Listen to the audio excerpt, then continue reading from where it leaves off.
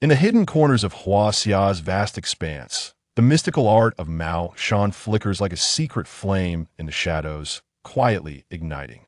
As mystery intertwines with adventure, the weighty curtain of history slowly unfurls, heralding the commencement of an extraordinary journey that transcends time and geography.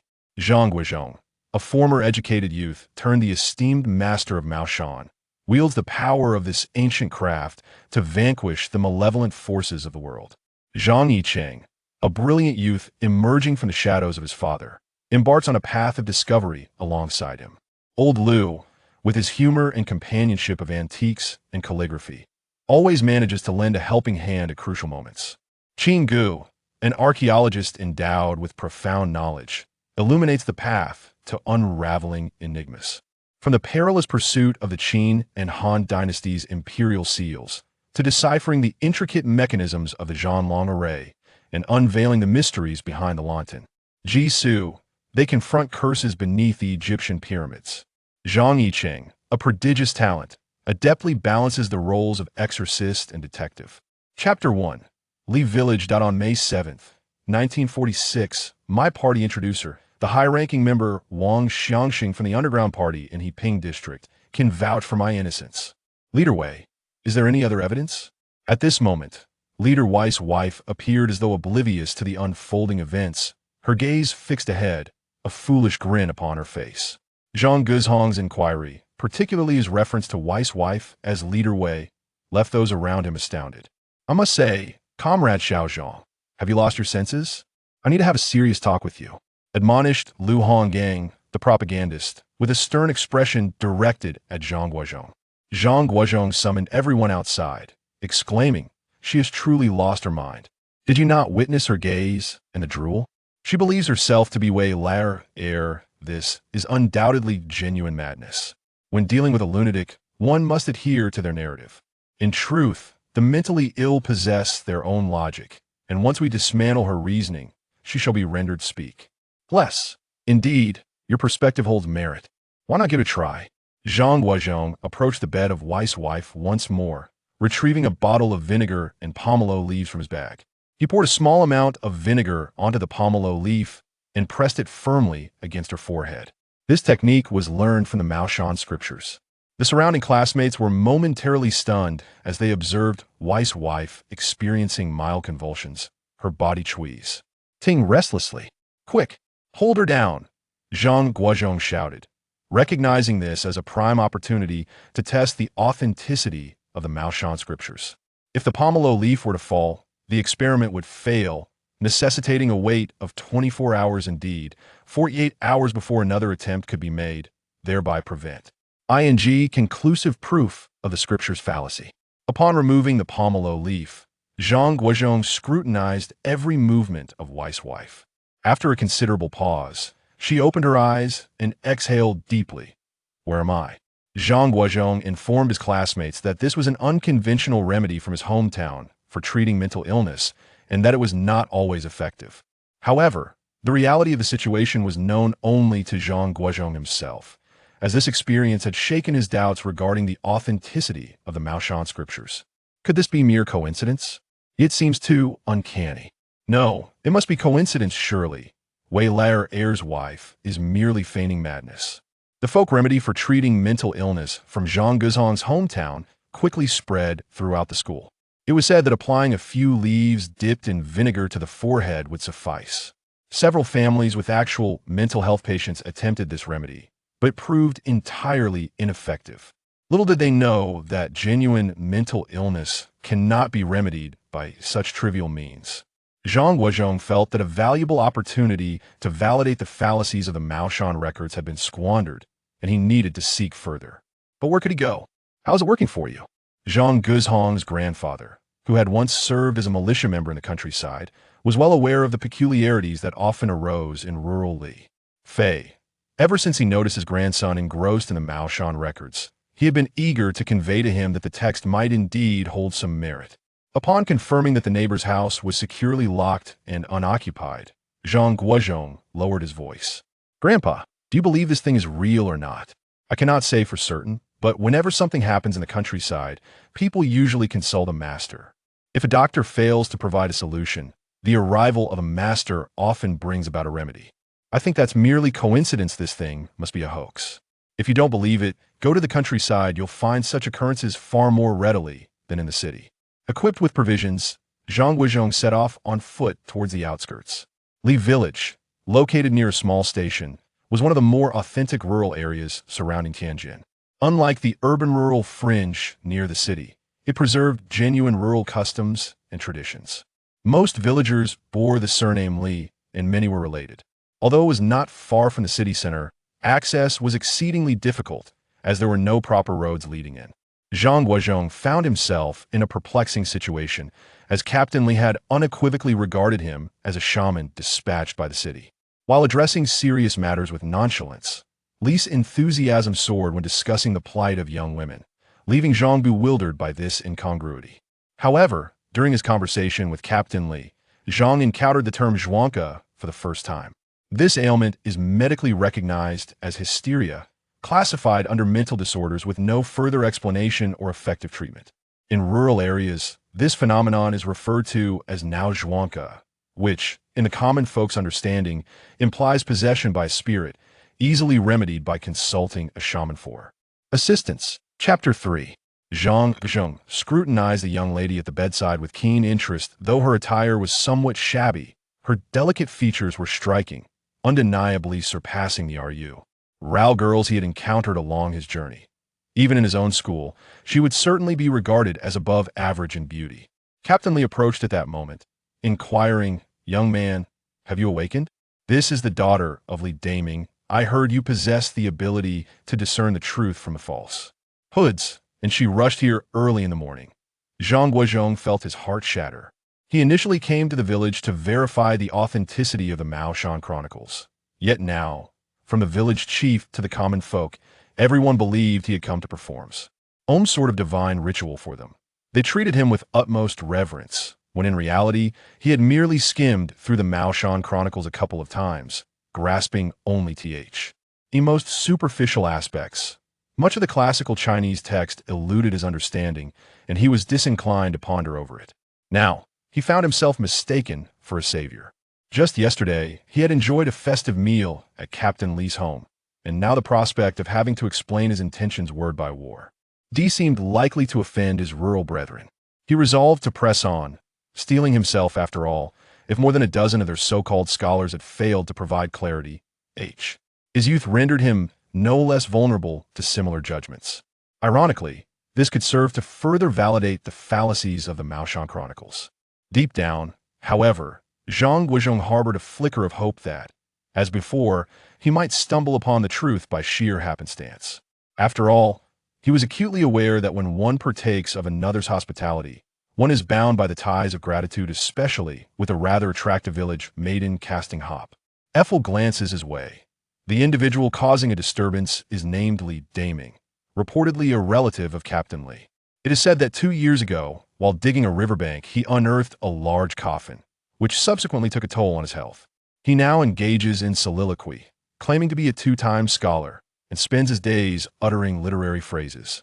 His diet has dwindled to mere pickles and water, and he has grown increasingly emaciated, resembling a bundle of firewood. Li Daming was once the primary breadwinner of his family, but now the household chores fall to his daughter, Li Area, and some relatives and friends. Given their already meager means, the costs of hiring a tutor in recent years have further plunged the family into disarray. To be candid, Zhang Guozhong was at a loss as to how to proceed. "Your name? What did you say?" Judging by his expression and tone, it seemed that Li Daming was not the one to utter this phrase. "Did I ask for your name?" Zhang Guozhong slammed the table, his tone unusually forceful. This was both a tactic to seize the initiative and a means to bolster his own courage. Li Daming was merely a farmer, having never attended school beyond the most basic level, and thus was unfamiliar with characters or titles. The more Zhang Guozhong listened, the more amused he became. Meanwhile, outside, Li Area's hopes for Zhang Guozhong's sword previous tutors had never been as formidable. Upon encountering Li Daming, they would often cower away in fear, managing only a few words before fleeing. This new tutor from the city appeared markedly different, exuding a formidable presence that suggested profound knowledge. In Zhang Guozhong's view, Much like the last time, the solution was to apply pomelo leaves dipped in vinegar to Li Daming's forehead, thereby considering the matter resolved. However, preliminary work still needed to be addressed. He had to interrogate Li Daming first, allowing the villagers to witness that he indeed had some workload to attend to. Since you are a man of the Qin dynasty, what brings you here? Speak. Ha ha ha. You little rascal, daring to question me. Li Daming's gaze, though vacant, exuded an indescribable ferocity. Today, I shall demonstrate my might. With that, Li Daming abruptly lunged at Zhang Guozhong, seizing his neck with both hands. Zhang Guozhong pondered how this fellow had just proclaimed himself a scholar, yet now referred to himself as this Sikh. Lost in thought, he was caught off guard by the sudden assault. Zhang felt an astonishing force in those hands, utterly unlike human strength. Within moments, his complexion turned a ghastly shade of purple, his tongue lolling out, unable to utter a word. At that moment, Captain Li's eyes widened in shock as he finally grasped the situation. He shouted, "It's happening again. Someone, come quickly." Suddenly, 7 or 8 robust villagers surged forward, attempting to pry Li Daming's arms away. In truth, this was not the first occurrence for Li Daming. Previously, several doctors either hesitated to enter his abode or, mustering their courage, ventured inside only to encounter similar predicaments. In such instances, the emaciated Li Daming would exhibit extraordinary strength, requiring the combined efforts of 7 or 8 robust young men to rein him. One elderly doctor, in a matter of mere seconds, nearly succumbed to suffocation, saved only by the timely intervention of the village physician, who employed acupuncture and artificial respiration to revive him. From that day forth, no doctor dared to attend to Li Daming's ailments. As for the commotion surrounding Li Daming's episodes, the doctors could not articulate a definitive explanation. They merely stated that the situation had taken on a life of its own, and taming it was no simple task. Zhang Guozhong slowly opened his eyes, the first sight greeting him being a physician clad in a white coat, admonishing the surrounding villagers. "How many times must I tell you? Engage not in such superstitious practices. Li Daming suffers from schizophrenia. What good does praying do? You must place your faith in science. And you, Li Taisheng, as the team leader, how could you lead the charge in such folly? How will you conduct your duties moving forward? Should this child perish, how will you explain it to his family?" At this moment, Zhang Guozhong's mind was in a state of turmoil. His personal experiences had convinced him that the events that had just transpired were far from mere schizophrenia. The force that had gripped him was not derived from his own strength. It was akin to a lathe in a factory, where the power emanates from the bones rather than the muscles. Moreover, considering Li Daming's emaciated frame, with hands resembling mere chicken claws, it was inconceivable that any muscle could exert such force. The sensation of attempting to pry apart his grip felt akin to trying to separate pliers with mere fingertips. It was an endeavor that one could instinctively sense was utterly impossible. At this juncture, Zhang Guozhong's skepticism regarding the Maoshan Chronicles was on the verge of collapse. Although he had been raised in a strictly atheistic environment, he was nonetheless a Chinese individual. The indelible marks of 5 millennia of legends and myths lingered in his consciousness.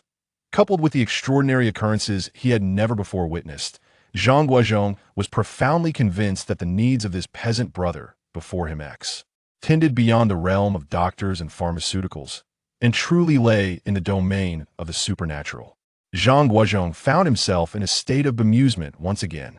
Captain Li was resolutely convinced that he was merely a practitioner of the occult. Chapter 4. The discussion on generational hierarchy by Li Daming. Li Daming asserted that he should be regarded as my nephew. This time you have contributed your efforts, and on behalf of the vast peasant class, I extend my gratitude to you. Zhang Guozhong nearly burst into laughter. Representing the extensive peasant class, this sentiment was rather grandiose. However, upon observing Captain Li's serious demeanor, he refrained from expressing his amusement. I truly haven't done much. Young man, do not be modest. Engage earnestly in your practice, for your future is limitless. Zhang Guozhong felt his heart shatter. His unwavering loyalty to the party had seemingly transformed him into a purveyor of superstition. Nevertheless, Zhang Guozhong was reluctant to depart just yet, as the pomelo leaves and vinegar he had brought remained unused.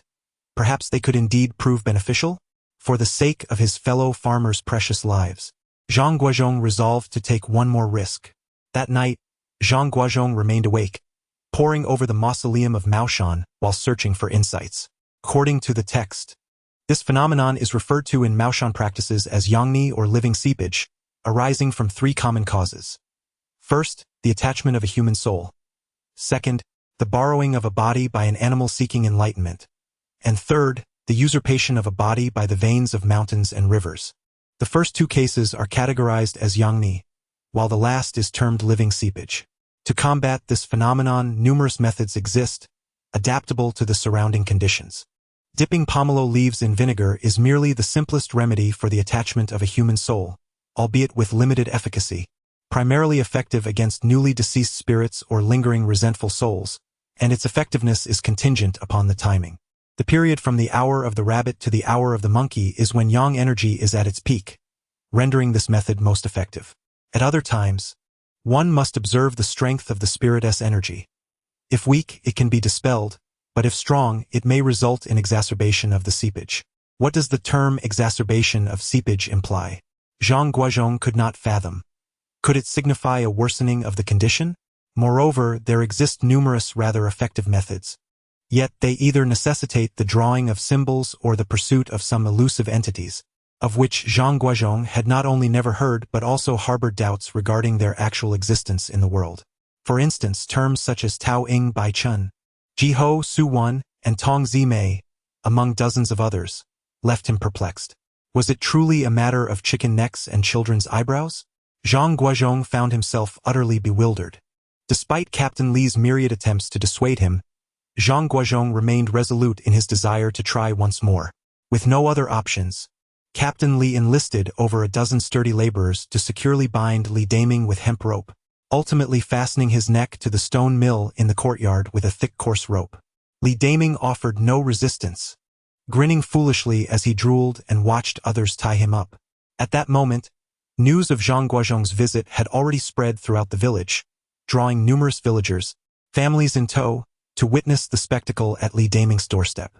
Upon seeing Zhang Guozhong, Li Daming grinned broadly. "Little one, I take pity on your youth and wish to impart a lesson, sparing your life. Do you truly wish to test my capabilities?" At this juncture, Captain Li had already dispersed the villagers gathered at the entrance and positioned the laborers with ropes on either side, prepared for any unforeseen incidents that might arise. Zhang Guozhong, no longer feigning, retrieved the pomelo leaves he had prepared in advance and struck them upon Li Daming's head.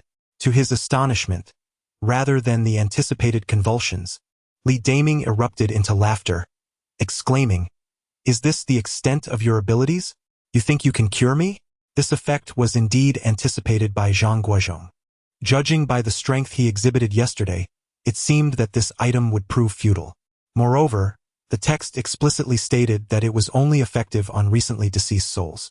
It was evident that Li Daming, who incessantly boasted about being a jinsher from the Jiaqing era, had been dead for several centuries. Contemplating this, Zhang Guozhong retrieved the talisman he had meticulously crafted the previous night, guided by the illustrations in the Maoshan Taoism.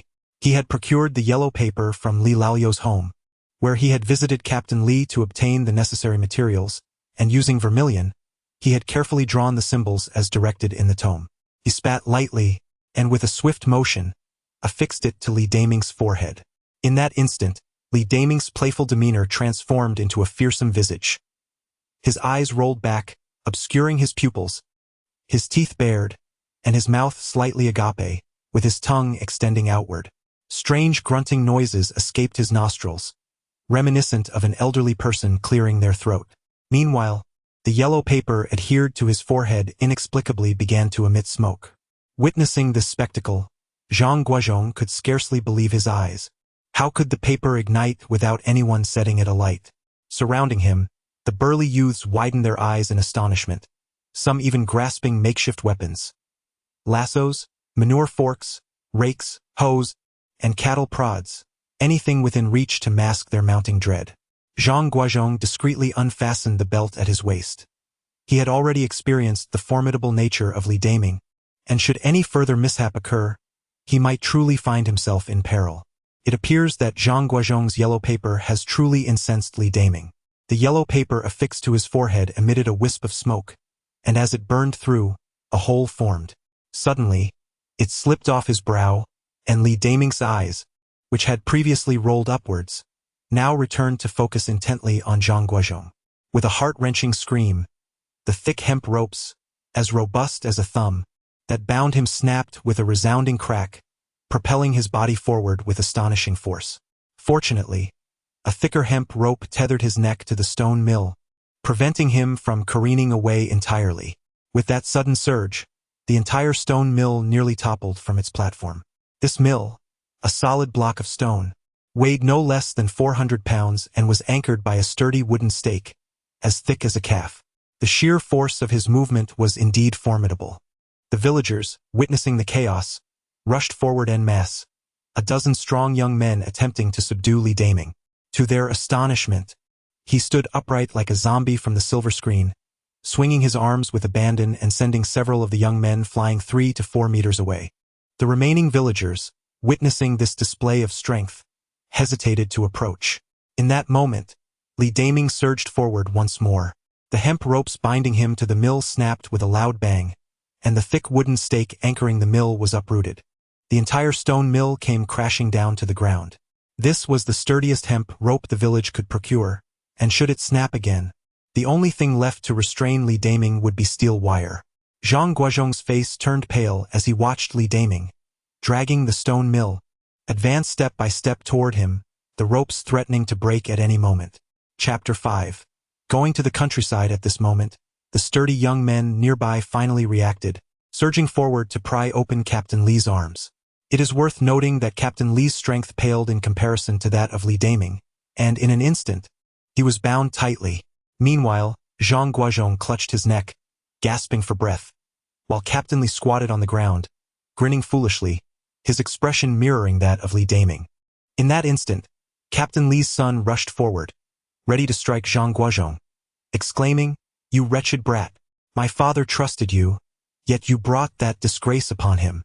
Just as the crowd attempted to intervene, Captain Li suddenly collapsed onto the ground. At that moment, Li Daming, lying on the ground, lifted his head and emitted a sinister chuckle. The laughter was soft yet pierced the air, resonating deeply and causing discomfort to those who heard it. Despite facing failure twice, Zhang Guozhong's perspective on the Maoshan records underwent a profound transformation. He began to believe that the contents of the book were far more intricate than he had initially presumed, transcending the realm of scientific explanation. A year swiftly passed, and Zhang Guozhong made significant strides in his studies of the Maoshan records. He had mastered many techniques, and numerous once perplexing concepts became clear, aided by ancient texts unearthed during various raids. At this juncture, Zhang Guozhong's greatest aspiration was to acquire genuine skills to rescue Li Daming, whose family was steeped in unimaginable poverty. During that era, it seemed that every household was struggling, particularly the Zhang Guozhong family. His father was dismissed from the factory due to his grandfather's influence, while his mother worked at a shoe insole factory, earning a mere 17 yuan a month. Zhang Guozhong, having only recently begun his career, earned 20 yuan monthly. With a younger brother in his final year of high school, the family had to survive on a meager 37 yuan a month for 5 members.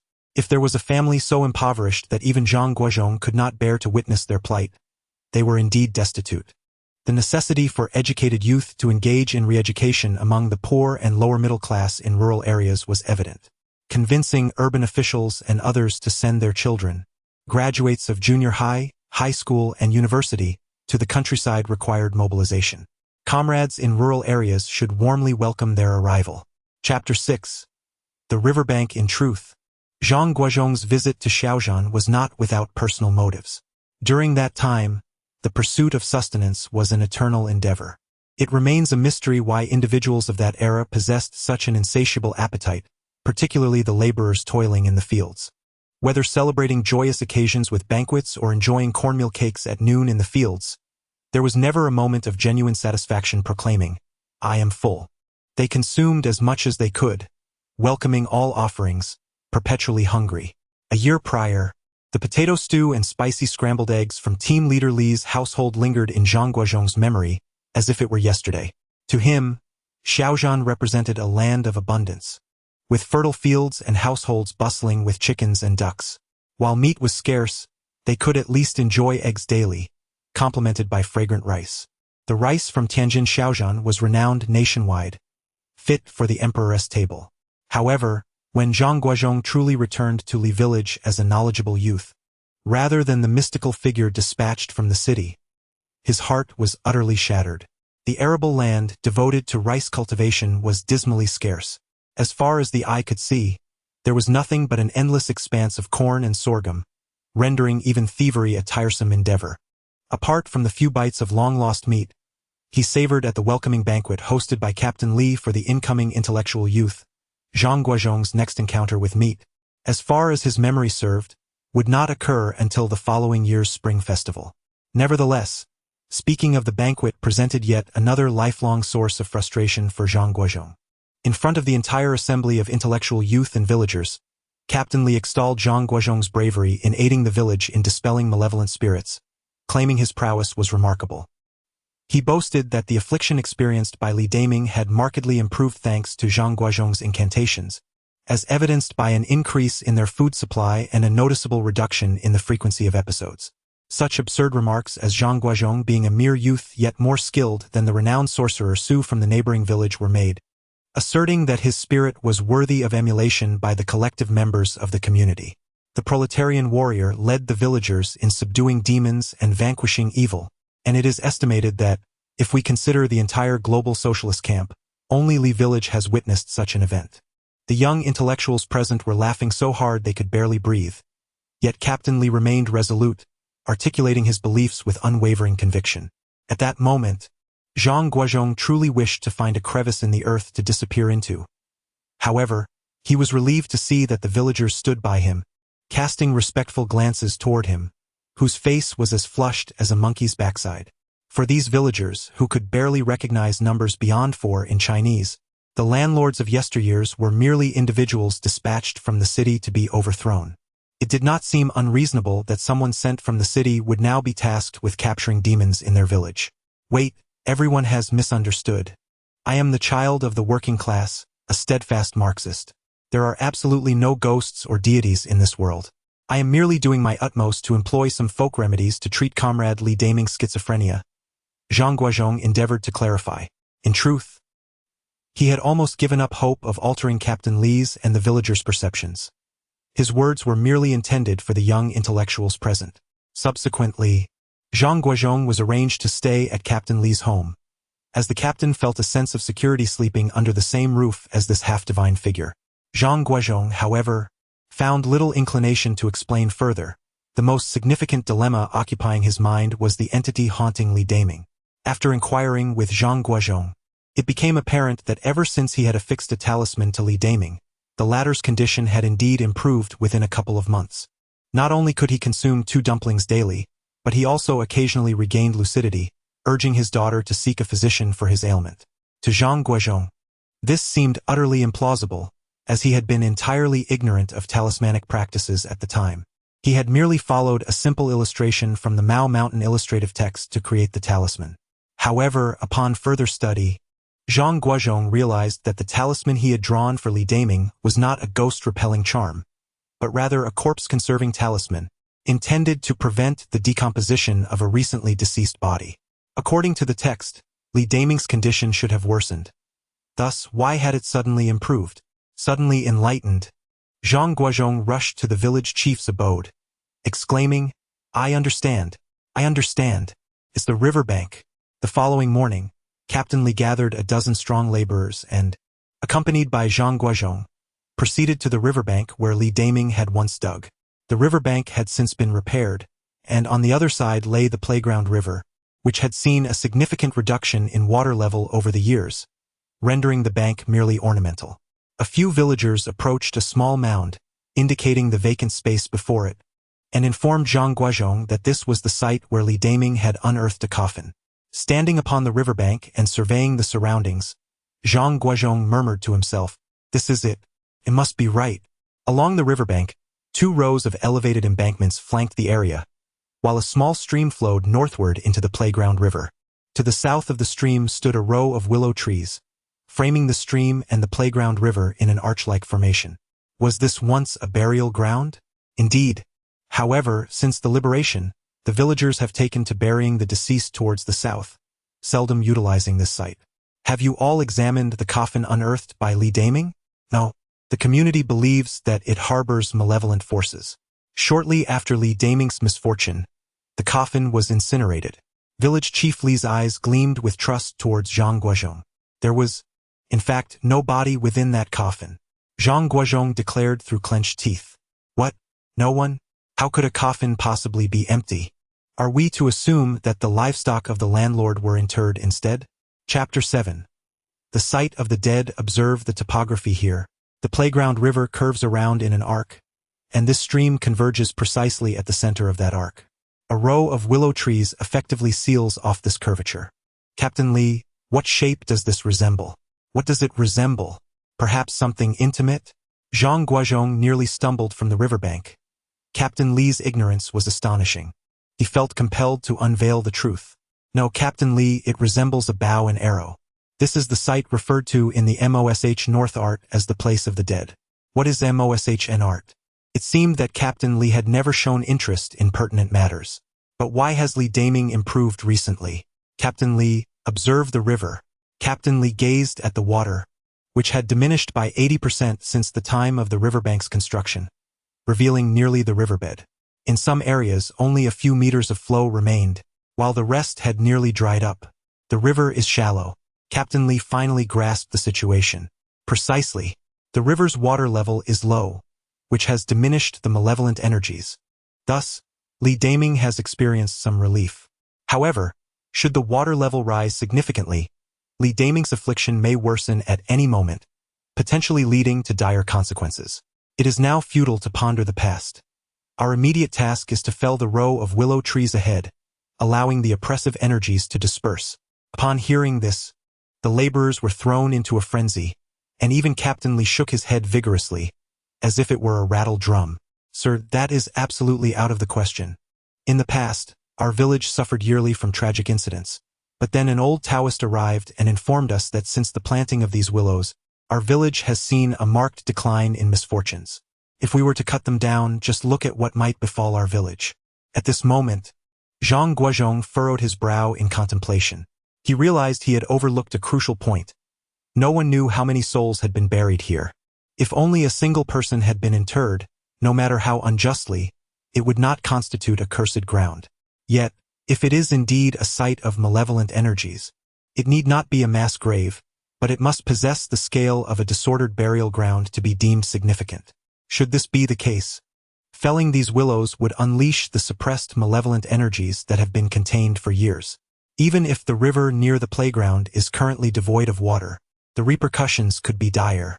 Moreover, if we were to recklessly excavate the coffin of a Qin dynasty scholar now, it is likely that Li Daming would meet his untimely demise on the spot.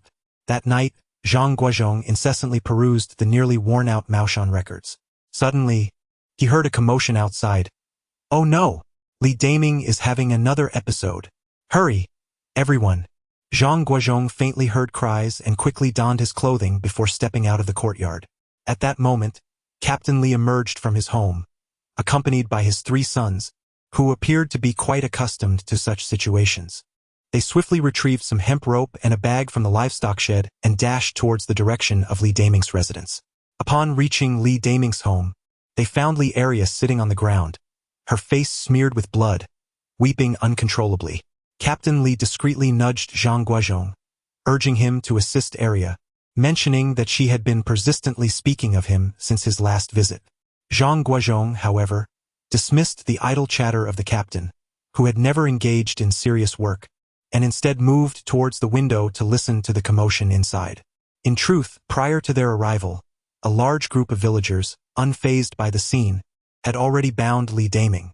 His incessant giggles and shouts of "Come, come, dare to touch me, and you shall all end up like him," startled Zhang Guozhong, who inwardly cursed his misfortune at encountering such a character so early in his endeavors. Chapter 8.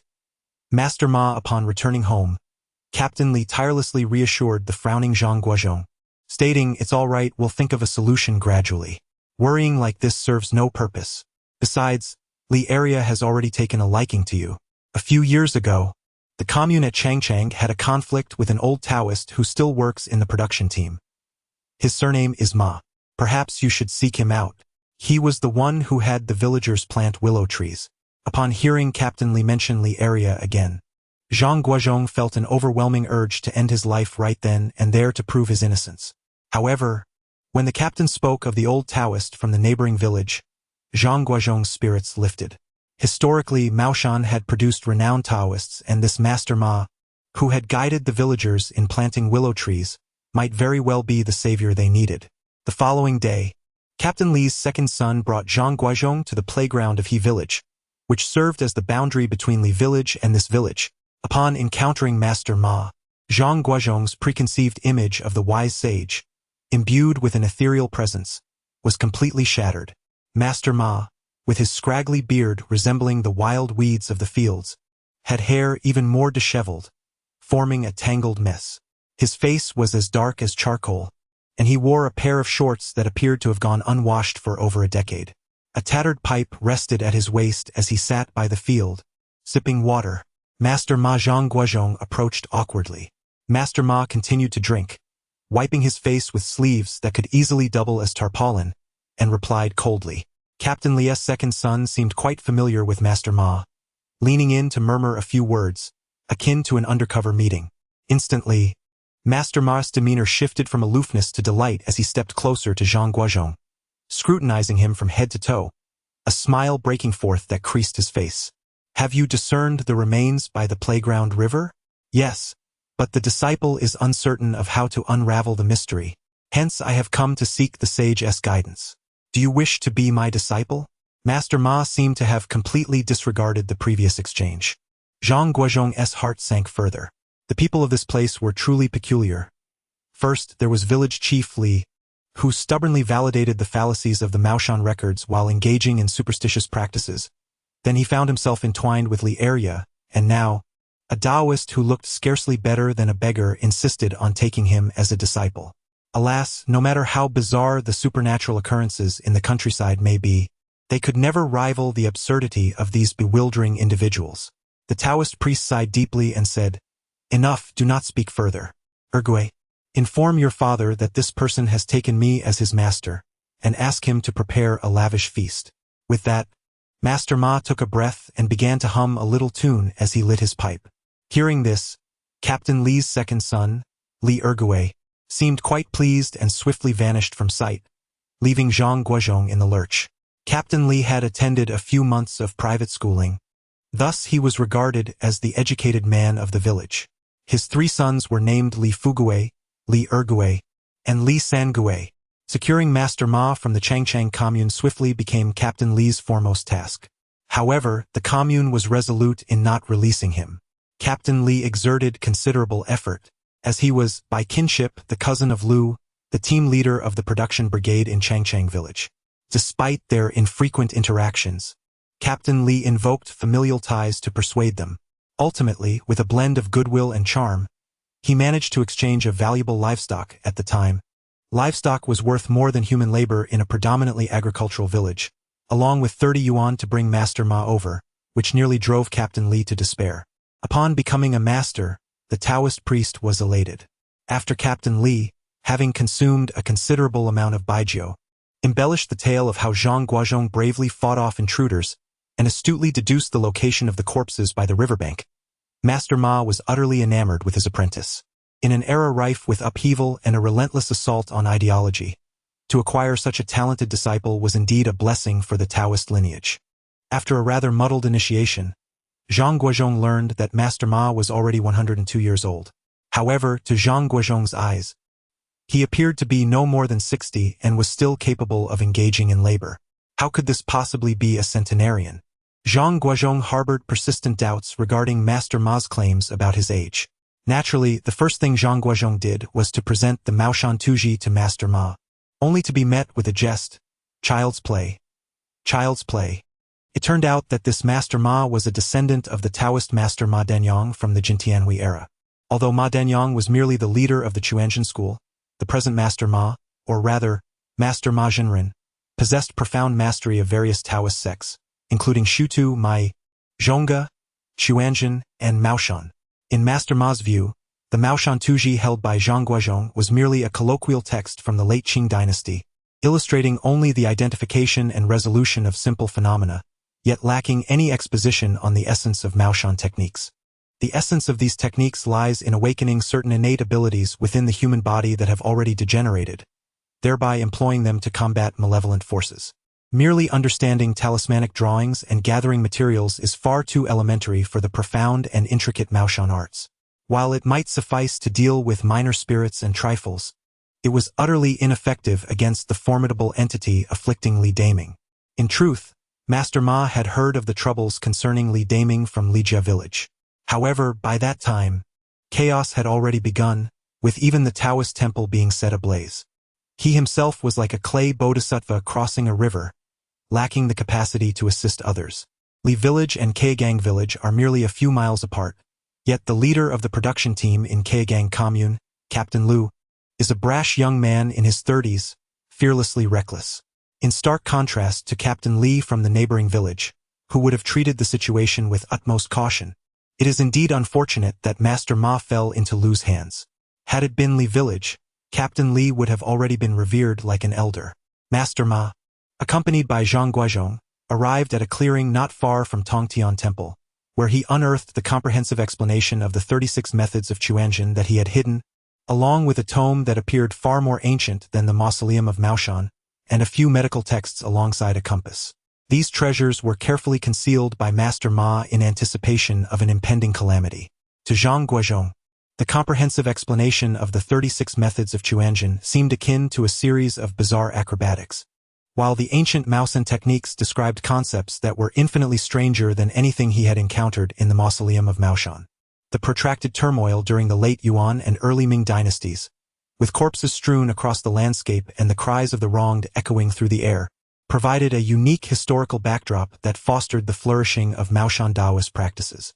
This particular Maoshan techniques manuscript, a handwritten relic from the Yongle era of the Ming dynasty, has been preserved in pristine condition as a treasured heirloom of Master Ma's family. Chapter 9. Burning corpses. That night, Master Ma returned from his stroll, humming a tune, seemingly oblivious to the plight of Li Daming, now on the 9th day of his ordeal. Unable to contain himself, Zhang Guozhong spoke up. Master, Li Daming's condition is deteriorating rapidly. If we do not act soon, it may be too late to save him. The Master Ma seemed oblivious to his surroundings, surveying the room before pointing to the ceiling and instructing, "Go, fetch me some earth." Zhang Guozhong, feeling exasperated, procured a ladder and climbed to the roof to scrape off a clump of soil, which he begrudgingly handed to Master Ma. "You insolent brat, your temper is as fierce as ever. I know when to save a life. Why the urgency?" With that, Master Ma crushed the clump of earth, dispersing it evenly upon the ground, then traced several lines upon the surface with his finger. "Go, instruct Captain Li to gather all the strong and youthful villagers. Bring along tools for digging. Remember, anyone who has a birthday today is not to come. Tonight, we are here to save a life." Upon hearing of the impending rescue, Zhang Guozhong's spirits soared, and Captain Li, undeterred, immediately announced over the village loudspeaker, "Today, Master Ma shall perform a ritual to save a life. Except for those celebrating a birthday today, all able-bodied individuals must gather at my home, armed with ropes and shovels." After a moment's thought, fearing an insufficient turnout, he added, "Those who come will earn 5 work points. Anyone not celebrating a birthday and failing to show will lose 5 points. At that time, work points determined food and wages, with each point valued at 7 cents. A day's work typically earned 5 points. The village still housed a number of educated youth, and he continued to broadcast his message relentlessly over the loudspeaker. Zhang Guozhong could only manage a wry smile.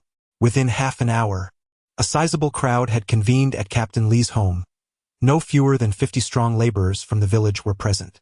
At this moment, Master Ma ascended to the roof, standing aloft to commence his preparations. The prowess of the Master Ma truly knows no bounds.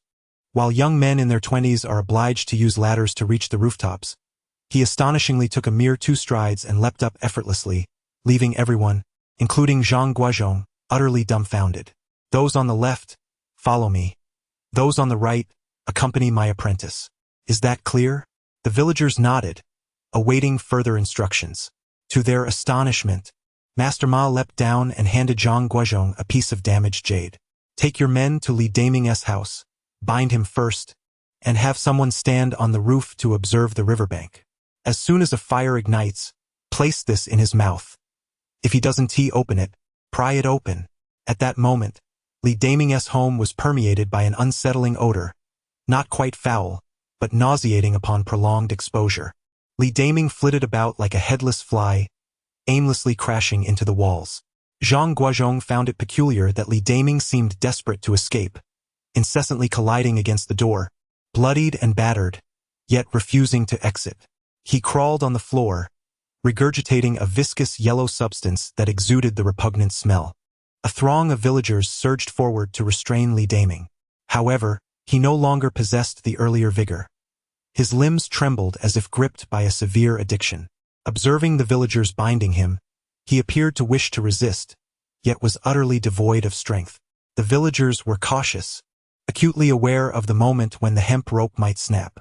This time, Li Daming had transformed into a veritable chrysalis. His flesh scarcely visible beneath the intricate bindings that enveloped him, strands of rope that, if unraveled, would likely stretch for a kilometer. The bindings were so tightly secured that it bordered on the absurd, especially the knots, which had been meticulously tied by the village's own lame Li, rendering them impossible to undo without a blade. How could Zhang Guozhong possibly feel pity for him? At this moment, Zhang Guozhong, clutching a fragment of worn jade, pondered intently. It seemed Li Daming had suddenly lost his vigor. Surely, his master had engaged in some peculiar activity over the past few days. Yet despite his incessant wandering, he bore no signs of carrying anything which suggested otherwise. In Zhang Guozhong's mind, it remained essential to possess an array of strange materials to confront the supernatural. Meanwhile, Master Ma, leading a group of robust laborers armed with shovels, arrived at the riverbank. He pointed to an area several meters away from where Li Daming had unearthed a coffin, shedding his usual jovial demeanor for one of palpable rage, bellowing, "Dig! Labor, as the term implies, is the force of toil. The greater the number of hands, the mightier the effort." Within a mere 15 minutes, they had excavated more than 2 meters. Suddenly, a villager shouted, "We've struck something." The villagers, akin to startled frogs in a field, dropped their shovels and fled, in mere seconds leaping to a safe distance behind Master Ma, for they had unearthed a grand stone coffin. Master Ma, infuriated, exclaimed, "What are you afraid of? Keep digging. Hurry!" The villagers, trembling with trepidation, picked up their shovels and began to dig once more. After approximately 20 minutes, the vast stone coffin was entirely unearthed. Upon lifting the lid, they were astonished to find a damp corpse inside. A damp corpse refers to a body that retains moisture equivalent to, or even exceeding, that of a living human, yet remains uncorrupted. Some damp corpses are simply submerged in water or appear as if freshly retrieved. This type of body possesses moisture levels conducive to microbial growth. However, it does not foster the proliferation of such microbes, nor does it decay or deteriorate. At most, it may emit a fishy odor, but cannot be described as foul. To this day, scientific explanations for damp corpses remain vague, attributing their existence to factors such as soil composition and climate. Many novels depict damp corpses using vivid, lifelike descriptors, yet this is merely an artistic embellishment. After several hundred or even thousands of years, a deceased body, even when stored in a freezer, would turn pale. What then can be said of one submerged in a coffin? Were a living person to appear in such a state, would those who witnessed him still be alive? At that moment, Captain Li was engaged in transporting several large bundles of firewood as per Master Ma's instructions, coincidentally arriving just as no one dared to retrieve the damp corpse. Captain Li, growing impatient, shouted, "It's just a rotten corpse. I'll handle it. Who will lend a hand for 5 yuan? 5 yuan. That's half a month's worth of labor points for working at the commune. As the saying goes, money can motivate even a ghost, let alone a living person." With such an enticing offer, the villagers began to waver. Observing their change in demeanor, Captain Li continued to shout, "For Yuan." At that moment, 2 or 3 villagers stepped forward, volunteering themselves, contemplating for a fleeting moment the loss of a single yuan. Any further hesitation might cost them even 2. A bottle of kerosene ignited upon the firewood, and at the command of Master Ma, a roaring blaze illuminated the night in vivid crimson. Suddenly, a tremendous noise erupted from the direction of Li Daming's home, startling everyone. Some of the more timid even cast aside their shovels, fearing that Li Daming had met with disaster. The villagers' imaginations knew no bounds. The fire blazed. Villagers atop Li Daming's roof shouted, though their warnings were unnecessary. In the countryside, where buildings were sparse, the flames could be seen from miles away. Meanwhile, Zhang Guozhong retrieved a piece of broken jade and, with determination, attempted to force it into Li Daming's mouth. Just as Master Ma had predicted, despite Li Daming's frail constitution, he still possessed the strength to resist. His jaws clenched tightly, refusing to yield. "Quick, bring the shovel." Zhang Guozhong's heart raced as he participated in a genuine ritual for the first time, fearing that a delay in placing the jade could result in dire consequences. The jade, neither particularly large nor small, could not be swallowed but could certainly fit in the mouth. Once the jade was lodged within Li Daming's lips, Zhang Guozhong and several nearby villagers firmly grasped his jaw, determined to prevent him from expelling it. They pressed down for nearly 10 minutes until Li Daming finally became still. Just as Zhang Guozhong contemplated easing his grip to rest his aching arms, Li Daming suddenly retched violently, expelling a stream of dark liquid along with the jade. The foul-smelling substance, though not blood, was horrendously odorous, nearly inducing the entire room to retch in unison. Zhang Guozhong thought to himself that all was lost, yet Li Daming's subsequent action brought him a sense of reassurance. "Ah, what a relief! I am utterly famished. Would someone be so kind as to procure a morsel for me?" Chapter 10. The 7-star Soldart Formation. Subsequently, the village accountant reported the labor points of the villagers, one by one. While superstitions abound, the work team in the town has not hesitated to educate grassroots leaders like Captain Li. It would be utterly scandalous for such leaders to lead the entire village's labor force into the depths of coffin digging and feudal superstitions. Although Captain Li may not be highly educated, he is certainly aware of this. Having dispensed all rewards, it was now time for intimidation. "Listen carefully," he commanded. "No one is to speak of today's events. If anyone inquires, merely say it was a controlled burn. Furthermore, should anyone dare to disclose anything to me, resulting in my discovery, they will be expelled from the commune." The villagers were gripped with fear. To be expelled from the commune is akin to a deprivation of political rights or even the loss of one's household registration in rural terms, a matter of utmost gravity. In truth, according to policy, Captain Li possesses no such authority. Once Captain Li finished speaking, it was the turn of Master Ma. Having experienced the severity of punishment firsthand, he understood the stakes. Should this information leak, his peaceful existence in Li village would be irrevocably tarnished. What they engaged in today was a righteous act, and anyone who dares to speak of it would be committing an egregious offense, risking their very lifespan. "Do not blame me for not warning you," he cautioned. Frankly, Master Ma's intimidation was far more potent than that of Captain Li. The villagers swallowed hard. If mere expulsion from the commune seemed a distant possibility, the threat of losing years of life was no trifling matter. The heavens are ever watchful, and deities dwell just 3 feet above the ground. Upon returning indoors, Master Ma repeatedly examined the piece of foul-smelling jade, still reeking despite Li area's relentless efforts to cleanse it. At that moment, Zhang Guozhong approached, inquiring, "Master, how did you manage this?"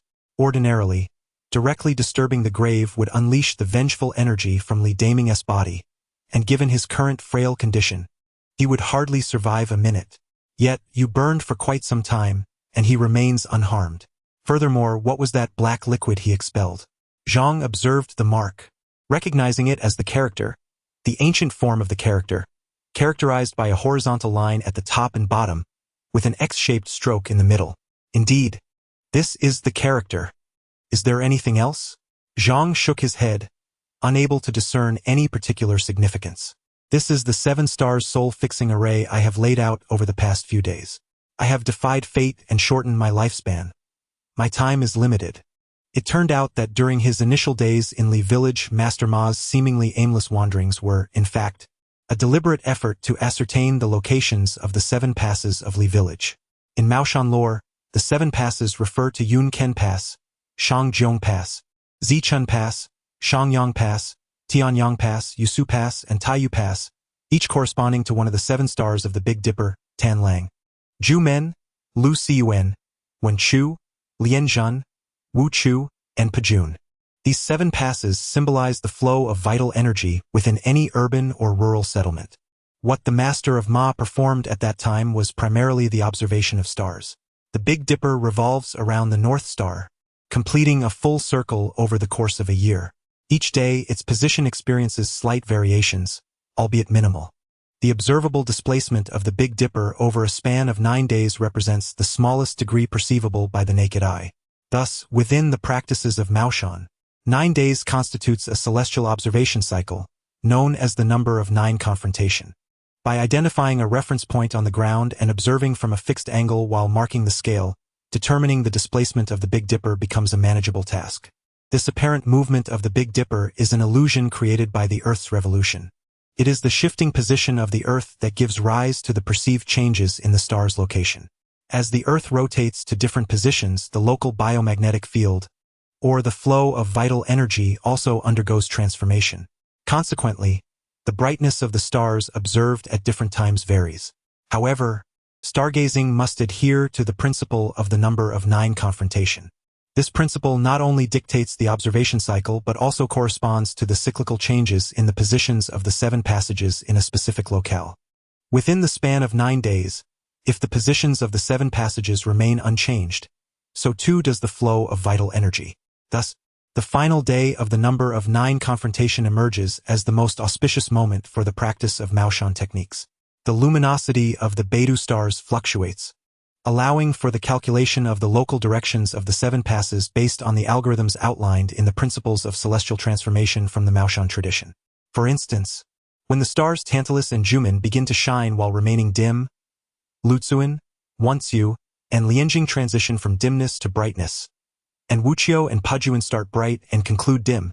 It follows that the positions of the various passes can be determined accordingly. The Yunqing Pass is placed in the Qian position, the Shangjiang Pass in the Sun position, the Zichun Pass in the Li position, the Shanyang Pass in the Zhen position, the Yusuk Pass in the Zhen position, and the Taiyu Pass in the Kan position. This arrangement resembles a formula, and within the principles of celestial transformation, a total of 181 configurations are enumerated, encompassing virtually all variations of brightness and dimness among the 7 stars.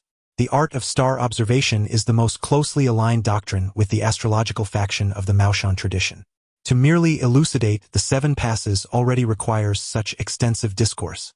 Memorizing all 181 configurations would take no less than 10 days to half a month, and the practical application is even more demanding. This represents merely a branch within the broader spectrum of Maoshan practices. Upon determining the positions of the 7 pivotal points, Master Ma envisioned a rough sketch of the village's vital energy flow within his mind. He instructed Zhang Guozhong to collect soil from the rooftop, which was then scattered on the ground to delineate the energy flow's trajectory, ultimately establishing the precise location of the Taiyu Gate. However, according to the principles of Maoshan, directly inscribing the energy meridian on the earth would disrupt its natural essence. Thus, a layer of soil from the eaves was utilized to allow the sketch to hover above the ground, preserving the earth's vitality. Previously, after measuring the length of the central axis in Li village, Master Ma identified the locations of the first 6 gates, inserting a raw chicken bone at each pivotal point. This raw chicken bone, referred to earlier as the chicken throat, is considered to embody the strongest yang energy among creatures, second only to virgin males in the realm of Maoshan. The blood and bones of a chicken retain their yang essence for up to a year after its demise. The adage about killing a chicken to scare a monkey does not imply that the monkey fears the sight of death, but rather that it perceives the sudden loss of potent yang energy as a significant threat. For the yang-sensitive monkey, this intimidation far outweighs the mere observation of death. In contrast, the effect of killing another creature in the monkey's presence pales in comparison to that of the chicken. That evening, while en route to the riverside, the final act was to seal the Taiyu Gate, the terminus of the energy flow. By nailing shut the Taiyu Gate, the circulation of vital energy ceased entirely, adversely affecting both humans and livestock. Hence, this act should only be undertaken in dire circumstances, with the duration of the seal kept to a minimum. Consequently, the flow of vital energy in Li village was effectively halted. In the short term, the villagers remained oblivious to this disruption. However, after Master Ma had inserted the last chicken bone and completely sealed the 7 gates, chaos erupted throughout the village, with chickens flapping wildly and rats scurrying away, as if an earthquake were imminent. At that moment, a contingent was divided into 2 groups to rescue individuals, and the villagers, preoccupied with the commotion, failed to notice the underlying turmoil. The 7 gates are originally intended to determine the direction of anger, and it is quite rare for anyone to firmly establish these 7 gates, as doing so is contrary to the natural order. In the practice of Maoshan, there is no necessity to solidify the 7 gates. This concept is entirely a creation of Master Ma, who named this formation the 7 stars soul pinning array. Once the 7 gates in a location are firmly established, any wandering spirits or restless ghosts, no matter how formidable their abilities, will find themselves trapped in place, unable to move an inch. However, this act contravenes the normal order of yin and yang in the universe. To put it in contemporary terms, it is akin to playing by one's own rules, which will surely lead to a shortening of one's lifespan. As for Zhang Guozhong's inquiry about how much life would be lost, Master Ma was reluctant to divulge, for such knowledge is a heavenly secret, revealing it would only result in an even greater loss. The reason Master Ma was willing to make such a significant sacrifice to save an unfamiliar peasant was not solely out of kindness. Since his own lifespan was already diminished, a little more would not matter. Guozhong, he said, listen to me. Li Daming and Li Area are both benefactors in your life. With their presence, you will be able to elevate Taoism to new heights. Master Ma, whose real name is Ma Chuanyi, is the 107th generation leader of the Chuanshan sect. His brother, Ma Sijia, is the leader of the Maoshan sect. Due to the death of his disciple, Master Ma is currently also temporarily assuming the role of Maoshan's leader. The responsibility of preserving the Taoist legacy, of course, outweighs his own life. Zhang Guozhong learned that this broken piece of jade, known as dead jade, is sourced from Yunnan. In the eyes of jade craftsmen, this type of jade is considered worthless, mere refuse that one would not even bother to pick up. Yet, within the practice of Maoshan, it is regarded as a treasure, possessing the ability to attract resentment. Though Li Daming was as thin as a rail, he remained a living being, imbued with vital energy. The restless spirit of the scholar from the Qin dynasty, deprived of the nourishment of yin energy, found the yang energy emanating from Li Daming to be quite distressing. Consequently, he was compelled to attach himself to a jade artifact. Once he entered, escape would be impossible. The dark liquid that Li Daming expelled was, in fact, a mixture of gastric fluid and a substance known as grievous filth, as per the teachings of Maoshan. Consuming items imbued with resentment accumulates into such filth. Without the jade to draw out these elements, Li Daming would surely succumb to the overwhelming burden of his grievances. Despite his shock, Zhang Guozhong was nonetheless captivated by his master's elegant small script. In Zhang's eyes, the finest calligraphy had always belonged to Secretary Wei from the school, yet upon witnessing Master Ma's small script, he found Secretary Wei's strokes to resemble little more than the scuttling of a spider. In the past, he had transcribed numerous ancient characters and paintings, even authentic works by esteemed calligraphers like Lu Gongquan, Li Beihai, and Mi Fu. Yet Master Ma's script held its own, exhibiting no trace of inferiority compared to these luminaries. Chapter 11, Martial Arts Combat. With a flourish of his brush, yet another year had passed. For Zhang Guozhong, this year was fraught with trepidation, as he bore the weight of a lifetime's tribulations all at once. Although Master Ma was revered in Li village, engaging in manual labor remained a necessity, for his official status was still regarded with skepticism. However, with the acquisition of a disciple, would he still need to toil himself? To speak candidly, Li Area has indeed developed feelings for Zhang Guozhong. Observing her beloved, who appears neither fully alive nor entirely dead, fills her with deep sorrow. She discreetly sought the counsel of Master Ma, who advised her, if you do not wish to witness your beloved's demise, you must resolutely watch him train. However, Li Area fears that Zhang Guozhong may not fall victim to a monster, but rather be worn down by Master Ma's relentless demands. Zhang Guozhong is no fool himself. He muses, did this old man not claim he was shortening his lifespan? Yet he shows no signs of fading away. Each day, Zhang secretly engages in petty acts of revenge, such as spitting into his master's meals and scattering small stones in his shoes. These acts serve merely as psychological retribution. Master Ma is oblivious to the stones in his shoes, let alone the saliva in his food. Throughout this year, Zhang Guozhong's fondness for Li Erye has soared to new heights. For one, she possesses a pleasing appearance that aligns with his preferences. Additionally, she consistently sneaks food to him in the fields. The renowned martial arts master, Gu Long, once stated that to win a man's heart, one must first satisfy his stomach. This sentiment rings true. The grueling physical labor leaves Zhang feeling as famished as a starving ghost. Regardless of the flavors of Li Erye's dishes, they are all savored as exquisite delicacies, and he finds himself increasingly grateful to this charming peasant girl, even genuinely falling for her. However, as a beauty from a farming family, she inevitably attracts the attention of others. Li Shulin, a ne'er-do-well, has long harbored thoughts of Li Daming's daughter, but out of respect for Li Daming's authority, he has refrained from acting. Now that Li Daming's influence has waned, he feels emboldened to pursue his desires. It is often said that one fears not the thief who steals, but rather the one who harbors intentions. On this particular night, Li Shulin stealthily scaled the wall into Li Daming's home under the veil of darkness. In rural areas, walls were little more than decorative barriers, and doors merely closed without locks. Armed with a pre-prepared cloth, Li Shulin swiftly made his way to Li Erye's bedside, covering her mouth with the cloth while using his other hand to pull back her blanket, preparing to impose himself upon her. Despite Li Erye's struggle, her resistance was futile. She was overpowered by him, and a young maiden was thus violated.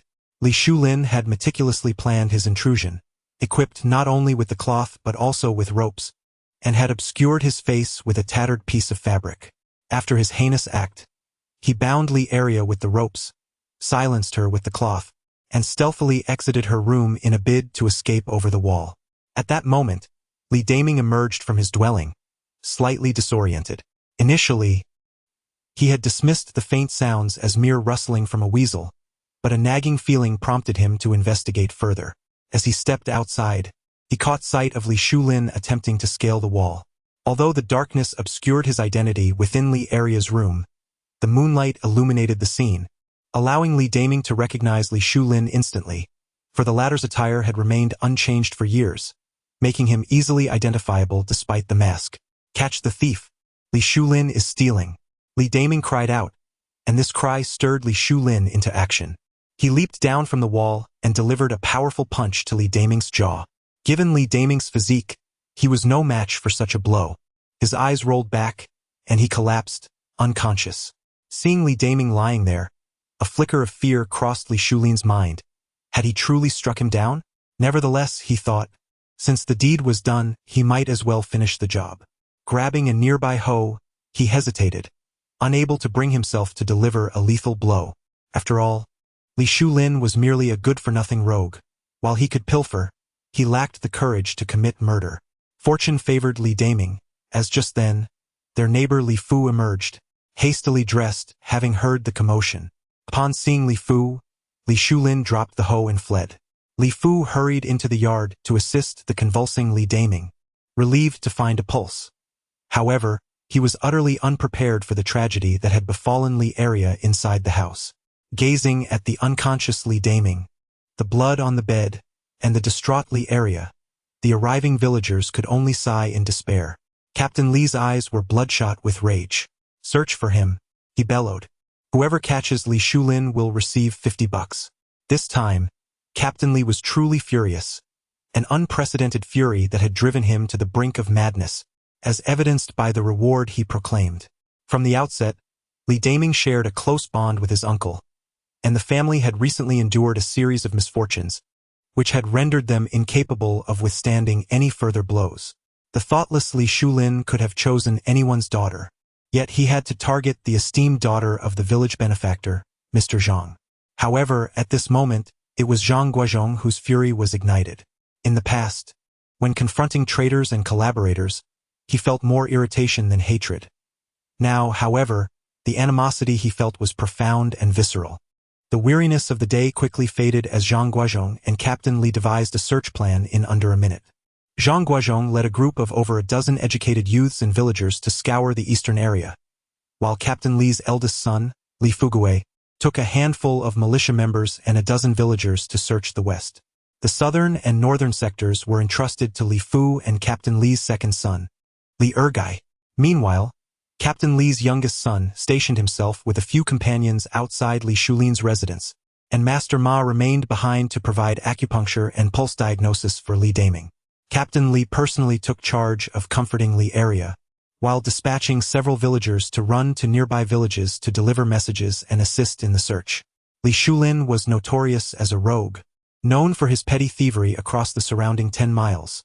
Few in the adjacent villages were unfamiliar with him, rendering photographs unnecessary. In no time, Li village and the neighboring areas were ablaze with light, as search parties wielding oil lamps and torches scoured the vicinity. Frankly, even the modern police pursuing serious criminals could scarcely match the fervor of this pursuit.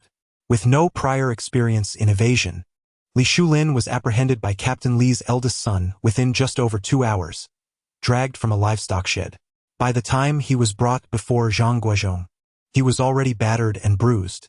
Upon witnessing Li Shulin's capture, especially by his own son, Captain Li exhaled a sigh of relief. Not only was the criminal brought to justice, but he also saved 50 yuan. As the day drew to a close, Zhang Guozhong felt a slight alleviation of his pent-up anger. He contemplated using the pretext of offering moral support to comfort Li area, when suddenly, Li Ergai burst into the room, nearly colliding with Zhang Guozhong, breathless and unable to articulate his distress. "Mr. Zhang, it's terrible. Area. She hanged herself." Chapter 12. The fiery bureau. At that moment, Zhang Guozhong's legs buckled beneath him. This was his first love. Cursing Li Shulin vehemently, he vowed to take his life. With tears welling in his eyes, he rushed to the kitchen to retrieve a cleaver. Despite his strong sense of justice, the instinct of the heart prevailed. At just over 20, Zhang Guozhong was a passionate youth, educated yet consumed by rage. Mere hours earlier, he had believed Li Shulin should be handed over to the police, but now he had completely lost his reason, fixated solely on the desire to slaughter Li Shulin. Li Area opened her eyes to see Zhang Guozhong sitting beside her. With a heart-wrenching cry, she flung herself into his arms, disregarding the presence of Captain Li and Master Ma nearby. In a conservative rural community, such a predicament for a young woman like her would make it exceedingly difficult for her to marry, and even if she did manage to find a suitor, it would likely be someone less than desirable, subjecting her to a lifetime of gossip from the villagers. However, in this world, surprises are always inevitable. For Li Area, the unexpected came in the form of Zhang Guozhong. Zhang Guozhong was an educated man, possessing a perspective that differed significantly from that of a rural inhabitant. Moreover, Master Ma had privately informed him that on the night of the incident, Li Area was experiencing her menstrual period, and thus, her loss of virginity did not equate to the possibility of pregnancy. Zhang Guozhong was acutely aware that at this moment, what this kind-hearted country girl truly needed was his presence. Master Ma personally selected an auspicious date for Zhang Guozhong's wedding, scheduled for 2 weeks hence. It was imperative for the family to be informed about the marriage. Upon learning that she would meet her future in-laws, Li Area was extremely anxious, donning her most treasured attire, yet in Zhang Guozhong's eyes, she still appeared somewhat rustic. Despite his astonishment, joy predominated in his heart. His family's social standing was less than desirable, with his father being a traitor. Nonetheless, the mere prospect of finding a partner satisfied him, especially considering that this tall and pleasing young woman stood before him. Zhang Guozhong's parents bestowed upon him over 200 yuan for his wedding expenses, a sum that included denominations as small as 1 and 5 yuan, likely representing their entire fortune. This gesture nearly brought Zhang Guozhong to tears.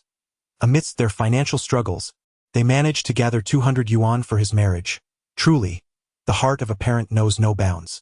Initially reluctant to accept the money, he later realized that he was, after all, a genuine bachelor, lacking even the funds to purchase bedding. He could not possibly impose on the bride's family, so he reluctantly accepted 150 yuan. Meanwhile, Zhang Guozhong's younger brother, Zhang Guo Xi, upon hearing of his brother's impending marriage, pulled him aside, insisting on presenting him with a congratulatory gift. Despite emerging from the same womb, Zhang Guo Xi and his elder brother Zhang Guozhong are entirely different individuals. Zhang Guozhong is an exemplary student, harboring ambitions and a vision that encompasses the world, while Zhang Guo Xi is nothing short of a ruffian. During his high school days, he was notorious for his brawls and unruly behavior. One evening, after his brother had commenced his vocational studies, Zhang Guo Xi rode his bicycle to a tangle of weeds in the outskirts of Tianjin, where he unearthed a large wicker trunk. "Brother, I know you have a penchant for tinkering with such things. These are items I salvaged with some associates. I may not grasp their significance, but they appear rather precious." Upon returning home, Zhang Guozhong opened the trunk to discover 2 paper tubes meant for scrolls. He carefully unrolled one, revealing the adage, "All things are inferior, only knowledge holds true worth." Zhang Guozhong, upon reading those words, sensed their profound significance. As he unfurled the scrolls entirely, beads of perspiration formed on his forehead. This was an authentic work by Zhang Yicheng. Astonished, he marveled at how his brother had stumbled upon such a treasure. However, the subsequent painting he unveiled left his hands trembling with awe. The painting portrays a winter landscape, a canvas of pristine white adorned with sparse plum blossoms and a solitary boat casting shadows. When Zhang Guozhong turned over the signature on the painting, he nearly fell to the ground in astonishment. "Zhang Yicheng, my goodness." In addition to these 2 exquisite artworks, there was also an ancient tome entitled The Whispers of Fame. At first, Zhang Guozhong presumed it to be a novel akin to the scholars, but upon opening it, he discovered it was quite different. It was, in fact, a historical account penned by Zhang Guoyan, the Minister of Justice during the Ming Dynasty's Wanli era, detailing the reasons behind the dismissal, exile, and execution of officials of the 4th rank and above from the founding of the Ming to his contemporary period. It appeared to be rather intriguing. "I shall take the book, but those 2 paintings are undeniably national treasures. I cannot possess them, yet they must be carefully concealed to avoid loss." As summer approached, it became an opportune time for Master Ma to test Zhang Guozhong further. In winter, there was no need to toil in the fields. It merely involved standing in horse stance and gathering firewood. However, summer was a different affair. Master Ma not only reattached the 20-pound sandbag to Zhang Guozhong's leg, but also began insisting he spend nights in the graveyard every few days. With just a week until his wedding, Zhang Guozhong nonchalantly found a low grave, nearly leveled, and reclined there, humming a tune. For the past few days, he had been eagerly counting down the days to his marriage by fidgeting with his toes. For Zhang Guozhong, sleeping in the graveyard had once been a nightmare, a night fraught with anxiety and sleeplessness. Yet now he felt little discomfort. The sound of a fox's call or the sight of will-o'-the-wisps was as commonplace as encountering a toad in the fields during daylight. There was no need to recite incantations at home. Instead, he felt a sense of ease. As he turned over, preparing to find a comfortable position to sleep, he felt a hard object press against him, causing a sharp pain. What could it be? Pushing aside the tangled grass, Zhang Guozhong discovered a small square stone post, each side measuring approximately 5 centimeters. It was evident that it had once been buried in the ground, but over the years, the soil surrounding it had been washed away by rain, revealing a portion above the surface roughly the height of a matchbox. The sides were adorned with linear patterns, reminiscent of ancient seal script characters for water or fire, while the top bore the engraving of the character for noon. Zhang Guozhong inhaled sharply. Could this be? To confirm his suspicions, he meticulously circled the grave and indeed found 2 more stone posts, inscribed with already and not yet, respectively. The 3 posts formed an equilateral triangle, enclosing the low mound in their midst. Following the post marked not yet, he walked 3 steps outward and stumbled upon another stone post engraved with the character for pig. It appeared that his hypothesis was largely validated. This grave was constructed as a fiery trap. With the morning train ahead, he had been toiling away under the lamp until now, and it seemed the next update would not arrive until at least the 3rd. In this world of intrigue, one cannot help but be entwined in the affairs at hand. A hint, perhaps, While my writing may be somewhat verbose, the narrative is on the cusp of its first true climax. Chapter 13. Secrets. The fiery trap, also known as the red flame trap, is an exceedingly vicious burial arrangement. The human soul is of the yin nature, becoming stronger in the presence of water and weaker in the presence of fire. The fiery configuration of the burial site employs 6 3-foot stone pillars, each inscribed with the 12 earthly branches, Zi, Wu, Wei, Hai, and Chou, strategically positioned around the grave. The branches Zi, Wu, Wei are placed within, while Hai, Zi, and Chou are situated outside. Within the triad of earthly branches, the combination of Zi, Wu, Wei signifies the southern fire, while Hai, Zi, Chou denotes the northern fire. These two flames, referred to as the 6 earthly fires in the Maoshan tradition, represent the utmost torment for the souls of ordinary individuals. Moreover, the grave pit is to be lined with incense ash, and the body is interred at noon on a scorching summer day, with the coffin oriented north-south. The coffin is constructed from limo wood, a legendary perennial plant considered pure yang in the Maoshan practice, known for its durability, yet not suitable for coffin making. Its use in this context is dictated by specific ritual needs. Legend has it that the ancient wheelchair used by Zhuge Liang was crafted from limo wood. Additionally, the coffin is enclosed with qi nitrate, a powdered nitrate that is deemed more effective than cinnabar, albeit significantly more precious, leading to its substitution in common rituals with cinnabar. Only royalty or the affluent possess the means to utilize qi nitrate in their ceremonies. A grave configured with this fiery arrangement will ensnare the soul of the deceased, preventing rebirth, thereby subjecting it to eternal suffering from the scorching flames. In essence, this burial scheme is akin to a man-made hell, reminiscent of the Buddhist concept of the 8 levels of hell, each layer characterized by increasingly severe torment. The final layer of this infernal realm, known as AVCI, epitomizes eternal darkness and suffering. Regardless of whether the deceased had accumulated virtue during their lifetime, they are destined to endure ceaseless agony in this man-made hell. This burial arrangement was devised by a geomancer named Lu Chongde at the behest of the Yongle Emperor Zhu Di during the Ming Dynasty. According to the records in the Maoshan Gazetteer, this burial scheme was utilized only once until the end of the Qing Dynasty. Yet the identity of the unfortunate soul subjected to such torment remains unmentioned. It seems that mere execution and confiscation of property were insufficient. These ancient individuals were truly not to be trifled with. Zhang Guozhong could hardly have anticipated that this unique and fiery arrangement would manifest itself in the remote locale of Li Village. Driven by curiosity, Zhang was most eager to uncover the identity of the deceased and the nature of their egregious transgression that warranted such a severe punishment, ensuring that even in death, they could find no peace. Under normal circumstances, one would assume that common acts of corruption would not necessitate such measures. Even in cases of regicide or rebellion, the worst fate might entail the execution of the 9 kin and the desecration of ancestral graves. However, it is certain that this Ming Dynasty gentleman's family and lineage had already suffered such consequences. Yet who exactly was he, and what monumental crime had he committed to elicit such a cruel burial arrangement from the emperor?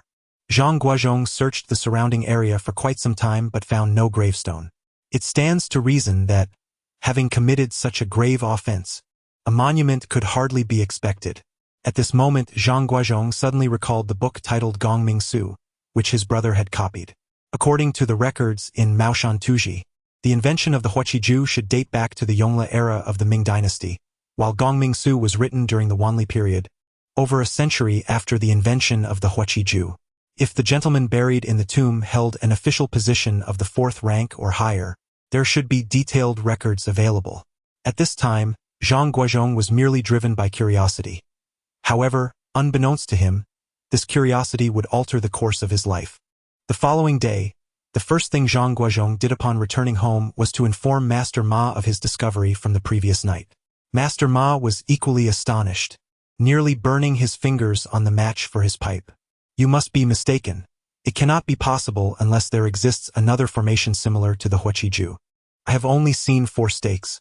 The formation that employs the 6 earth fires is uniquely that one. There are no alternatives. I thought it was merely a legend." Master Ma pondered deeply, tapping the bowl of his pipe. "Guozhong, do not disturb that grave until we ascertain its true nature. I shall visit this evening to witness it for myself. It appears that Master Ma is also quite eager to behold this ancient formation of the Huaqiju. In Gongming-su, Zhang Guozhong quickly encountered the unfortunate figure of the Ming dynasty. The Yongle era represented the pinnacle of the Ming dynasty, a period of unparalleled peace and prosperity. During the 25 years of Zhu Di's reign, only 4 ministers faced severe punishment. One was executed for embezzling 150,000 taels of silver meant for the Huai River governance. Another was persecuted for composing poetry in memory of the great Jiangwen Emperor Zhu Yunwen. And the most absurd case involved a certain Zhou Lianchen, a prefect who was exiled with his entire family for secretly possessing a dragon robe. This Zhou Lianchen, being merely a 4th-rank prefect without wealth or military power, had no realistic means to incite a rebellion. It seems he merely wished to indulge in the fantasy of wearing the dragon robe, only to be uprooted by Zhu Di. In ancient times, the possession of a dragon robe was a serious offense, and that Zhou Lianchen escaped death indicates that even the emperor found amusement in the folly of this foolish prefect. At this juncture, a scholar named Zhao Lu from the Hanlin Academy captured Zhang Guozhong's attention. The text provides little detail about this individual, merely stating, Zhao Lu, styled Jingchong, with the courtesy name Wangji, was adept in ancient texts. He failed the palace examination during the Jiangwen era but entered the Hanlin Academy in the Yongle year of Xinci and achieved the esteemed position of Grand Secretary in the year of Jiaxin. In the year of Guimao, he astounded both court and society, shocking the state with his words against treason, calling for the punishment of 9 clans, which brought calamity upon their ancestral homes. It appears that Zhao Lu is indeed the unfortunate soul entombed within history. Curiously, despite being eliminated from the palace examination during the Jiangwen era, he was granted direct entry into the Hanlin Academy under Zhu Di's rule. Could it be that he was a close associate of Zhu Di? At this moment, Zhang Guozhong was utterly confounded by a series of perplexing questions. Firstly, this individual was undoubtedly linked to the conspiracy surrounding the usurpation by Zhu Di against the Jiangwen emperor. Otherwise, it would be inconceivable for him to gain clandestine access to the Hanlin Academy. Yet, this person met his demise a year prior to Zhu Di's death, and his execution involved the extermination of his entire clan, an occurrence that seemed rather abrupt. It appeared as though he possessed knowledge of some secret pertaining to Zhu Di, leading to his silencing. Moreover, according to the records in Gongming-su, this secret could potentially destabilize the flourishing Ming dynasty. Secondly, the details chronicled in Gongming-su are exceedingly meticulous, encompassing the names of officials, the timing of their examinations and appointments, the circumstances leading to their downfalls, as well as the types of punishment they received and their burial or exile locations. The descriptions for certain officials extend to 5 or 6 pages, yet for Zhao Lu, the account is alarmingly vague and brief.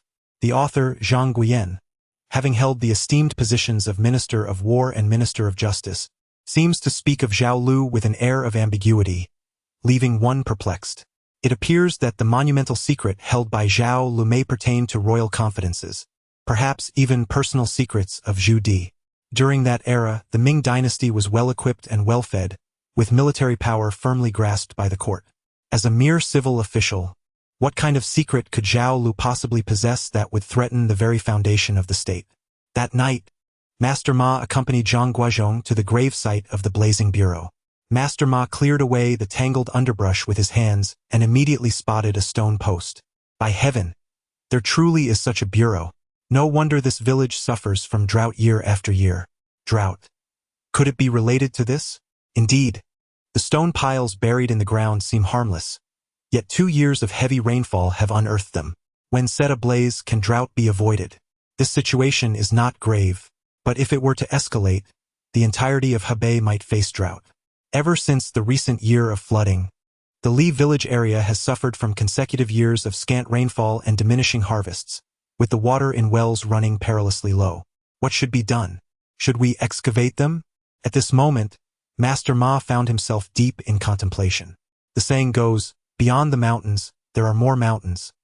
Beyond the heavens, there are more heavens.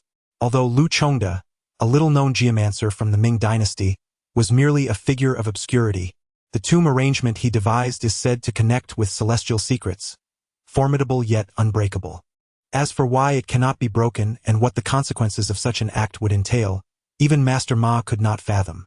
However, it is certain that it must not be disturbed, as evidenced by the broken yellow flagpole. Chapter 14. The insightful Captain Li, having secured a plot of land in the commune for Zhang Guozhong, swiftly gathered a robust crew to construct 2 rooms. Naturally, the villagers were eager to assist in building homes for Master Ma and Mr. Zhang. Ultimately, after much persuasion from Zhang Guozhong, the villagers stayed for a celebratory feast in the new courtyard. Zhang Guozhong's parents traveled from the city, and after paying their respects to heaven and earth, Zhang Guozhong officially wed Li area. At this juncture, the village's young ladies who harbored secret affections for Zhang Guozhong and the young men who admired Li area were left utterly disheartened. With the example of Li Shulin, who would dare to entertain any ulterior motives towards Li area? Following their marriage, Zhang Guozhong's training regimen underwent a transformation, as Master Ma began to instruct him in some rather esoteric practices, such as awakening the insightful eye. Ma Zhenren inscribed a 6-character phrase upon the newspaper, then snapped it shut. What did I write? Zhang Guozhong nearly fainted. Master, you didn't allow me to see it. How could I possibly know what you wrote? Is this some sort of magic trick? You insolent brat, do you think I am here to teach you sleight of hand? Retorted Ma Zhenren, as he pointed a finger at Zhang Guozhong's forehead. How does that feel? With Ma Zhenren's finger resting on his brow, Zhang Guozhong sensed a peculiar discomfort. Neither pain nor itchiness, but an indescribable awkwardness. Now, I shall teach you to open your enlightened eye. With your eyes closed, gaze upon this newspaper. You must not sleep until you discern what I have written. At that moment, Zhang Guozhong recalled all the mental mantras he had learned in the past, thoughts of unwavering concentration and energy flowing through the channels of his body. He endeavored to channel his vital energy towards his head, feeling a surge of warmth rising from his lower abdomen, as if his very organs were pushing towards his mind. Yet, no matter how hard Zhang Guozhong tried, how could he possibly see with his eyes closed, especially with the newspaper in between? Though he could not perceive the words on the back of the paper, after an arduous hour of concentration, Zhang Guozhong suddenly envisioned a flash of yellow light sweeping past him, followed by a shadow radiating a warm, reddish-yellow glow. Unable to restrain himself, he opened his eyes to discover it was the neighbor's large yellow dog ambling by, while Li Area was pouring herself a drink in front. What did you see? Ma Zhenren inquired, crossing his legs, as he observed Zhang Guozhong's astonishment. I saw the yellow dog and Area. Ha! I knew I wasn't mistaken. With great joy, Master Ma sprang up from the Kong. Previously, a senior brother of yours took an entire month to reach the same stage, yet you have achieved it in merely 1 hour. Upon learning this, Zhang Guozhong discovered that the so-called opening of the wisdom eye is a method of distinguishing between the living and the inanimate. Evil spirits and beasts often cloud the mind. However, with the aid of the wisdom eye, one can easily penetrate this veil. It involves awakening the primal instincts within the human body, akin to a monkey's sensitivity to both yang and yin energies. According to the teachings of Maoshan, in addition to the 2 ordinary eyes, humans possess a 3rd eye, known as the wisdom eye, located between the eyebrows.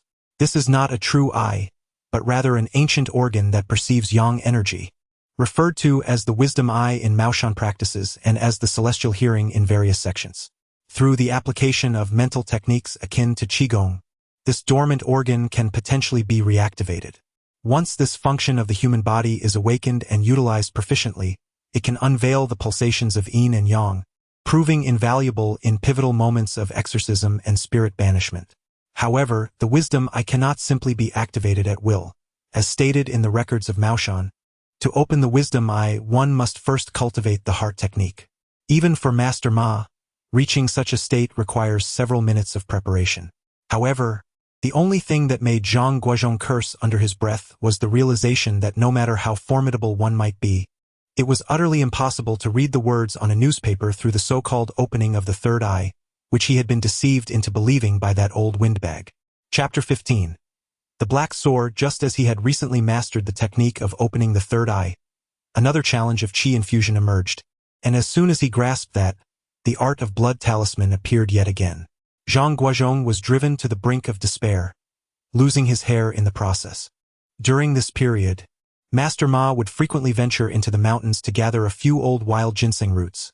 Though the Changbai Mountain and the Greater and Lesser Xing'an Ranges are the principal ginseng-producing areas in our country, ginseng also grows in the Yanshan Mountain Range, known as Tsangshan, which possesses nutritional value comparable to that of the Korean ginseng from the Changbai region, or to catch a few turtles to prepare nourishing soup for Zhang Guozhong. Over the years, the village had indeed become drier than before. However, we now lived in an era where human determination could triumph over nature. Despite the ongoing scarcity of various resources, the commune managed to allocate 2 pumping machines to Li village, and the villagers constructed irrigation channels from the Chaochong River. The persistent drought did not inflict too severe an impact on production. 2 years slipped by in the blink of an eye, and Master Ma calculated that Zhang Guozhong would be 30 when he finally had a son. Thus, Zhang Guozhong was not in a hurry. However, Li area was becoming increasingly restless, pulling at Zhang Guozhong each night to create figurines. By day, Zhang Guozhong was often exhausted from Master Ma's relentless training, and by night he had to exert himself with Li area. Had it not been for Master Ma's occasional gifts of ginseng and turtle to replenish his vitality, he might have been in dire straits. "This is my nephew," Captain Li proudly pointed to Zhang Guozhong. Zhang Guozhong scrutinized the 2 individuals brought by Captain Li, both appearing as if they had just fled from calamity, their faces etched with deep sorrow and suffering. Zhang Guozhong felt a sense of obligation to treat the visitors with respect, as he had relied on this wayward captain's assistance for many years. Unexpectedly, the 2 individuals suddenly fell to their knees before Zhang Guozhong with a resounding thud, an action that left even Captain Li momentarily stunned. "What is happening? Speak calmly," he urged. Zhang Guozhong hurriedly stepped forward to assist one of the elderly men. At that moment, Li area also emerged, and upon witnessing the scene, she was taken aback to see 2 strangers, one old and one young, kneeling before Zhang Guozhong. It was then revealed that these 2 were the production team leader Lu and a member from Lujiadian village, located 20 miles away. Recently, while the village was engaged in constructing a brick kiln, they unearthed an ancient tomb. Although the tomb was not particularly large, every individual involved in the excavation fell victim to a severe skin affliction, including Lu's 2 sons and the father of the other villager. Initially, this peculiar ailment manifested as a faint black spot beneath the skin, causing neither pain nor itchiness, and thus it went largely unnoticed by the townsfolk. However, within a week, numerous individuals began to exhibit symptoms of severe skin inflammation, ulceration, and oozing pus, while the underlying darkened areas deepened in color, accompanied by an unbearable itch. Young men in their 20s wept inconsolably, feeling as though they were enduring a living nightmare. Yet even the slightest movement would bring excruciating pain akin to the agony of a severed digit. Among the older villagers, one individual fainted from the agony multiple times each day, only to awaken to the relentless itch that followed. Notably, the son of the village leader even contemplated self-harm. Presently, these afflicted individuals were unable to stand, and dark spots began to appear on the soles of their feet. Doctors from the town and city, along with various specialists, arrived, but none had encountered such a malady. Faced with a group of villagers whose suffering resembled a living hell, they were at a loss. Those with severe symptoms could only resort to the desperate measure of full anesthesia, akin to drinking poison to quench thirst, as fear of contagion loomed over them. Except for 3 villagers who had been transported to the city, the others with milder symptoms were all subjected to isolation for treatment. While it was termed treatment, under the circumstances of that era and location, it was akin to waiting for death. Confronted with an illness that was both unfamiliar and unheard of, and given that all the afflicted were brick kiln workers, the community naturally began to associate this bizarre disease with the disturbances caused by excavating ancient tombs. However, several gentlemen from near and far were consulted, and after much deliberation, they unanimously declared that the situation bore no connection to the ancient tomb, insisting instead that it was merely an ailment. Yet, why was it that those who had not excavated the brick kiln remained unscathed, while all who had participated fell ill? In desperation, Captain Lu had no choice but to approach Captain Li, with whom he had previously had a disagreement, seeking his assistance to invite the esteemed doctor who had successfully treated Li Daming's affliction 2 years prior. Chapter 16. The 3 evil heavenly coffins. The Lu family shop brigade was the largest in the Kaiyakang commune, boasting over 200 registered laborers. The excavation of the brick kiln was a significant endeavor, mobilizing 40% of the workforce. The outcome, however, was that not a single individual remained unscathed. The entire brigade was gripped by anxiety, and nearly all production plans were suspended, awaiting further instructions from above.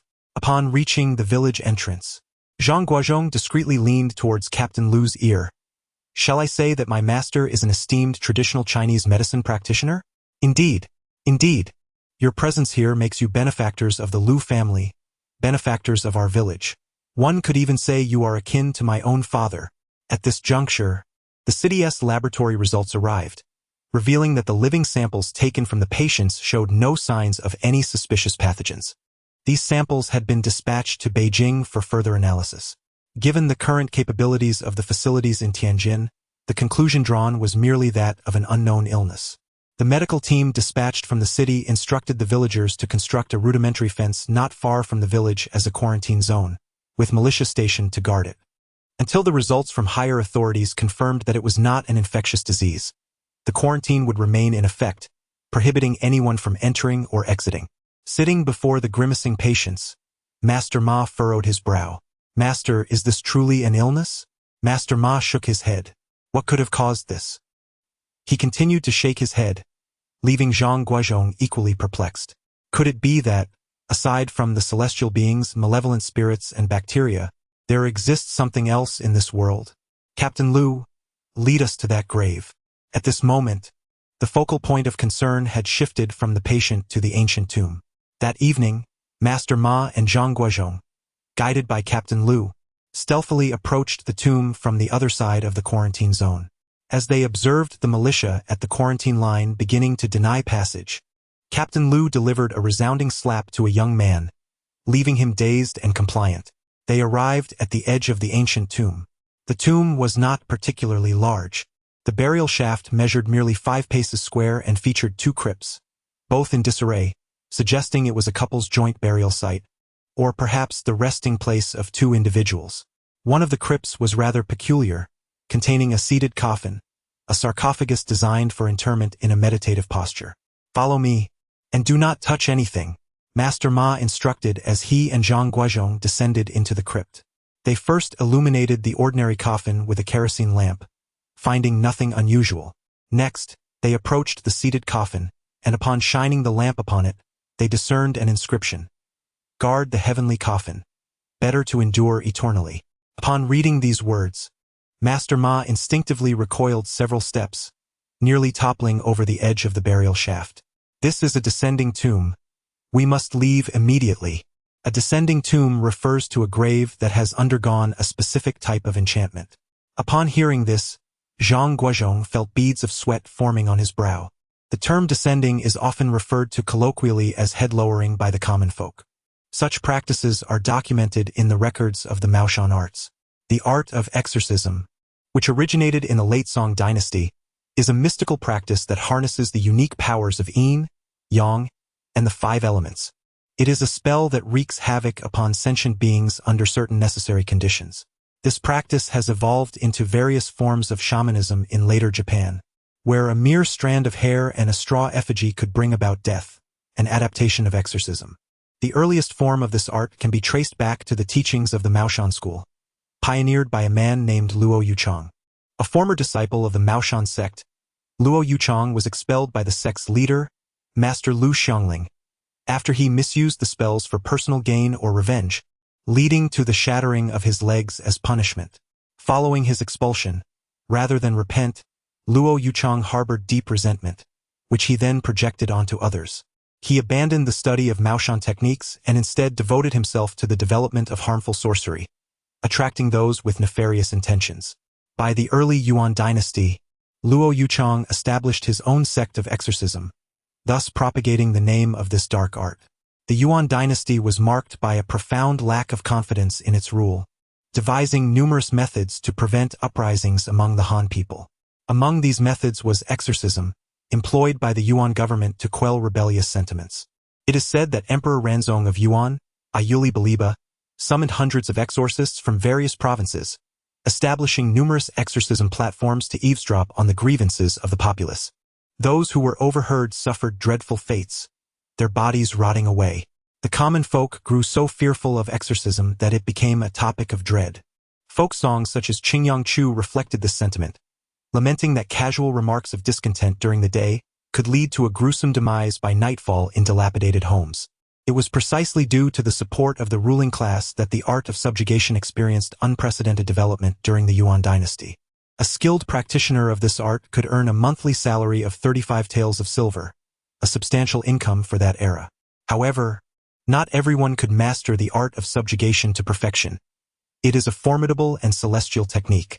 Each application of this art exacted a toll on one's lifespan, often resulting in practitioners succumbing to untimely deaths by the age of 40.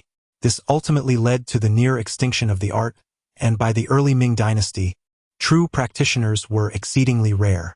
Driven by the greed for wealth, few would engage in its practice without a substantial sum of at least 10,000 taels of silver. Yet, even in the waning years of this art, rudimentary techniques were sufficient to bring about the demise of an ordinary individual. Master Ma sat by the grave, lost in contemplation, his expression as rigid as a statue. Zhang Guozhong dared not utter a word, fearing to disrupt his master's train of thought. "Master, is my son still salvageable?" he inquired softly. "Shoo, do not speak, my master is deep in thought," muttered Master Ma. "How did the yellow flagpole break?" He pondered aloud, turning to Captain Lu. "What map?" came the reply. Every word from Master Ma was a lifeline for Captain Lu. "The map of this area. The more detailed, the better." After a while, a young militiaman, armed and carrying a map that resembled one ravaged by aerial bombardment, approached. It had just been torn from the wall of the Detachment's headquarters, with the corners still clinging to fragments of plaster. The map was spread upon the ground, and by the flickering light of an oil lamp, Master Ma discerned the locations of the Zhaolu tomb from the Ming dynasty and the nearby burial site. With a smoking pipe, he measured the distance and established two equilateral triangles using the two tombs as fixed points, marking the apex of each triangle with soot. "Captain Lu, take your men to this location," Master Ma instructed, pointing to the left triangle's soot mark. "Search within a 3-mile radius for any grave markers or mounds. Report back to me immediately if you find any, but do not disturb the site. My apprentice and I will search in the other direction, and I request a few of your men accompany us." "Understood," he replied. "Furthermore, if nothing is found, do inform me, even if it merely resembles a mound. Remember, do not dig." "Understood." The following day, every able-bodied villager gathered, and Captain Lu along with Master Ma and his apprentice set out along the paths marked on the map. Zhang Guozhong learned that while the art of Jiang originated from the Maoshan tradition, it possessed its own relatively independent theoretical framework, which included the concept of burial formations. The primary function of burial formations in Maoshan practices was to prevent the restless spirits of the deceased from lingering, to thwart the transformation of corpses, or to confine vengeful souls to avert harm to the village. In contrast, the sole purpose of burial formations in Jiang was to deter theft. The current burial formation was, in fact, a three evils formation, which consisted of 3 graves collectively forming the structure. Each grave contained 2 coffins, one holding the true occupant, referred to as the heavenly coffin, and the other a living person placed in a seated coffin beside the primary coffin, known as the seated evil, whose resentment served to protect the burial site. In the art of, the concepts of black clouds, red fire, and clear water serve as the theoretical foundation for the practice, akin to the elements of metal, wood, water, fire, and earth in the traditions of Maoshan or Yijing. At this moment, the Lu family brigade has unearthed the black cloud formation from the Triad of Calamities, while the villagers naturally refer to it as the manifestation of black cloud. The fiery burial site of Zhao Lu represents the red fire formation within the practice, and the remaining clear water formation will undoubtedly align with the previous 2 burial sites to create a complete Triad of Calamities in an equilateral triangle arrangement. However, the specifics of how to wield the Triad's power and the principles behind its efficacy remain somewhat elusive, even to Master Ma, who has not delved deeply into such arcane matters. It is highly probable that Zhao Li's grave contains 2 coffins. With this realization, Zhang Guozhong instinctively comprehended that the feng shui practitioner Lu Chongde from the Ming dynasty was, in fact, a successor of, with his identity as a feng shui master serving merely as a fa. Chapter 17. Borrowing Yang on Master Ma's side, there were no significant discoveries. The expansive farmland before him, upon inquiry, had historically never served as a burial ground. Conversely, Captain Lu's team made a remarkable find. According to reports from the villagers, the mound unearthed by old Lu's crew corresponds to the clear water formation within the Triad of Calamities. Captain Lu, accompanied by over 50 individuals, journeyed northward to the vicinity of Desai town near Tianjin, organizing into groups of 5, each tasked with searching a designated area. After an exhaustive day of searching, one villager finally identified a slightly elevated mound of earth. Upon closer inspection, it did not resemble a grave, yet the presence of a large water puddle nearby convinced Master Ma that this was indeed the location of the clear water formation. The Three Killings Formation is an ominous burial arrangement within the realm of necromancy, serving as the most rudimentary configuration among the various malevolent formations. Following the same principles, it is said that during the Yuan dynasty, there existed formations known as the 6 Killings and the 15 Killings. According to historical folklore, when Kublai Khan, the founder of the Yuan dynasty, was interred, he was laid to rest using the 72 Killings formation, which represented the pinnacle of necromantic practices of that era. In contrast, Lu Chongde from the Ming dynasty was merely a descendant of the necromantic arts, far inferior to the masters of the Yuan dynasty. As speculated by Master Ma, Lu Chongde merely discovered 2 ancient tombs that had long existed, excavated them, and placed a coffin within, transforming them into the Black Cloud and Clear Water formations. He then determined the burial site of Zhao Lu based on the positions of these 2 tombs. However, the burial of Zhao Lu within the Red Fire Formation employed the 6 earth fires from Maoshan techniques, which accounts for its mention in the Maoshan records. This modified 3 Killings formation pales in comparison to the innate 3 Killings formation. Even though its power was significantly diminished, the villagers involved in the excavation developed black sores. One shudders to contemplate the consequences had they encountered the authentic 3 Killings formation. The essence of Taoist thought lies in harmonizing with the yin-yang order of the universe. The idiom acting on behalf of heaven originates from the fundamental tenets of Taoism. Moreover, Master Ma instructed the villagers to gather all combustible materials, including nearby hay and branches, and place them at the yang position beside the grave. Every grave is associated with 6 positions: the yang position, the suajia position, the yunqi position, the tanquan position, the gaocha position, and the sanchang position. Among these, the yang position signifies the prominence of yang energy, the suajia position represents the flourishing of yin energy, the yunqi position denotes tranquility, the tanquan position pertains to the earth's veins, the gaocha position relates to ancestors, and the sanchang position concerns progeny. Although the registered labor force of Li village was not as substantial as that of Lujiadian, they still mustered a group of 50 to 60 individuals. As darkness fell, a large throng converged at Desai town to join the people from Lujiadian. Master Ma directed Zhang Guozhong to procure a sharp knife, instructing each person to make a small incision on their fingers, allowing their blood to drip onto the pile of firewood. Initially, some were hesitant, but after a brief exchange between Captain Li and Captain Lu, the latter announced that members of Lujiadian would receive 5 work points for their sacrifice, while those from Li village would receive a packet of green leaves. Captain Li then added that in addition to the packet of green leaves, each individual from Li village would also receive an additional 2 work points. The roaring flames illuminated the night sky. This fire surpassed the blaze that had once consumed the Qin dynasty scholar. Strangely, as the fire raged on, it suddenly diminished, and Master Ma's tobacco pipe, firmly planted in the ground, threatened to topple over. Due to constraints, Master Ma had drawn a divination symbol with his blood on his garment, tearing it off and affixing it to the pipe, which he then inserted directly before the grave. More firewood, Master Ma shouted angrily, and several villagers hurriedly gathered hay, tossing it onto the fire. At that moment, Master Ma inflicted a deep cut on his middle finger with a knife, causing blood to spurt forth like a fountain. Zhang Guozhong quickly tore a piece of cloth from his clothing to bandage his master's injury, but Master Ma, after wrapping the wound, discarded the cloth into the flames. The fire crackled and popped, and everyone seemed to hear a distant rumble, akin to a ringing in their ears, a sound both real and illusory. Among the crowd of over 100, Master Ma was one of the rare youths, his blood being the famed youth's eyebrow mentioned earlier, in the context of Maoshan magic. Youth's eyebrow is purely yang. No substance such as vermilion or red nitrate can compare. The fire mixed with youth's eyebrow is known as yang fire or true fire in Maoshan lore, being the best method for burning the yin. As the flames intensified, the previously wavering smoking pipe stood upright, unwavering. For those who remain unmarried, step forward.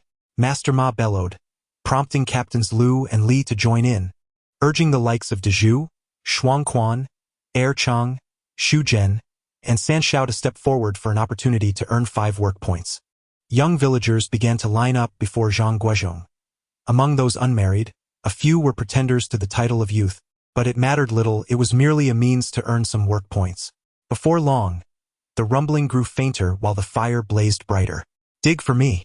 At the command of Master Ma, Zhang Guozhong took the lead, and a group of robust young men, indifferent to Mr. Zhang's presence, began to excavate the earth mounds.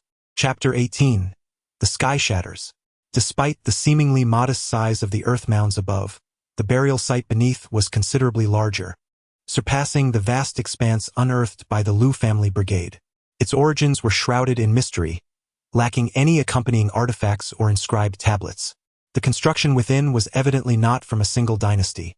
As Master Ma had surmised, it contained 2 coffins, one positioned upright and the other reclining.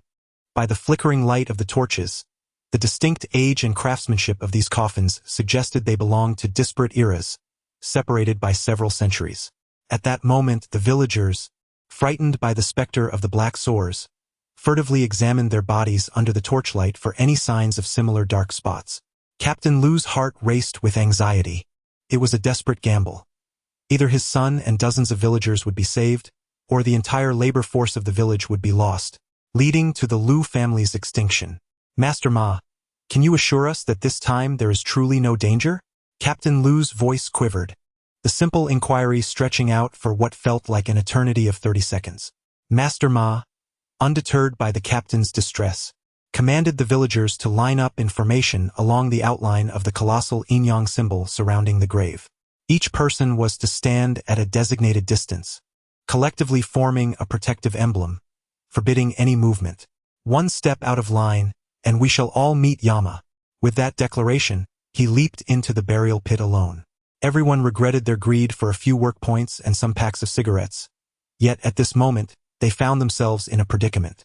Aside from Captain Li and Zhang Guozhong, nearly everyone had begun to clasp their hands together in prayer, beseeching the divine for protection, with a few timid souls even breaking into tears.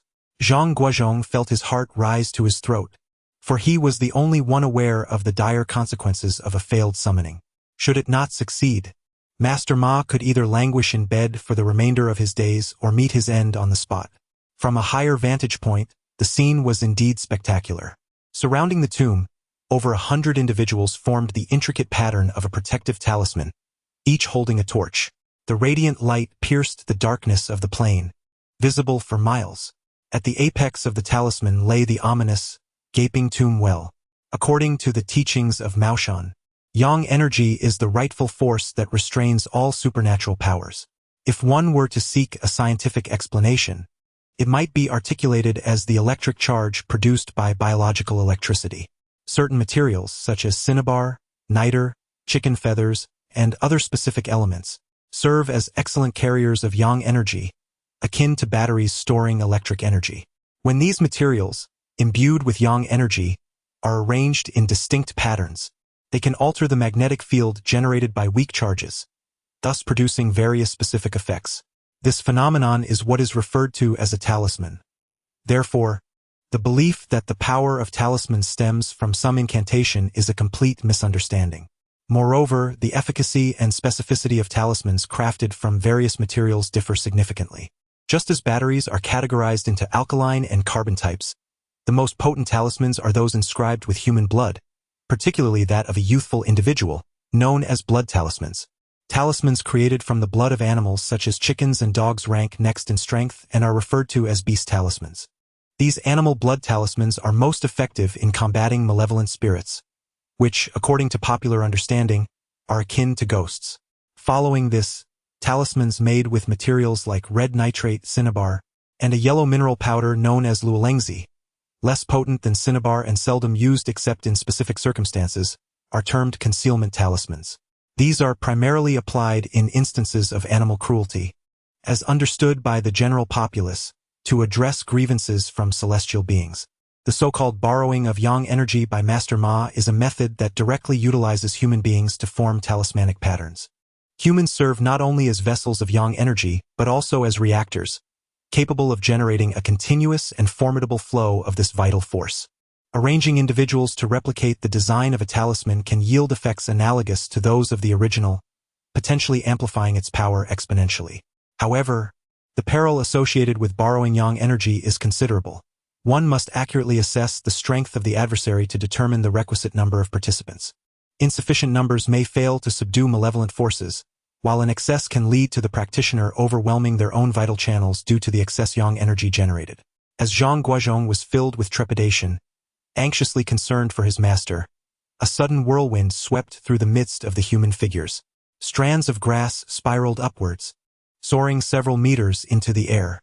This phenomenon left even Zhang Guozhong in awe, for although he had heard of such occurrences, he had never witnessed the true manifestation of borrowing the sun. The villagers stood with wide eyes, when suddenly a tremendous sound erupted, resonating as if it were right before them yet also distant in the heavens. The laborers from Li village were all too familiar with this noise. It had resonated similarly years ago when they burned the coffin of a Qin dynasty scholar. Many villagers, frightened, dropped their torches, and even Captain Li shuddered in fear. "Nephew, what is that sound?" Ever since Li Er married Zhang Guozhong, Captain Li, who once addressed him as Mr. Zhang, had changed his way of speaking. In terms of lineage, Li Er should be Captain Li's great-granddaughter, making Zhang Guozhong her great-grandson-in-law. Yet, Captain Li found it difficult to utter those 4 words and simply referred to him as nephew. In any case, the lineage had become quite tangled. The sky is breaking. The master has succeeded. He has succeeded. Zhang Guozhong could hardly believe that his master, despite being the head of the Chuanzhen sect, had accomplished something that even 4 generations of Maoshan leaders had failed to achieve. Years ago, when the corpses of Qin dynasty scholars were burned, a similar sound had emanated from Li Daming's vicinity. However, as time passed and matters of work points took precedence, the incident was forgotten. Upon inquiring with Master Ma, Zhang learned that this sound, referred to as Tian Pe, resembled the explosive noise produced by malevolent spirits, celestial beings, or the magical forces akin to the techniques at hand.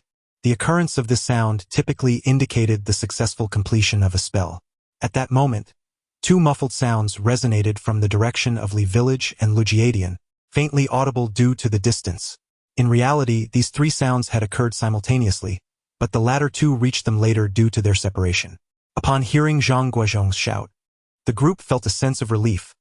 However, as they descended into the tomb to locate Master Ma, Zhang's heart tightened once more. He noticed that the coffin had split open, revealing a pool of blood. The droplets scattered around suggested that this blood had been expelled forcefully. "Master!" Zhang Guozhong was the first to leap into the tomb, assisting Master Ma. The first thing he did was check for a pulse, and upon feeling a heartbeat, he exclaimed, "Quick! Get him to the hospital." In that era, doctors operated quite differently from today's practices. There were no hospitalization deposits or red envelopes. Upon encountering a patient, they would immediately strive to provide aid, as if responding instinctively. Fortunately, it was nothing serious, just a case of exhaustion leading to fainting. You comrades should be more considerate. An elder of his age shouldn't be overworked. "Master, may I dig up Zhao Li's grave?" Chapter 19. The flow of vermilion from the 7 apertures when it comes to exorcism techniques, Zhang Guozhong is utterly uninformed. However, regarding the Maoshan arts, he has made considerable progress, if not mastery. Exorcists find themselves at a loss when faced with malevolent spirits, as their techniques are predominantly designed for dealing with humans. In stark contrast, the Maoshan arts possess a limited array of methods that can affect humans only after extensive study and refinement. From Zhang Guozhong's understanding, the 6 earthly fires pose no threat to the living. Yet Master Ma remains inexplicably silent on this matter, as if it had entirely slipped his mind. When Zhang Guozhong inquires, Master Ma feigns ignorance and deftly shifts the conversation. "What on earth is this?" Li Erden discovers that he has stumbled upon a half-buried stone post. What do you reckon this is? It resembles a stake for tethering livestock. Does it not? Don't be absurd. Who in their right mind would tether livestock in a graveyard? Li Erden digs a couple of shovels of earth and kicks at the stone post, which appears somewhat loose, as though it had not been buried deeply. I say, Erden, do not provoke the restless spirits. Are you not aware of the recent happenings at Luzin? Li Erden gazes at Li Shuzhen, who points at his own face as if indicating a specter. Perplexed, he sweeps his hand across his visage, only to discover a sticky, orange-hued substance coating his palm. It is undeniably not blood and carries no discernible odor. Master Dao, Mr. Zhang, I implore you, please save our household leader. If anything were to befall him, how could I possibly survive? As he speaks, he teeters on the brink of unconsciousness once more. Li Erden lay upon the bed, his nostrils, eyes, ears, and mouth exuding a viscous, orange-yellow fluid. His once black pupils had transformed into a brownish hue. Master Ma pried open Li Erden's mouth, revealing that even his saliva had turned yellow. What on earth has he done? Master Ma furrowed his brow, contemplating the persistent troubles that seemed to rise like a gourd. In such a small place as Li Village, how could there be so many arcane practices? At that moment, Li Gengzi approached Master Ma, explaining, we passed by the graveyard and spotted a stone stump. Erden thought to excavate it and take it away, but I didn't let him touch it. In the end, this is what happened. Did he or didn't he disturb it? Zhang Guozhong could no longer contain himself. His loud exclamation startled Li Gengzi, who stammered, He did disturb it, just 2 shovels full. Alas, Master Ma smacked his thigh in exasperation. You troublemakers. So many recent incidents, and you still dare to meddle with those sinister things. Beneath the dim light, Master Ma wore a troubled expression, cursing under his breath about these troublesome beings. Even deities have their unmovable spirits, and these little rascals seem to thrive on causing chaos. Master, how does the fire department possess such capabilities? Zhang Guozhong inquired, swallowing hard. How can the Maoshan Bureau even heal people? That is not the Maoshan Bureau at all. What the book says, what nonsense does the book say? Master Ma took a drag of his cigarette, adding, the one who wrote that tattered book is merely a wandering performer, someone who has never even witnessed this bureau. He merely heard that it utilized geothermal fire and decided to include it. What exactly is afflicting Li Erden? I do not know. Master Ma sighed and fell silent. At this moment, Zhang Guozhong also felt deflated. He had previously contemplated gathering a group to excavate Zhao Li's grave, but now he was struck with sheer terror at the thought. The medical team that had previously visited Lujiadan was now dispatched to Litsuan, having heard of an even more sinister illness. Doctor, what ailment has my husband contracted? Is there any hope for a cure? The doctor disregarded Li Erden's wife, instead taking several small vials to carefully collect some of the fluid oozing from Li Erden's mouth, eyes, and ears. He handed these to a few accompanying colleagues, instructing them to take them to the city for analysis. As for this mysterious illness that had never been encountered before, the doctor could only replicate the actions taken in Lujiadan by establishing a quarantine zone in Litsuan. In truth, the arts of exorcism and the Maoshan technique have never engaged in a genuine confrontation throughout history. One heals the living while the other deals with the dead, essentially maintaining a respectful distance. Master Ma employed a method of borrowing yang energy to unravel the exorcism technique, which aligned with the principles of the Maoshan arts, wherein the practitioner must always retain a means of retreat. Even within the 72 deadly formations of Kublai Khan, there exists a concealed method to safely reach the final burial site. This is akin to modern computer programmers who incorporate backdoor codes for future adjustments. In the Maoshan arts, such concealed loopholes that allow the practitioner to resolve issues are referred to as methods of practice. By exploring the commonalities of yin and yang dynamics, Master Ma sought the pathways to the exorcism technique, especially since exorcism evolved from the principles of Maoshan.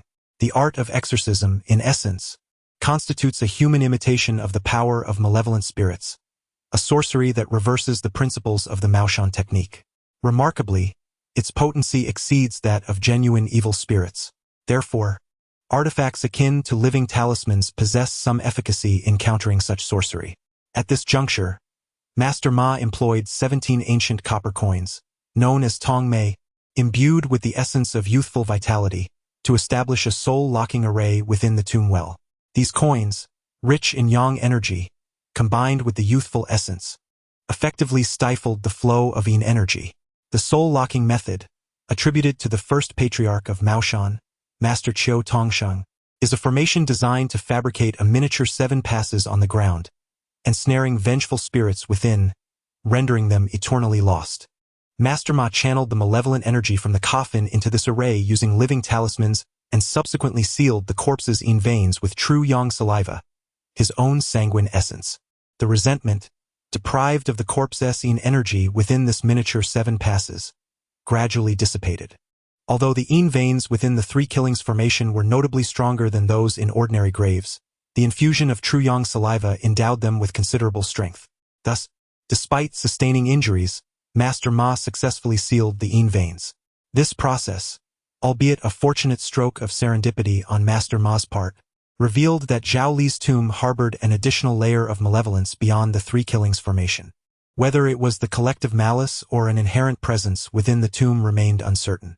However, judging by Li Erden's symptoms, it appeared that this additional layer of malevolence was even more sinister than the prior 3 killings.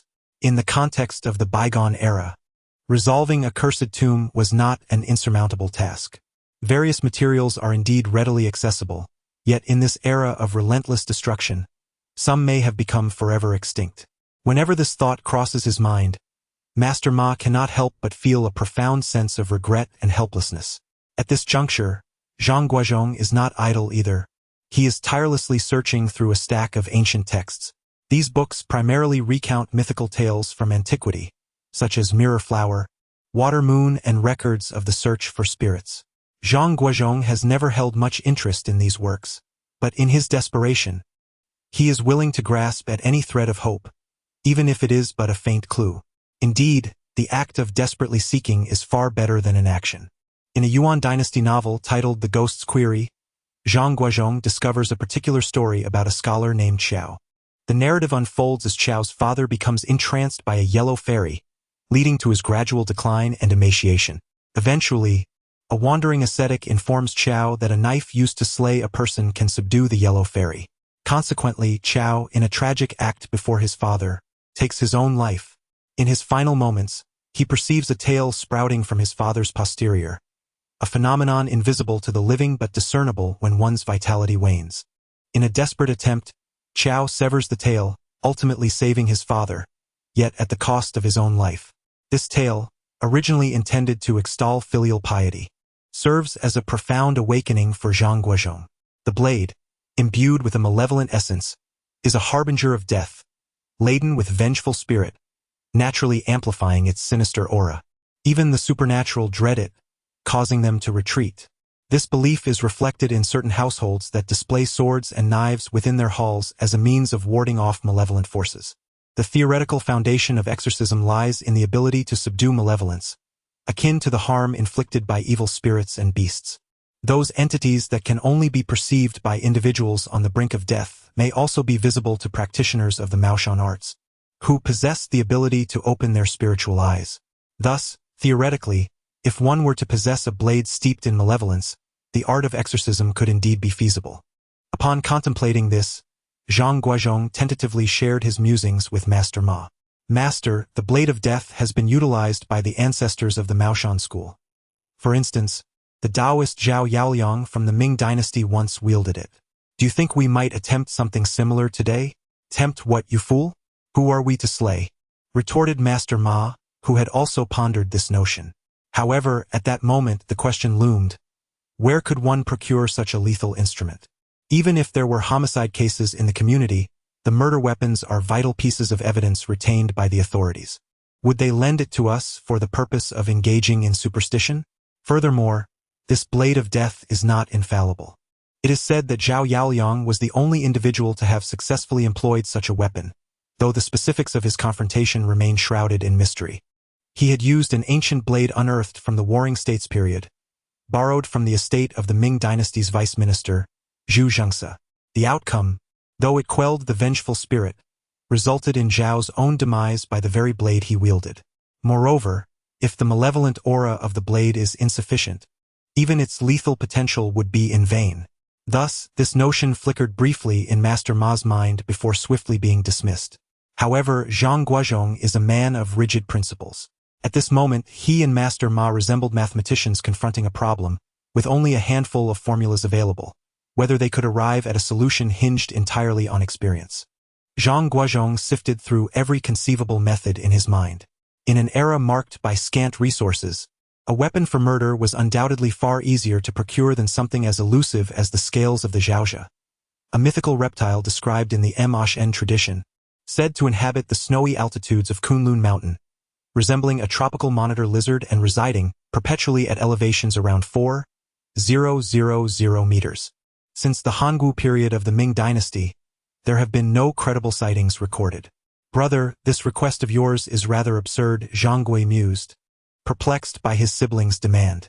Even if we were to pursue a murderer, it is not my role to apprehend one. Are you not acquainted with the police? Even if I were, it would be of no consequence. Without a murderer, the police possess nothing of that sort. Wait a moment. Let me think. After a brief contemplation, Zhang Gui led Zhang Guozhong to an old residential building. In the past, residing in such apartments was a privilege reserved for high-ranking officials. Yet it was evident that the family Zhang Guozhong was visiting had been thoroughly searched countless times. This is my brother, Zhang Gui stated impassively, while an elderly lady nearby offered a stiff smile. Comrade Xiao Zhang, thank you for your assistance last time.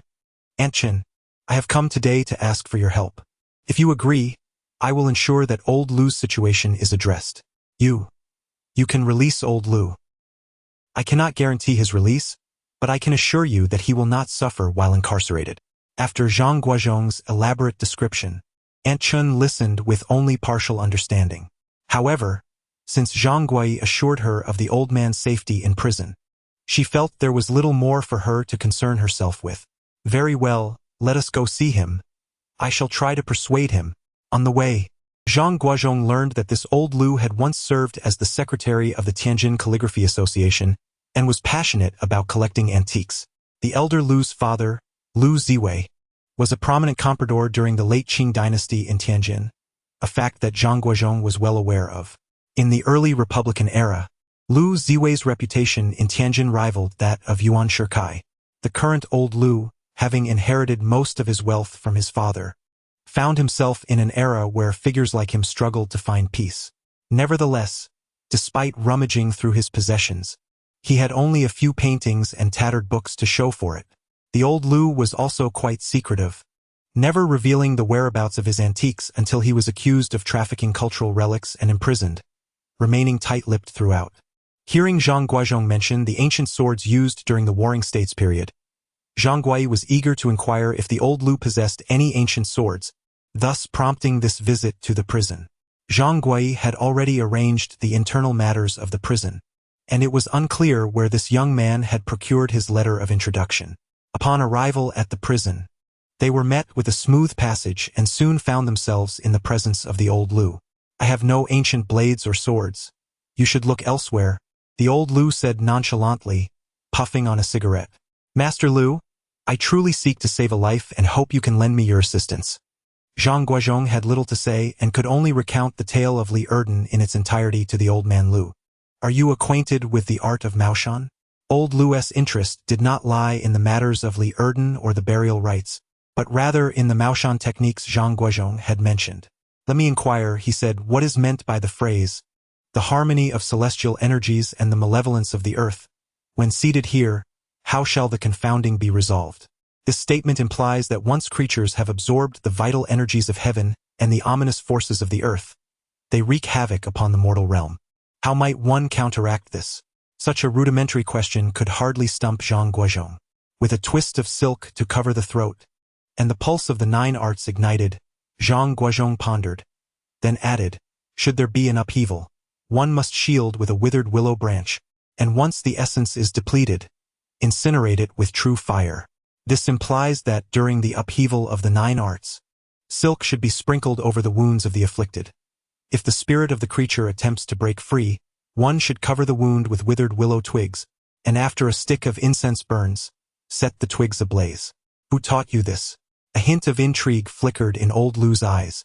Master Ma Chunyi, he replied, a grin spreading across his face, the creases around his mouth reaching his cheeks.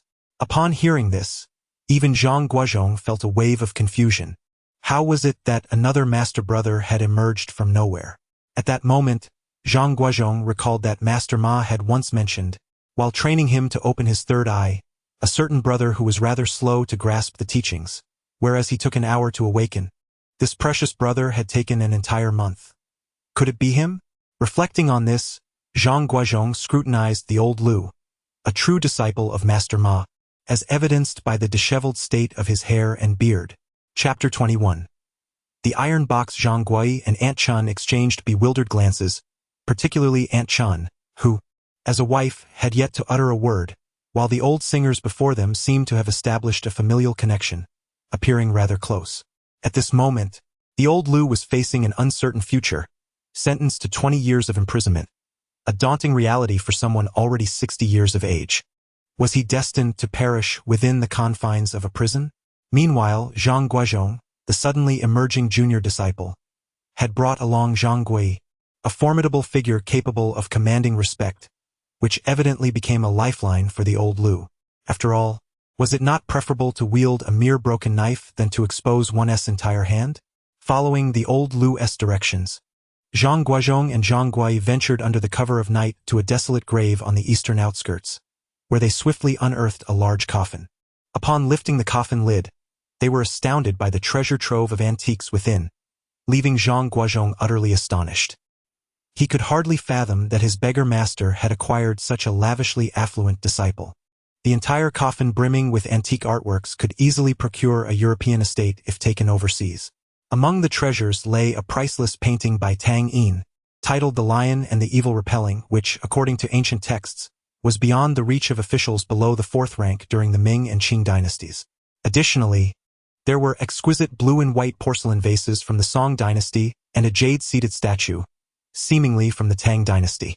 Bathed in the light of the moon, Zhang Guozhong swiftly discovered a dagger approximately 7 inches in length.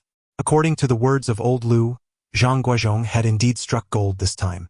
This dagger, known as Dragon Scale, was procured by the venerable Lu Ziwei during his youth, when he was involved in the grain transport business and purchased it for 5 taels of silver from a grave robber. At the time, he deemed the dagger size and sharpness suitable for self-defense. Later, upon arriving in Beijing, he presented it as a gift to a prince after having it framed at Rongbiozai. The venerable Wang, who framed the piece, praised the dagger profusely, declaring it a treasure of the highest order. It was then that Lu Ziwei decided to keep this dagger in his collection. Eventually, it came into the possession of old Lu, who sought the expertise of specialists from the Cultural Relics Bureau.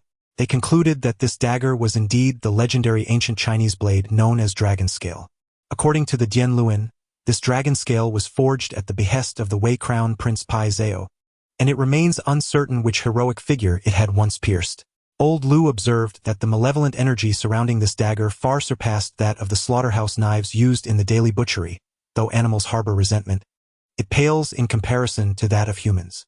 When thrust into the ground, even ants would scurry away from 3 feet around it. Were it not for old Lu's knowledge of the Maoshan technique, it would be quite extraordinary for anyone else to dare to collect such a piece.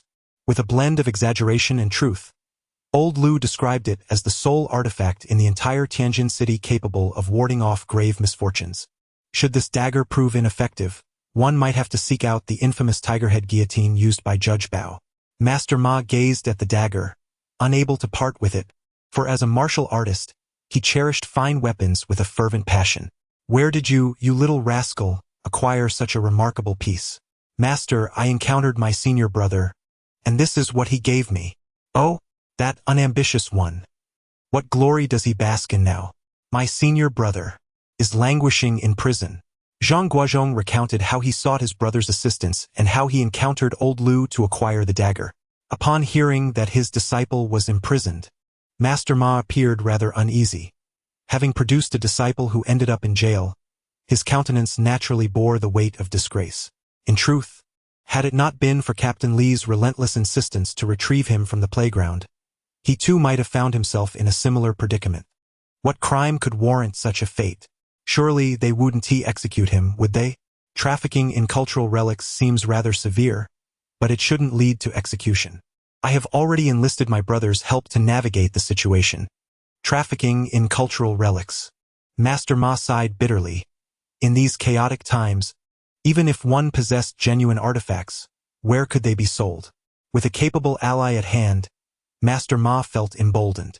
Lu Chongde from the Ming dynasty was, at best, the last remnant of a lineage of sorcerers, his skills nowhere near those of any sorcerer from the Yuan dynasty. The conditions of the Black Cloud Bureau and the Clearwater Bureau indicated that Lu Chongde lacked the capability to establish his own three-evil bureau and was instead reliant on the modification of existing ancient tombs. During the past 2 days since Zhang Guozhong's departure, Master Ma had wandered around Zhao Li's tomb repeatedly. He surmised that if Lu Chongde lacked the prowess to create his own three-evil bureau, this tomb might very well be merely a solitary bureau, which would inevitably contain a pulse point. The art of lowering graves bears a striking resemblance to the practices of the Maoshan school, both of which emphasize the significance of the pulse points. However, the pulse points in this context differ somewhat from those encountered in the Seven Passes. In the realm of lowering techniques, a multitude of malevolent influences is utilized to harness the vengeful energies of ancient tombs, thereby safeguarding each burial site, an embodiment of the principle that when one faces adversity, many come to their aid. In essence, the formidable force that Master Ma vanquished in the Clearwater domain represents the entirety of the collective malevolent energies. Moreover, the tomb belonging to Zhao Lu is not only fortified by a layer of collective malevolent energies, but also by an additional singular lowering technique specifically applied to this grave. When employing a lowering technique on an individual tomb, the source of power must originate from the surrounding area rather than the tomb itself. In most instances of lowering within a grave, the strength derived from animals is paramount, and these creatures draw their potency from the pulse points surrounding the tomb. The so-called animal energies primarily consist of types such as the yellow immortal, fox spirits, hedgehogs, and snakes, with the occasional inclusion of rabbits and turtles, contingent upon the environmental conditions surrounding the tomb. Generally, snakes and turtles are favored, particularly snakes, which possess a remarkable ability to enter a dormant state. When executed with precision, the snakes tasked with guarding a lowered grave can endure for nearly a millennium. To repair such a tomb, it necessitates the harmonious integration of both the Maoshan technique and the art of exorcism. Initially, the practitioner of Maoshan must capture certain creatures imbued with a hint of transcendental ability. Specifically, those animals within the vicinity capable of stirring turmoil. Subsequently, the exorcist employs their craft to confine these creatures within a designated area, particularly around the ley lines surrounding the tomb. These beings, possessing a semblance of spiritual essence, boast remarkably extended lifespans. Take the snake as an example. Any serpent capable of traversing 10 miles by inhabiting a human form has likely lived for at least 80 years. According to the Annals of Maoshan, the record for the longevity of creatures treated by its practitioner spans an astonishing 1,600 years. Such creatures, steeped in resentment and malice, can only be subdued through solar means. The existence of animals with such lifespans defies scientific rationale. However, the chronicles of Maoshan attest to their veracity.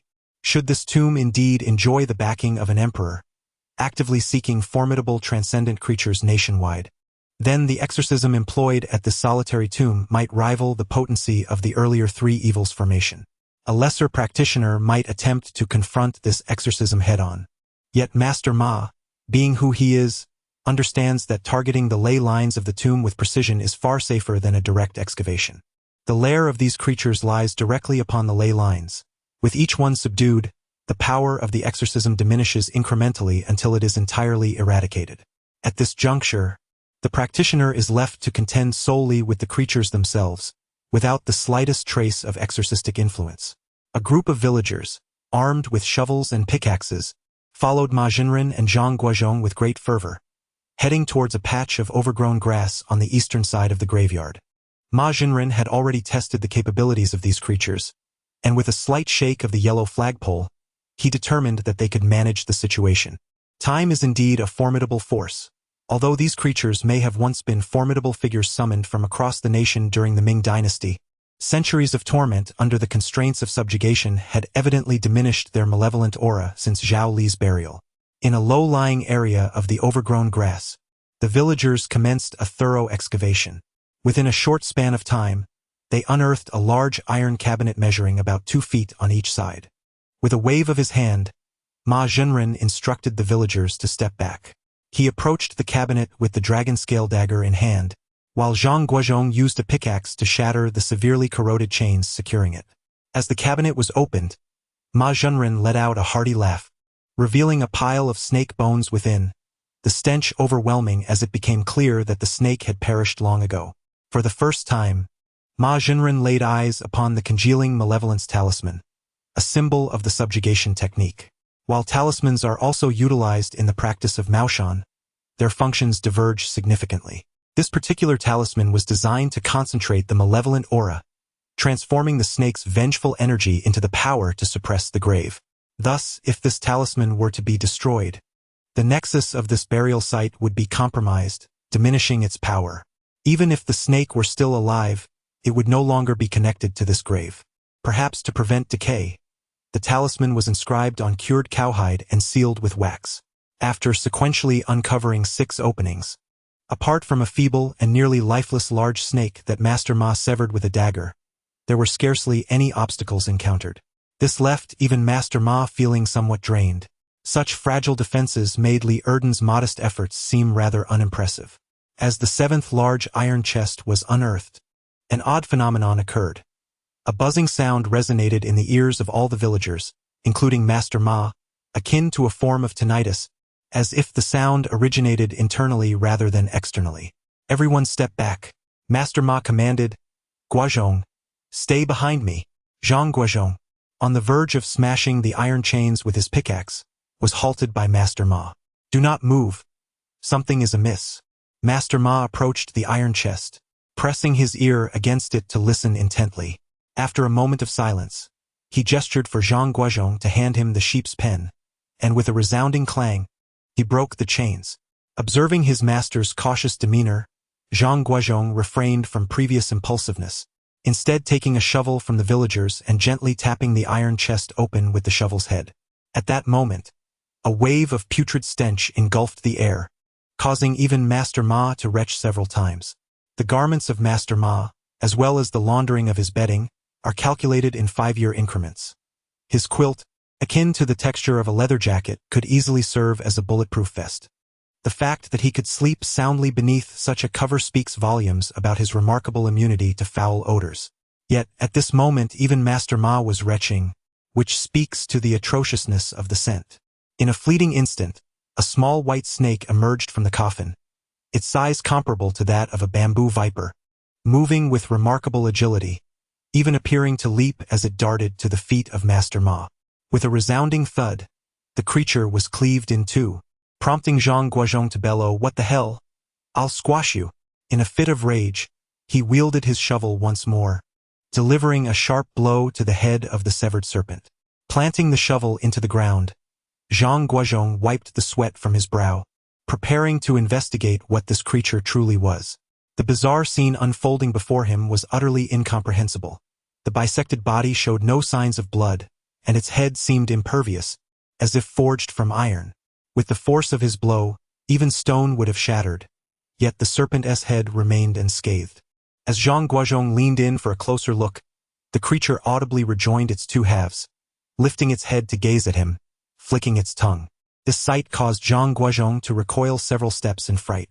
The creatures of the immortal realm are imbued with spiritual energy, and their primary target of attack is invariably the individual who poses the greatest threat to them. At that moment, it chose to strike at Master Ma, not only due to his profound cultivation and abundant yang energy, but also because he wielded a formidable weapon. However, Zhang Guozhong's actions evidently provoked this entity, rendering him its foremost target. The villagers, gripped by terror, had long retreated to a distance of several dozen meters, and even Captain Li had withdrawn to a distance of over 10 meters, his eyes wide in disbelief at the unfolding spectacle. In that instant, Master Ma hurled a dagger towards Zhang Guozhong. Simultaneously, the creature, with a thunderous leap, clamped its jaws onto the wooden handle of Zhang Guozhong's shovel, severing a chunk of wood with a resounding crack. Ordinarily, a snake's jaw strength is not particularly formidable. It can merely open its mouth wide. Yet, this creature was evidently unlike any ordinary snake. As Zhang Guozhong reached out to catch the dagger thrown by Master Ma, the creature lunged at the shovel, landing on the ground before making another leap. Zhang Guozhong swiftly dodged, avoiding the bite, but he failed to grasp the dagger. Initially, Master Ma harbored some complacency, having encountered only serpentine adversaries of lesser caliber in previous encounters. He did not anticipate this creature's remarkable agility. Suddenly, a piercing scream escaped his lips as he felt a searing pain.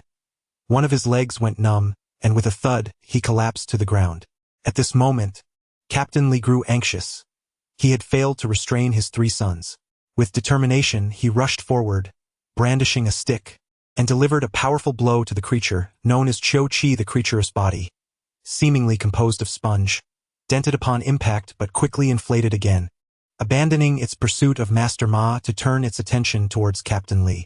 Just then, a large stone crashed down upon Qiu Qi, for Li's 3 sons, witnessing their father's charge, had recklessly followed suit. "Use your true energy. Use your true energy," Master Ma shouted, blood trickling from the corner of his mouth, exerting every ounce of strength in his voice. A few villagers had also arrived on the scene, yet none dared to provoke the formidable creature amidst such chaos. Zhang Guozhong collected his thoughts, channeling energy into his dantian, as warm currents surged towards his right hand. With a swift motion, he drew a dagger and made a shallow cut on his arm, allowing the blade to absorb his blood. In a matter of moments, he crawled toward the stone that had pinned Qiu Qi. It is remarkable how the potential of humans can be terrifying. Once unleashed, it can truly create miracles. At that moment, Zhang Guozhong resembled a patient suffering from paraplegia, devoid of any strength in his lower body. Yet he propelled himself forward with surprising speed, relying solely on the strength of his arms. In an instant, Zhang Guozhong felt a surge of movement in his legs. Opening his eyes, he was met with the sight of Qiu Qi's head severed from its body, the 2 halves oozing a viscous orange-yellow liquid, reminiscent of the fluid that had poured from Li Erden's 7 orifices. In mere seconds, the once pristine white of Qiu Qi's form transformed into a mottled orange-yellow, gradually darkening to black.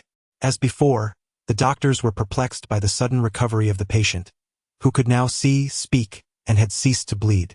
At that moment, the elderly traditional Chinese physician was once again carried in. Upon tearing open Master Ma's trousers, the attending physician furrowed his brow. The entire leg and hip were a deep, dark bruise with 2 blood spots the size of mung beans at the ankle, clearly indicating bites. What could have caused this? The attending physician inquired. "A snake. It was a snake," came the frantic reply. "Doctor, how is he? What is his condition?" Zhang Guozhong suddenly knelt before the doctor, pleading, "Please save my master. I implore you." At that moment, several villagers began to discreetly wipe away tears. Even Captain Li's eyes were red-rimmed. "Doctor, Master Ma is the benefactor of our entire village. You must save him." "What kind of snake was it?" The doctor gritted his teeth. Drawing from decades of medical experience, he concluded that even the most venomous of snakes, such as the golden-ringed or the bamboo viper, could not possess such lethal toxicity. The 2 small bite wounds had rendered the entire leg a ghastly shade of dark blue. First, administer a cardiac stimulant to the patient. Captain Li, quickly procure a horse cart. Only the city has antivenom. The doctor observed Master Ma's pupils gradually dilating and reluctantly decided to inject the stimulant. At that moment, he understood that the stimulant would merely buy the elderly man a brief window to utter his last words, and the mention of antivenom in the city was but a hollow reassurance. How could the city possibly have an antidote for such an unprecedentedly potent toxin? After the injection of the cardiac stimulant, Master Ma regained consciousness. Master, the doctor said there is serum in the city. Li Fu has gone to fetch the vehicle. We must hurry to the city."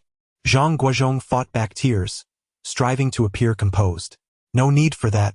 Do you think what's in the city? Whatever it is can be of any use?" Master Ma struggled to take a puff of his cigarette. "Guozhong, you are no longer a child. There are matters that I must discuss with you."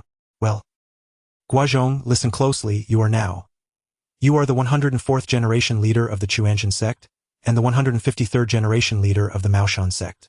The arts of Maoshan. Chuanjian. The 36 methods of Chuanjian. Pay attention and remember. Remember the names of our ancestors. As he spoke, Master Ma took out an ancient jade from the pouch where he kept his tobacco. This is for you. And also this dagger. Do not lose it. It will be of great use in the future. Master, what are you saying? We are going to the city now. There is serum there, Master. Humanity can triumph over heaven, Master. Triumph. Triumph my foot. Master Ma gathered his strength to utter each word. Humans can conquer heaven. But there is no certainty. I have lived for over 100 years. I have made my peace, you little rascal, must carry forward. Master Ma struggled to sit up, and Zhang Guozhong hurried to support him. But you must not.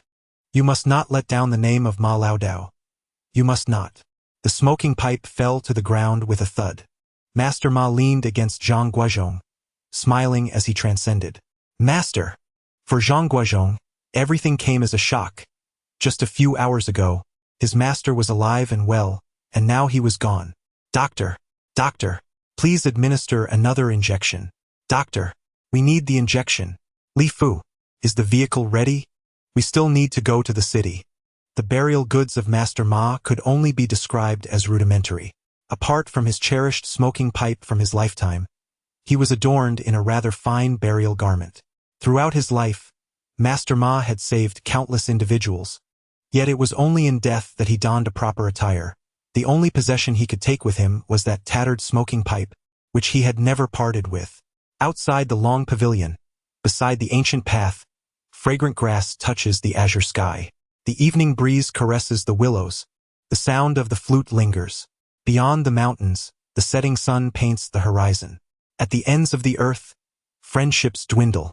A jug of murky wine concludes the remaining joy. This night, dreams turn cold. Strangely enough, after years of drought, Li Village suddenly found itself enveloped in thunderous storms, with rain beginning to fall, accompanied by icy hail. A week later, Zhang Guozhong had yet to recover from the shock. Gazing at the disarray of his master's former dwelling, he felt an indescribable sense of guilt. However, guilt aside, the perilous fire pit left by Zhao Lu had to be excavated to prevent future calamities. After conferring with Captain Li, the two men, along with over 30 sturdy laborers, made their way to the burial site. Zhang Guozhong led the charge, and initially, the villagers felt a twinge of apprehension. But witnessing Zhang Guozhong toil for half a day without incident, they too began to lend their hands. The tomb appears to be an ordinary grave. Yet upon digging just a foot below the surface, the soil transforms into a striking red hue, indicative of a mixture with saltpeter. It seems that Zhu Di invested considerably in this burial site for Zhao Lu. According to the records of Maoshan arts, saltpeter is a remarkably expensive material, with the cost of one tael during the Ming dynasty approximating 120 taels of silver. Given the specifications of this tomb, it is clear that the expenses would easily exceed 1 million taels of silver. As initially envisioned, beside the main coffin lies a seated coffin. Yet this seated coffin bears a significant crack, seemingly newly formed, likely a remnant from the disturbance caused by the 3 killings incident by Master Ma. Several villagers extracted the principal coffin from the burial chamber. It resembled an ordinary coffin, but its front was adorned with a stone slab, intricately engraved with a depiction of a dragon battling a tiger. The mighty dragon ensnares the fierce tiger, ultimately pinning it beneath. From the imagery depicted on the stone slab, it appears that Zhao Lu harbored intentions of rebellion, and the eventual outcome is all too predictable. The image of the dragon dominating the tiger serves as a psychological manifestation of Zhu Di's gratification, a reminder to Zhao Lu in his final moments. The tiger can never triumph over the dragon. As 4 villagers each grasped a corner and exerted their strength, the coffin lid creaked open, revealing a well-preserved corpse within. This desiccated corpse diverges significantly from the conventional notion of mummification. Within the scenic area of the Ming tombs, there once existed an exhibition of naturally air-dried mummies, their bodies exhibiting a yellowish-brown hue. In stark contrast, this particular corpse is enveloped in a shade of blackish gray, seemingly not the result of geological processes but rather resembling one that has been subjected to combustion. Although the red nitrate lining the coffin serves as a desiccant, it could never account for the transformation of a body into such a color. The coffin bore no burial accompaniments, and the neck of the corpse exhibited no marks, nor were there any signs of injury upon its form. It appears that the individual met their demise through poisoned wine or a silken cord, as the body was unclothed yet adorned with an official cap, a deliberate arrangement by Zhu Di, perhaps to satiate a psychological yearning. Upon closer inspection, Zhang Guozhong's attention was drawn to a light-colored protrusion on the abdomen of the corpse. This area should not possess skeletal structure. What could it be? With utmost caution, he employed a dragon-scale dagger to incise the belly of the desiccated body, uncovering a small porcelain vial, roughly the girth of a finger and comparable in length to a matchbox, presumably ingested by Zhao Lu prior to his death, now fused with the flesh of the abdomen. Holding the vial, Zhang Guozhong studied it intently. Could it be that Zhu Di murdered Zhao Lu solely for this? He mused aloud. Guozhong, what valuable trinket are you after? Called out Li Fugue, his voice rising. Nothing of significance. Zhang Guozhong discreetly stowed the porcelain vial into his pocket and resumed his examination of the corpse. The surrounding villagers busied themselves gathering firewood, oblivious to Zhang Guozhong's activities. After a great conflagration, the desiccated corpse was reduced to ashes.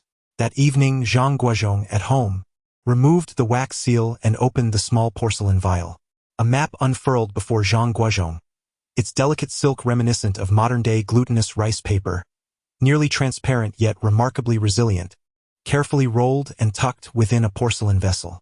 At the time, the Han tomb of Mawangdui had recently been unearthed, and artifacts like the plain silk garments remained shrouded in secrecy. The tomb yielded 2 plain silk robes, each measuring 1.3 meters in length and weighing 48 and 49 grams, respectively, as gossamer as a cicada's wing.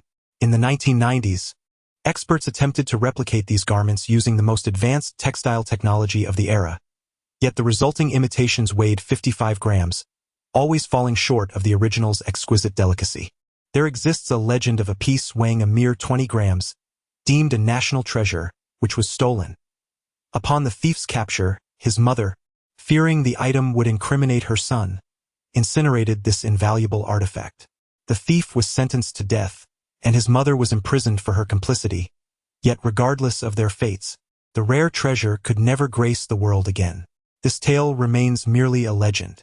However, the materials used to create this map suggest a silk weaving technique far surpassing contemporary standards, seemingly not lost even by the Ming dynasty. What foreign script is this?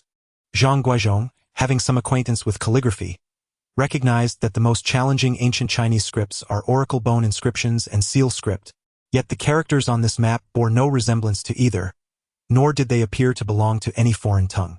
In fact, they seemed to transcend the very essence of written language. Could it be a cipher? Zhang Guozhong mused to himself, reasoning that only Korea, Mongolia, XZ, and XJ held a subordinate relationship with the Ming dynasty.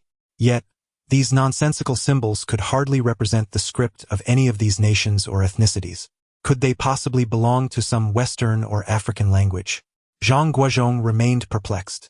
At that moment, the first individual who came to his mind was old Lu, his unreliable senior who was part of the Calligraphy Association and had delved into the art of Maoshan. It was said that he even possessed foreign language skills. Why not consult him? After sketching the symbols onto the map, Zhang Guozhong instructed his brother to seek out old Lu. At that time, old Lu was enjoying a more favorable situation in prison compared to their last visit. Truth be told, despite his shortcomings, old Lu had trained under Master Ma for 10 years, making him no ordinary person to provoke. Initially, a few local ruffians attempted to trouble him, but they were swiftly subdued by old Lu. Before Zhang Guozhong's last visit, old Lu's greatest adversary was the prison guard, who frequently sought to impose hardships on him, something that was hardly bearable for someone of his age. However, since Zhang Gui had directly communicated with the warden and, shortly thereafter, arranged for the delivery of old records concerning the warden's uncle, who had once served as a quartermaster for the Nationalist Army, the warden, a well-known figure in the city, could only bow and scrape. From that point onward, old Lu enjoyed a more comfortable existence and was naturally more than willing to assist his senior, Zhang Guozhong, with any requests, Upon receiving the news of their master's ascension, old Lu, unexpectedly, found his eyes glistening with tears. At this moment, Zhang Guozhong could no longer hold back his own sorrow. Brother, master has passed on the teachings of Maoshan and the entire True Unity sect to me. Otherwise, would you consider? Zhang Guozhong spoke through his tears and sniffles. Forget it, at my age, what does it matter? I have no interest in such matters. You must find a way to truly get me out of here. After engaging in a series of exchanges, old Lu finally broached the main topic. A 20-year prison sentence. Do you really think it's as simple as just getting out? Zhang Guozhong ignored old Lu's vague request and handed him a piece of paper he had sketched from a map. Brother, do you recognize this? What language is it? Guozhong, where did you acquire this? Old Lu, despite being well-versed in the world, was taken aback upon examining the note, beads of cold sweat forming on his brow, his expression contorting in alarm. I took it from a stone tablet. Zhang Guozhong did not divulge the truth to this somewhat unfamiliar brother. This is the script of the dead.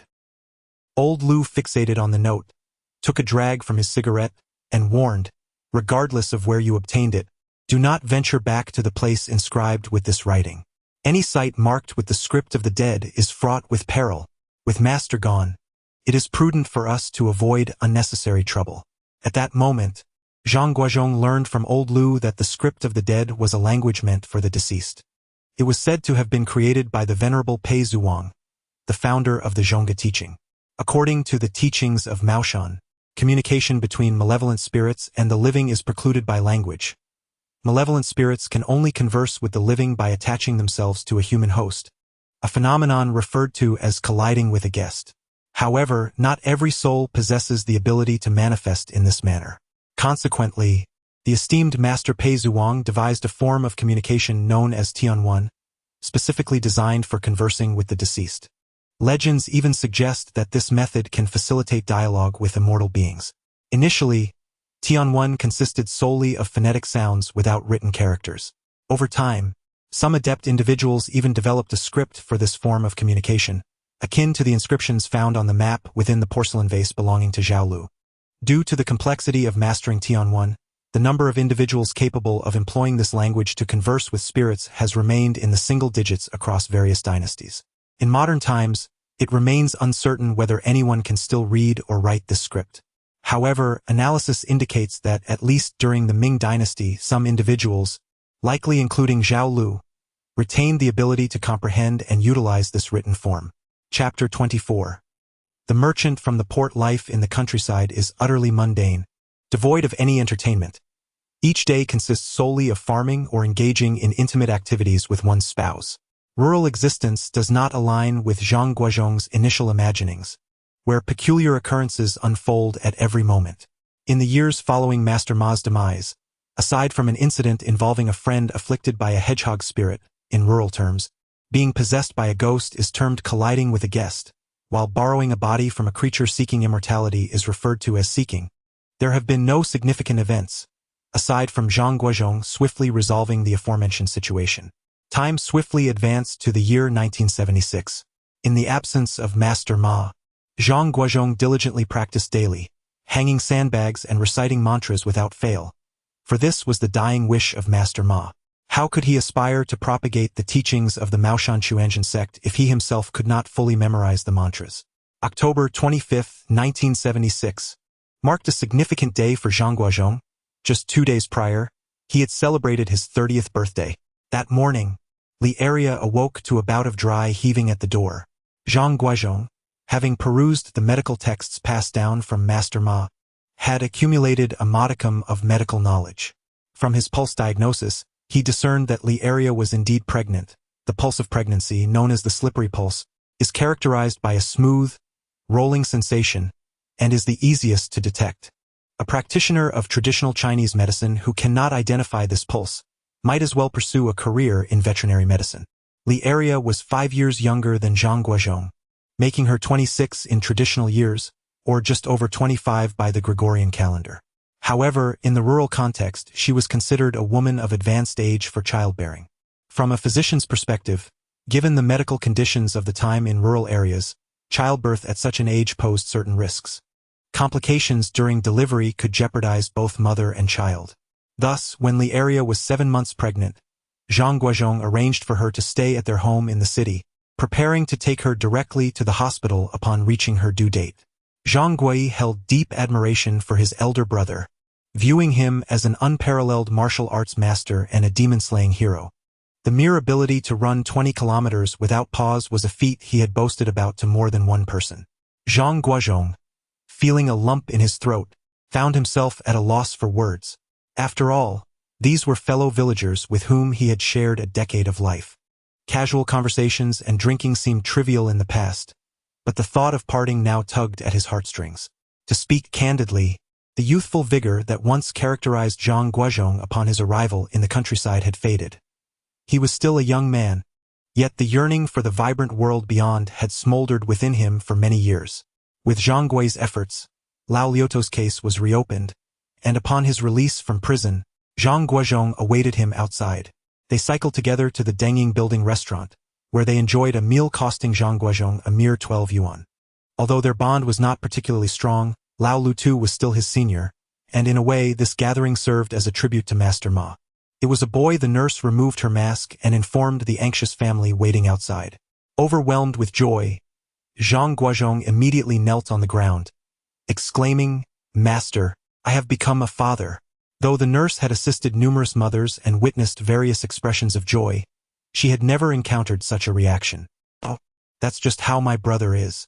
His master had an accident 2 years ago, and since he has no children of his own, he longs to hold his disciple's child." Zhang Guozhong quickly fabricated a story.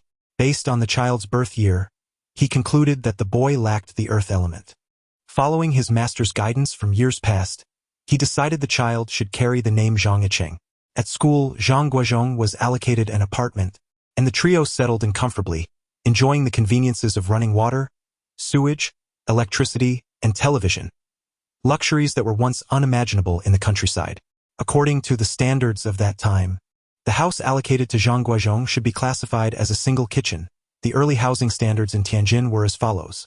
The most basic type of building was a shared unit, where one had only their own living space while sharing a kitchen and a bathroom with several neighbors. Above the shared unit was the single kitchen, which featured a private kitchen, though the bathroom remained communal. By the mid to late 1980s, new classifications emerged, namely the independent unit and the partial unit. The term independent unit refers to a one-bedroom residence with its own bathroom and kitchen, while the partial unit was the highest standard of housing at the time, consisting of a 2-bedroom layout with private bathroom and kitchen facilities. This was considered a privilege for officials at the departmental level in the mid-1980s. Even today, the terms independent unit and partial unit are synonymous with 1-bedroom and 2-bedroom apartments among the people of Tianjin. Zhang Yicheng was conveniently enrolled in the nursery affiliated with the school, while Li Area was assigned to work at the school-run factory, producing tourism chess sets with magnets. Time flies swiftly, and the invigorating breeze of reform and opening up soon enveloped the vast land of China. As we entered the 1980s, foreign merchants from Hong Kong, as well as from Europe and America, sprang forth like mushrooms after a rain, flourishing in major cities across China. From the manufacturing of automobiles and household appliances to financial and real estate investments, the presence of foreign investors was ubiquitous, including in Tianjin, particularly the Hong Kong merchants, some flaunting their luxury cars through the streets, while others nonchalantly ordered a cup of coffee costing over 20 yuan at the Friendship Hotel, Tianjin's earliest foreign-related hotel, which opened its doors in 1974. Subsequent foreign-related hotels like the Lashunda Hotel, Hyatt Hotel, and Crystal Palace Hotel followed much later, opening in 1985, 1986, and 1987 respectively. The Lashunda Hotel, established in the 1980s, is said to still preserve the room once occupied by Sun Yat-sen, although it began foreign operations later. Regardless of their actions, foreign merchants became role models for many newly affluent Chinese individuals. It was well known that Zhang Guozhong was not easily trifled with. One day, while Zhang Guozhong was at home preparing his lesson plans, he was suddenly interrupted by a knock at the door. Li Area opened the door to reveal Zhang Guozhong, accompanied by a short gentleman, no taller than 5 feet 3 inches. This was Mr. Wang Zihao, introduced by Zhang Guozhong, who was poised to invest in a feed factory in Tianjin. "Hello, hello," exclaimed Zhang Guozhong, who had never encountered a foreign merchant before. He promptly set aside his lesson plans and welcomed them with both hands. "This must be the Mr. Zhang you mentioned?" the short gentleman inquired, looking at Zhang Guozhong. "Indeed, this is my brother, Zhang Guozhong, who greets you with a warm smile. When it comes to matters in Tianjin, he is the one capable of handling them all." It seems that Zhang Guozhong has boasted about something to this businessman from Hong Kong. "Mr. Zhang, if you could assist me, money is not an issue. I implore you to show compassion." Upon hearing this, Zhang Guozhong was momentarily taken aback. He had done nothing, so why was someone appealing to him for benevolence? It felt as though he had committed some grave transgressions. "My name is Wang Zihao, a representative from Hong Kong." "Mr. Wang, what do you mean by that?" Zhang Guozhong was puzzled. Names like Hao, Biao, and Long are commonly used in Hong Kong and Taiwan, and to Zhang Guozhong, names infused with these characters seem utterly unremarkable, almost painfully cliché. This Wang Zihao was no exception. "Mr. Wang, please take your time.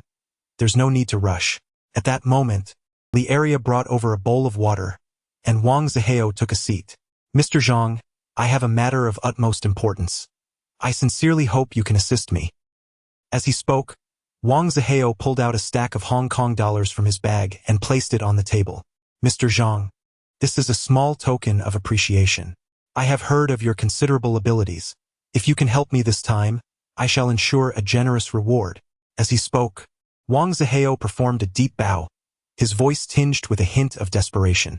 "What on earth is wrong with this person?" Zhang Guozhong silently inquired of Zhang Guozhong. "It seems that I have encountered something rather sinister. Through an introduction, I became acquainted with you, and I thought this opportunity was too good to pass up. So I brought you. Mr. Zhang, take a look at this." As he spoke, Wang Zihao produced a piece of jade from his bag and handed it to Zhang Guozhong. This exquisite jade emanated an irreplaceable luster, unlike anything Zhang Guozhong had ever seen. "Mr. Wang, is there something wrong with this jade?" Upon glancing at Zhang Guozhong, Wang Zihao displayed a hint of exasperation. "Mr. Zhang, do you truly believe there is nothing amiss with this item? My grandfather purchased it from a British man, and ever since it arrived in our home, misfortunes have plagued us. Our house has been haunted daily. This object is cursed. Now I wish to sell it, yet I cannot find a buyer." Zhang Guozhong nearly wept at the absurdity of the situation. "To seek my assistance in selling an item that cannot be sold? This isn't an advertising agency. If your item is unsellable, I cannot promote it on your behalf." Holding the jade, Zhang Guozhong scrutinized it closely, convinced that, irrespective of the tales surrounding it, this was merely an ordinary piece of jade, devoid of any peculiarities. Could it be? Chapter 25, The Jade Pendant. To be candid, at that moment, Zhang Guozhong felt a deep-seated disdain for Wang Zihao, who epitomized the avaricious demeanor of a merchant. Regardless of the true nature of the jade in his possession, the fact that he knowingly sold a cursed object to profit while endangering others was enough reason for Zhang Guozhong to refuse assistance. If misfortune befell his family, it would be a deserved consequence. However, despite any disdain, one must still consider the dignity of my younger brother. "Mr. Wang, please do not rush. Speak at your leisure. I need to ascertain what has transpired in your household and the predicament your family is facing. Mr. Zhang, you must understand that my grandfather had a profound passion for antiques, pouring all his efforts and life savings into those treasures. Do you have any idea how much that amounts to?" Zhang Guozhong felt helpless. Wang Zihao, much like Captain Li, had a tendency to digress. When asked about any unusual occurrences, he instead began to recount tales of ancestral heritage. "It amounts to over 200 million. Noticing Zhang Guozhong's silence, Wang Zihao continued to ramble on. "My grandfather started in the leather trade and later ventured into selling traditional Chinese medicine to the Americas. You must know how highly regarded our Chinese herbal remedies are there. Initially, he rented a 10,000-ton freighter, and eventually he purchased one outright, specifically for voyages to the Americas. Mr. Wang, I am eager to understand what misfortune this jade has brought upon your household and how those buyers met their demise." Zhang Guozhong found it increasingly difficult to endure Wang Zihao's laborious narration of his grandfather's rise to wealth in a Mandarin so painfully slow that it felt a third less than ordinary. "Furthermore, is your grandfather still alive, and from whom did he acquire this piece of jade?" "Oh, you mean this?" Let me think. After taking a sip of water, Wang Zihao continued, "This jade was purchased by my grandfather from a British lord, costing over $1 million. His name was something like Mike, but the specifics of the money are insignificant now. It has long been washed away. He was murdered, and that has nothing to do with the jade. Mr. Wang, are you implying that those who previously bought jade from you were not murdered?" Indeed, it is rather alarming to speak of it. Regarding this piece of jade, it was acquired by Wang Zhongjin from a declining lord named Mike Chris in London several years ago, and there were no issues at that time. However, ever since the Wang family relocated to a new villa, peculiar occurrences have been rampant. Firstly, the sound of ancient musical instruments playing would echo daily from the attic, followed by the synchronized footsteps of a group in the basement, disrupting the household peace. Even Wang Zihao's father suffered from mild schizophrenia. They consulted no fewer than 10 renowned Taoist priests, yet none proved effective. Initially, the family suspected it was a problem with the house and moved to another villa, but the phenomena not only persisted but intensified. Eventually, the entire family purchased 2 high-end apartments in the bustling heart of Central to find respite. However, after a young woman, who was being kept by someone, tragically jumped from the upper floor, strange occurrences resumed. They would inexplicably hear weeping and the sounds of opera, and their pets, particularly cats and dogs, would mysteriously perish. Strangely, the dog died with bloodshot eyes and tears streaming down its face. Dogs are ethereal beings.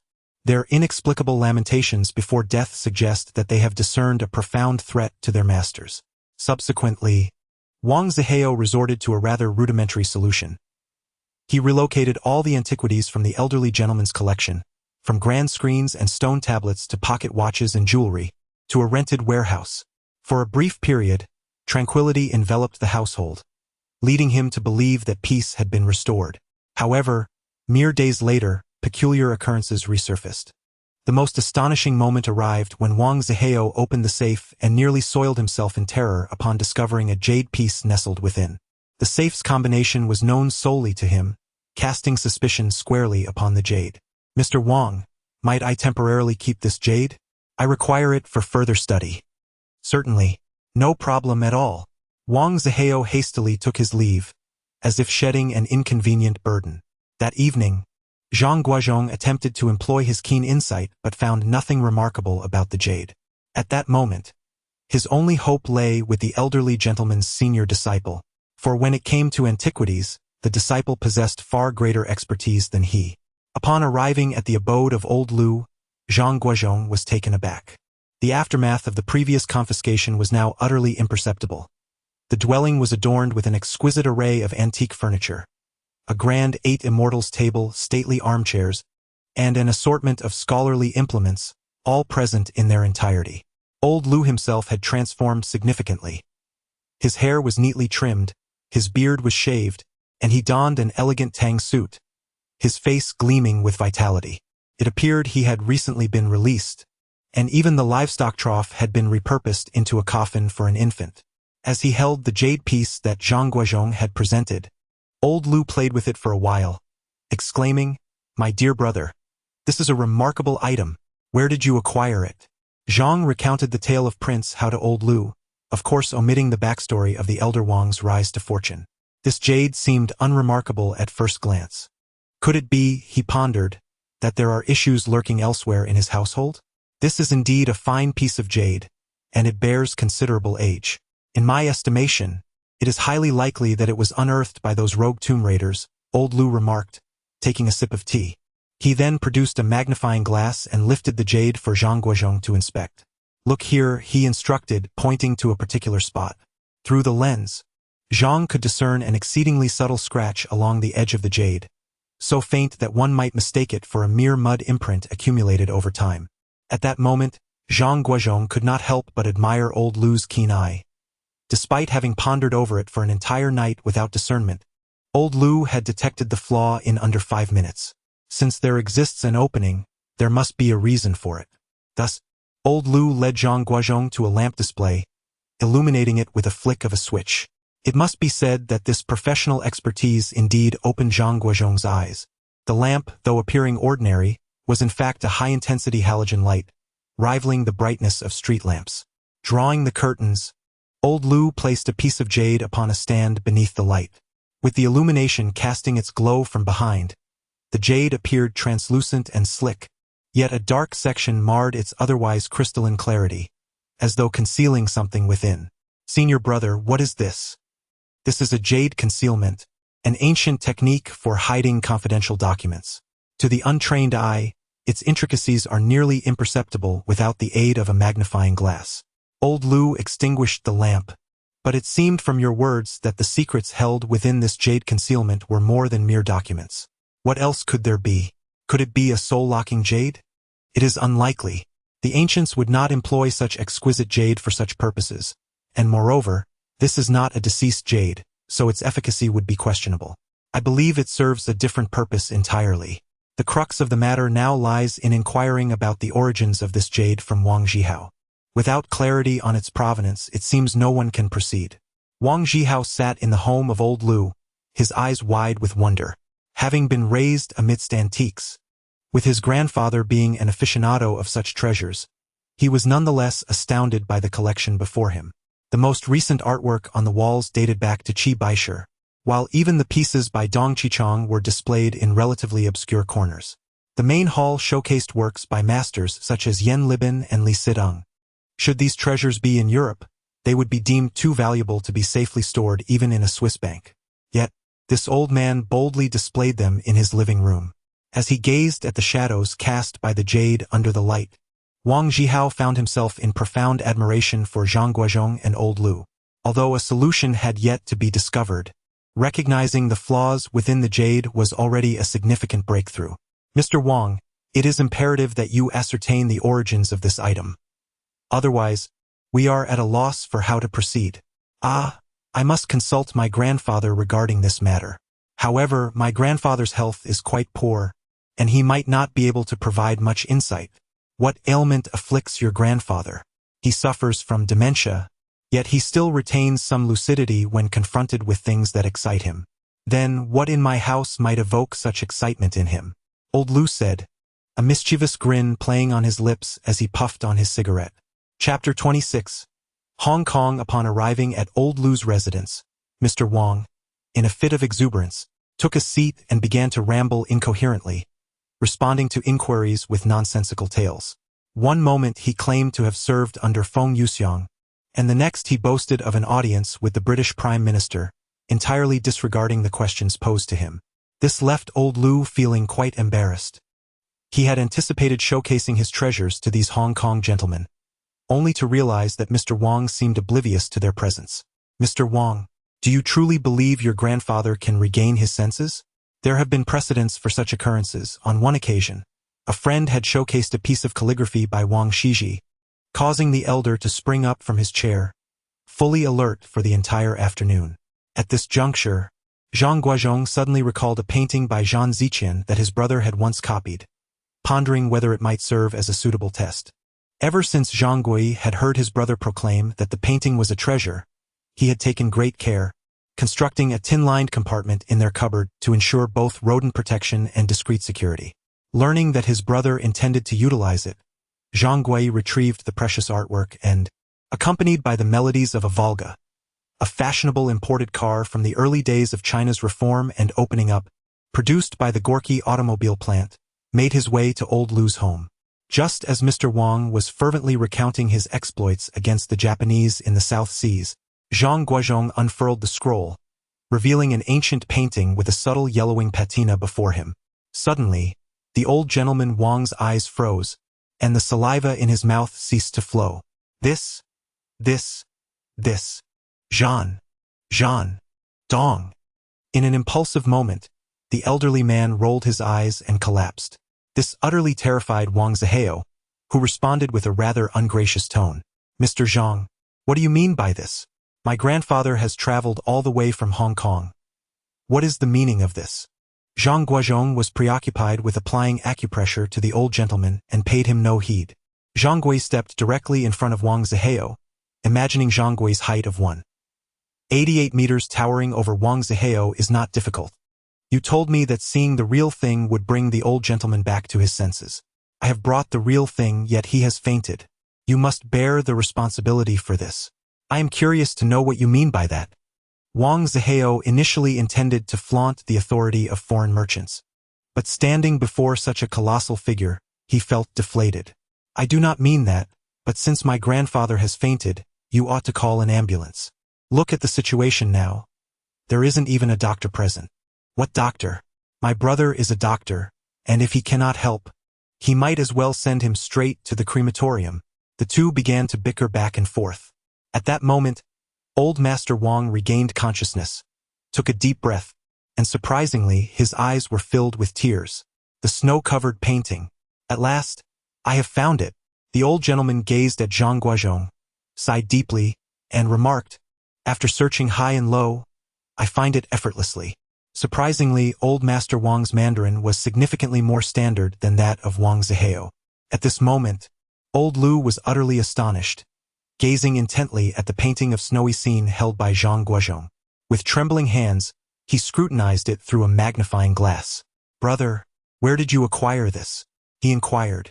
The Spring Outing by Zhang Yicheng is reputed to be the most valuable Chinese painting in the world, as well as the oldest preserved Chinese artwork to date.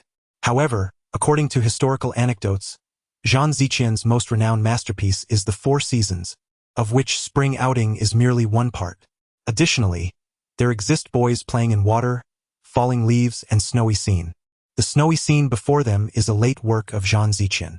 Although its collectible value does not surpass that of Spring Outing, it attests to the veracity of the historical accounts, and its academic significance far outweighs the painting's intrinsic worth. Elder, I can allow you to admire the snowy scene to your heart's content, but first you must share with me the details of how you acquired this jade piece. Zhang Guozhong stated as he took the jade pendant. Tell me how that Englishman came by it, and when you purchased it, the more detailed the better. The elderly gentleman's attention was not captivated by Zhang Guozhong. Instead, he recounted the entire process of acquiring the jade stone as if reciting from memory, while his gaze remained fixed on the snowy scene in Old Lu's hands. Lord Maclise, the former seller of this jade, was the son of a captain in the British East India Company. His family, once affluent, gradually fell into decline following his father's tragic maritime accident. Maclise himself was a debauched scion, indulging in a life of excess alongside a circle of wealthy socialites, swiftly dissipating his inheritance. Eventually, he resorted to pilfering household items to sell for quick cash. When Wang Zhongjian traveled to England to study antiques, this opportunistic libertine, ever alert to potential profit, was introduced to him and presented the jade, demanding an exorbitant sum of 1.5 million, claiming it was an artifact used by the Jade Emperor, whom he mistakenly believed to be a renowned Chinese emperor. However, the artifice was ill-conceived. As Wang sat across from him, a seasoned connoisseur well-versed in the nuances of such claims. Consequently, Maclise's deception was swiftly exposed. Nevertheless, despite the falsehood, Wang Zhongjian discerned the jade's exceptional quality. Although it did not merit 1.5 million, it was certainly worth $1 5 million. After some haggling, they settled on a price of $1 8 million, a strikingly favorable deal reminiscent of the bargaining practices found in certain Chinese wholesale markets.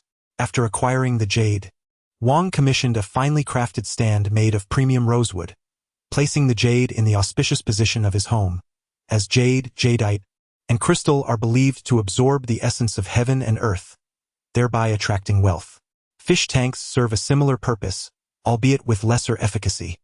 For optimal wealth accumulation, natural amethyst geodes are preferred, followed by jade and jadeite. Although Wang Zhongjian is a businessman, he possesses profound expertise in ancient artifacts. He once invited several friends, who are connoisseurs of jade, to appraise a particular piece. Except for a gentleman named Qin Ge, who merely shook his head and offered no comments, the other friends lavished extravagant praise upon the jade, extolling its virtues to the heavens. However, Qin Ge's reaction piqued Wang Zhongjian's curiosity. Despite feeling somewhat displeased, he was eager to uncover the truth. To his surprise, Qin Ge departed for Malacca the following day and subsequently vanished without a trace. Wang Zhongjian eventually relegated the incident to the recesses of his memory. Later, when the Wang family relocated, the The circumstances that Wang Zihao later recounted unfolded. Did that English lord ever mention the origin of this jade piece? Wang Zhongjian merely shook his head, his gaze fixated on the painting titled Snowy Landscape. I had already been to England, and that fellow named Mike had met his fate. At that moment, Wang Zihao interjected, recounting how he had been shot in a bar brawl. I inquired about Mike's family, and they expressed indifference towards the jade. They were completely unaware of its existence. I simply cannot fathom why misfortune seems to plague my family. Who is Qin Ge? Zhang Guozhong took note of this individual. He is a friend of my grandfather's, an expert from the museum. However, I have not been in contact with him for quite some time. If you wish, I can assist you in reaching out to him. Zhang Guozhong found himself in a bemusing situation. He was ostensibly helping, yet it seemed as though he was the one in need of assistance. Very well, Mr. Wang. This piece of jade can be temporarily placed at my senior brother's residence. Once you make contact with Qin Ge, please inform me immediately, as I wish to meet him. No problem, I shall proceed at once. My grandfather has entrusted you with this task. His room is at the Friendship Hotel. Simply mention that you are Mr. Wang from Hong Kong. With that, Wang Zihao turned and exited the room. At that moment, Zhang Guozhong blocked the doorway, exclaiming, "Hey, Mr. Wang, this is not a nursing home. You can't just leave the old gentleman here. Who will take responsibility if something happens?" "Oh, I completely forgot." Wang Zihao rummaged through his pocket and produced a stack of bills amounting to 50,000 Hong Kong dollars, placing them on the table. "This is just a small token. I am quite anxious at the moment. The jade has a tendency to run off," he remarked, gesturing dramatically with his hands to illustrate a flying motion. "Money, money, always money." Gazing at the table where the bills seemed to radiate a golden glow, known as the Golden Bull in reference to the $1,000 banknotes, Zhang Guozhong's eyes widened in astonishment. His monthly salary was a mere $69.50. This 50,000 Hong Kong dollars could sustain him for countless years, and he found himself momentarily unable to fathom the magnitude of it all. 2 weeks later, Wang Zihao sent a telegram to Zhang Guozhong, stating that he had located Qin Ge and hoped he would make a trip to Hong Kong. The mere mention of going to Hong Kong ignited a wave of excitement in Zhang Guozhong, though he struggled to contain it. After making arrangements with Old Lu for their travel necessities, the two boarded a train to Shenzhen. Meanwhile, a young man dispatched by Wang Zihao was already waiting at the train station. Zhang Guozhong and Old Lu were accommodated in a double suite at the Peninsula Hotel, conveniently situated near Wang Zihao's new home in Kowloon. Since the incident at home, the Wang family has relocated several times, and their current residence near Kowloon is one of the relatively tranquil places. The following day, Wang Zihao arrived in an unrecognizable car to pick up Zhang Guozhong and Old Lu at his home. Zhang Guozhong, who had never even been to Beijing, was utterly astonished, yet he forced himself to maintain an air of indifference. There were modern buildings and fashionable ladies that he longed to gaze at, but he felt too embarrassed to stare openly. To put it in contemporary terms, there is no greater torment in life than this. In Zhang Guozhong's eyes, Qin Ge appeared to be a brooding elder, the type who refrains from conversation and rarely displays anger, but when provoked, resorts to violence. Throughout his life, Zhang Guozhong had never preferred to associate with such individuals, but this time, for the sake of the tourist star, he had no choice but to press on. "Mr. Qin, I am Zhang Guozhong. I believe Mr. Wang has already informed you of the reason for my visit," he said, producing a jade disc. "Do you recognize this?" Upon receiving the jade disc, Qin Ge furrowed his brow. "I have seen it before. I heard from Mr. Wang that when he invited friends to appraise the jade, you were the only one who refrained from offering an opinion," Zhang Guozhong remarked, taking a drag from his filtered cigarette, which he found quite pleasurable. "I am curious to know what insights you had at that time." Qin Ge locked his brows in thought for a moment. "I have forgotten." Zhang Guozhong felt helpless. "Could you perhaps take a look now to see if there is anything exceptional about this piece of jade? I can only advise you, young man, to refrain from touching this object." Qin Ge leaned closer to Zhang Guozhong's ear and whispered, "This matter is rather dubious. Old Wang has invited many, yet no one dares to intervene. Mr. Qin, I hope you could offer some insight," he added before preparing to take his leave. Qin Ge stood up, ready to depart. Wang Zihao was taken aback, his face alternating between shades of red and white. After exerting considerable effort and leveraging connections within the police force to locate Qin Ge from America, it was disheartening that he was departing with barely a word, an affront to their hospitality. Wait, before Wang Zihao could voice his concerns, old Lu rose, producing a jade piece from his pocket and displaying it before Qin Ge. Master Qin, you must understand that this jade is tainted. I trust you recognize this? The jade presented by old Lu was none other than the one bestowed by Master Ma, identical to the piece in Zhang Guozhong's possession. Qin Ge glanced at the jade, momentarily taken aback before his expression darkened once more.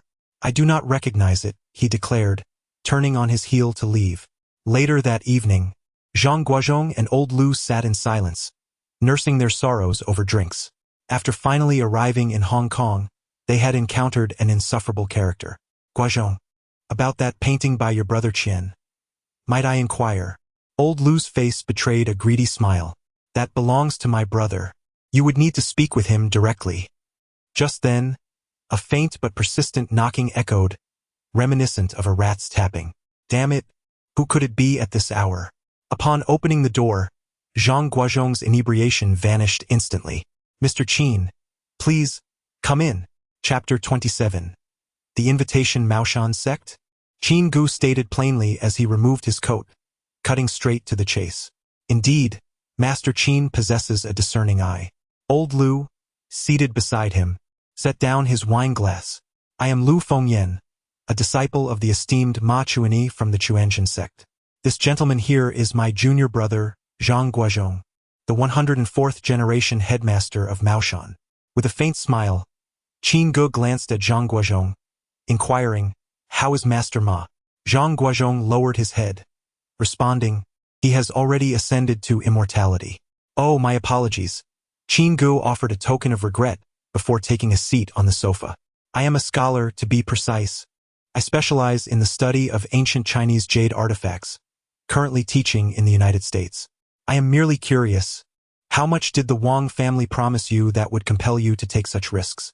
Upon hearing this, Zhang Guozhong's face flushed crimson.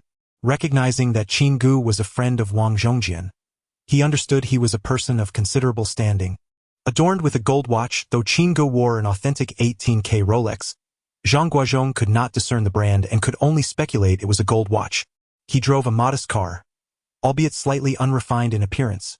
Qin Ge owned a villa in Hong Kong and drove a vintage 1961 milligrams, the same model as the private car of the Pope, which would have dispelled any notions of it being unrefined had Zhang Guozhong known its worth. Nevertheless, he was evidently a man of wealth.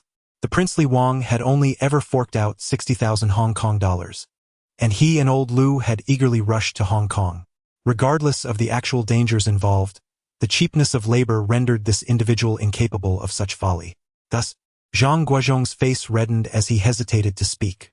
However, at this moment the most uncomfortable one was old Lu. When his old master commanded respect in the Beijing-Tianjin region, this old fellow had yet to be born. Now he dares to pose as a deputy minister before me? I wonder, Mr. Qin, how much transportation fee Mr. Wang has compensated you for your long journey from America? Surely it cannot be less than what we received? Upon hearing this, Qin Ge was momentarily taken aback, as he had originally intended to assert dominance over this pair of brothers, only to inadvertently dig a pit for himself. I am merely curious. Although Qin Ge felt displeased internally, he maintained a faade of gentlemanly decorum. We are even more curious than you. Old Lu was a quintessential blabbermouth, his mouth agape and eyes wide, displaying an expression of determination to unveil the essence of the matter, eagerly awaiting his cue.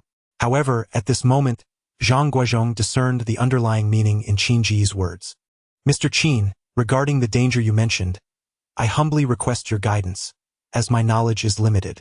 With old Lu's antics serving as a contrast, Qin Ge held a rather favorable impression of Zhang Guozhong. Well-educated, respectful, and even the most pretentious of scholars could not withstand a few well-placed remarks. Although Zhang Guozhong was youthful, he was nonetheless a renowned master of the Maoshan tradition. With that compliment, Qin Ge felt a surge of pride. Master Zhang, if you truly wish to know the answer, do visit my home tomorrow. It is too intricate to explain here. You may call me Xiao Zhang. Zhang Guozhong finds himself utterly perplexed by the propensity of these Hong Kong individuals to prolong matters that could be resolved in a mere hour, rendering them tedious and convoluted. Why must they insist on discussing issues in the privacy of their homes when they could address them face to face? And then there is the elusive Qin Ge who, after uttering a mere 2 sentences of inconsequential chatter, departed without a trace. It is not as if the hotel lacks a telephone. Sigh. The affluent indeed exhibit an alarming penchant for opportunism. Qin Ge left behind a business card, a novelty to Zhang Guozhong, Hong Kong Chinese Foundation, Director, Advisor to the Fuxixin Private Museum in Washington, D.C. On the reverse side, the card bore addresses and phone numbers for residences in both Hong Kong and the United States. The Fuxixin Private Museum in Washington, D.C. Zhang Guozhong muttered, bemused by the peculiar names foreigners choose. He arrived by taxi at a seaside locale, where a few charming villas stood out strikingly. He could not comprehend why Hong Kong residents prefer to reside in such remote areas. The door was opened by a Southeast Asian woman, her waist surpassing that of both Zhang Guozhong and Old Lu combined, yet her command of the Chinese language was commendable. Upon entering the living room, Old Lu's eyes widened with intrigue.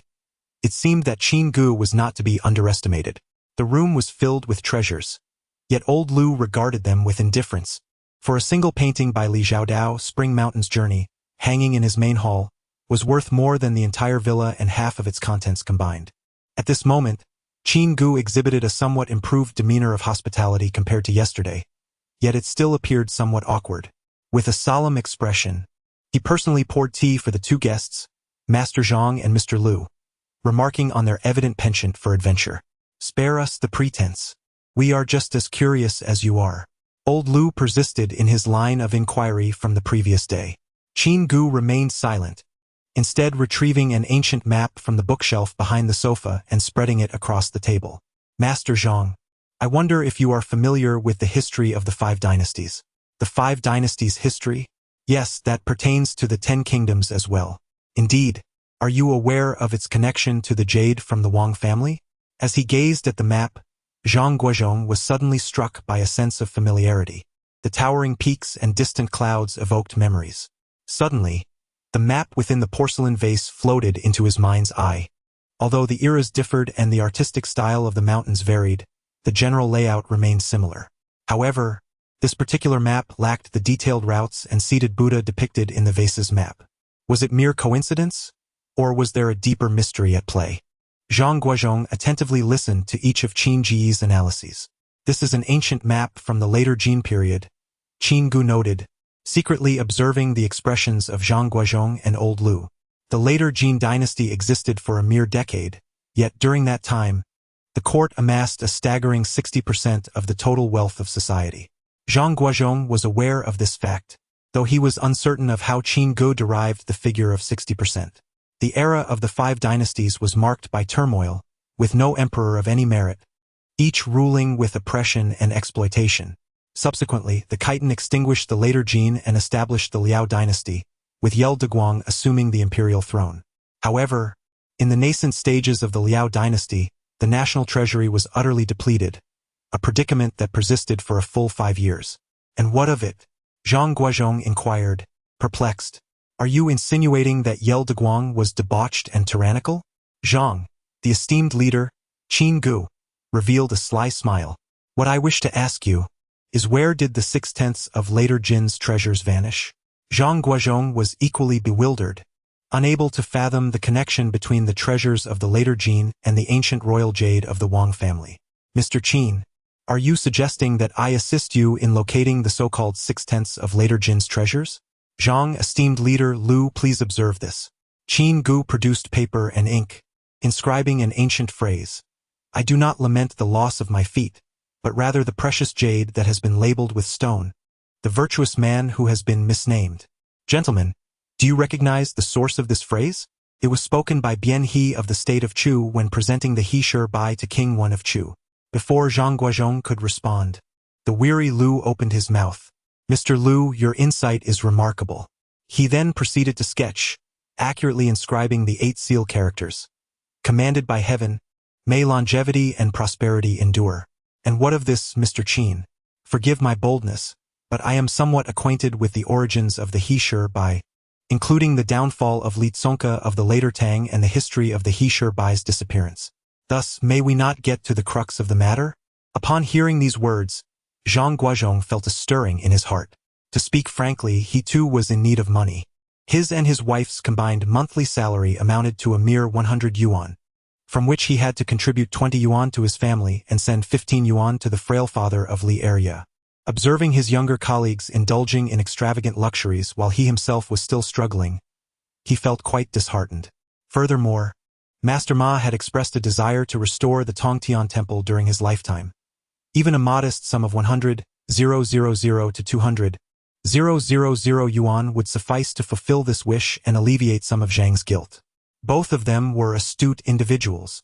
Collaboration among the three of them would undoubtedly yield mutual advantages. I hope you can arrive at a decision today, he stated with earnestness. Qin Ge, ape ordning compuseerd, articulated these thoughts with a sense of relief, raising his head and lighting a pipe.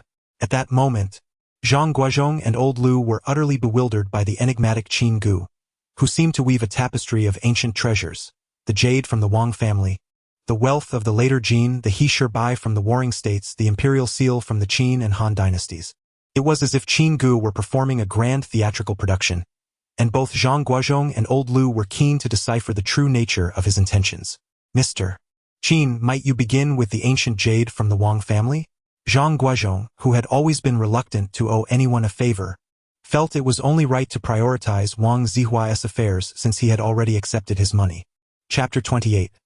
The dragon carving formation. Though Zhang Guozhong and old Lu possessed a modicum of understanding regarding the chaotic era of the 5 dynasties, they were nonetheless astonished by Qin Ge's profound knowledge of the unreliable period of later Jin. Remarkably, the fabled He Shi Bai, a jade disc believed to have vanished during the downfall of later Tang, inexplicably linked itself to the later Jin dynasty. According to Qin Ge's narration, historical records reveal that the He Shi Bai fell into the possession of Yingzheng after the Qin state vanquished Zhao. Yingzheng subsequently carved it into the imperial seal of the Son of Heaven. Following the fall of Qin, Liu Bang, leading his army into Xianyang, received this jade seal from the last Qin emperor, Ziying, thus transforming it into the imperial seal of the Han dynasty. During the Three Kingdoms period, this jade seal resided in the state of Wei. When the Northern Wei unified the realm, it adopted the name Jin, and the seal naturally became the emblem of the Jin dynasty. By the twilight of Western Jin, the seal was acquired by Lu Tsong, the emperor of former Zhao. However, Lu Tsong's reign was brief, as former Zhao was soon extinguished by later Zhao, whose emperor, Shi Lu, then claimed the seal. Subsequently, Shi Li's son, Shi Jian, ascended the throne but was assassinated by the rebellious general Ran Min, who then came into possession of the imperial seal. During the reign of Emperor Wu of the southern dynasty Liang, the defector Hou Jing rebelled and seized this treasured seal. Shortly thereafter, after suffering defeat, Hou Jing, with the seal in hand, took his own life by leaping into a well at Qixia Temple, located 22 kilometers northeast of Enjie City on Qixia Mountain. Eventually, several monks retrieved the jade seal and presented it to Emperor Wu of Chun. After the Sui dynasty unified China, this imperial seal was regarded as a national treasure by the royal families of both the Sui and Tang dynasties. Towards the end of the Tang era, this jade seal fell into the hands of Li Zuanxuan, the founding emperor of the later Tang. When the later Tang was destroyed, Shi Jingtang, the founding emperor of the later Jin, led his troops to invade Luoyang. The last emperor of the later Tang, Li Tsongka, carried the jade seal and chose to perish with his nation. Originally, the He Shi Bai was the imperial seal of the Qin, and as one of China's greatest ancient mysteries, even the Ming court, with all its resources, could not uncover its truth. The Qin court could only seize a dubious artifact to serve as a psychological comfort. For an ordinary individual, even those with banking fortunes, any attempt to ascertain its authenticity would likely end in failure. Zhang Guozhong admired this extensive knowledge of Qin Ge, who traversed the world, yet he held little regard for his ambition to locate the imperial seal. Although Qin Ge possessed some wealth and historical artifacts, his quest for the imperial seal seemed somewhat lacking in substance. Zhang, it seems you do not believe me. In Qin Ge's eyes, Zhang Guozhong was merely a naive fool. His every word and action was predictable to Qin Ge. Are you suggesting that the imperial seal might be in Shi Jingtang's possession? It is not merely a possibility, but an inevitability. In America, a friend once showed my grandfather a fragment of an ancient book from the Ming Dynasty. According to the records within, Shi Jingtang had secretly hidden half of the palace's treasures in what is now known as the Daba Mountains, though the exact location was not specified. However, the text indicated that the imperial seal was among these treasures, which motivated my grandfather to embark on the quest for them. The individual responsible for constructing the treasure cave was named Zhao Sang, a Taoist priest, who mysteriously vanished after the cave was completed.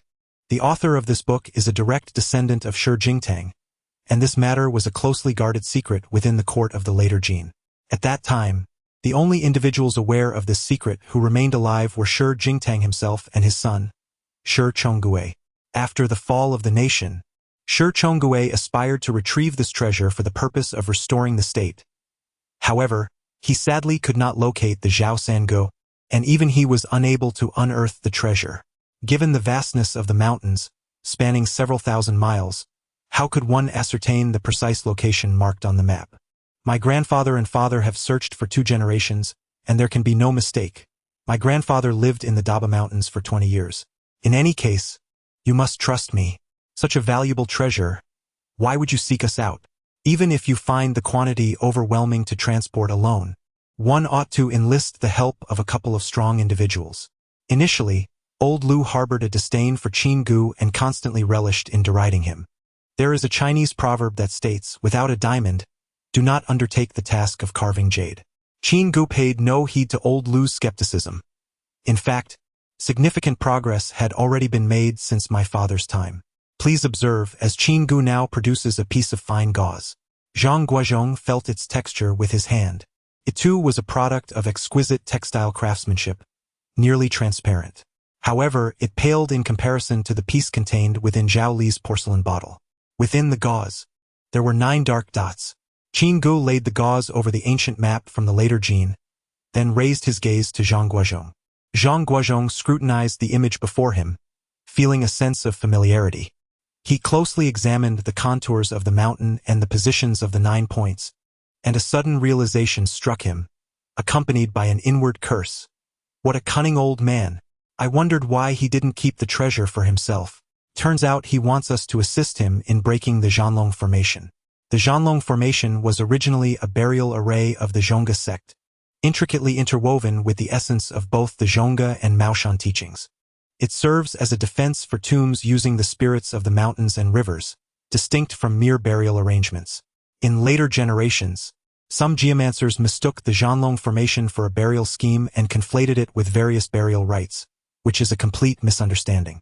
The so-called spirits of the mountains and rivers refer to the collective energies of the natural world, encompassing both yang and yin. Scientifically speaking, this can be interpreted as the magnetic fields of nature. When the Earth's magnetic field and the solar magnetic field reach a state of equilibrium, and the human body adapts to this balance, any disruption to this equilibrium can lead to a series of physiological symptoms. Those who have long dwelled underground, having acclimated to the strong geomagnetic environment and the weaker solar magnetic field, may experience anomalies when solar phenomena, such as sunspot explosions, suddenly enhance the solar magnetic field.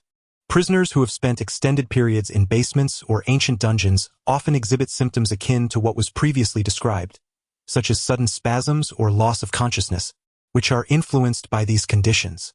This explanation is the closest to scientific understanding. However, many aspects of Maoshan practices elude scientific explanation, and this interpretation is not absolute, merely the nearest to scientific reasoning. The art of Maoshan posits that mountains and rivers, akin to living beings, possess both yang and yin energies.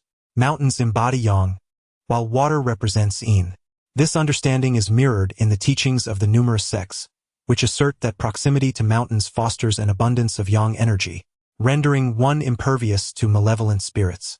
Thus, it has become a prevailing belief among later generations of Chinese that residing near mountains shields one from any nefarious entities, giving rise to the term relying on the mountain in the Chinese language. In the perspective of Maoshan, the spirits of mountains and rivers constitute the most formidable forces within the cosmos, surpassing the powers of both humans and malevolent spirits. Consequently, various methods have emerged to harness the spirits of the mountains and rivers to confront malevolent beings. Legend has it that during the Wanli era of the Ming dynasty, a laborer from Hebei, afflicted with misfortune, sought the guidance of a practitioner and ventured into the Taihang Mountains for several days, ultimately finding peace. During the Han Dynasty, the teachings of the Sutu and the Zhonggu schools delve deeply into the art of foundational cultivation. Notably, the Zhonggu school masterfully integrated the ghost-controlling techniques of Mount Mao with the foundational practices of Su Tuesday. By the time of the Sui and Tang dynasties, a substantial academic foundation had been established. With the emergence of burial practices during the Tang dynasty, a certain adept from the Zhonggu school devised the Zuanlong Formation, specifically designed to harness the spirits of the mountains and rivers to safeguard ancient tombs. However, it is essential to note that the Zuanlong Formation is merely a method and not a fixed array. The true Zuanlong Formation consists of 9 platforms, namely the Jianlin platform, Dingluo platform, Xingshan platform, Kuanxiu platform, Zhenxian platform, Hejiang platform, Kongta platform, Konglu platform, and Suimen platform. These 9 platforms serve as ritual stages rather than holding any intrinsic significance. The crucial elements lie in the 9 implements known as the Zhentai.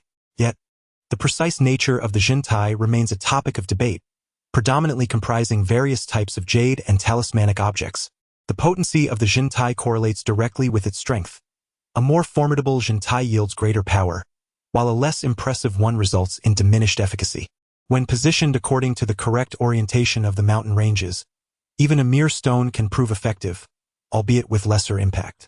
The locations of these 9 platforms adapt to the undulations of the terrain and vary according to the effectiveness of the Zhentai. The Zuanlong Formation differs significantly from the burial strategies of Mao mountain techniques. As previously mentioned, akin to the descending tomb practices, the primary function of the Zuanlong Formation lies in theft prevention without exerting any influence on the deceased. Following the Tang dynasty, the nobility ceased the practice of constructing mountains as tombs, and the technique of arranging the Zuanlong Formation gradually faded into obscurity. The Maoshan Taoism merely provides a cursory explanation of the principles related to the Maoshan techniques employed within the Zuanlong Formation, without detailing the methods to locate the 9 platforms. Unlike the burial formations associated with the teachings of descent, the Zuanlong Formation does not necessitate the construction of accompanying tombs around the main burial site. It differs significantly from the singular descent tombs, which require the use of living creatures, whose potency is limited by the passage of time. As long as the 9 platforms remain intact, the strength of the Zuanlong Formation endures eternally. In contrast, when dealing with descent tombs such as the Sansha Formation, the mere act of dismantling each individual tomb can unleash the full force of the entire burial scheme. In the case of the Zuanlong Formation, its power is restricted solely to the tomb it aims to protect. Thus, indiscriminate destruction of the 9 platforms merely diminishes its potency layer by layer until it ultimately vanishes. Consequently, each of the 9 platforms within the Zuanlong Formation is meticulously concealed and safeguarded by mechanisms. The treasure of the later Qin evidently employs the Zuanlong Formation, tailored to the specifics of the burial site. Whether one attempts to excavate the treasure directly or to dismantle the mechanisms guarding the 9 platforms, the risks are considerable. Each Zuanlong Formation possesses unique pathways, and given the might of the later Qin, the 9 anchoring platforms are undoubtedly crafted from the most profound and ominous artifacts acquired from across the vast expanse of China. Should one dare to trespass into the heart of the formation without dismantling it, even if just one platform remains untouched, it could lead to a perilous fate. This endeavor represents my father's lifelong dedication. Qin said coldly, he once contemplated requesting your master to emerge from seclusion, but was met with refusal. And then, upon witnessing the intricacies of the Zuanlong Formation, Zhang Guozhong felt a flicker of ambition ignite within him, only to be doused almost immediately. If his own master lacked the confidence to venture forth, how could he, with audacity, dare to intrude? Would such recklessness not render the young Li Er-ya a widow? Mr. Qin, after such lengthy discourse, might you enlighten me on the true purpose of this jade? Suddenly Zhang Guozhong comprehended. He had been so engrossed in the old man's historical narratives that he had nearly forgotten the matter at hand. Note: Li Tsongka, 885 to 937. hailing from Zhenzhou, now Zhengding, Hebei, was the emperor of the later Tang dynasty during the Five Dynasties period. Born with the surname Wang and affectionately nicknamed Urshizhen, he once held the position of governor of Hezhong. His story of rise to prominence is abridged here by 3,500 words. Chapter 29. The Poisonous Jade. Zhang Zhangjiao truly exemplifies the notion of exchanging wealth for calamities.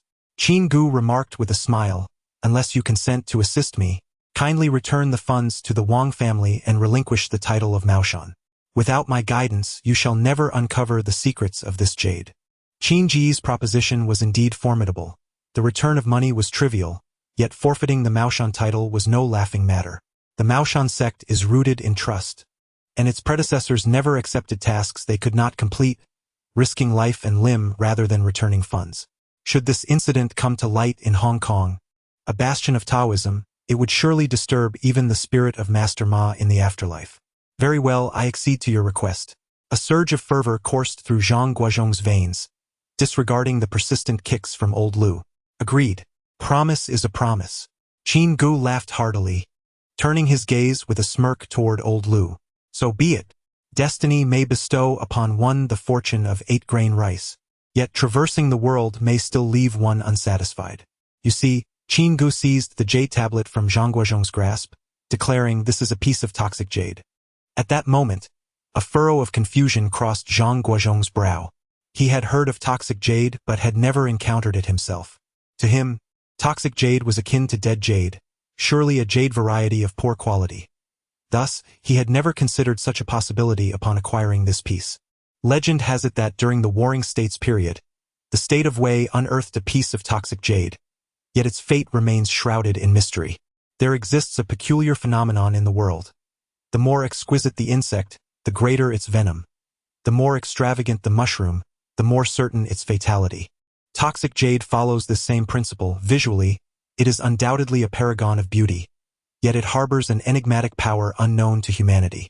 In the realm of modern science, all jades emit radiation, and this toxic jade likely possesses a specific ratio of various radioactive elements, capable of releasing radiation distinct from other jade varieties. Once, I possessed a piece of toxic jade. Qin Ge fondled the jade tablet, recalling how, in America, he had employed specialized instruments to measure its radioactivity, which was several times greater than that of ordinary jade. Furthermore, it emitted a subtle pulse, a characteristic absent in other jades, particularly the pulsing aspect. I sought the counsel of several friends within the spiritual community. They theorized that the traits of toxic jade might simultaneously influence both those nearby and the spirits themselves. "How do you know all this?" Zhang Guozhong inquired, perplexed. "Are you familiar with Mr. Sun Qilin?" Qin Ge presented a business card, explaining that his grandfather had been the auctioneer at the time. It was from him that he had first learned about toxic jade. He had described this very piece to me, and I had never anticipated encountering it in Wang Zhongjian's residence. Qin Ge took a sip of water, and on that day, he probably spoke a third of his lifetime's words. At that time, the individual who acquired this piece of jade fabricated a grandiose lie, claiming it to be the He Shi Bai of China, and thus sought a Chinese individual to prominently feature in the auction to enhance the atmosphere. Subsequently, those who purchased the jade found their homes turned into sites of misfortune. Some perished, while others succumbed to madness. The jade changed hands multiple times, and it is said that it was eventually bought for 20 pounds by the first mate of a cargo ship, yet no calamities befell his household. Little did they know that decades later, it would again be acquired by Wang Zhongjian. I initially intended to caution him, but at that moment, I could not be entirely certain that this was indeed the cursed jade, and I did not wish to dampen Wang Zhongjian's enthusiasm. A promising student. Qin Ge chuckled. Ever since Zhang Guozhong and old Lu agreed to assist him in uncovering the treasures of the later Jin, his conversation had evidently become much more abundant. Perhaps not. Old Lu interjected at that moment. "Mr. Qin, take a look here."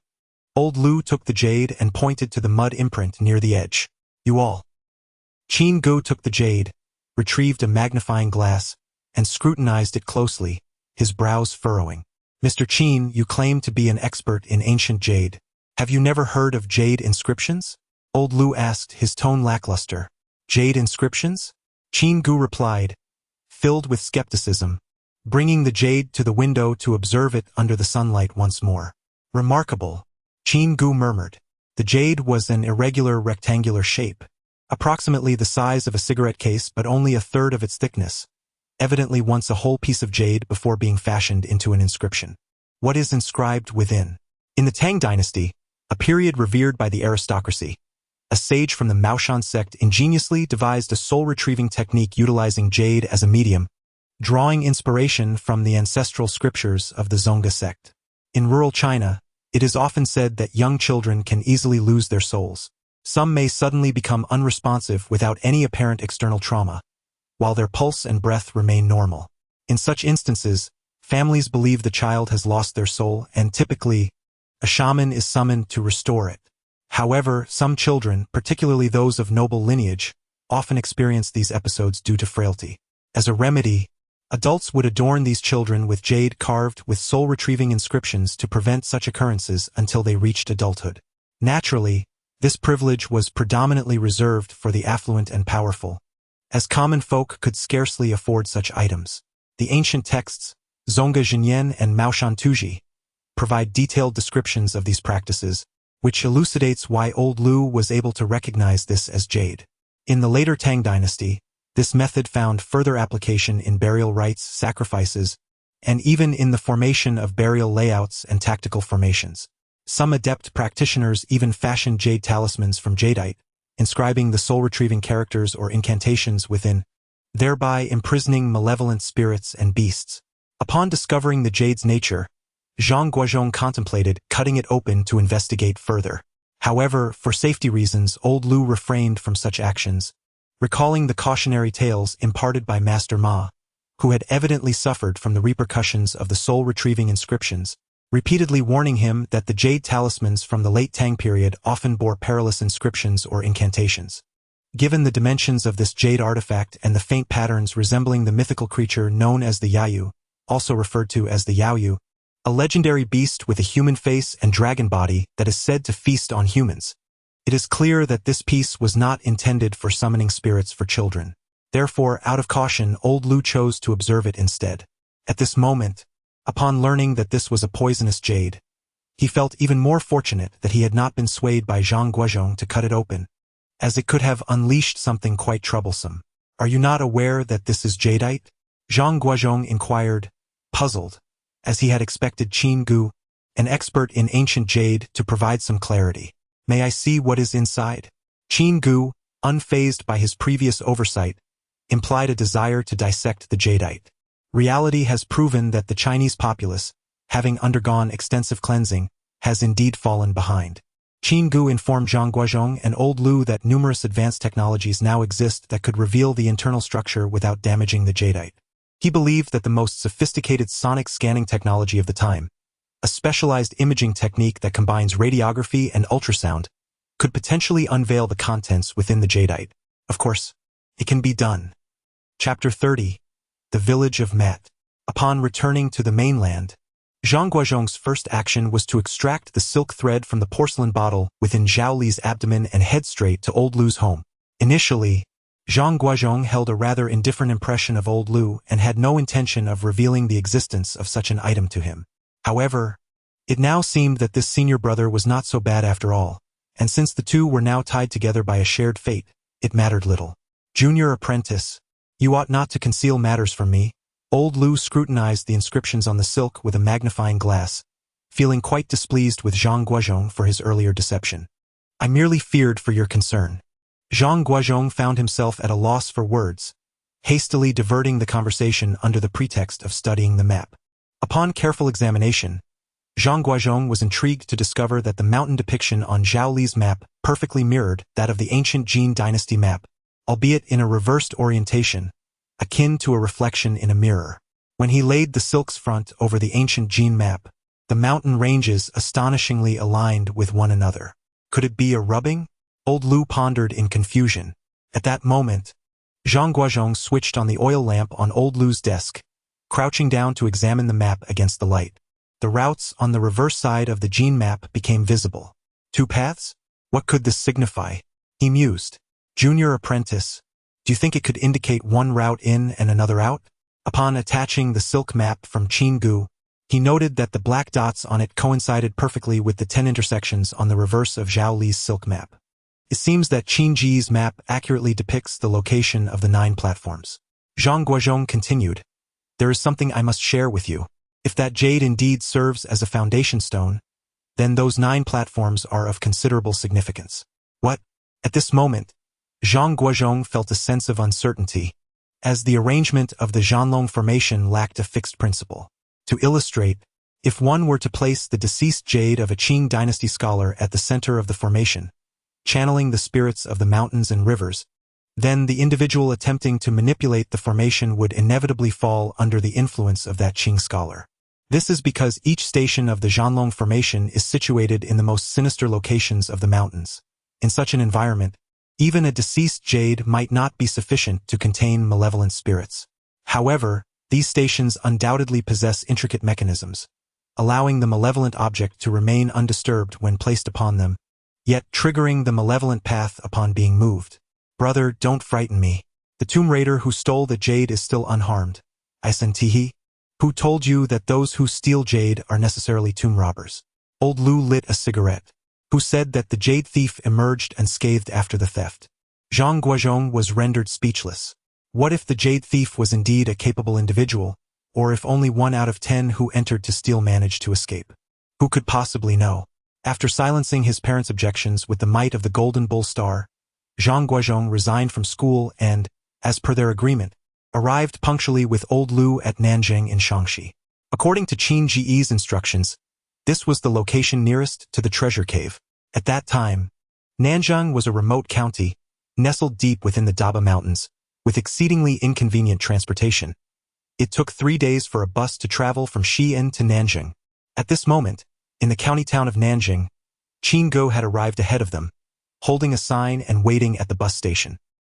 He was perplexed by Zhang Guozhong and Old Lu's light-hearted demeanor, as if they were merely strolling in a park. "Surely, you two are not here for sightseeing, are you? Do not be overly enthusiastic. We have already brought what is necessary," remarked Old Lu. "What did your scanning reveal?" "Some ancient cryptic texts," he replied. "I consulted the finest cryptographer in America, and he claimed he had never encountered such symbols before." At this, Old Lu felt a chill run through him, fearing the worst. "What a bother," he muttered, taking 2 blurry photocopies. Upon examining the first, despair washed over him. "It's the Tianshu script, without a doubt. It seems to resemble a map." Zhang Guozhong held the photograph, which appeared akin to a seal in ancient script.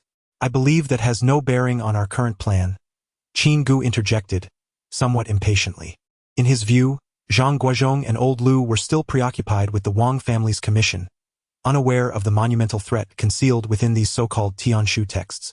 "Please follow me," Qin Ge said, rising and leading Zhang Guozhong and Old Lu to the bed. From beneath it, he retrieved a large leather trunk. Upon opening it, Old Lu and Zhang Guozhong were utterly taken aback. Besides an assortment of peculiar flashlights, shovels, and headlamps, there were also a miniature camera, a handgun, and detonators.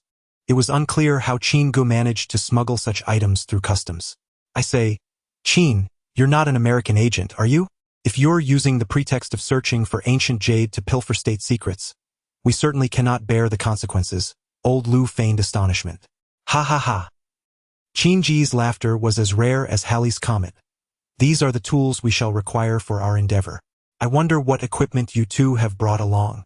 Old Lu took out a compass, several bundles of incense, a stack of yellow paper, and a small, haphazardly painted yellow flag from his worn bag.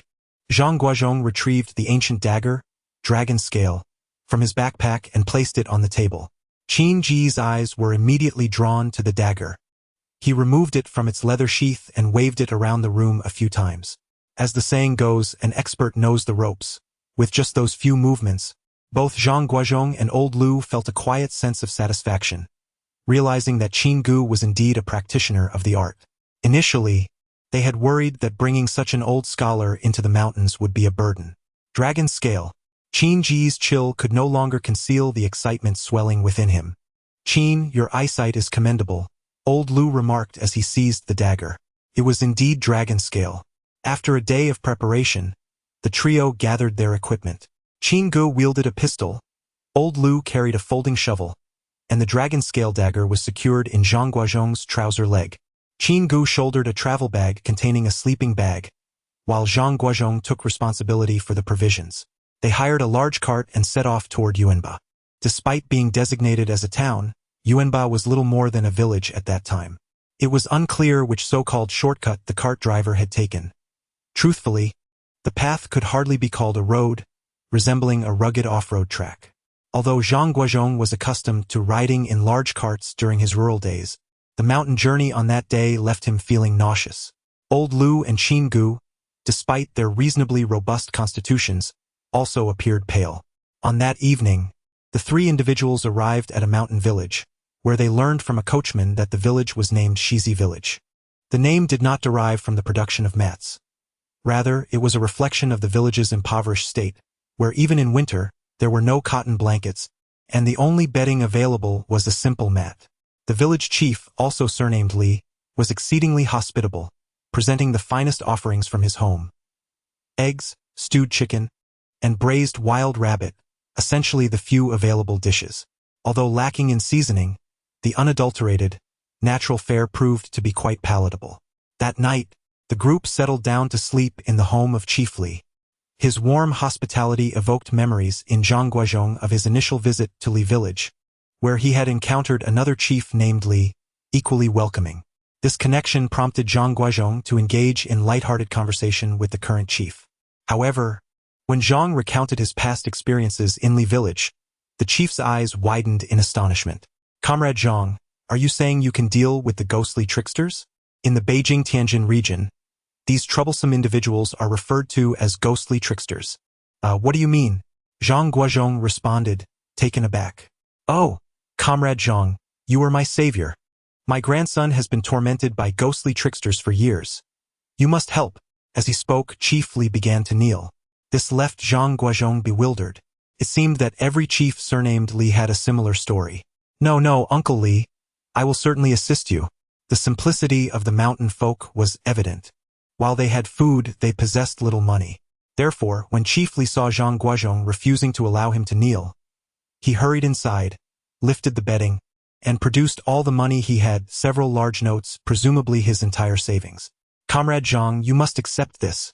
It seems that although the village head Li has not encountered a much-needed rain after a prolonged drought, he at least sees some overcast skies.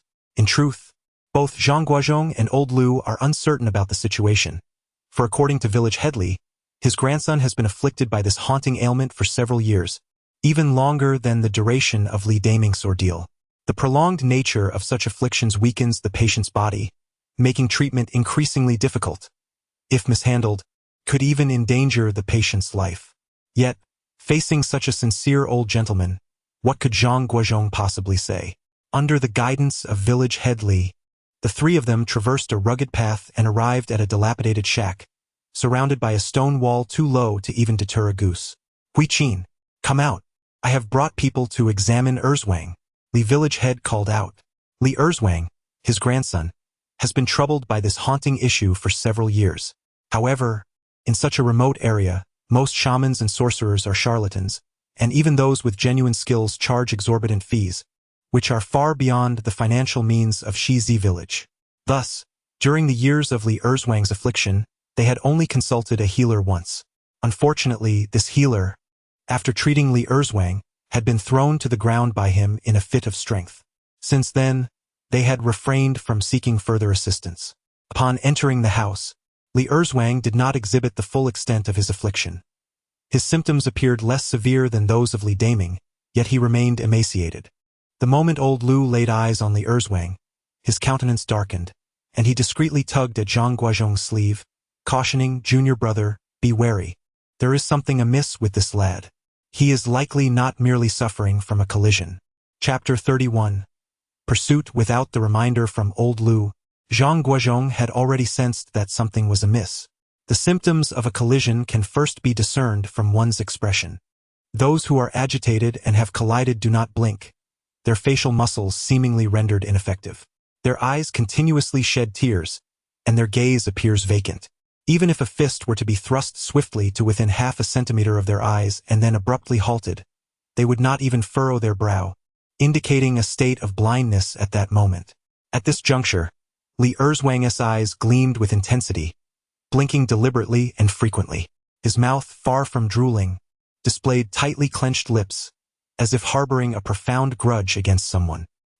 He seemed to sense the encroachment of danger, widening his eyes, slowly extending his neck, and gradually adjusting the angle of his torso to scrutinize those around him. "Grandfather, who are they?" The voice that uttered these words seemed to carry the weight of tenfold age compared to his grandfather, trembling with a coldness far exceeding that of Qin Ge. Prior to Zhang Guozhong's arrival, he had fastened the dragon scale to his belt, concealing it beneath his clothing.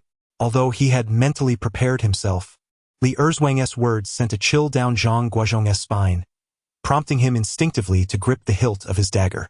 At that moment, Li Erzwang's wife emerged from the west room. Upon witnessing the scene, she dared not venture further inside. Village head Li was also flustered, leaning in to whisper into Zhang Guozhong's ear, I don't know what is happening. It's been over a month without incident. So why has trouble arisen again today?" As village head Li and Zhang Guozhong whispered to each other, Qin Ge unexpectedly approached Li Erzwang, abruptly seizing his wrist, which was as thin as a matchstick, with a resounding thud. Old Lu, taken aback, had no time to utter a word.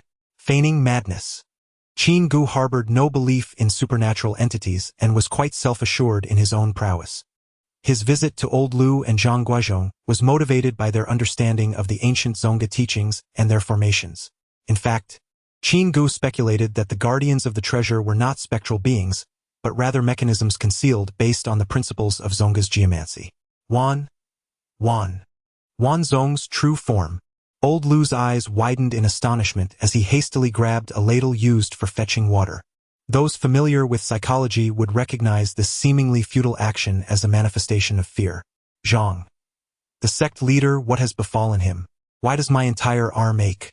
Qin Ge gritted his teeth, each word seemingly erupting from his mouth with great effort. Meanwhile, Li Erzwang astonishingly propped his chin up with one hand, audibly clicking it into place. This thing. It can attach itself to my chin. Zhang Guozhong observed Li Erzwang's peculiar behavior, discreetly drawing out a dragon-scale dagger, realizing that he had already attained the Wan Zhong's true form. At this moment, the pain became unbearable for Qin Ge. He retrieved a small vial from his pocket, twisted it open with one hand, and shoved a handful of tablets into his mouth. This medication contains tramadol hydrochloride, a central nervous system analgesic, which if taken in excess can have effects akin to narcotics. It is strictly a prescription drug. At that moment, Qin Ge's handful of pills spoke volumes about the intensity of his suffering.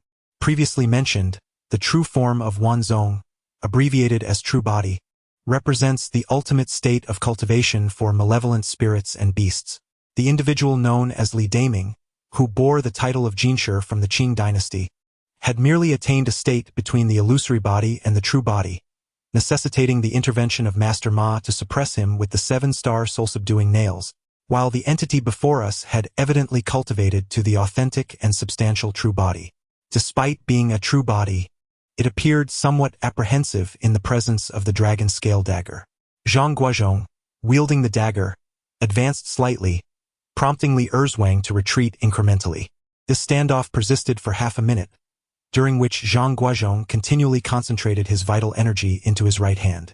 Observers would notice a vaporous emanation rising from his hand and the dragon-scale dagger, reminiscent of the heat haze seen on a tarred road in summer. This phenomenon actually represents the life force of a person. The greatest secret of Maoshan techniques lies in eliciting the maximum amount of life energy to counterbalance the malevolent energy of spirits and beasts. Coupled with the formidable aura of the dagger, the amalgamation of malevolent and life energies was sufficient to subdue the wicked spirits. At this moment, Old Lu was not idle either. With his eyes shut tight, he fervently attempted to open his third eye. His thoughts were rather lofty, envisioning himself gaining this insight and discovering the 3-inch gap between the malevolent spirits and humans. This 3-inch space, also known as the yang gap, signifies that malevolent spirits do not genuinely invade the human body. Rather, they typically attach themselves to the back or chest, with the back being more common. In rural areas, some children claim to see a certain uncle carrying someone on his back. indicating that a malevolent spirit has latched onto the person, albeit without enough strength to cause a disturbance. However, since humans invariably possess yang energy, malevolent spirits cannot closely attach themselves. They must maintain a distance of 3 inches from the body, a distance that has come to be known as the 3-inch gap or yang gap. Old Lu envisioned commanding Zhang Guozhong to strike decisively, thereby resolving everything, followed by drawing a living talisman to summon the spirit, and finally finding an object to seal it away for good. Nevertheless, he was acutely aware that the most exasperating challenge of his life was the opening of the third eye. When Zhang Guozhong first opened his third eye, took him an hour. For old Lu, it required a month. Opening the third eye demands robust psychological resilience. One must remain calm and composed, even under immense pressure, for the third eye to manifest. Yet, at this moment, old Lu was fraught with anxiety. The more he tried to open it, the more elusive it became. Guozhong, hand me the knife. You shall open it. At this instant, old Lu could no longer concern himself with embarrassment and slowly moved closer to Zhang Guozhong, intent on swapping the dagger. In that brief moment of exchanging weapons, Li Erzwang leaped forward, lunging at old Lu with astonishing agility. Old Lu, unable to evade, resolved to take drastic measures. He bit his tongue, letting the blood spray onto Li Erzwang's face. With a scream, Li Erzwang fell to the ground, writhing in agony. This technique is known as true yang saliva. It was once employed by Master Ma when he subdued the tomb, but Master Ma was a virgin, possessing the benefit of pure yang. In contrast, old Lu in his youth was a lecher, and long ago ceased to be a virgin. Thus, the potency of these two forms of true yang saliva is not comparable. Li Erzwang rolled on the ground twice, and just as Zhang Guozhong intended to seize the opportunity to activate his wisdom, Li Erzwang had already rolled to the feet of village head Li, lunging to bite at his thigh. At this moment, Qin Ge, under the influence of a painkiller, had begun to regain some composure. Witnessing the scene, he propelled himself forward with a kick aimed at Li Erzwang's shoulder. Although Qin Ge had some training, the impact felt like striking a stone, nearly twisting his leg. Nevertheless, the kick caused Li Erzwang to stagger slightly. Village head Li, paralyzed by fear, finally reacted, exclaiming, "Hui Qin, quickly call for help." With that, he staggered out of the room. At this juncture, Zhang Guozhong forcefully pushed the increasingly unconscious Qin Ge, exhibiting symptoms of excessive consumption of hydrochloric tramadol, out of the house and positioned himself at the entrance with a dragon scale in hand. With Zhang Guozhong in front and old Lu, whose mouth was bleeding, behind, Li Erzwang found himself trapped in the middle of the room. At this moment, Zhang Guozhong truly regretted not inquiring earlier with village head Li about which family's coffin Li Erzwang had unearthed to acquire this affliction. He should have first visited the site of the incident. Li Erzwang was vastly different from the former Li Daming, who only targeted one individual at a time and remained silent. Li Erzwang, on the other hand, was ferocious, attacking anyone within reach. What on earth was this creature? Zhang Guozhong wielded a dragon-scale dagger, causing Li Erzwang to hesitate in approaching. Although old Lu's earlier act of salvation had spared his life, it inadvertently revealed his own vulnerabilities. Understanding old Lu's true measure, he turned and slowly approached him, moving akin to a monkey on all fours. At that moment, old Lu clutched a ladle in his hand, devoid of any other weapon. Under Li Erzwang's pressure, old Lu retreated hastily, soon finding himself at the edge of the bed. Despite his reluctance to harm Li Erzwang, Zhang Guozhong felt he had no alternative. He swung the knife towards Li Erzwang's rear, intending merely to divert his attention. However, he overlooked the fact that he was not wielding an ordinary kitchen knife, but rather the formidable dragon-scale dagger. The blade sliced through Li Erzwang's once impenetrable skin with the ease of a balloon being punctured, unleashing a torrent of dark blood that splattered across Zhang Guozhong's arm. A piercing howl escaped Li Erzwang, who, disregarding old Lu entirely, leaped onto the bed and burst through the window. Zhang Guozhong chased after him, glancing around in the encroaching darkness. Night had fallen, rendering the surroundings obscured. Meanwhile, old Lu had exited the house, aiding the nearly unconscious Qin Ge, while a group of villagers armed with burlap sacks and clubs hurried forth.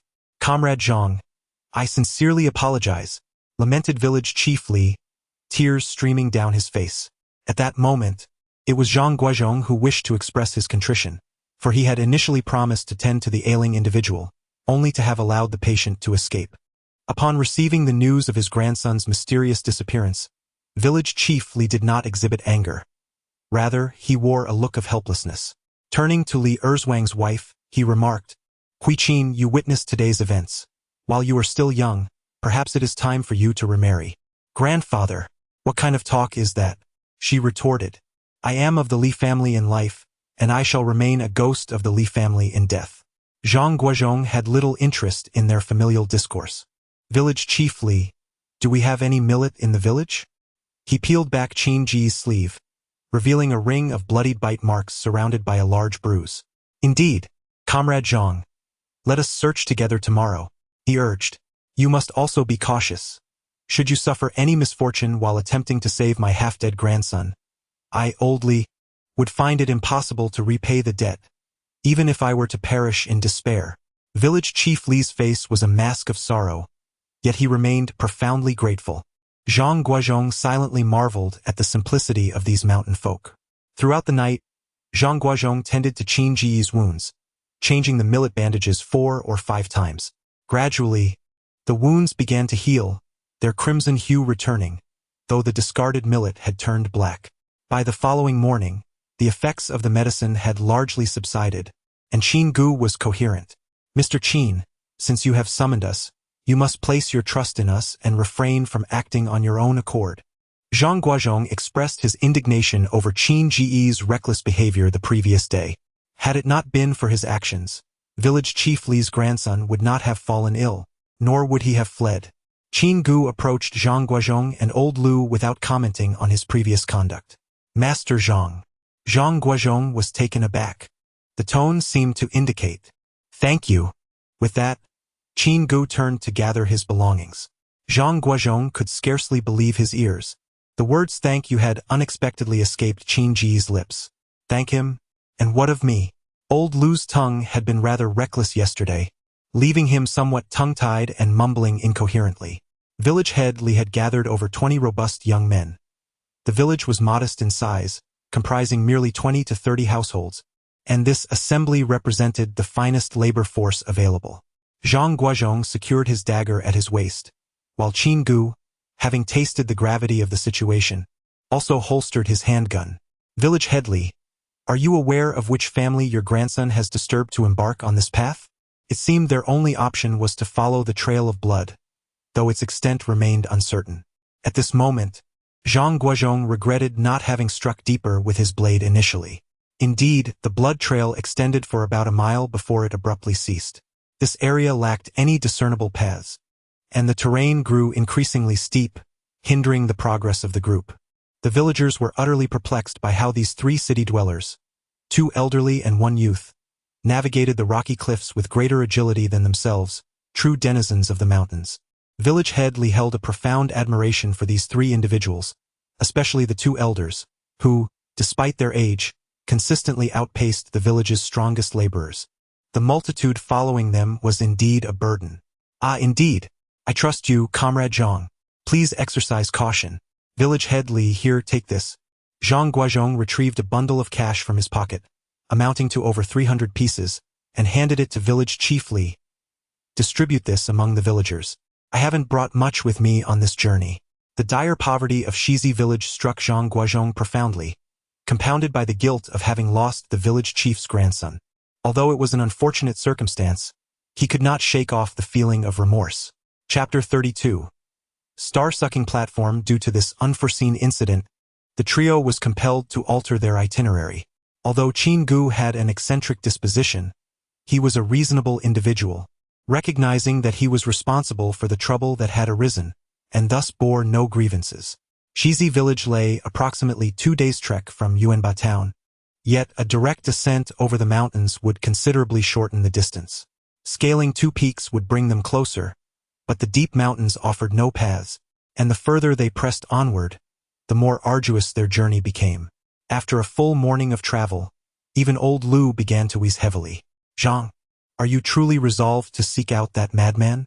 Qin Ge questioned Zhang Guozhong's decision with evident confusion.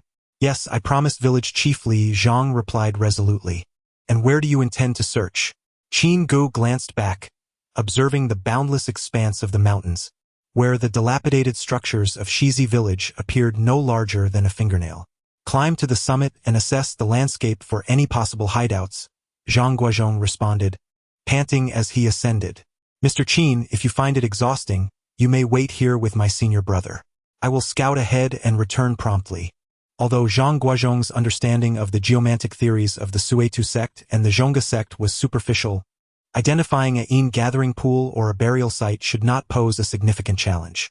Old Lu, unceremonious, upon hearing Zhang Guozhong's words, promptly sought a stone to sit upon, wiping his brow and grumbling, "You young lad only knows how to boast.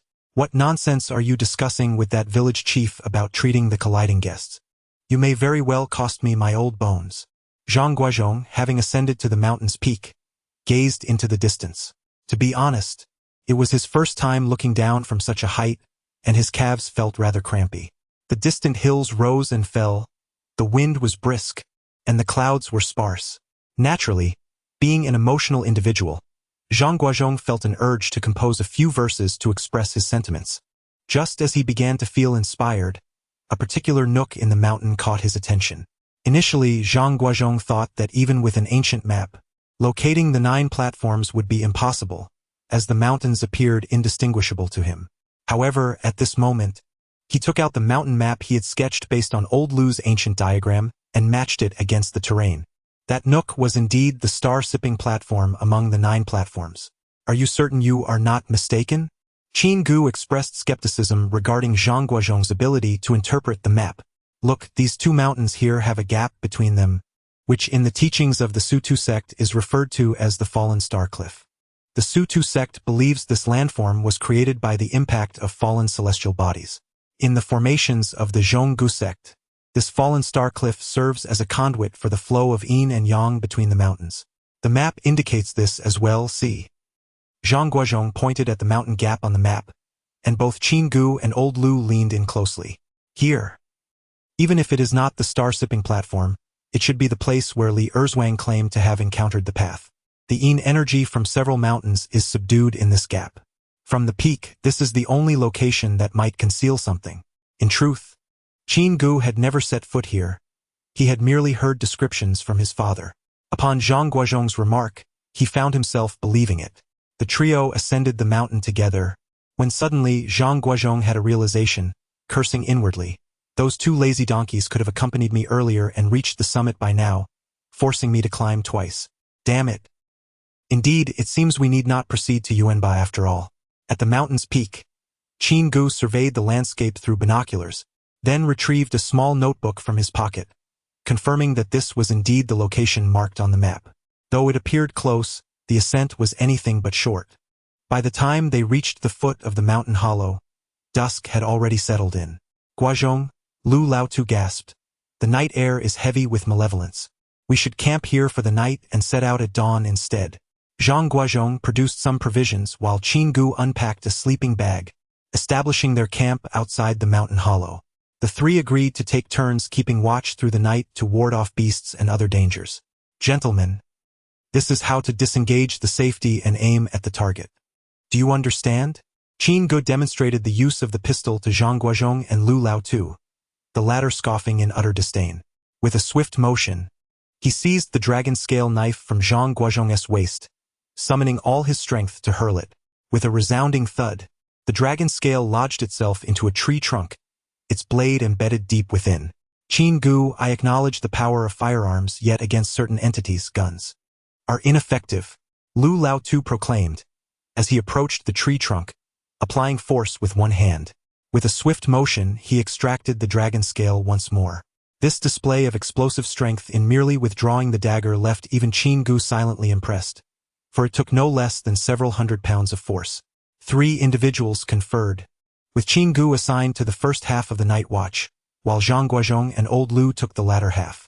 During Qin Ge's shift, his sleeping bag was relinquished for Old Lu's use. Just as Zhang Guozhong was indulging in a deep slumber, a sharp gunshot abruptly roused him. What is happening? His immediate instinct was to draw the dragon scale dagger from his waist, swiftly turning to stand upright. Hush! Qin Ge's gun still smoked in his hand as he shone a flashlight, furtively signaling Zhang Guozhong to remain silent. What's wrong? Old Lu also stirred, struggling for a considerable time to extricate himself from the sleeping bag. I saw him, Qin Ge whispered. Saw whom? Zhang Guozhong inquired softly. That madman. Qin Ge illuminated the area, when suddenly the bushes rustled. Don't shoot. Zhang Guozhong grasped Qin Ge's weapon. I'll go take a look. He retrieved another flashlight from his pack, firmly gripping the dragon scale dagger, and cautiously approached the thicket. Guozhong, wait for me. Old Lu produced a compass, illuminating it with his flashlight, yet the compass needle remained unresponsive. The compass is a special kind of magnetic needle, akin to a standard compass but far more sensitive, reacting to both biological and static magnetic fields, albeit with a very subtle magnitude. Unlike Zhang Guozhong's merciful demeanor, Qin Ge unleashed several shots at Li Erzwang, yet the bullets struck his chest as if hitting a cotton cover, yielding no effect. Qin Ge's hand trembled. This was the first time in his life that he experienced genuine fear, for the entity before him was undeniably sinister. Just as Li Erzwang was a mere meter away from Qin Ge, a glint of cold light shot towards his chest. Li Erzwang's reaction speed was astonishingly faster than that of an ordinary person. He swiftly dodged, the flying knife barely grazing his ribs. However, it seemed that he had sustained an injury, for he let out a pained cry and quickly darted towards the mountain crevice, vanishing into the darkness. Zhang Guozhong hurried over, while Qin Ge remained poised in the act of firing, his hand trembling slightly. I hit him at least 4 times. Qin Ge's tone had shifted entirely.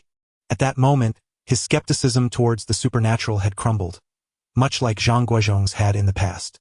What now? Old Lu, clutching a compass, rushed over, declaring, we can't afford to sleep. This madman poses a significant threat to us. Qin Ge wiped the sweat from his brow. Zhang Guozhong, too, found himself in a predicament. It appeared that the likelihood of capturing Li Erzwang alive was exceedingly slim. The 3 of them remained wide awake until dawn. Though it was summer, the nights in the mountains were chillingly cold, and having not slept, the trio decided that Zhang Guozhong would take the first watch while the 2 elders rested for a while, preparing to venture into the mountains at noon when the sun's energy was at its peak. Despite it being midday, the mountain crevice remained shrouded in shadows. The 3 moved cautiously, akin to a special operations team. Zhang Guozhong led with the dragon scale, Old Lu held the compass in the center, and Qin Ge brought up the rear with his gun, advancing slowly through the narrow passage. Stop! As the crevice grew increasingly constricted, Old Lu's voice rang out, prompting them to halt. They observed the compass in Old Lu's hand, its needle quivering ever so slightly.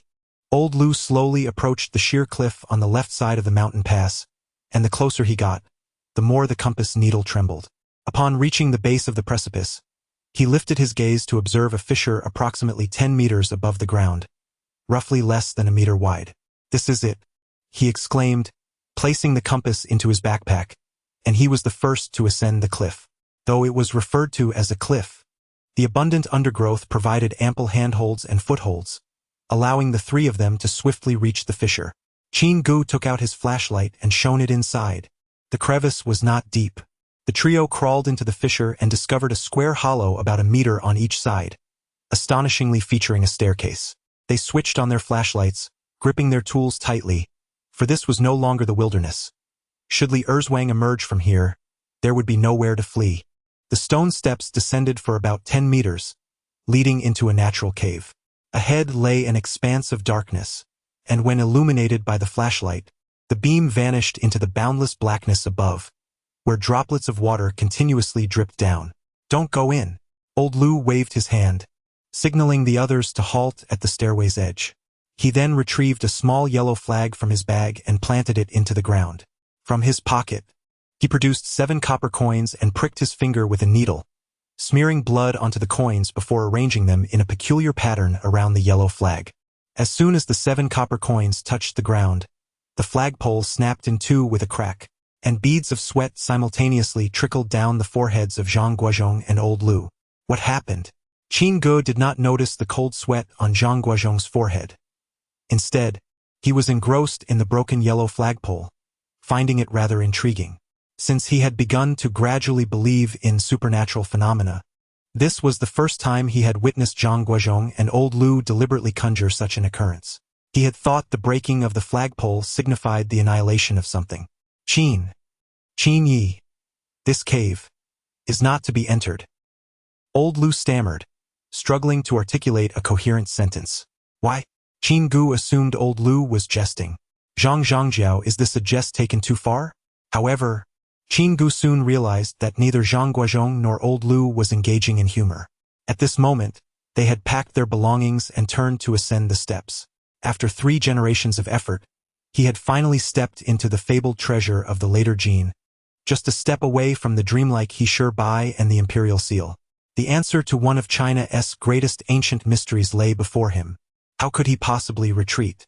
With this thought in mind, despite the haunting fear from the previous night still lingering in his heart, Qin Ge gritted his teeth, drew his pistol and stepped into the cave. Old Lu, knowing Zhang Guozhong's temperament, reluctantly followed suit. Qin Yi. Oh, my dear grandfather. Old Lu was in a frenzy, pacing anxiously, unsure whether to retreat or press forward. Logically, Qin Ge should have been using a flashlight, and considering the time, he shouldn't have moved more than a few meters. Yet, the cave was enveloped in complete darkness, devoid of any light. With a swift motion, Zhang Guozhong drew his dragon scale. Xixiang, wait for me outside. I will go in to find him. Guozhong, you... Alas! Old Lu slapped his thigh in frustration, reluctantly picking up a folding shovel and turning on his flashlight, cautiously stepping into the darkness alongside Zhang Guozhong. Chapter 33. The Soul-Residing Platform. If Zhang Guozhong was akin to a naive calf, then old Lu could undoubtedly be described as a seasoned veteran. He first drew 2 living talismans and affixed them to their bodies, ensuring that any malevolent spirits would target the talismans first, thus buying them precious time for either confrontation or retreat. Observing Zhang Guozhong boldly striding towards the center of the cave, old Lu swiftly yanked him to the cave's edge. After all, if there were indeed traps in this place, they would most likely be located in the middle, and navigating along the walls would be somewhat safer. At old Lu's signal, Zhang Guozhong cautiously probed each step forward, checking for any pitfalls to avoid falling into a trap. With natural stalactites lining both sides of the cave, there was little concern about concealed darts or arrows. In such a natural cavern, any trace of human intervention would be conspicuously apparent. After traversing approximately 10 meters, Zhang Guozhong suddenly noticed that the cave wall slanted inward. It turned out that the cave took on a convex shape, with their entrance situated at its apex. The area illuminated by the flashlight remained shrouded in darkness, while old Lu now secured the folding shovel at his waist and retrieved a compass from his bag, glancing at it as they proceeded alongside Zhang Guozhong. The compass, however, seemed perpetually erratic, its needle spinning wildly. As they continued, Zhang Guozhong suddenly spotted what appeared to be a cluster of light ahead, reminiscent of the beam from a flashlight. There is indeed something peculiar about this cave. Logically speaking, given the unusual shape of this flashlight, it should be a type of military flashlight, and its brightness is not insignificant. However, within this cave, the illumination seems to be quite limited. With the scant light from the flashlight, it appears as though a mist envelopes the surroundings.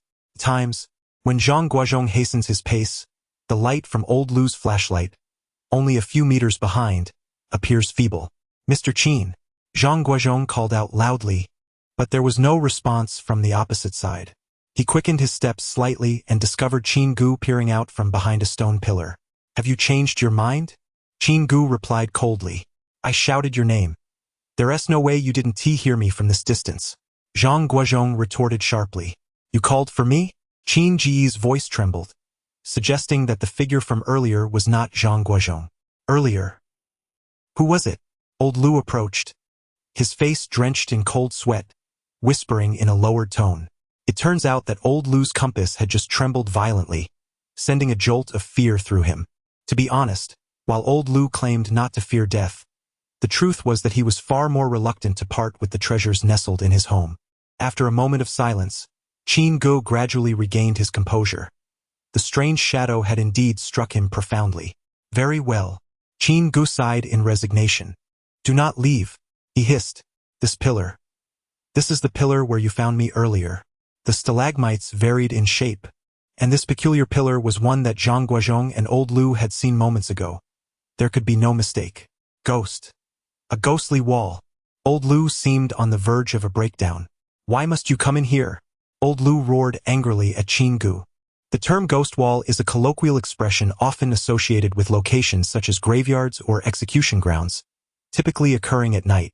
Those who encounter a ghost wall find themselves endlessly circling the same area, yet they perceive their movement as a straight line. There is no scientific explanation for this phenomenon, and the interpretation within the realm of Maoshan sorcery merely suggests that one is bewitched by spirits. The remedy is to make a 90-degree turn from the original path. Although this direction may be incorrect, it can lead one out of the seemingly endless cycle. Despite the turmoil, remaining stationary is not a viable solution. At this moment, the three of them were on high alert. With no further hesitation, they resolutely turned towards the center of the cave. Upon advancing, they soon realized that the cave was not expansive, measuring at most 200 to 300 square meters, and within a few steps, they reached the opposite wall. Qin Ge produced a compass, asserting that their point of entry was to the north, and they should proceed in that direction. Old Lu paid him no mind, intently examining his own compass when suddenly, the needle began to tremble violently. Stop, Old Lu commanded. At his shout, Qin Ge and Zhang Guozhong immediately grasped their weapons. Slow down. Old Lu swallowed hard, surveying the surroundings for any signs of disturbance. Just then, Zhang Guozhong, who was leading the way, stumbled over something beneath his feet and fell forward with a thud. Several beams of flashlight converged on the spot where Zhang Guozhong had tripped. Old Lu and Zhang Guozhong felt little concern, but Qin Ge covered his mouth with his hand, nearly retching. Before me lay a figure, half buried in the earth, clad in tattered garments that bore the marks of decay, suggesting an ancient individual. Despite the ravages of time, the essence of life remained, as the body, though corroded, had not entirely succumbed to decomposition. The visage retained a haunting expression of anguish, with lips parted in a silent scream, one side of the face obscured by soil, while the other lay exposed, revealing eyes that had become hollow voids. Guozhong. Old Lu's voice trembled with emotion. This is a soul platform. Each word emerged with a heavy sigh, his gaze turning fiercely towards Qin Ge. The soul platform was not a formation belonging to any sect, be it Maoshan, Zhongge, or any other faction, but rather a phenomenon that had come into existence by chance. In ancient times, whenever an emperor constructed a tomb, it was customary to execute the artisans to guard the secrets of the burial site. The grievances of these unjustly slain souls could coalesce over millennia, creating a formidable force. Anyone daring to intrude upon the tomb would first encounter the wrath of these vengeful spirits, forming a natural barrier protecting the sepulchre. By the time of the Sui and Tang dynasties, some unscrupulous individuals exploited this principle for their own gain, constructing tombs without traps or mechanisms. Instead, they would compel laborers to navigate treacherous mountains to complete the intricate chambers, only to subsequently eliminate them or seal them within. Surrounding these sites, they would establish formations or construct channels to artificially intensify the malevolence of the restless souls, effectively safeguarding the grave, thus conserving both time and resources. Subsequent generations have designated this unscrupulous method as the soul residence technique. Should this method be employed, or if by chance its principles take effect, a tomb would be referred to as a soul residence mound, while a cave would be called a soul residence cave. The current situation involves the altar that suppresses the carving dragon array. Thus it is aptly named the soul residence platform. Following the orientation of the corpse embedded in the earth, the three individuals meticulously illuminated the ground with their flashlights. At this moment, they were inevitably startled to discover numerous human faces scattered across the ground. Some were partially buried, with only a row of teeth exposed. To their astonishment, Qin Ge encountered a body that was not interred in the ground but rather lay askew, a sharp blade vertically embedded in its chest, evidently a victim of foul play. Old Lu leaned down, scrutinizing with his flashlight, and noted that the attire appeared to be from the Ming dynasty. This is impossible. Qin Ge also bent down, observing that the individual donned a Zhongjing crown and a black satin robe, from which it could be deduced that he was an official of at least the 3rd rank or higher during the Ming dynasty. Mere 4 or 5 meters away from this Ming official's corpse, Zhang Guozhong uncovered another body that seemed to be of a similar official stature. However, unlike the previous cadavers, this one exhibited severe decomposition. Aside from the barely recognizable clothing, only bones remained, with a dagger embedded between the ribs, suggesting a mutual demise with the individual across from it. Qin Yi, it appears that someone arrived here before us, old Lu remarked with a hint of sarcasm, incessantly fiddling with the dagger he had extracted from the ribcage of the Ming corpse. At this moment, Qin Ge wore a grim expression, remaining silent as he cautiously reached out to touch the clothing of the Ming dynasty official's corpse. Qin Yi, we have arrived too late. Old Lu was also searching the area, squatting beside a stone platform measuring merely a foot square, elevated just an inch from the ground, yet entirely empty. Qin Ge approached. Noticing old Lu was wiping the mud off the stone surface, revealing a series of peculiar patterns. Strange. Even. Qin and Han, gone exile. Old Lu murmured. Mr. Lu, what do your words signify? Qin Ge inquired slowly. Qin Yi, look, this is the Zuanlong erased town platform, and it is now vacant. Old Lu traced the stone platform with his hand, still pondering its mysteries. This might be the location where the Wang family's jade was placed. Qin Ge remained skeptical, pulling out his camera and snapping a photo of the town platform. With the flash illuminating the area, a shadow darted swiftly into a spot untouched by the beam of the flashlight. Something is amiss. This flash did not escape Zhang Guozhong's keen eye. Just as he positioned his dagger across his chest, preparing for action, a sudden chill swept over his neck. He instinctively turned, slashing with his knife, only to see a shadow evade him quickly, letting out a cry before retreating several meters away. 2 gunshots rang out, prompting Qin Ge to rise, while old Lu armed himself with a folding shovel, utilizing the other end as a pickaxe, and beams of flashlight danced wildly around the scene. Zhang Guozhong's flashlight illuminated the figure across the way, revealing Li Erzwang. However, unlike the Li Erzwang of old, the current one stood upright on 2 legs, no longer on all 4s, and wore a peculiar expression that seemed to be a smile, accompanied by incessant teeth grinding. What? 2. Old Lu was taken aback. Chapter 34, 1000 Soul Shows. Quick, bite your tongue, old Lu shouted, realizing with a jolt that this was no mere intruder. Zhang Guozhong, without needing the reminder, had already bitten through his tongue, a mouthful of warm blood pooling in his mouth. In the art of Maoshan, blood from the tongue is considered the most potent yang energy in a human body. When confronted with formidable malevolent spirits, this tactic is ineffective against beasts. Even those of a celestial nature, as they are still living beings, practitioners often pierce the tip of their tongues.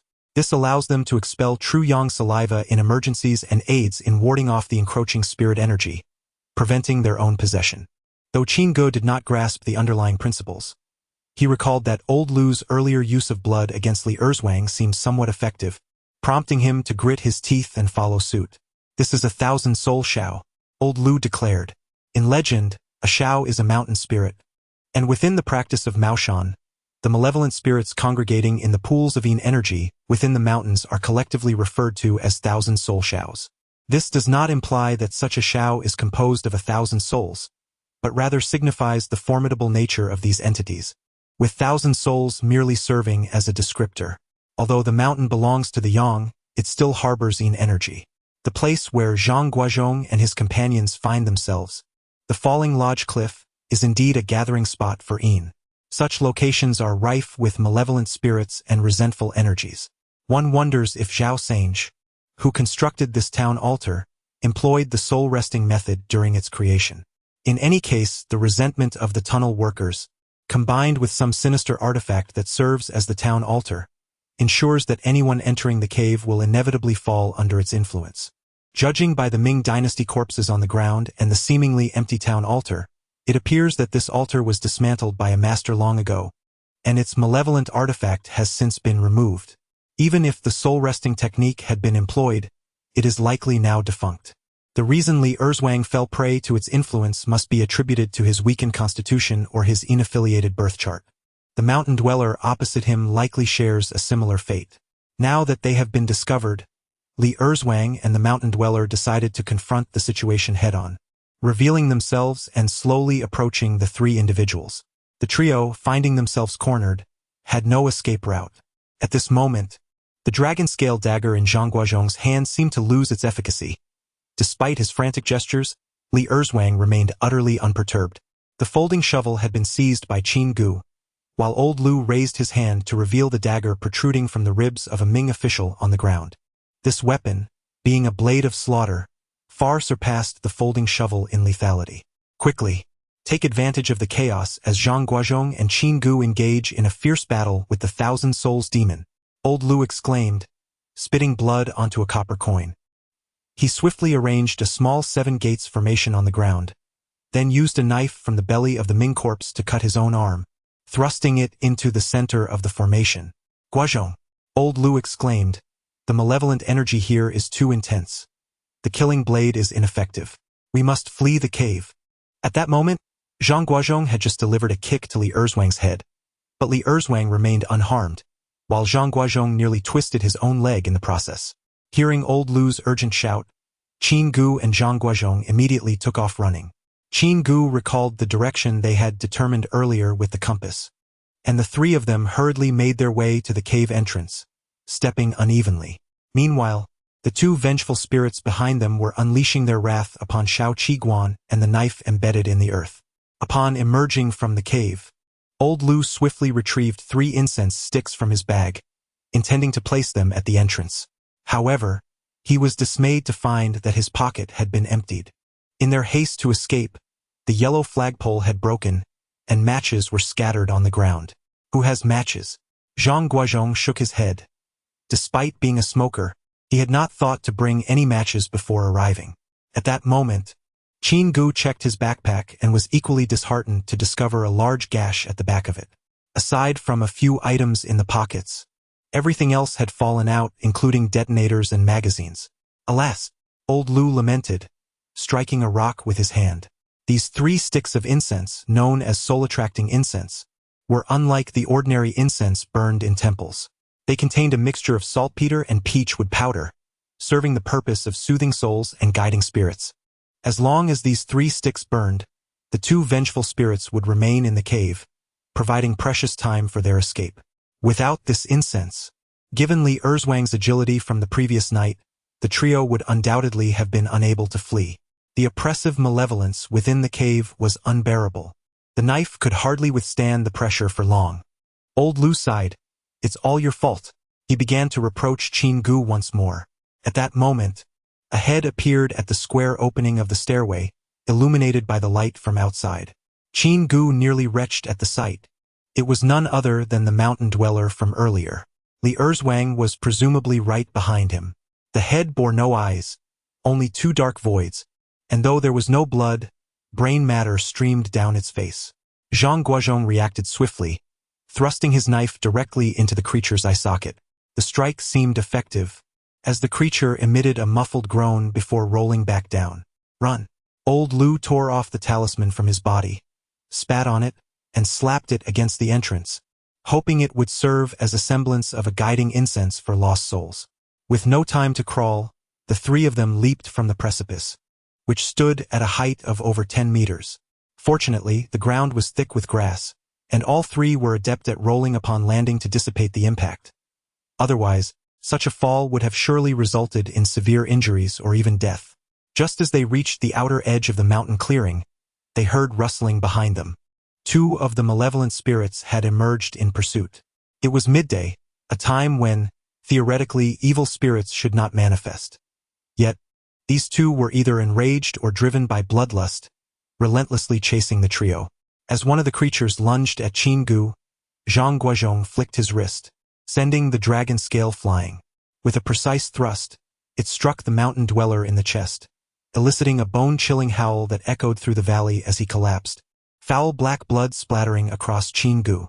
At that critical moment, Li Erzwang arrived, and old Lu brandished his dagger.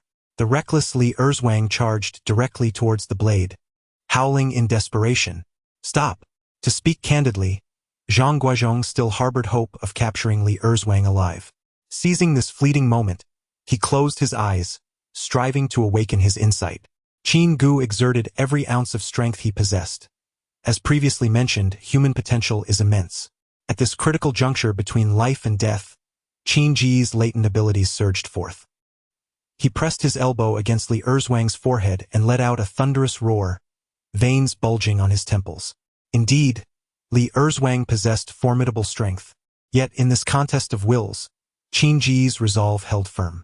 At that moment, Zhang Guozhong's insight illuminated the scene before him. He observed two fiery red auras intertwined, while behind a dimly colored aura lurked three strands of dark energy. Hui Ding, two men, Ding Tong, Zhang Guozhong exclaimed. Upon hearing this, Old Lu swiftly grasped a dagger and made a series of swift slashes across Li Erzwang's back, causing him to deflate like a punctured balloon, collapsing instantly. In that instant, Zhang Guozhong dashed forward, his strides merging into one as he reached Li Erzwang. He tore a talisman from his own attire and slapped it onto Li Erzwang's neck with a resounding thud. Quickly, jade! Bring me the jade! Where is the jade? Old Lu was taken aback, pondering where in this desolate wilderness he could possibly find jade. The Wang family's jade. Zhang Guozhong, in a moment of clarity, recalled that they had brought the Wang family's jade on this expedition. Oh! Old Lu suddenly understood and hurriedly retrieved the poisonous jade from his pack. Will this suffice? Let us not dwell on it, just use it for now. Zhang Guozhong deftly affixed the talisman to the jade and spat out a mouthful of blood. At that moment, blood began to flow from the wound Zhang Guozhong had inflicted on Li Erzwang, splattering all over Qin Ge. Old Lu, with a hint of blood on his fingers, brought it to his nose and inhaled deeply. Human blood. After checking the pulse, he determined that Li Erzwang was still alive, albeit with a feeble heartbeat, suggesting he would not be able to walk for at least a year and a half. He hastily bandaged Li Erzwang's wounds with his clothing. In a fit of rage, Old Lu delivered a resounding slap to Zhang Guozhong, causing stars to dance before his eyes. You little rascal, you nearly got us both killed for this consumptive wretch, he exclaimed, raising his hand to strike again, only to be stopped by Qin Ge, who firmly grasped his wrist. Standing tall and adjusting his attire, Qin Ge approached Zhang Guozhong. Master Zhang, I. At that moment, Zhang Guozhong's face still burned from the slap, and as he was about to respond, Qin Ge seemed to express gratitude. I hold you in great esteem. With that, Qin Ge bowed deeply to Zhang Guozhong, reminiscent of a Japanese gesture. No, Mr. Qin. Though Zhang Guozhong held a rather unfavorable view of Qin Ge, the latter was, after all, an elder, and such a bow felt inappropriate. However, the true victor of this encounter was undoubtedly Old Lu. Initially oblivious to its significance, once they arrived at Sizikan, Old Lu began to examine the Ming Dynasty dagger with great care. A smile spread across his face, deepening the creases that nearly reached the back of his head. Old madman, Qin Ge scoffed disdainfully. Ha! Am I mad? Let me show you this treasure. Old Lu hummed a tune as he approached Qin Ge, pointing at the dagger, on which the faint inscription of the words iron cutting could be discerned. Am I mad? Did you see it? It's not for you. Ha ha ha. Qin Ge was filled with a sense of regret. This dagger, a masterpiece forged by the illustrious swordsmith Lin Shenheng of the Jin dynasty, was aptly named Zhan Tai, Iron Cutter. Although it may not rival the legendary dragon scale, it remains a prized possession. The renowned scholar Shan Kuo meticulously documented this blade in his work Mengshi Bitten, Dream Brook Essays. How could it have fallen into the hands of that old wretch? Amidst his remorse, Qin Ge's mind stirred with intrigue. It was said that this very blade belonged to the formidable General Tan Yuan, a loyal servant of the Ming dynasty's Yongle Emperor, Zhu Di. What could it possibly be doing here? Mr. Lu, might you allow me a glimpse of that dagger? A chuckle ensued. No, simply not for you. The conscience of one who slaughters wife and child, driving Han Qi to despair in the court, pressing the charges upon the esteemed Lord's hall, gripping his teeth. For what infraction? Old Lu, in high spirits, began to croon a tune reminiscent of the Jia Mei and the case of the beautiful execution. Chapter 35. The Shi Formation. The gunshot wounds on Li Erzwang's body astonished Qin Ge to his core. This was a 10mm caliber handgun produced by Smith Wesson, Its caliber surpassed that of the well-known AK-47 assault rifle, which has a caliber of 7.62 millimeters. Coupled with the extraordinarily lethal dum-dum bullets, it could fell even a rhinoceros. Yet, the bullet, having struck Li Erzwang at close range, merely inflicted superficial damage, revealing that it had not penetrated the flesh at all. After a careful examination of Li Erzwang's injuries, Qin Ge divided the painkillers and anti-inflammatory medication he carried, leaving half for the village chief. Zhang Guozhong also generously left behind his Yunnan Baiyao for the chief. The village chief expressed his heartfelt gratitude, thinking that his ancestral graves must be blessed, having encountered 3 divine benefactors who provided both money and medicine, as well as free medical treatment. The villagers held these 3 city dwellers in great esteem. Although Qin Ge repeatedly cautioned that there could be life-threatening dangers, many strong laborers eagerly volunteered to serve as guides. Old Lu scanned the crowd and selected a sturdy man named Chen San, who was the tallest and strongest, familiar with the terrain of the mountains and reputed to have practiced martial arts. In a bid to secure the opportunity to guide these 3 celestial beings, he even demonstrated a few moves in front of them. This spectacle amused Qin Ge, who mused that if such antics qualified as martial arts, then the duels of ancient heroes bore a striking resemblance to modern thugs brawling with watermelon knives. Guided by Chen San, the trio swiftly located the designated landing platform atop a mountain, which was situated in a rather precarious position on a veritable cliff, with a staggering vertical drop of at least 50 meters. Below lay a swiftly flowing river, and this makeshift platform was precariously constructed in the middle of the cliff, within a diminutive cave barely large enough for a single person to squeeze through, leaving one to wonder how ancient people managed to construct it. Having learned from previous experiences, Qin Ge remained vigilant regarding the movements of the yellow flagpole. However, old Lu conducted an experiment at the cliff's edge, and after a couple of shakes, the yellow flagpole stilled, suggesting that this platform was not particularly formidable after all. Chen San's task was to lower 3 individuals down from the precipice using hemp ropes, after which his sole responsibility was to recite Buddhist prayers for them. Upon entering the cavern, Zhang Guozhong immediately sensed a chilling breeze gusting from within, and upon climbing deeper, he discovered a vast expanse, roughly the size of a third of a football field, a remarkable blend of natural and man-made formations. The airflow seemed almost sentient, as if it connected to other realms outside. Unlike the mist-laden star-sucking platform, this landing area boasted excellent visibility when illuminated by a flashlight.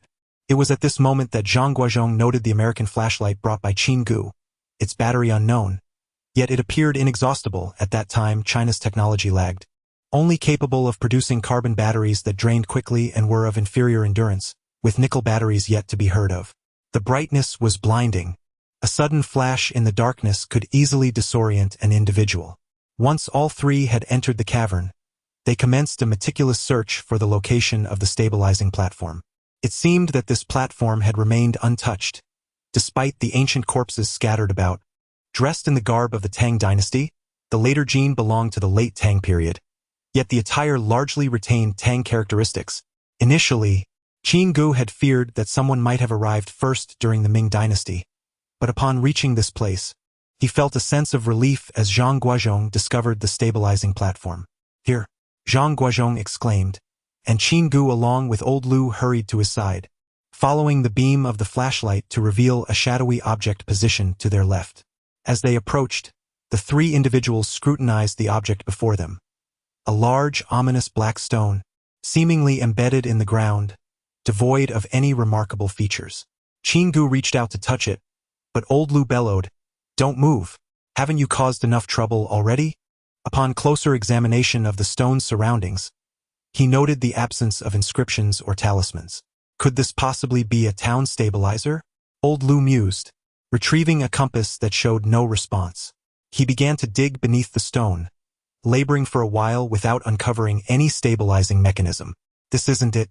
Keep searching," he urged, turning to explore elsewhere. Zhang Guozhong, however, could not shake a sense of unease. The cave was eerily barren, save for this solitary stone standing out conspicuously. Surely, the ancients had not resorted to placing artificial mountains in their town stabilizers? At that moment, Qin Ge ventured further into the darkness, leaving Zhang Guozhong alone. Old Lu and Qin Ge heard a sound, and Old Lu cursed, illuminating the surroundings with his flashlight while consulting the compass, which was now wildly fluctuating. As the tension mounted among the three, Zhang Guozhong suddenly caught a whiff of something burnt. Where could that smell be coming from? He whispered, noting that there was no one around to start a fire in this desolate wilderness. When they shone their flashlights, they discovered smoke rising from the talismans affixed to Qin Ge's body. This was the second time Zhang Guozhong had witnessed a talisman smoldering. The first instance was when he had applied a corpse-restraining talisman to Li Daming upon arriving in Li village. This is bad. We must act quickly. Old Lu, in his helplessness, bit his tongue once more to prevent himself from falling under the same spell. These past few days, he had nearly bitten his tongue off, but there was no other choice. Life was more precious than a tongue. Zhang Guozhong, however, was much quicker to react. The moment he noticed the smoky aura emanating from Qin Ge, he immediately sprayed a mouthful of true yang saliva. Yet it was already too late. Qin Ge showed no sign of awareness, his gaze fixated ahead, oblivious to their words. With a couple of thuds, Qin Ge's flashlight and gun fell to the ground, his hands trembling uncontrollably. Guozhong, hurry! Quickly Old Lu, flustered, shouted urgently without specifying what to do. Zhang Guozhong understood that it seemed something had invaded Qin Ge's body. In a moment of clarity, he shoved Qin Ge and stepped on his trembling hands. Old Lu, in concert with him, swiftly tore open Qin Ge's shirt and inscribed a 5 hearts talisman on the flesh of his back with a dagger. At that moment, Qin Ge was frantically scratching at his back with his other hand. Old Lu, acting decisively, stomped down on that hand with even greater force than Zhang Guozhong had. Personal vendetta of sorts. The 5 hearts talisman is specifically employed when a person is newly possessed by a malevolent spirit. According to the teachings of Maoshan, when a person is overtaken by such a spirit, they often become incoherent and lose recognition of their kin, as their heart channels are overwhelmed by the spirit's influence. In ancient beliefs, the heart was viewed as the seat of thought. Thus, when the heart channels are controlled by a malevolent spirit, clarity of mind is inevitably lost. However, the time it takes for a spirit to invade the heart channels varies, depending on the individual's constitution and the spirit's resentment. The efficacy of the 5 hearts talisman lies in its ability to confuse malevolent spirits, making them perceive that the individual possesses 5 hearts. This, in turn, delays the onslaught of ghostly energy, allowing an opportunity for further incantations. Originally, Zhang Guozhong and Old Lu had prepared the 5 hearts talisman in advance, but at this moment, for the sake of caution, they chose to inscribe it directly onto Qin Ge's body. According to village chief Li, the malevolent force afflicting Li Erzwang was so formidable that it took several hours to manifest. Given that Qin Ge's physique was considerably stronger than that of Li Erzwang, and yet the malevolence erupted instantaneously, it was evident that the force directed at Qin Ge was significantly more potent. Thus, it was imperative to inscribe the 5 hearts talisman directly onto his skin for added safety. At this moment, Old Lu secretly rejoiced, thankful that he had picked up a lethal blade a few days prior. Otherwise, with his frail frame, it was uncertain who would prevail in a confrontation. The Maoshan Art Compendium offers numerous methods for immobilizing malevolent spirits, but as previously mentioned, many materials have become extinct. Therefore, Zhang Guozhong and Old Lu had to adapt to the circumstances and manually secure the spirit. After completing the inscription of the 5 hearts talisman, Old Lu reluctantly lifted his foot from Qin Ge, lighting 3 incense sticks and placing them on the ground, preparing to invoke the Zhang Formation. As the name suggests, the Zhang Formation serves to dilute the power of the malevolent spirit within the mountains, operating on a principle akin to counteracting poison with poison. In the places where malevolent spirits roam the mountains, there exists a convergence of ominous energy. To set up the Zhang Formation, one must first employ pure yang elements to create a yin extracting ditch. It is a well-known principle that yin and yang attract one another. The yin extracting ditch utilizes this principle to draw forth the latent yin energy from the ground. By placing the afflicted individual at the center of the formation, the subterranean yin energy gradually accumulates around them. Even if the individual possesses formidable protective elements, the incessant influx of underground yin energy may eventually surpass their defenses. Once the subterranean yin energy exceeds the strength of the individual's protective elements, those elements will perceive a more potent presence seeking to dominate the body, prompting a wise retreat. As the 3 incense sticks burned low, Qin Ge's body ceased to tremble, and he lay on the ground, gasping for breath. Qin. Old Lu, observing Qin Ge, felt the handle of the iron cleaver in his grip slick with perspiration. This was indeed a life-saving tool. Ah! Qin Ge exhaled deeply. Hurry, bite your tongue, Old Lu urged. Though Qin Ge lacked the mastery of Maoshan techniques, having a bit of yang blood in his mouth would still prove advantageous. Step on you? I'm saving you, Old Lu retorted, and Zhang Guozhong stifled a laugh at the absurdity of this method of salvation. If Old Lu had applied a little more force, he could have easily crushed Qin Ge without the need for any malevolent spirit. However, Qin Ge's predicament also confirmed the peculiar nature of the large stone. Without further discussion, the 3 men encircled the stone with explosives. With a resounding explosion, the black stone was shattered, and the entire cavern seemed to tremble violently. Despite covering their ears and gaping in shock, the 3 were still jolted, their veins standing out prominently. Crawling out of the cave, they shouted upward, summoning Chan San to pull them up one by one. Suddenly, Zhang Guozhong experienced a moment of clarity. It was not a stone at all. Along the way, everyone regarded Zhang Guozhong with peculiar expressions. That was a long chong. Long chong? Old Lu's eyes widened in disbelief. Was that not the tribute that the Koreans presented to the Ming dynasty? Upon hearing the words Ming dynasty, Qin Ge nearly fainted. Could it be that someone from the Ming had indeed been ahead of him? Mr. Qin. Zhang Guozhong hurriedly pursued him. Chapter 36. Speculation. The so-called Long Chong was a treasured offering to the Ming court from Korea during the reign of Zhu Di. In the year 1409, the Ming Yongle Emperor Zhu Di commanded the construction of the 13 tombs, with the first tomb dedicated to himself, the Chongling. When news reached Korea, King Sejong of the Joseon dynasty, Li Bangwon, sought to curry favor with Zhu Di but was reluctant to spend money. He contemplated sending local specialties, which seemed irrelevant to the construction of a tomb. Just as he was about to miss the opportunity, a group of herbalists stumbled upon a peculiar stone on Mount Baekdu, known as Chongbai Mountain in Korean. It was said that those who touched it would fall ill. It was frigid and piercing, and gazing at it for too long could feel as if one's soul was being drawn away, leaving one unable to find peace even in sleep. After this object was unearthed, a geomancer named Cui Zhixing directly submitted a memorial to Li Fangyuan, asserting that it was an ominous portent. He advised that all who had come into contact with it should be executed and that the object should be wrapped in xuantu, powder made from the grinding of a colossal stone from the Truyang position of Mount Tai, and buried deeply at the Truyang position of Mount Baekdu. Initially, Li Fangyuan hesitated, but at that moment, news reached the Ming dynasty. The right vice minister of rites, Xue Xian, who was well-versed in the essence of ancient earth teachings, recognized this as a legendary funerary treasure known as chongchong. The term chongchong specifically refers to a ceremonial wine vessel, as well as to poisonous wine. This so-called chongchong is an ancient animal fossil that has been hidden for millennia in the most yang-receptive veins of the mountains. Such an object indeed possesses the capacity to attract malevolent spirits, proving to be several times more effective than the so-called dead jade. Furthermore, it possesses a unique sensitivity to yang energy. Upon contact, it would immediately release the evil spirits contained within. Thus, it can be regarded as a safeguard within royal tombs. Should a tomb raider inadvertently disturb it, they would likely face dire consequences. In the year 1410, upon Xue Xian's counsel, Zhu Di decreed a demand for this chongchong from Korea. Hearing this news, Li Fangyuan was overjoyed and promptly executed Cui Zhixing under the pretext of spreading heretical claims, subsequently delivering the chongchong to the Ming dynasty. However, the reason for the presence of this chongchong at that moment remains a mystery.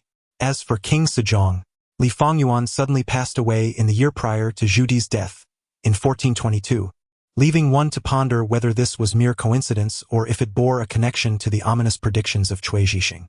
At this moment, Qin Ge's mind was a blank slate as he continued to walk forward, oblivious to the truth or falsehood of his situation. This blow was undeniably fatal for him.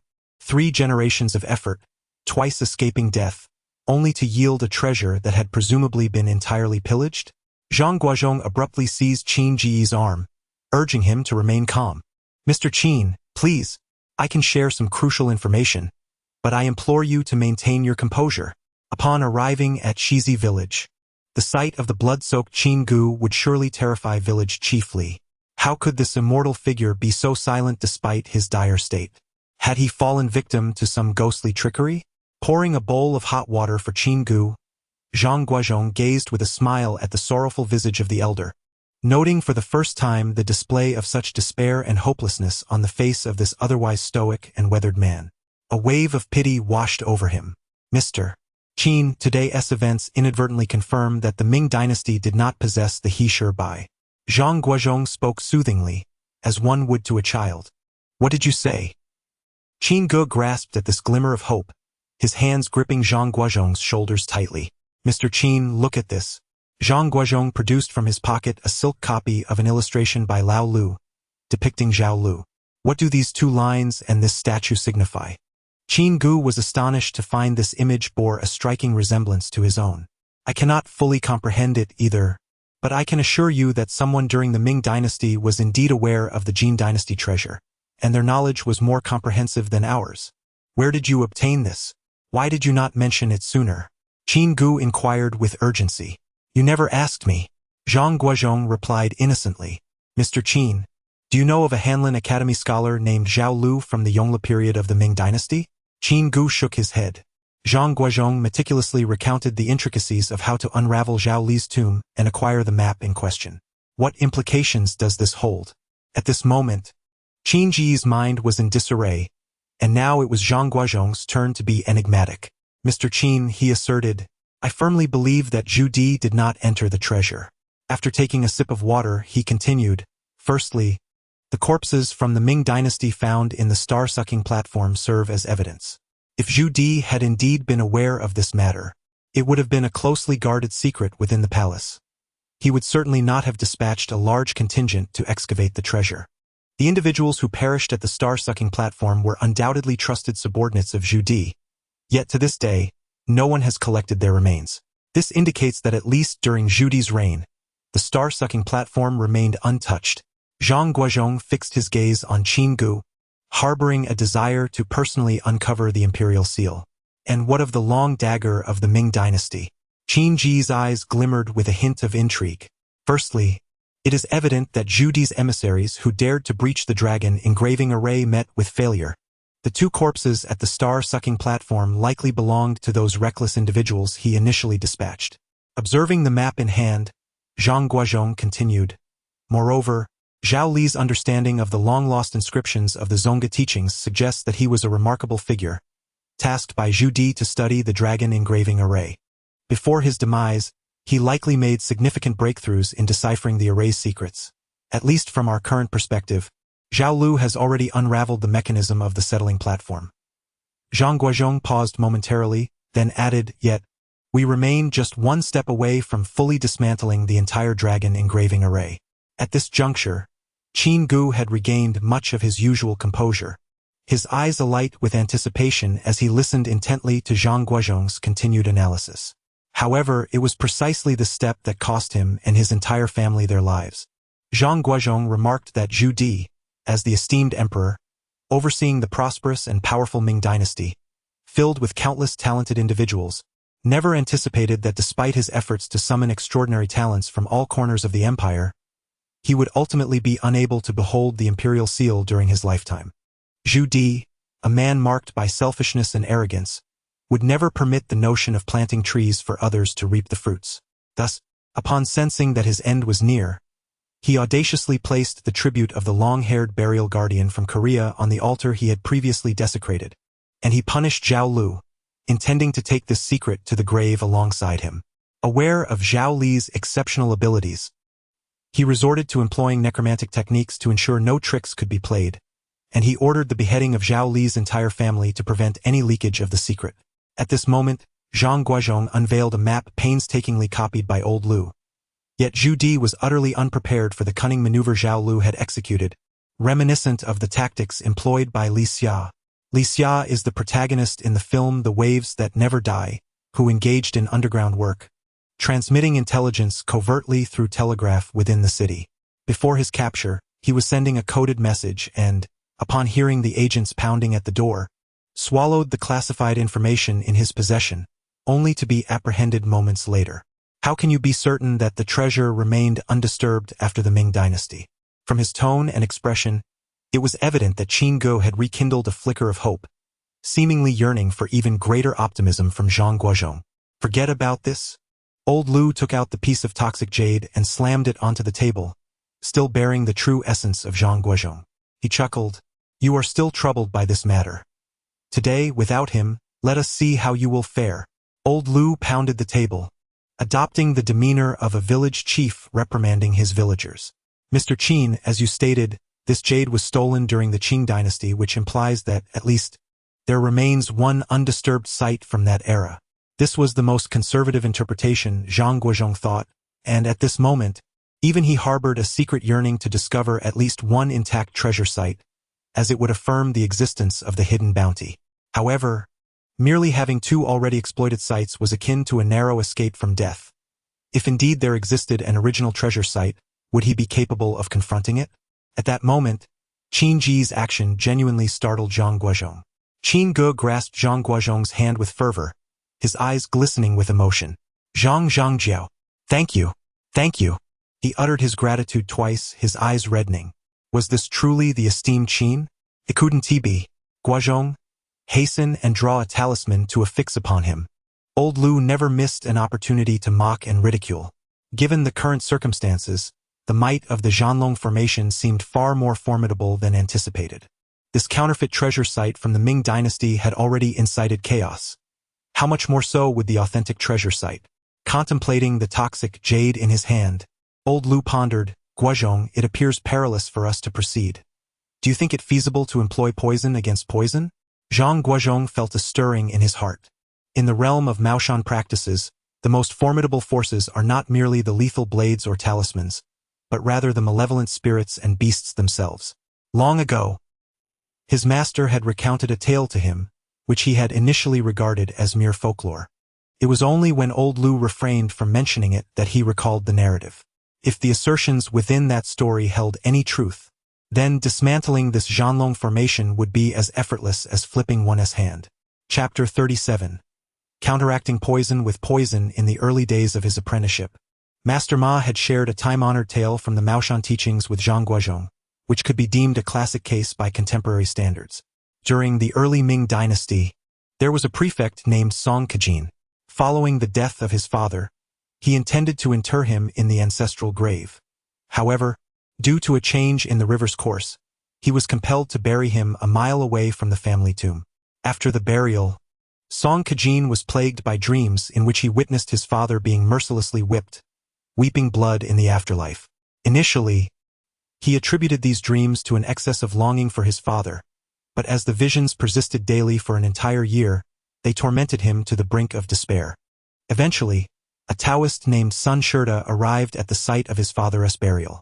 Not far from there, he discovered a tomb belonging to a Mongolian noble from the Yuan dynasty, situated right beside the peaceful resting place of Song's father. He immediately deduced that this Yuan tomb was the source of unrest for Song's father.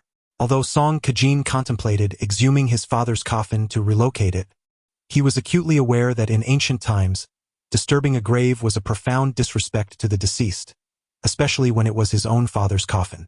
At the moment when Song Ke found himself in a state of utter despair, Dao's son proposed a rather unconventional solution.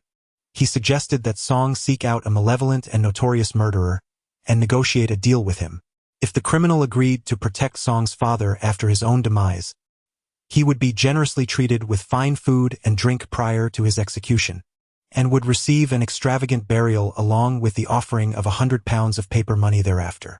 Although Song was somewhat skeptical, the recurring dreams of his father were undeniably compelling. In a state of desperation, he quickly struck a deal with Chung Song, a notorious bandit with a bloody history of multiple murders, and formalized their agreement in writing.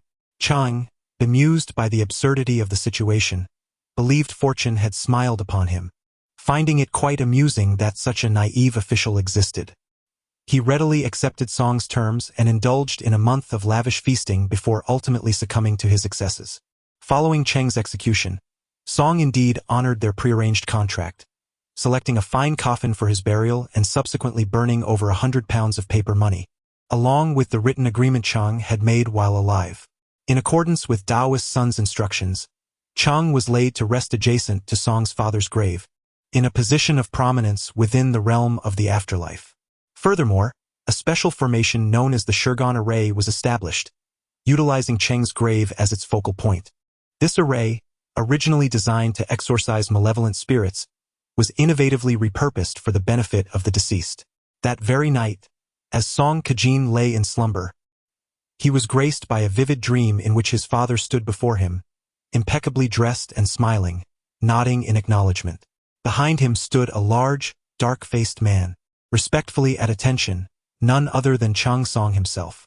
From that moment onward, Song Guozhong was never again troubled by dreams of his father suffering punishment. Although this tale is but a legend, it serves as a noteworthy precedent for the principle of using poison to counteract poison. The actions taken by master-son within the narrative are theoretically sound. Remarkably, Old Lu and Zhang Guozhong have aligned their thoughts. Despite their uncertainty regarding the nature of the toxic jade in their possession, it indeed encases 1,000 souls. If one were to regard the town's altar and the toxic jade as sepulchres, positioning the jade upon the altar's designated place and surrounding it with the Shurgan formation, the power of the 1,000 souls, combined with the accumulated yin energy from the formation, could surely overpower even the most formidable celestial beings residing within the altar. The pivotal challenge now lies in inciting conflict between these two entities. Theoretically, the 1,000 souls encapsulated within the toxic jade and the entity within the altar are of the same essence. It is imperative that they perceive each other as living beings to fulfill their purpose. Basic methods such as living talismans or dummies would prove ineffective, unable to withstand the might of the 1,000 souls or even more potent forces for a mere minute. As Zhang Guozhong fanned himself, he was suddenly struck by a fragrant aroma. Stepping outside, he observed village chief Li engaged in prayer before a statue of the Bodhisattva. "Comrade Zhang, I am praying for your safety. Your virtuous deeds will surely turn misfortune into fortune." Village chief Li spoke with utmost sincerity. A spark ignited in Zhang Guozhong's mind as he noticed the image of Guanyin adorning the wall. Bodhisattva, Buddha, seated Buddha, map, porcelain vase. Zhao Lu, the fiery bureau, the fiery bureau. The more he pondered, the clearer the path became. I understand. Just as in the past when Zhang Guozhong discovered the corpse in Litsuan, he shouted as he entered the house. Old Lu, who had been sleeping, abruptly sat up with a knife in hand, exclaiming, "What is the matter? Who has charged in this time?" Zhang Guozhong had procured a large cart from Shizi village and sought out a stonemason in Yuanba to carve 6 small pillars, which constituted a set of 6 firestone stakes. Unable to find blackwood, he substituted it with peach wood to create a wooden box. Lacking red nitrate, he used vermilion instead. Having gathered these items, he and Old Lu devised an infallible plan. After satisfying their hunger and thirst, they were led by Chun San to Shizling. Shizling is a small peak with remarkably treacherous terrain. Old Lu took a glance and remarked in astonishment that it was indeed the position of the mountains Zhenyang. According to the map, the Qin Ge was situated atop the ridge. The arrangement devised by Zhao San was utterly unfathomable. Theoretically, the 9 platforms should be positioned in the mountain's yin locations, while this Zhengyang position served as a town platform, the guardian of which remained a mystery. However, upon entering the Qin Ge, the trio was utterly bewildered. This was no town platform. It was clearly an ancient battlefield, littered with bones and broken weapons. The origins of the combatants were indiscernible, as not a single corpse was intact. Many were headless or missing limbs, all clad in armor reminiscent of the Ming Dynasty's regular troops. Moreover, the base of this town platform, like the previous 2, was completely barren. Qin Ge felt a wave of frustration, but after a round of encouragement from Zhang Guozhong, he reluctantly mustered the spirit to proceed to the next true immortal platform. The true immortal platform and the star suction platform are situated within a cavern, merely 5 miles from the Kunzu platform, making them the closest of the town platforms. Old Lu stepped into the celestial viewing array, the yellow flag standing still, and entered through a narrow opening. As he ventured deeper, the passage widened, yet an unsettling aura pervaded the depths. Along the walls, he observed ancient figures embedded in the rock, their presence a haunting testament to the cave's damp environment and oppressive, which had preserved their remains to a certain extent. Strangely, a few corpses in the wall's recesses exhibited severe decay, their iron restraints broken, lying sideways as if dragged from their confines. It was uncertain whether this occurred during the initial construction of the platform or was a result of later desecration. The concept of prison sacrifice lingered in Lu's mind as he unsheathed his dagger. How could such a practice exist even in the Tang dynasty? Prison sacrifice, a variant of the soul-binding technique, is said to have originated in the Sui dynasty. Although formidable, its complexity rivals that of constructing mechanisms, leading to its rarity in funerary practices. The method involves chiseling human-shaped niches into the walls, wherein living individuals are bound and forced into the recesses, each slot slightly smaller than the person being embedded, resulting in excruciating suffering. Once ensconced, iron bars are affixed over the niches, leaving the unfortunate souls to their fate, a grotesque mockery of morality. Those who perish in such torment, commonly referred to as squeezed ghosts, are among the most troublesome of malevolent spirits. It struck Zhang Guozhong as odd. Clutching the dragon's scale tightly, he pondered why this particular platform resorted to such a labor-intensive and time-consuming practice of prison sacrifice, unlike the others that simply executed their victims on-site. Master Qin, do not be anxious, old Lu remarked. It appears that this altar has not been visited by anyone. The yellow flag remains unmoved. Perhaps it signifies that as long as we do not disturb the altar, we will be safe. Qin Ge felt a mixture of elation and trepidation. Old Lu instructed village chiefly to borrow a butcher's cleaver from the town of Yuanba. Although it seemed humorous, it was undeniably far more effective than his pistol. The passageway stretched approximately 50 meters, flanked by 30 or 40 restless spirits. With each step, Old Lu's legs grew weaker. If a solitary soul-hunting demon proved so troublesome, the numerous spirits in this place of utmost darkness would surely pose an insurmountable challenge. Even the founding ancestor might falter. At the end of the corridor lay a small stone chamber, scarcely 30 square meters. This had once undoubtedly been a vast natural cave, now encased by walls erected by human hands. Old Lu tapped the stone wall with his dagger, sensing its considerable thickness. The altar within the chamber was conspicuously situated at its center. Qin Ge illuminated the altar with his flashlight, revealing it to be utterly bare. Master Qin, do not fret. Let us proceed to the next one.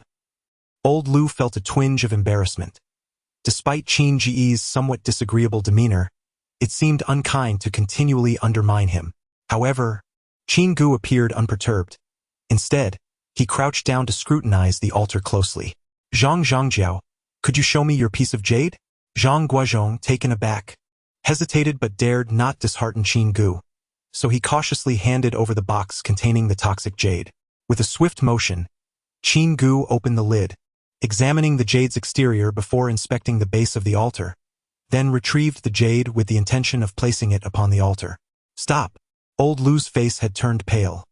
Now, to set this on the town altar, are you tired of living? At this moment, Qin Ge was also taken aback. He had been so engrossed that such a rudimentary thought had crossed his mind. However, Master Zhang, this seems to be the true altar for this piece of jade. Look, following Qin Ge's flashlight beam, Zhang Guozhong indeed discovered a carved indentation on the stone altar that perfectly matched the thickness of the toxic jade. If the jade was indeed the altar, it should be inserted upright into this recess. Just then, a sharp crack echoed from outside the cave, resembling the sound of something snapping. Old Lu quickly retrieved his compass, watching as the needle flickered erratically, occasionally deviating significantly. Qin, Old Lu could no longer contain himself. Look at the trouble you've caused. Shining the flashlight down the corridor, it appeared as though there were figures scattered about. Quickly, set up the formation, Old Lu commanded, drawing from his experience with the star-sucking altar. In such a profoundly in location, lethal blades were ineffective. The only hope now lay in the premeditated strategy of using poison against poison. No, there is no time. That method was originally intended to break the altar. If the altar remained stationary, the formation would have ample time to extract the yin energy from the ground. Yet, the distant figures were clearly in motion, leaving the formation insufficient time to absorb the yin energy. the enemy's position would shift, rendering the plan unfeasible.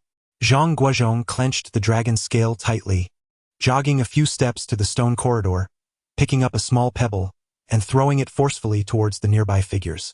With a soft thud, the stone seemed to strike something soft and yielding. In the dim light of the cave, Zhang Guozhong, surveying his surroundings, exclaimed, "What shall we do, brother?" The small cave, merely 30 square meters, was encased by sheer stone walls, leaving no room for escape or concealment. As shadows drew nearer, the glow of the flashlight revealed tattered garments, and Zhang Guozhong counted 5 figures. Suddenly, a thunderous explosion resonated through the cavern, releasing a pungent cloud of gunpowder smoke. The second detonator was ignited, followed by the third and fourth. Qin Ge seemed blinded by rage, oblivious to the possibility of success, as he relentlessly triggered the explosives. Both Zhang Guozhong and Old Lu were choked by the dense smoke. Zhang Guozhong covered his nose and shone the flashlight into the haze, his heart sinking. The 5 figures remained, unscathed, unable to move them with mere blasts. Old Lu, wavering with the flashlight, appeared equally distressed. In that moment, Zhang Guozhong steeled his resolve, seated himself at the cave's entrance, and with swift movements of his dagger, he inflicted several shallow cuts upon his chest before plunging the blade into the ground. Raising his right hand high, "Guozhong, what are you about to do?" Old Lu's voice quivered, sensing the gravity of Zhang Guozhong's intentions to invoke the Yang Soul technique. It is widely acknowledged that the soul is of the Yin nature, while the Yang Soul technique allows the soul to harness Yang energy and unleash tremendous power in a brief moment to intimidate malevolent spirits. This is a self-destructive spell practiced in the Maoshan tradition, based on the principle of breaking the 7 meridians to release the body's Yang energy, followed by a self-inflicted death through a kiss on the neck. The implement must carry Yin energy, hence it is necessary to first embed the dagger into the ground. The Yang Soul technique must not involve poison or suffocation, but can only result from physical harm. This enables the soul to absorb the expelled Yang energy from the body, transforming into a Yang Soul. From a medical perspective, as long as blood loss is minimal and timely rescue is administered, a person who has committed suicide can be saved. However, from the standpoint of Maoshan techniques, those who have utilized the Yang Soul method have already detached their souls from their bodies. Even if rescued, they would remain in a vegetative state. "Stop this at once," exclaimed Old Lu, as he swiftly approached Zhang Guozhong and seized the dragon scale dagger embedded in the ground. "If anyone is to take it, it should be me. You are the leader." Old Lu stepped in front of Zhang Guozhong, mirroring his actions by marking several points on his chest with the dagger, before thrusting it into the earth. Although Qin Ge was uncertain of the intentions behind the struggle, he could surmise the general direction of their actions. "Everyone, cease at once," Qin Ge shouted. "There is a hole." It turned out that while the brothers were vying to employ the Yang Soul technique, Qin Ge had been shining his flashlight around the stone chamber, discovering a small hole at the junction of the ceiling and the walls. Upon hearing of the hole, Zhang Guozhong and Old Lu abandoned their contest, scrambling into the chamber.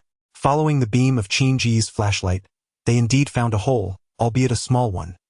It would be impossible to crawl in on one's knees, yet it seemed feasible to wriggle through. After enduring numerous adventures, the 3 had developed a remarkable synergy. Qin Ge swiftly retrieved a coil of rope from his bag and handed it to Old Lu. Zhang Guozhong positioned himself below, with Qin Ge in the middle and Old Lu at the top, swiftly constructing a human ladder with an agility surpassing that of a circus troupe. As Old Lu climbed, he secured the rope around his waist. With Old Lu's lean physique, entering the cave proved relatively effortless. Once inside, the rope was immediately cast aside, and Qin Ge seized it, swiftly ascending to the cave's entrance. At that moment, several shadowy figures approached the cave mouth, their pace agonizingly slow, each step deliberate. When Zhang Guozhong illuminated them with his flashlight, a wave of nausea washed over him. These men, undoubtedly the infamous Tian Gui, were far more repulsive than the mountain dweller encountered just days prior in the Xing Shuntai cave. Their facial skin, grotesquely disfigured, seemed to have been recently blown apart, with features that had shifted positions, leaving what should have been a face situated atop their heads. Their foreheads and noses were now merely patches of scalp, adorned with a few tufts of hair that had not completely fallen away. They were still bound by the ropes that had once imprisoned them, some severed, others still attached, while their original faces had inexplicably migrated to their necks, swaying as they moved. At that moment, a gunshot rang out, and one of the Tian Gue had its hair violently scattered by the bullet. The figure swayed momentarily yet continued its slow advance. Zhang Guozhong was momentarily taken aback by their appearance, but Qin Ge's urgent shout snapped him back to reality. Gripping the rope tightly, he began to ascend. "Hurry up!" Qin Ge yelled. "These creatures can climb ropes." Zhang Guozhong's voice quavered in panic. "Quick! Cut the rope!" At this moment, Qin Ge yearned to escape, yet the aperture was too confined, rendering any attempt to turn around impossible. He watched in horror as the hand of the malevolent spirit, Tian Gue, reached for Zhang Guozhong's ankle. Zhang's eyes were bloodshot, and with one hand he grasped the rope, while with the other he drew the dragon scale from his waist to sever it. However, Qin Ge was unaware of the material of this American climbing rope. Despite the sharpness of the dragon scale, it yielded no results. Inside the narrow space, old Lu's waist was nearly constricted to the point of breaking. Gritting his teeth, he clutched the iron blade embedded in the wall. Qin Ge also produced his military dagger, embedding it into the wall, bracing his body against the confines, using his shoulder to support old Lu's foot, sharing the burden of their plight. In the cavern, it was Qin Ge, and beneath him was Tian Gue. They had reached an impasse. At that moment, thoughts of Li Erye and their entangled life in Li village flashed through Zhang Guozhong's mind. Could it be that the young Erye would truly have to live in widowhood? Alas! Zhang Guozhong felt helpless as Tian Gue suddenly seized his ankle with a vice-like grip. Upon hearing this, old Lu's head spun. "Guozhong, don't do anything foolish." Yet he found himself immobilized, consumed by anxiety. Qin Ge, too, felt the urgency, freeing one hand to retrieve his pistol, disengaging the safety, and passing it to Zhang Guozhong from beneath his trousers. "Zhang, use this." Zhang Guozhong held the dragon scale in his mouth as he accepted the pistol, a wry smile gracing his lips. Perhaps a dead horse could be treated as a live one. With that thought, he aimed and fired a shot at the hand of Tian Gue that clutched his foot. "Zhang, I meant to tell you to shoot the rope." Qin Ge's voice trembled with urgency. Zhang Guozhong suddenly realized, and with a swift motion, fired his pistol at the rope beneath him, causing the ghostly figure below, along with a portion of the rope, to plummet to the ground with a thud. Old Lu felt a lightness behind him and called out, "Guozhong? Guozhong? I'm here. I'm here." Zhang Guozhong, drenched in sweat, crawled into the hole. As he entered, he shone Qin Ge's flashlight downwards and saw 4 or 5 ghostly figures gathered below, intermittently emitting low, thunderous growls. It appeared that while these apparitions could climb ropes, they were yet unskilled in scaling walls. Zhang Guozhong exhaled a sigh of relief. It seemed this was a Tomb Raider's tunnel excavated during the Qin dynasty. As Qin Ge climbed, he pondered aloud, "I wonder how these rascals managed to steal from this town?" Old Lu chimed in. Turns out they had their connections. After an indeterminate distance, Old Lu abruptly halted. "Mr. Lu?" Qin Ge inquired, puzzled. "We've reached the end." Old Lu replied, switching on his flashlight to reveal a larger cavern outside. The smuggling tunnel had indeed led to the Zhengxiantai. To prevent any unforeseen circumstances, once they crawled out of the tunnel, Qin Ge tossed a detonator back inside, resulting in a muffled explosion that sealed the passage completely. Once inside the cavern, they turned on their flashlights and discovered a path on the ground, clearly marked by signs of human intervention. "Do not tread carelessly.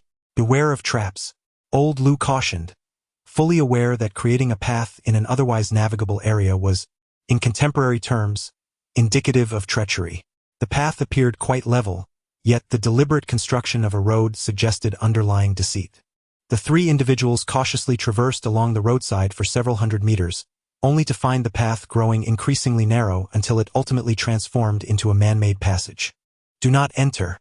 Old Lu produced a yellow flag once more, but this time, the flag exhibited an unusual behavior, spinning in place.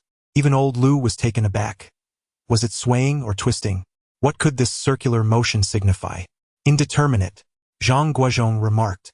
Although Old Lu had spent more time with Master Ma than Zhang Guozhong, he often resorted to cunning tricks, leaving his actual skills somewhat limited.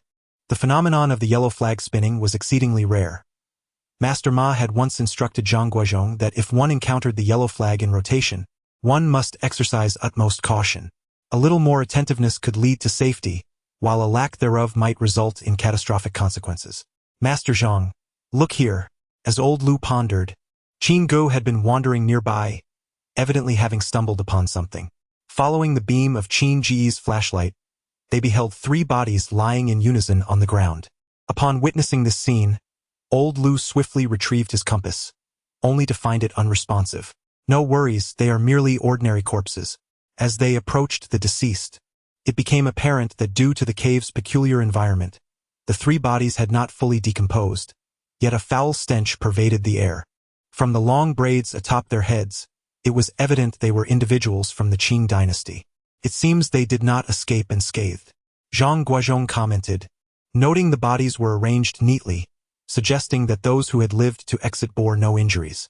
What in the world is this place? Old Lu mused, illuminating the corpses with his flashlight. Zhang Guozhong pulled out a map and was astonished to find that the true immortal platform was in close proximity to the array's core. Could this be? Upon hearing Zhang Guozhong's words, Qin Ge felt a sudden jolt of realization and promptly retrieved his notebook and compass, contemplating the direction they had just come from. Indeed, this is the entrance to the treasure. Qin Ge's voice trembled with excitement. Look at this. Old Lu directed the beam of his flashlight onto the corpse's head, revealing a ghastly sight. A yellowed piece of paper, resembling a talisman. These foolish individuals were merely pawns in someone else's game. Zhang Guozhong crouched down to examine the talisman affixed to the deceased's head, his voice cold and detached. Master Qin, it seems we need not venture to the other platforms. Old Lu unexpectedly adopted a serious demeanor. These individuals were manipulated by an expert. Their demise here indicates that the other platforms have likely been breached. Ignoring him, Qin Ge approached the entrance with a grim expression and took a deep breath. Don't move. Zhang Guozhong illuminated the stone corridor's side walls with his flashlight, sensing something amiss. Chapter 39. Into the void of heaven and earth. Zhang Guozhong continued to search the stone walls with his flashlight, observing that one side was densely inscribed with cryptic characters, while the opposite side displayed entirely different markings, resembling a map or an ancient seal. What on earth is this?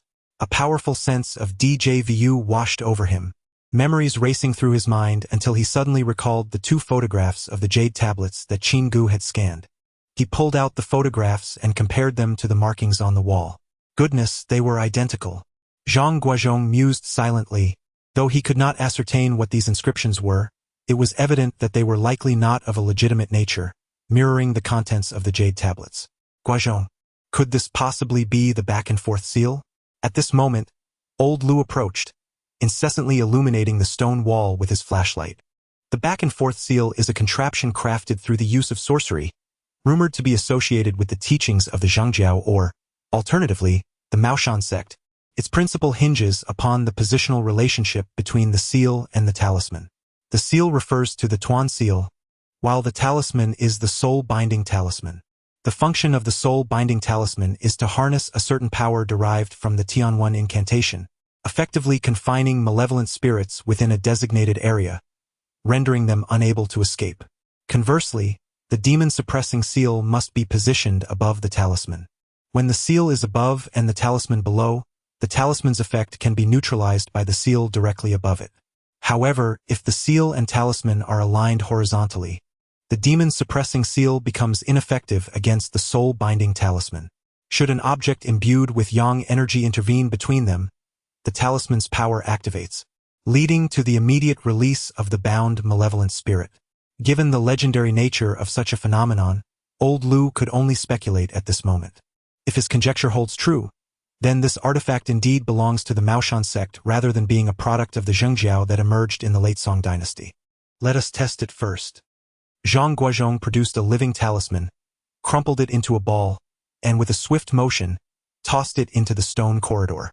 Within 30 seconds, the talisman began to emit a thick plume of white smoke. Guozhong, it appears this is indeed the back-and-forth seal. Old Lu crouched down in contemplation, the walls adorned with Tianwen inscriptions. Unless one were to excavate a passage, Even an attempt to fly through would surely invite disaster. As he pondered, old Lu drove his dagger into the ground. The hard surface was a lang of stone debris and soil, making it impossible to dig with merely his folding shovel. Meanwhile, Zhang Guozhong pondered as he observed Qin Ge wiping his face with his sleeve, only to find it instantly smeared with mud. Witnessing this scene, an idea sparked in Zhang Guozhong's mind. Eureka! He removed his garment and cut out a square piece of fabric measuring 30 centimeters on each side from the back. "Senior brother, do you have cinnabar and a brush?" he inquired. "Ah, what a clever lad." Old Lu quickly grasped Zhang Guozhong's intent. He was to replicate the seal inscription on the right stone wall. In a matter of moments, old Lu adeptly completed the imitation. Zhang Guozhong carefully took the dragon scale in hand, bit his tongue to draw blood, and affixed the cloth onto the ancient script on the left wall. After approximately 2 minutes, the talisman tucked behind him emitted no smoke. It seemed effective. Hurry over. Once old Lu and Qin Ge had traversed the ancient script area, Zhang Guozhong slowly retreated into the stone corridor, clutching the cloth. Old Lu had a length of rope tied around his waist, while Qin Ge secured the remaining length to himself to prevent old Lu from falling into a trap. They cautiously made their way for several dozen meters until they were confronted by a colossal seated Buddha, leaving no other path available. This must be the place. Old Lu first retrieved a compass, assessed that all was well, and then began to scrutinize the statue intently. The Buddha stood approximately 8 meters tall, seemingly carved from the mountainside itself. Upon illuminating it carefully with a flashlight, he noted that there were no visible cracks, suggesting the absence of a hidden door. "Master Qin, how much explosive do you have left?" Old Lu contemplated the idea of blasting the statue, for it was possible that the entrance to the treasure chamber lay beneath it. "Wait!" Zhang Guozhong seemed to recall something, pulling out a sketched map from his pocket and pondering over it. "Mr. Qin, this appears to be the exit to the treasure." "What did you say?" Qin Ge could hardly believe his ears. "Look, here are 2 lines, one connecting to the statue and the other to the 9 town platforms. I mentioned earlier that there are no traps along this route." Old Lu, feeling a wave of frustration, thought to himself that Shi Jingtang couldn't possibly make it so easy for them to enter. Qin Ge scrutinized the map, remaining silent. At that moment, Zhang Guozhong climbed onto the seated Buddha, hoping to find any flaws. It turned out that the craftsmanship of ancient traps did not achieve the precise fitting of modern industry. In a rather inconspicuous spot behind the seated Buddha, Zhang Guozhong discovered a crack about the width of 2 fingers. "Mr. Qin, over here," Zhang Guozhong called out. "Is this crack wide enough for a detonator?" Hearing the shout, Qin Ge hurried over, pulling out a detonator to measure it, and it fit perfectly. Qin Ge smiled at Zhang Jiao. "You truly have a knack for this." With a thunderous roar, the last 3 detonators were set off, and the 3 of them advanced, revealing a large fissure behind the seated Buddha. A living person could easily crawl through. Behind the crack lay a pitch-black secret passage, and when illuminated by a flashlight, the beam vanished into the vast darkness, with no end in sight. "I'll go first." Zhang Guozhong bravely took the lead, untying Qin Ge's rope and wrapping it around his waist, pulling out the dragon scale and being the first to squeeze through the crack. "Come down," Zhang Guozhong signaled, seemingly reassured that there was no imminent danger within. The trio descended into the secret passage, meticulously illuminating the walls with their flashlights. Apart from the traces of human craftsmanship, there were no talismans or carvings to be found. As they ventured deeper into the darkness, the passageway enveloped them in an impenetrable blackness, rendering the entrance invisible. Old Lu knelt on the ground, using his iron chisel to probe the gaps between the square bricks, prying slightly as if the bricks were alive. "Guozhong, this is not a formation. It's a cipher mechanism." "A cipher?" Zhang Guozhong felt a wave of frustration. While he was adept at exorcising malevolent spirits, the emergence of a cipher was unexpected. "We must traverse the mechanism in the correct order. A single misstep could seal our fate today." Old Lu rose, casting a glance at Qin Ge, implying that they should retreat. Qin Ge, however, paid no heed to old Lu's words.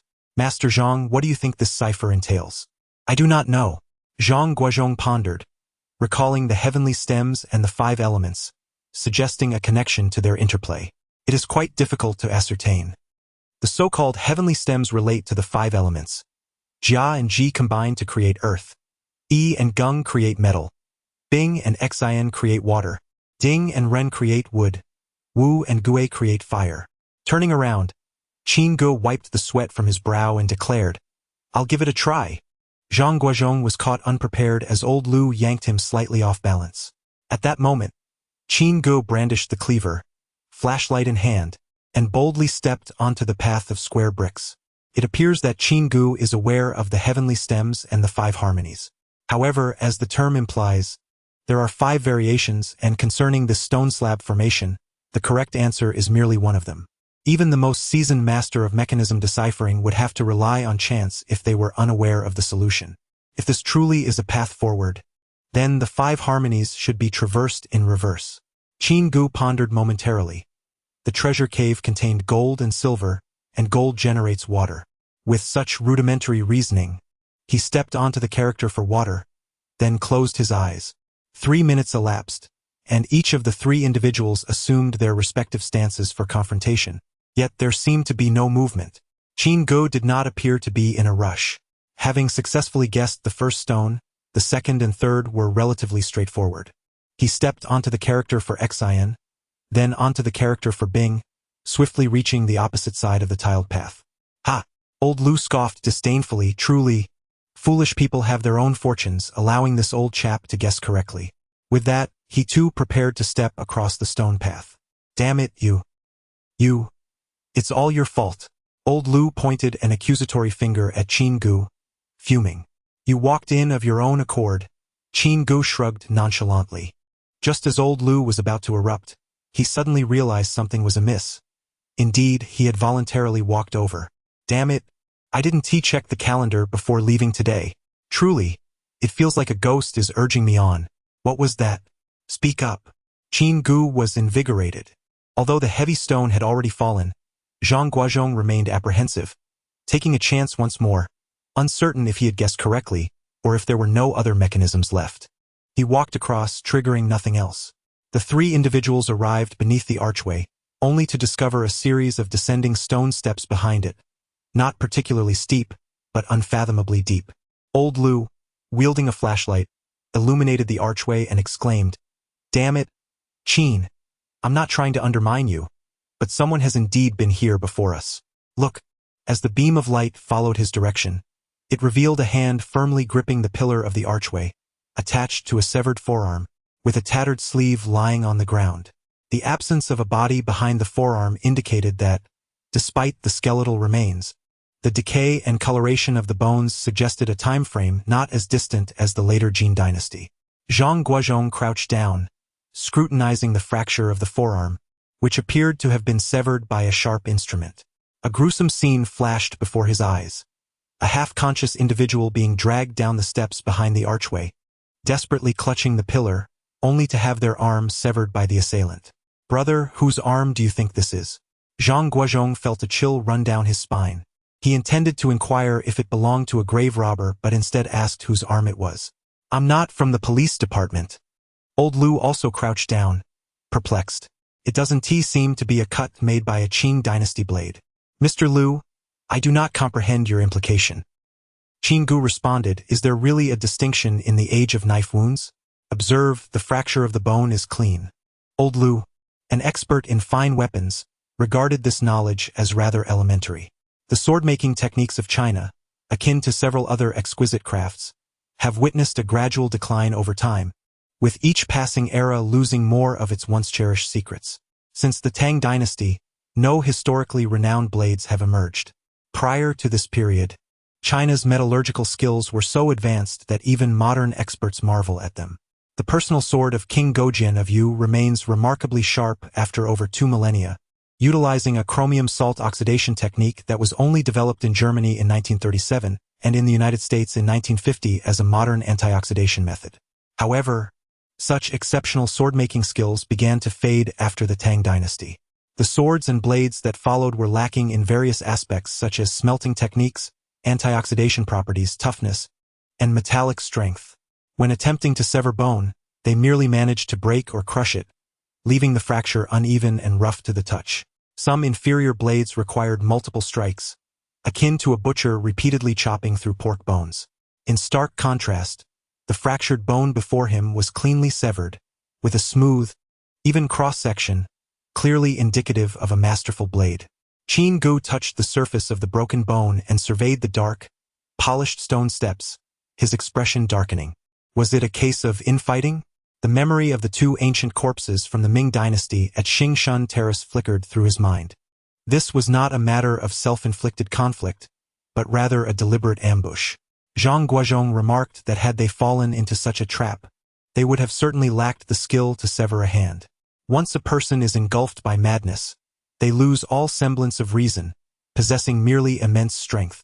Even when unable to pull, they remain oblivious to the pain of cutting their hands with a knife, resorting only to relentless tugging. Old Lu nodded in agreement, considering this indeed a premeditated ambush. Logically speaking, the man, Shi Jingtang, ought not to engage in any frivolous antics at the heart of the formation. The 9 town leaders were already sufficiently ruthless. Should he complicate matters further, it would only hinder his own acquisition of treasure. It seemed plausible that this was an act of tomb raiders from the Qin dynasty, seeking to monopolize the riches by turning against their accomplices. Although reasoning suggested there was little danger, Old Lu nonetheless rose and gestured for Qin Ge to proceed first. Without hesitation, Qin Ge drew his cleaver, armed himself with a flashlight, and descended the stone steps without a word. After traversing about 50 meters, the end of the staircase opened up to a vast stone chamber, a remarkable blend of natural cave and human craftsmanship, the floor adorned with square tiles while the walls remained largely unrefined, simply the natural rock face. After taking just a couple of steps forward, Qin Ge abruptly halted, crouched down, and slowly raised his head, illuminating the surroundings with his flashlight. "Qin Yi, is your shoelace untied?" Old Lu appeared resolute in his intent to confront Qin Ge to the end. Zhangjiao, do you truly believe that severed hand moments ago was not the work of supernatural forces? Qin Ji's voice trembled slightly, yet he endeavored to maintain his composure. By heavens, even if there is a deep-seated grudge, there is no need for such vengeance. Zhang Guozhong observed the skeletal remains intently, murmuring to himself. At that moment, Old Lu produced a compass, but the needle remained unresponsive. "Guozhong, let us not terrify ourselves. Perhaps the perpetrator has simply succumbed to madness." Old Lu speculated in a flurry. But why would he suddenly go mad? Qin Ge pressed for answers. "How am I to know why he has gone insane?" Old Lu retorted, growing impatient. At this juncture, Zhang Guozhong rose to his feet and began to walk slowly to one side. The visibility within the cavern was rather poor, shrouded in mist, yet it was significantly better than the initial location they had encountered. With the aid of an American flashlight, visibility extended approximately a dozen meters. As Zhang Guozhong progressed, Old Lu and Qin Ge followed closely behind. This cavern was vastly larger than the previously visited Jintai cave. After traversing at least 30 meters along the cave wall, the beam of the flashlight suddenly illuminated a series of boxes. Upon reaching the boxes, Zhang Guozhong meticulously examined them, finding no discernible traps. Drawing Qin Ji's handgun, he fired a shot that shattered the severely corroded chains, then kicked open the lid of the box. Bathed in the flashlight's glow, the three were momentarily struck dumb. The box contained an entire trove of gold ingots. Unable to resist, Old Lu seized one, weighing it in his hand. It was a hefty 10 pounds, and the creases of his face transformed into a wide grin. "Guozhong, look at this," he exclaimed, slipping the gold ingot into his pocket. Zhang Guozhong was no saint. He could not resist taking a piece for himself, weighing it in his hand. Indeed, with 2 celestial observatories, one could afford such luxury. Qin Ge, however, held no interest in gold bricks. He continued his solitary exploration among the rows of boxes, intermittently illuminating his surroundings with a flashlight. His quest was not for gold, but rather for the national treasure seal. As he walked, the beam of his flashlight suddenly fixed upon a shadowy figure, startling Qin Ge considerably. "Who is there?" he shouted, retreating several steps, a cold sweat breaking out across his body. Having already secured 2 gold bricks, Old Lu was also troubled. The weight was unbearable. With merely a tattered cloth bag, he found it nearly impossible to contain the 2 he had already collected. He mused that cash would be far more convenient. At that moment, Qin Ge's shout startled old Lu as well. Forgetting about the gold bricks, he hastily retrieved his compass, only to find the needle oscillating violently, spinning in circles like a pointer before a plane's crash. In all his years, old Lu had never witnessed such erratic movement. Fear compelled him to discard the third gold brick, drawing his dagger instead, and he shouted Zhang Guozhong's name. Guozhong, there's trouble. Put it down. Upon hearing the commotion, Zhang Guozhong had already reached Qin Ge's side, illuminating the shadowy figure ahead. It seemed to stir no more than a whisper. What in the world? A bead of sweat formed on Zhang's forehead. Be cautious, Guozhong. This cave is cursed. At that moment, old Lu caught up, shining his flashlight around, nearly losing his wits. What in the world is this? As the beam of the flashlight wielded by old Lu illuminated the surroundings, numerous indistinct figures came into view. The inherent fear within every human was palpable, and both old Lu and Zhang Guozhong were acutely aware of their own limitations. The art of Maoshan has endured through the ages, yet what has been lost far surpasses that which has been preserved. The materials that have vanished are more numerous than those that can be found. Throughout history, even esteemed Maoshan masters have fallen prey to common malevolent spirits and creatures, let alone the perilous treasure cave constructed with the might of the later Qin dynasty, where they currently found themselves. Given their meager skills, merely surviving to this moment was a significant feat. Each of the three had been affixed with talismans by old Lu, standing with their backs against one another while shining their flashlights at the advancing shadows. The figures appeared to encroach slowly, almost as if they were ethereal wisps, suspended in mid-air, reminiscent of delicate kites. Zhang, what is this entity? Qin Ge inquired, beads of sweat forming on his brow. He secured the flashlight beneath his arm and swiftly drew his pistol, acutely aware that it may not be effective against such an apparition. Yet, as a modern individual, the presence of a firearm offered a semblance of reassurance compared to a mere butcher's knife. It appears to be the Eight Immortals formation. Zhang Guozhong responded, referencing the discussion of the Three Evils formation by Master Ma during the explanation of the subduing techniques in the context of the grave of Zhao Lu. Besides the myriad formations, there exists a particularly nefarious arrangement used specifically for burial sites, known as the Eight Immortals formation, also referred to as the skinning formation. As the name suggests, it employs human skin to manifest its effects. The method involves placing a complete human skin in each of the 8 cardinal directions: Qian, Kuan, Zhen, Sun, Ken, Li, Zhen, and Dui. Should any intruder dare to trespass, they would inexplicably find themselves ensnared by these skins. If any accomplices were to witness their companion suddenly enveloped in a layer of skin, transformed into another person, one can only imagine the terror that would ensue. Although the Eight Immortals formation is but a legend, its implications extend far beyond mere fright. I assent this. An aspect of subduing techniques? Old Lu also had heard of such a formation, yet the elderly tend to harbor conservative views. Subduing techniques emerged in the late Song dynasty. While this treasure belongs to the later Qin, a gap of nearly a millennium, thus he hadn't contemplated such possibilities. While one cannot ascertain whether it is indeed a subduing technique, the erratic oscillation of the compass needle indicates that the phenomenon encountered this time is far more formidable than anything previously encountered, even suggesting a dissimilar magnitude altogether. Remain calm. One must remain composed. Zhang Guozhong continually reminded himself, recalling the teachings of his master on maintaining composure in perilous situations. Every challenge possesses a solution. Clear-headed contemplation is the sole path to unraveling crises. First, one must ascertain the dimensions of this cave. Zhang Guozhong gritted his teeth and remarked that although the descent techniques from the late Song dynasty are difficult to explain in the treasures of the later Qin, at this moment, these seemingly floating human shadows could only be temporarily managed according to the Eight Immortals game.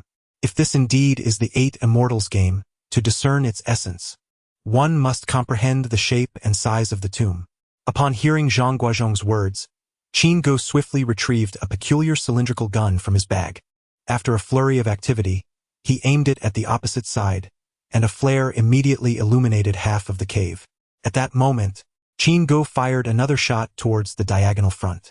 The brilliance of the flare was undeniable, while the military flashlights of the three had dwindling batteries, illuminating merely around 10 meters. the two flares revealed the entire layout of the cave before their eyes. It turned out that this cave was not the square shape they had blindly speculated, but rather an irregular form resembling a cat's paw. The trio stood on one side of the paw, and ahead, within 30 meters, were layers upon layers of boxes, presumably filled with gold ingots, amounting to no less than several dozen tons, if not 100. At the middle finger of the cat's paw, there was a dark square opening, which must be the entrance. It is said that money can make one forget death, and Old Lu is a quintessential example of this. At this moment, Old Lu's attention had long since shifted from the figures surrounding him. Upon encountering such an abundance of golden boxes, he first felt a surge of excitement, only to be followed by a wave of despondency. In his imagination, the treasure cave should have been filled with ancient artifacts, paintings, pearls, and jade. However, it seemed to confirm the saying that in prosperous times, antiques abound, while in chaotic times, gold reigns supreme. If these boxes were indeed filled with gold, it would be fortunate if he could carry away even a piece or two. Alas, he could only lament at the sight of his own golden mountain. Meanwhile, Qin Ge's focus had also shifted from the figures to the periphery of the treasure cave, hoping to utilize the illumination from the flares to locate a potential resting place for the imperial seal. Only Zhang Guozhong swiftly carved the rough shape of the cave into the ground with his dagger. After examining it closely, he measured a few dimensions with his fingers. Then, sweating profusely, tugged at Old Lu's sleeve, saying, "Brother, look at the terrain here." Just then, Qin Ge suddenly noticed a stone platform in the center of the cave, upon which rested a jade box. "Master Zhang, what is that?" Qin Ge exclaimed, pointing toward the stone platform. Upon hearing Qin Ge's voice, Zhang Guozhong did not gaze at the platform, but instead recalled the figures he had seen earlier. He abruptly lifted his head and scanned the surroundings. Strangely enough, as the flares illuminated the treasure cave, the figures had inexplicably vanished. Just a few seconds of distraction, and when the trio sought those figures again, they had disappeared without a trace. Chapter 41. The essence of life and death. The illumination projectile launched by Qin Ge was merely a 30mm caliber police parachute flare, casting light for a mere 15 seconds. Soon, the suffocating darkness of the cave enveloped them once more. Perhaps the earlier brilliance had altered their eyes' adaptability, for when the flare extinguished, the beams from the 3 flashlights appeared feeble and lackluster. "I have batteries," Qin Ge exclaimed, frantically rummaging through his belongings. He first switched off his flashlight and bent down to replace the battery.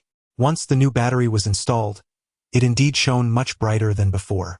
However, as he lifted his gaze, a jolt of alarm struck him. Zhang Guozhong and Old Lu were directing their flashlights at him, their daggers poised menacingly ahead of the beams. Upon hearing that Qin Ge was changing his battery, Zhang Guozhong illuminated Qin Ge with his flashlight, intending to assist him once he turned off his light. Yet, the moment he shone the beam, he nearly lost control of his bladder. Standing behind Qin Ge was a figure, or rather, a skeletal corpse, naked and covered in desiccated skin. Sage. Senior brother.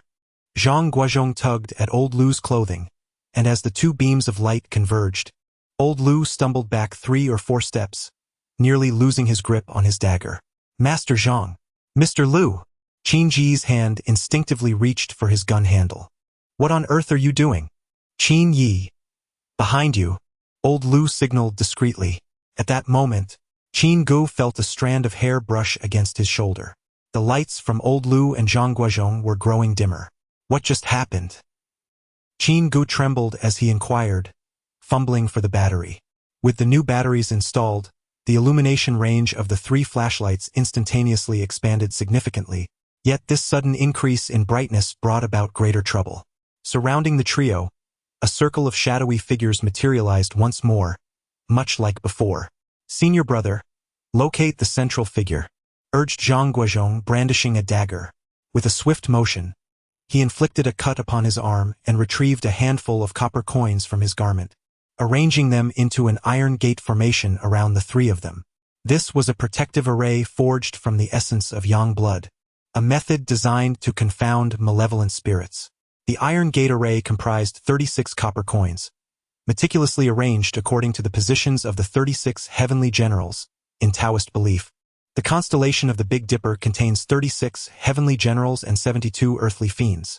The former represents Yang, while the latter denotes Yin, invisible to the naked eye but depicted in the Maoshan diagram. This formation, conceived during the Qin dynasty, remained untested by Zhang Guozhong himself, as he had only encountered foes he had heard of but never seen.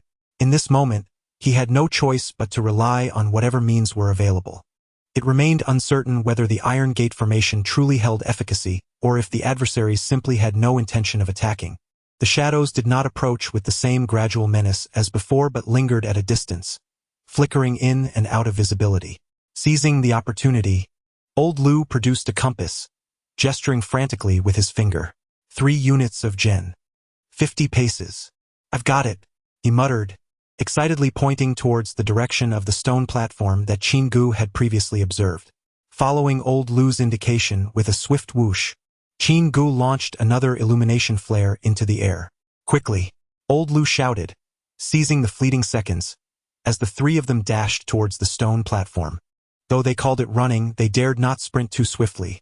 After all, it was entirely plausible that traps could be set in such a place. As they approached the stone platform, a mere 10 meters away, the illumination flare extinguished. Ah!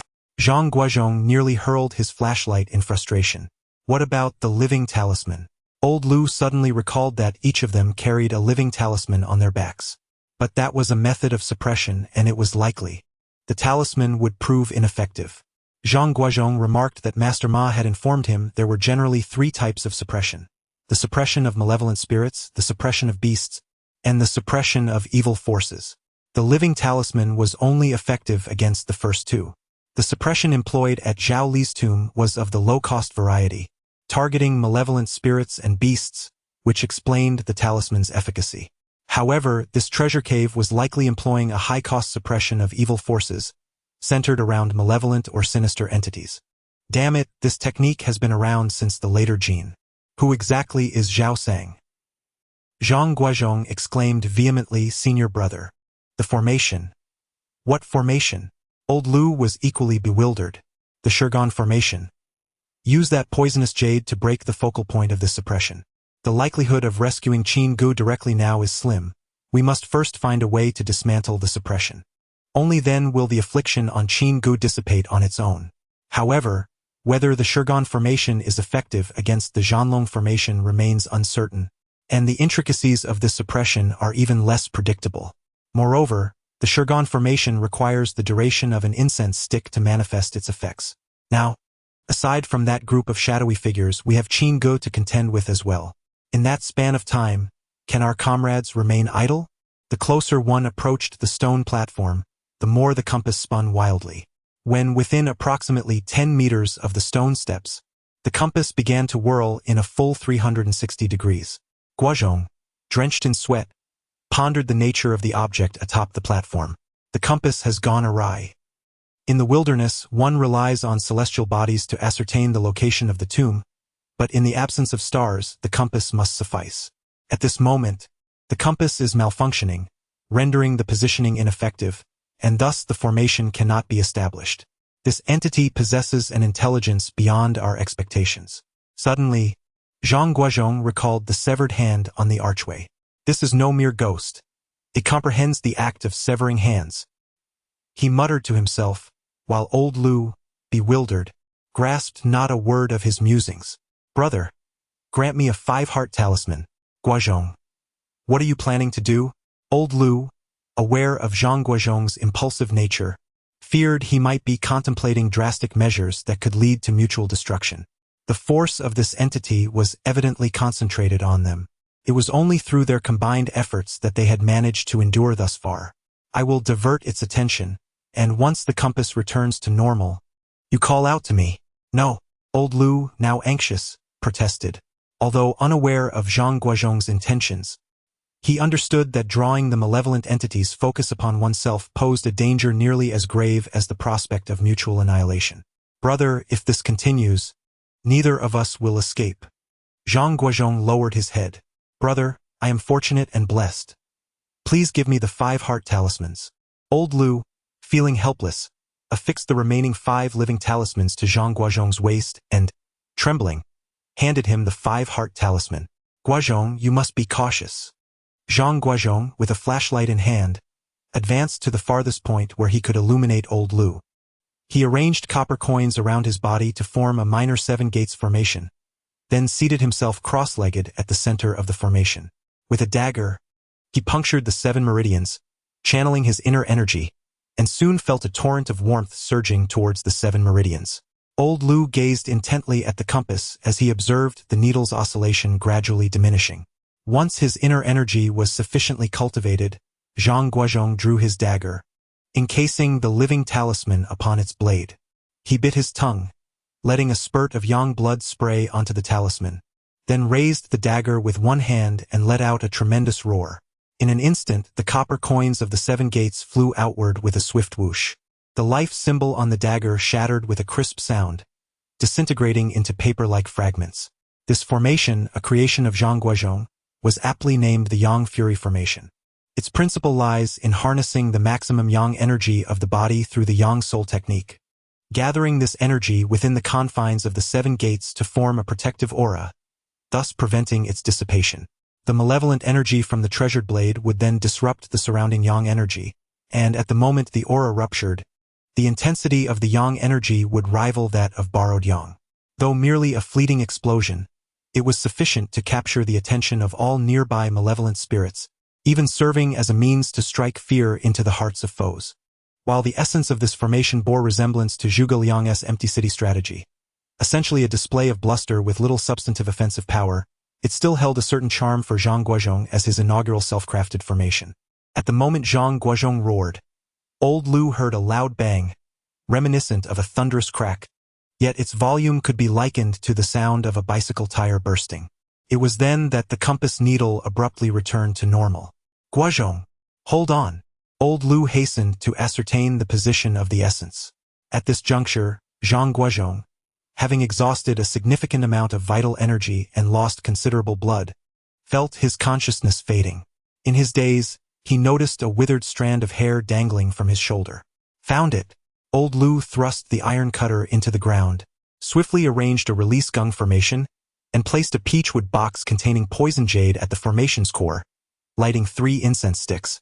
With the flashlight in hand, old Lu cautiously approached the direction of Zhang Guozhong's beam, only to behold a gaunt corpse standing before him, gripping a gleaming butcher's knife.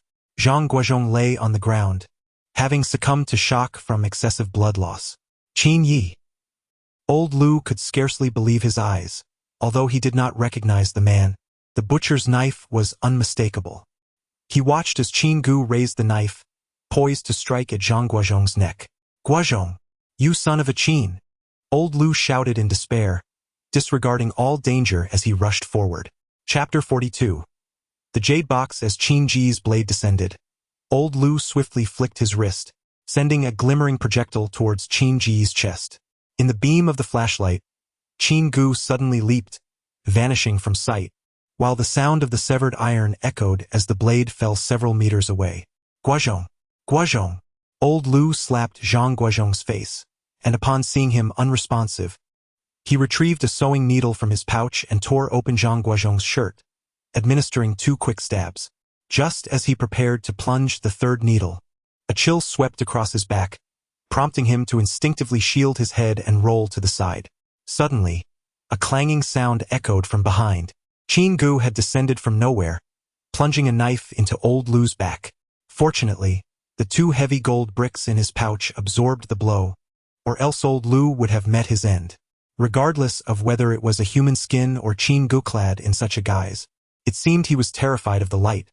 With a flick of the flashlight, Qin Ge vanished once more into the shadows. Seizing the moment, old Lu delivered the final blow to Zhang Guozhong. Unexpectedly, at that very instant, a sharp crack echoed from the location where the earlier formation had been established. Following this sound, Qin Ge, leading a long line of human figures, swiftly positioned themselves opposite old Lu, advancing towards him with an unsettling energy, indifferent to old Lu's attempts to ward them off with his dragon scale or flash his flashlight. At this juncture, Zhang Guozhong's vitality was notably diminished, rendering old Lu the prime target of these ominous entities. In a flash, Qin Ge lunged forward, brandishing a cleaver that sliced through the air as he aimed for old Lu's face. Instinctively, old Lu raised his dagger in defense, resulting in a resounding clash that sent sparks flying.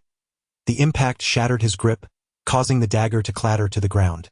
At that moment, a loud crash behind him signaled calamity, as Qin Ge's strike had torn the fabric of old Lu's ragged bag, spilling its contents, which had been weighted down by the gold bricks across the floor. Sweating profusely, old Lu cast a furtive glance downward, his strength ebbing away, nearly succumbing to unconsciousness.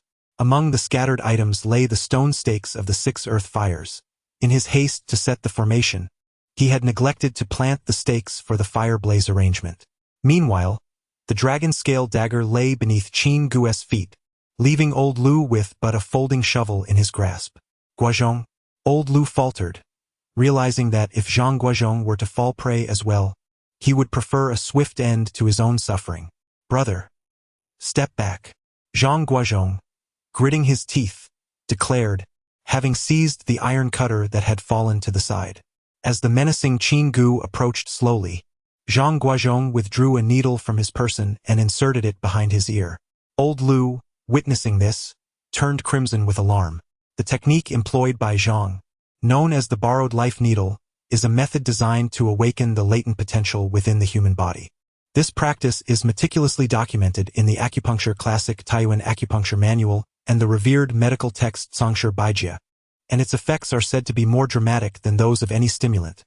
A bedridden invalid could, upon its application, spring forth to run a marathon. However, this method is akin to sacrificing the chicken to obtain the egg, as it poses the grave risk of sudden death when employed on a frail body during a state of heightened excitement. Once the needle was applied, Zhang Guozhong's face immediately became lined with prominent veins, and the bones in his fingers crackled ominously. At that moment, Qin Ge had already moved directly in front of Zhang, wielding his knife with the intent to cleave him in two. Just as the blade approached, Zhang instinctively raised a dagger to intercept it, producing a resounding clash as the butcher's knife was severed. Following through with the momentum, he bent low and retaliated with a sideways strike. Although not intimidated by the folding shovel, Qin Ge seemed to instinctively shy away from the lethal blade. With remarkable agility, he leaned back, evading the blow.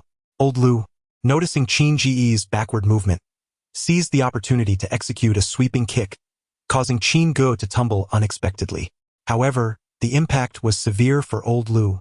It felt as though he had struck a stone pillar, nearly fracturing his own bones. Brother, quickly, Zhang Guozhong urged, as he gathered the 6 earth fire stone stakes and the dragon-scale dagger from the ground. With old Lu, he strode purposefully towards the Zuanlong Formation, as all present, including Qin Ge, quickly encircled them. With a series of resounding thuds, 6 stone pillars stood erect around the peach wood box. At that moment, the incense had burned down to only half a stick, yet the instant these pillars were driven into the ground, their effect was palpable. All individuals, including Qin Ge, were instantaneously transformed from targets of Zhang Guozhong and old Lu into the formation of Shizhen on the ground. Like a scene from a cinematic martial arts film, Qin Ge swiftly leaped over the heads of old Lu and Zhang Guozhong, landing directly beside the peachwood box, poised to step upon it. However, his foot remained suspended in the air, seemingly unable to descend for an unknown reason. Just then, old Lu darted in front of Qin Ge, exclaiming, "Qin, you have offended." With that, he thrust a dagger at Qin Ge's neck.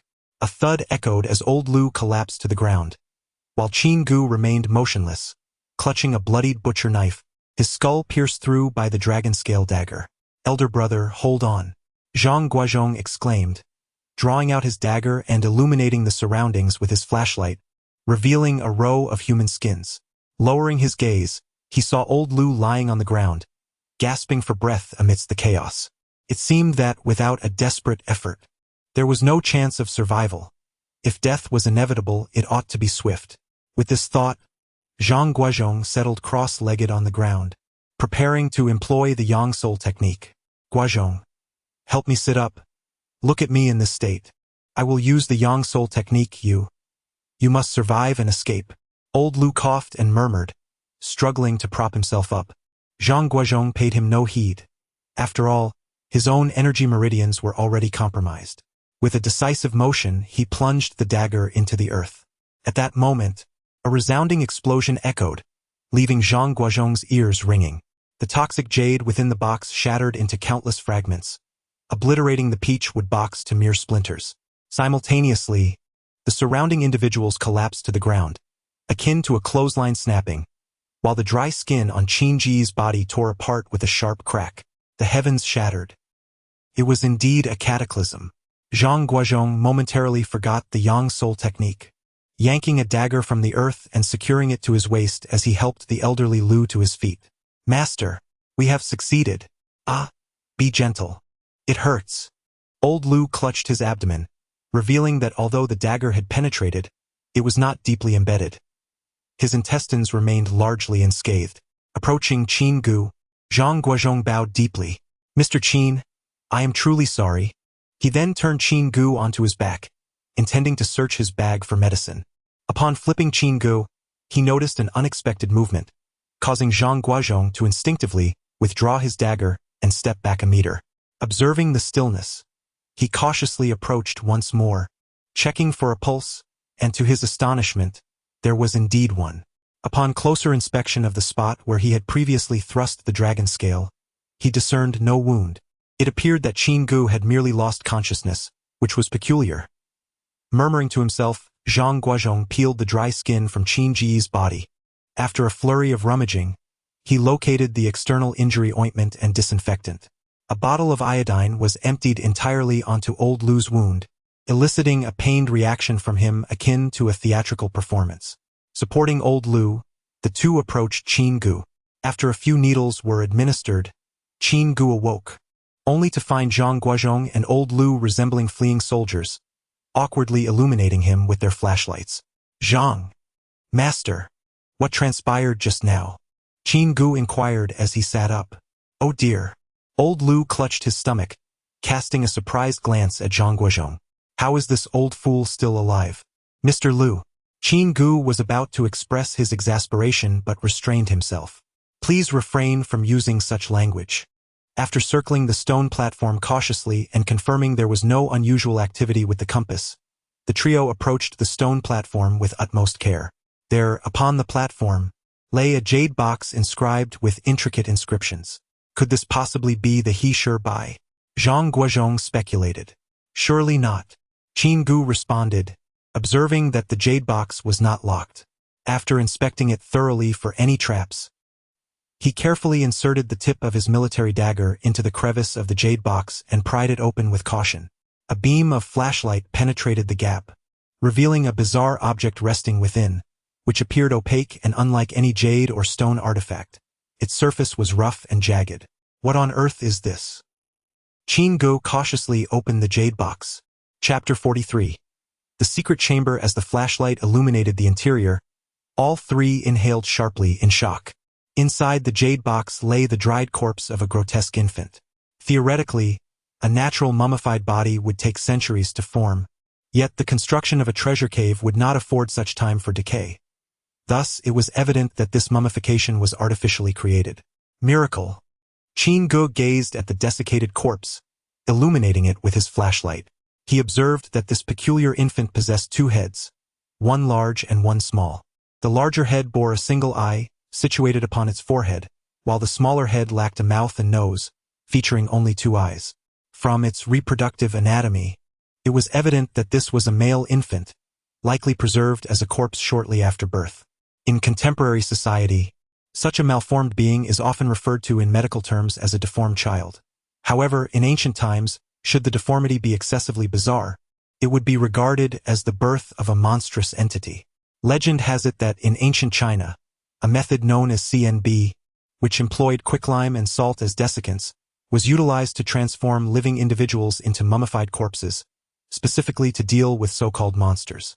At that time, the likelihood of humans being affected by radiation or chemical pollution was minimal, making the existence of such a deformed newborn exceedingly rare. To unearth such an unusual infant as a focal point for a scheme was indeed a stroke of brilliance on the part of Zhao Sange. Remarkable. Truly remarkable. Old Lu, with his cheeks puffed out, mused about the legendary concept of the dual soul in one body. What does dual soul mean? Qin Ge inquired, perplexed. It pertains to two spirits vying for a single body, Zhang Guozhong elucidated, describing it as the most malevolent of vengeful spirits. According to the teachings of Maoshan, the resentment of souls is categorized into living resentment and posthumous resentment. If a spirit harbored grievances during its lifetime, the intensity of such resentment would only amplify after death. How outrageous! Zhang Guozhong had not yet spoken, and old Lu was growing impatient. Damn it, you bring gold bricks but leave this. Mr. Qin, let it be. This thing is too sinister. What if it brings trouble? Zhang Guozhong was equally exasperated by Qin Ge.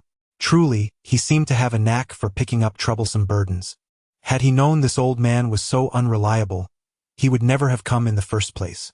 Qin Ge, feeling helpless, nodded and took out his camera, snapping a quick photo before covering the jade box. To avert any unforeseen consequences, old Lu retrieved yellow paper and a spirit-releasing incense, briefly performing a ritual for the peculiar infant. The three men cautiously made their way toward the entrance opposite them. At the entrance, they instinctively opened each box, searching diligently. To their dismay, they found nothing but gold bricks. Damn it, old Lu cursed. These bastards could have at least hidden some valuable items. It's all gold bricks. How am I supposed to carry this out? With that, he grabbed a gold brick and stuffed it into Zhang Guozhong's bag. Guozhong, those 2 gold bricks saved my life. You should take one for protection. Zhang Guozhong could only chuckle at the absurdity. After all, did they really expect to consider how to transport treasures while excavating a hidden cave? Qin Ge, losing his temper, reasoned that the he sure by could not possibly be stored alongside gold bricks. With a shared sense of resignation, the trio activated their flashlights and ventured into the tunnel.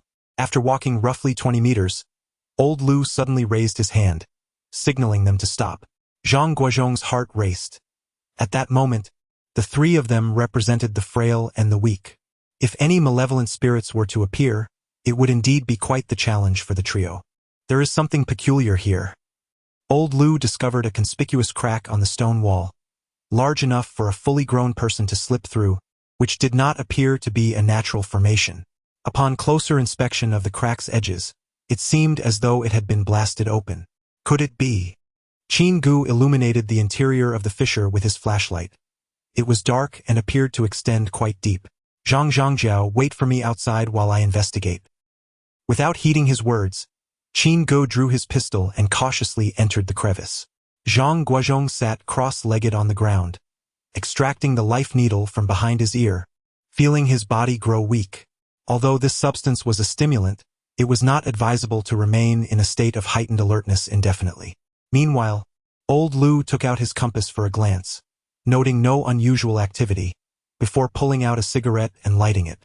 Just then, a sudden gunshot echoed from within the crack, sending a shiver down their spines as they instinctively drew their weapons, ready to advance, only to hear Qin Ge calling, Zhang Jiao, Mr. Lu, come take a look.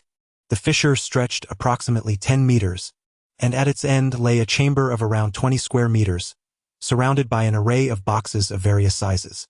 Most bizarrely, 2 skeletal remains rested upon the floor, their hairstyles indicating they belonged to individuals from the Qing dynasty. Beside the largest box leaned a nearly decomposed corpse, and it was this very cadaver that Qin Ge had fired upon moments ago. Old Lu examined his compass, finding no immediate reactions, which eased his mind. He casually reached for a slightly smaller iron box, exclaiming, "What a hidden treasure this is. Let us see what this is." With that, he forcefully pried open the box with a resounding crack. Under the beam of his flashlight, a flawless jade ruby lay elegantly within the box. Alas! Old Lu, with drool staining his clothing, resignedly acknowledged that even a toxic jade would suffice. With that, he retrieved a gold brick from Zhang Guozhong's bag and, with a resounding thud, cast it to the floor, subsequently stuffing the box into the bag. "Wait," Zhang Guozhong exclaimed, hastily bending to pick up the gold brick. "You foolish lad. This single item is worth an entire chest of gold bricks." It seemed that within this hidden chamber, Qin Ge murmured, as he began to rummage through the contents with fervor. At that moment, old Lu felt dizzy, lamenting that his parents had not endowed him with 2 more hands, begrudging Qin Ge for having damaged his bag. It appeared he would have to settle for pilfering smaller items. Just then, a sudden exclamation from Qin Ge caused old Lu and Zhang Guozhong to halt their frantic search. In an instant, they drew their weapons, their flashlights illuminating Qin Ge's figure, who was brandishing a small box, his expression twisted with fury. Cautiously, old Lu extracted a compass. "It's fine. There's nothing here. Perhaps this old rascal has merely been provoked." At that moment, Qin Ge abruptly brandished a handgun, firing several shots at the corpse lying beside the box until the magazine was empty.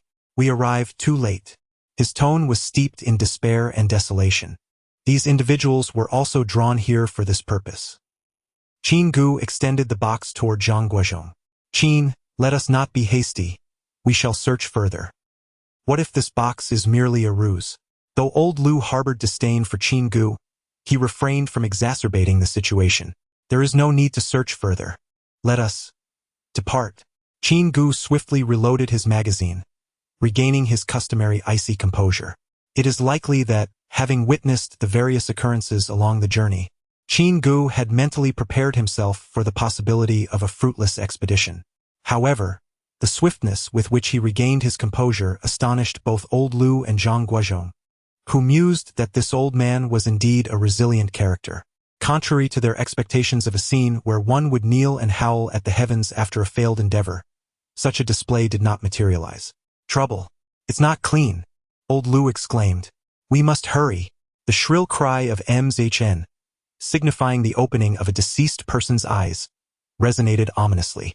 Within the context of Maoshan teachings, if the lingering resentments of the dead were not entirely eradicated, they would manifest as the sound of Maoshan, akin to the sound of the heavens shattering, yet symbolizing the contrary.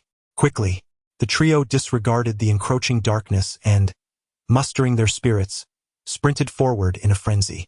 As they ran, old Lu glanced at the compass, observing the needle erratically jumping. "Faster!" His voice faltered, and he paid no heed to the wound on his abdomen as he hurriedly took large strides. After sprinting approximately 100 meters, they were suddenly confronted by a massive stone gate that obstructed their path. Above the gate hung two enormous iron chains, suggesting that some mechanism was necessary to unlock it. "What do we do?" Qin Ge gasped, out of breath. At that moment, Zhang Guozhong affixed numerous living talismans to the walls of the cave. In a precautionary measure, old Lu drew a human figure on the ground with his knife, outlining it with care. "Mr. Qin, you must search for the mechanism," Zhang Guozhong urged while retrieving the talisman that old Lu had sketched before entering the treasure cave, placing it on the ground. This particular form of talisman was believed to possess powers akin to those of the soul-conjuring incense, albeit significantly more potent. However, it remained uncertain whether this imitation would prove effective. At this moment, Qin Ge suddenly realized that the stone door was not intended to be hoisted upwards, as there was no space above the cave wall to accommodate it. Could it be? With this thought, Qin Ge withdrew a folding shovel from old Lu's waist and scraped beneath the stone door with it. Indeed, the area beneath the stone door was hollow. Upon triggering the mechanism outside, the stone door immediately descended. It seemed that the engineering of the later Qin dynasty had not yet advanced to the point of lifting such a massive stone door. At that moment, old Lu's compass needle began to spin frantically. Zhang Guozhong illuminated the passage with his flashlight, revealing layers upon layers of human skins. Damn it! How could these things still be alive? Zhang Guozhong was perplexed. Two souls cannot be liberated. Old Lu also recalled that a malevolent spirit with dual souls cannot be transcended. The number of human skins opposite them continued to increase, as if old Lu's copper coins had failed to create a sufficient decoy, while the imitated demon suppression seal seemed to have had some effect. Suddenly, a thunderous roar echoed from within the cave, shaking the entire ground. What the hell just happened? Old Lu felt a chill sweep through the passage, a cold wind brushing against their faces. Quickly, we must escape from here. Qin Ge shone his flashlight towards the opening. It seemed feasible for one person to squeeze through. Without a moment's hesitation regarding the nature of the threat, the three immediately formed a human ladder, with old Lu at the top, Zhang Guozhong in the middle, and the least injured Qin Ge at the bottom. Zhang Guozhong retrieved an acupuncture needle and inserted it behind his ear, tightening his resolve as he pushed old Lu into the crevice. Chapter 44. Escape from peril. Zhang Guozhong felt a sudden chill engulf him as he tumbled into the fissure, nearly choking on a mouthful of water. He attempted to call out, but his voice failed him. Turning around was futile as the current was too strong. Where on earth did this water come from? He cursed inwardly. Guozhong. Old Lu, observing the torrent cascading from the crevice like a waterfall, gripped the rope tightly and pulled with all his might. Suddenly, with a swift whoosh, the entire rope was yanked from the cave, causing Old Lu to crash to the ground, nearly losing consciousness from the impact. Regaining his footing, he shouted into the fissure a couple of times, but received no response. He stepped back, preparing to charge at the crevice once more. However, his attempts paled in comparison to the agility of the past, and with the incessant deluge above, he was repeatedly swept away. Guozhong. Alas! Old Lu exclaimed in frustration, stamping his feet. As he pondered his next move, Old Lu gathered several stones, intending to use them as footholds to ascend. Suddenly, a pale object floated in the water. Upon closer inspection, it revealed itself to be a piece of human skin, severed and abandoned. At that moment, a loud clang resonated as the stone door trembled. One of the iron chains securing it had snapped. The door was now wedged askew, and ominous sounds echoed from within the cave. The cave is collapsing. Old Lu urged Zhang Guozhong. Guozhong, quickly. Get up. In that instant, Qin Ge retrieved a damp notebook and a compass from his pocket, snatching Old Lu's flashlight with fervor. This is the entrance. We must head west, he declared. With that, he rose, and together they hoisted Zhang Guozhong, striding purposefully toward the west. As they ran, the three suddenly felt the ground beneath them give way, and with a thunderous crash they fell through. A chill ran through their hearts as they instinctively thought, this is it. Surely, there is a trap. With 3 splashes, they plunged into the water below, discovering they had fallen into an underground river, its current swift and unknown. Zhang Guozhong felt a sharp sting at his feet, followed by the choking sensation of water filling his mouth. Fortunately, there was a bit of air above, and the trio floated downstream for what felt like an eternity. Suddenly, a glimmer of light appeared ahead. Light! Everyone hold on! Old Lu shouted desperately. However, his cries were futile. In such a raging torrent, where could they grasp? As they neared the exit, Zhang Guozhong shut his eyes, fearing that if it were indeed a waterfall, he would meet his end. To his surprise, while it was indeed a waterfall, the drop was merely 20 meters. Beyond lay a river flanked by steep cliffs, and as dusk approached, the three struggled to reach the shore. Zhang Guozhong pulled out the life-saving needle, and his body immediately grew weak. The matches were soaked, rendering them useless, and the cold of the mountain night seeped into their damp clothes as they endured until dawn. Damn it! Surviving this calamity must bring some fortune. Old Lu tightened his belt and stood up. Having rested through the night, Zhang Guozhong felt his strength returning and managed to stand, albeit unsteadily. Throughout the night, the trio shivered in sleeplessness, listening to Old Lu's incessant chatter, while Qin Ge remained unervingly silent. Mr. Qin, I am truly sorry. Zhang Guozhong approached Qin Ge, extending his hand to help him rise. It's all right. My purpose has been fulfilled. Qin Ge replied through clenched teeth. What do you mean? Zhang Guozhong asked, bewildered. I promised my father that in my lifetime, I would certainly step into the treasure, and now I have done so, Qin Ge replied. Father? You have a father? Old Lu inquired, leaning closer. Zhang Guozhong felt a chuckle rising within him. Who does not have a father? If both of you are interested, I would like to introduce you to Mr. Sun Qilin. I believe you would be eager to meet him, Qin Ge remarked, disregarding Old Lu's interruption and focusing instead on Zhang Guozhong. Mr. Qin, I believe our immediate priority is to leave this place, Zhang Guozhong stated, then pulled Qin Ge along as the three of them limped along the riverbank. After approximately a morning's walk, they suddenly recognized the area. Upon closer inspection, they realized it was the river beneath the Luoding platform. Damn it, how did we end up here? Old Lu muttered as he walked. What does that Zhao Sange mean anyway? If he has set traps, why not make them more severe, instead of leaving us stranded in this desolate place? It should not be. Zhang Guozhong began, prompting Old Lu to look over at him. What should it not be? Zhang Guozhong rolled up his pant leg, revealing a large gash around his ankle. Behold, these are the injuries I sustained when I fell. That trap must surely have been a subterranean river, ingeniously transformed into a snare by Zhao Sang. The riverbed must have been lined with sharp blades, while the original underground river was diverted, becoming a mechanism to safeguard the treasure. Should anyone dare to disturb the treasure, the mechanism that diverts the river would activate, unleashing a torrent to obliterate the prize. Fortuitously, we entered through the back door, inadvertently releasing the water. Otherwise, had we fallen into this trap when the water was absent, the consequences would have been dire. Indeed, there is some truth to that. Hearing Zhang Guozhong's words, old Lu felt a wave of trepidation wash over him. Zhang, do you truly not wish to meet Mr. Sun Qilin? Lord Qin, let us hope this train does not derail. As old Lu pulled Zhang Guozhong along, he bid farewell to Qin Ge with a blend of sarcasm and jest. Qin Ge paid no heed to old Lu. Zhang, I have matters to attend to in Hong Kong and will be staying for approximately 2 months. If you wish to meet Mr. Sun, you are welcome to find me at any time. All right. Wait, conductor, why is this train not departing?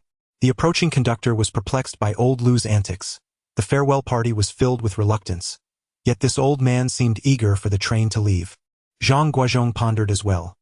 Had it not been for the 500,000 Qin Ge provided, this perilous venture would have been unjustly settled for a mere 60,000 Hong Kong dollars by that unscrupulous businessman Wang Zihao.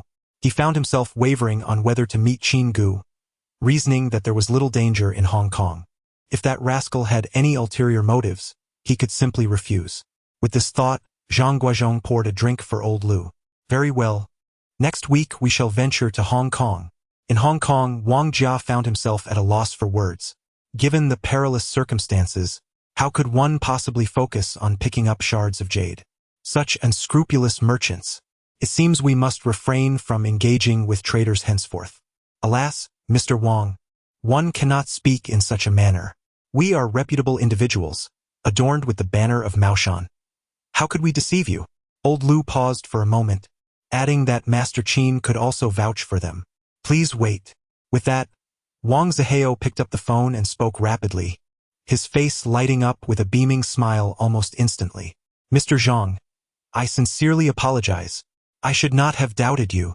He then produced a check, scribbling a few figures, and old Lu noticed it was identical to the one Qin Ge had issued, 500,000 Hong Kong dollars. Mr. Wang, although the jade is lost, the matter is far from resolved.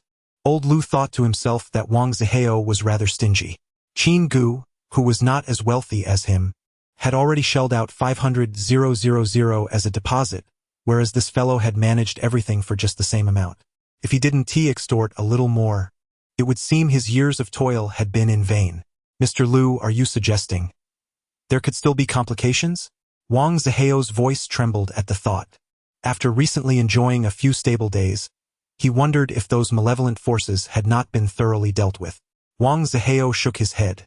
If there's nothing else in your household, this jade, even if it bears some ill fortune, shouldn't cause harm to its owner, should it? Upon hearing this, Wang Zihao began to sweat profusely. Mr. Lu, could you possibly assist me further in uncovering any unclean items in my home? Old Lu lit a cigarette, savoring a deep drag, while Zhang Guozhong looked on, stifling a laugh, though he could only feign seriousness at that moment. Oh! Wang Zihao suddenly realized something and wrote out another check. Old Lu ambled over lazily, and upon closer inspection he saw 2 million. He thought that was about right and took out a compass from his tattered pocket, beginning to circle the room. Chapter 45. The Ghost Gate. Guozhong. Old Lu exclaimed, "Grab your weapon. There's definitely something here." Zhang Guozhong thought to himself, this old fellow truly knows how to put on a show.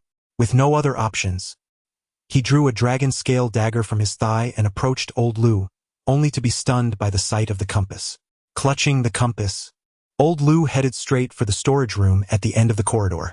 Wang Zihao's legs felt like jelly, and he incessantly inquired about what was inside. There is. Wang Zihao quickly turned on the light, and under the dim illumination, a storage room spanning at least 200 square meters revealed itself before the three of them. Good grief, wealthy people. Zhang Guozhong cursed inwardly. The storage room could easily serve as a parking lot. At that moment, old Lu approached a large chest. It was a grand wooden box in the style of the Qin dynasty, though the paint suggested it was a modern creation aged to look antique. Mr. Wang, what is this? By the time Zhang Guozhong and old Lu arrived at the box, Wang Zhihao's face had already turned pale. When asked, he nearly collapsed onto the ground. Inside, there's nothing at all. Wang Zhihao pulled out a handkerchief to wipe the sweat from his brow. This box belonged to my grandfather. It just contains a bunch of miscellaneous items. Could there be a ghost inside? It doesn't seem to be a ghost. Old Lu wiped his face with his sleeve. Guozhong, do you think this could also be one of those cursed items? Unlike before, the Wang family is now safe, albeit troubled by haunting apparitions.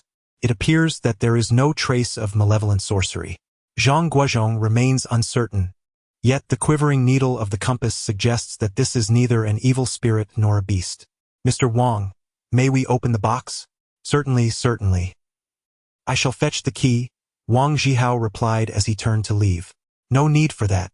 Old Lu squatted down, inserting a sharp tool into the keyhole and twisting it forcefully. With a resounding click, the lock sprang open. Such antiquated locks possess little security and can be easily manipulated, a fact in which old Lu is well versed. Stepping back, old Lu watched as Zhang Guozhong kicked the box lid open with a loud thud.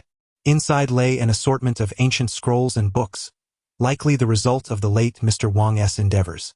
They appeared rather unremarkable in value. Zhang Guozhong leaned closer, peering into the dimly lit interior, which was filled with dark, indistinct volumes. Damn it. Not this again, he muttered, his grip tightening on the dragon scale. Before him lay a Qiu Qi, the very creature that had claimed his master's life years ago. Although resentment bubbled within him, the memory of past misfortune compelled him to exercise caution. Suddenly, the Qiu Qi opened its mouth wide, flicking its tongue at Zhang Guozhong as it began to slither up the edge of the box. Zhang Guozhong slowly retreated, brandishing the dragon scale, which seemed to provoke a greater sense of awareness in the creature than the one in Lizhuang. Upon noticing Zhang Guozhong's formidable weapon, the Qiu Qi swiftly turned its attention to old Lu. Aware of the creature's danger, old Lu brandished his iron-cutting tool in one hand and instinctively stepped back, maintaining a wary stance. I have finally comprehended the situation. It is indeed this contraption at play. Old Lu tightly gripped the iron cleaver. Guozhong, how did you manage to create that sun formation to attract attention in the treasure cave? Just as Zhang Guozhong was about to respond, the dragon-like creature suddenly burst forth from the box, darting past Zhang Guozhong's head, its size dwarfed only by that of the one from Lizhuang. Alas, with a thud, Wang Zihao's legs gave way, and he collapsed to the ground. My legs! My legs! Wang Zihao struggled to crawl forward, yet his legs lay motionless as if paralyzed. The creature, unfazed, slithered towards Wang Zihao, who cried out, "Call the police! Quickly! Call the police!" His pants had already become damp, suggesting he had soiled himself in fear. The servants, alerted by the commotion, screamed and fled in terror upon witnessing the scene. Upon seeing the creature advancing towards Wang Zihao, Zhang Guozhong swiftly seized a large vase from the side and smashed it down upon the creature with a resounding crash, causing even old Lu to shut his eyes. It was a piece of exquisite blue and white porcelain, worth hundreds of thousands. Suddenly, Wang Zihao's legs regained their mobility, and trembling, he entered the room, his trousers still damp. He was met with the sight of the once white serpent now transformed into a deep black, filling the entire room with a foul stench. Is it over now? Wang Zihao stammered, his lips turning purple. You two are truly extraordinary beings. Oh dear Mr. Wang, why are you bleeding so profusely? Are you injured? Where are your servants? Hurry, find a doctor. Old Lu, upon noticing Wang Zihao's wet trousers, was nearly doubled over in laughter. Indeed, you two are truly celestial beings. Wang Zihao expressed his profound gratitude. Regarding the hauntings from before, Mr. Wang, rest assured that spirits exist at all times and in all places, though they may remain unseen. Only those spirits filled with resentment can disrupt human lives. The jade in question is not merely an ordinary piece. It is a cursed jade. Zhang Guozhong divulged his discoveries at Zhengxiantai to Wang Zihao, emphasizing the dire consequences of his grandfather's decision to position the jade upright. This jade inherently affects the souls in its vicinity, while the soul-binding talisman within it prevents the souls from dispersing. Thus, the longer one resides in a particular place, the more trapped spirits accumulate. As for the sounds you described, such as the whistling or the rhythmic footsteps, Zhang Guozhong flicked the ash from his cigarette, suggesting that your dwelling may have once been an ancient battleground. Not every soul that met a tragic end becomes a malevolent spirit. Many are simply ordinary souls that may wander. If you can find them, their resentment intensifies, and coupled with the jade's malign influence, hearing their footsteps is hardly surprising. Zhang Guozhong endeavored to clarify using straightforward language. Were it not for our intervention, your home would be akin to a ticking time bomb. Even my master, a capable individual, fell victim to such a curse due to a moment's negligence. Old Lu began to drive the point home, warning that a single bite from this entity could lead to genuine bloodshed. Indeed. I understand your point, Mr. Lu, Wang Zihao replied, approaching the writing desk to pen a check for 2 million. Mr. Zhang, does this mean that no further incidents will occur in my household? Certainly. Old Lu took the check, slipped it into his pocket, and cautioned against purchasing anything of dubious origin. Oh, understood, Mr. Lu, Mr. Zhang. I hope you can keep today's events confidential. Wang Zihao hesitantly gestured towards his trousers. By the way, what shall we do with that box of books? Burn them. Old Lu interjected. Burn the box as well. Not a single book should be spared. Oh, understood. And what about this? Wang Zihao formed a gesture resembling a vase. This too has been tainted by that creature. Must it also be discarded? This. Well, Old Lu perked up. I'll take care of it. You need not worry. What's wrong? Zhang Guozhong inquired, puzzled. You're out and about every few days. How are you managing? Li Aria plopped down on a chair, slamming it in frustration. Is there something else amiss at your place? Zhang Guozhong mused about his misfortune, wondering why these troubles seemed endless. However, he reconsidered. After all, purchasing a new pair of shoes still warranted a guarantee, and having received so much money from others, he ought to handle matters efficiently. Thus, he took the telegram to Old Lu, and the two set off for Hong Kong the following day.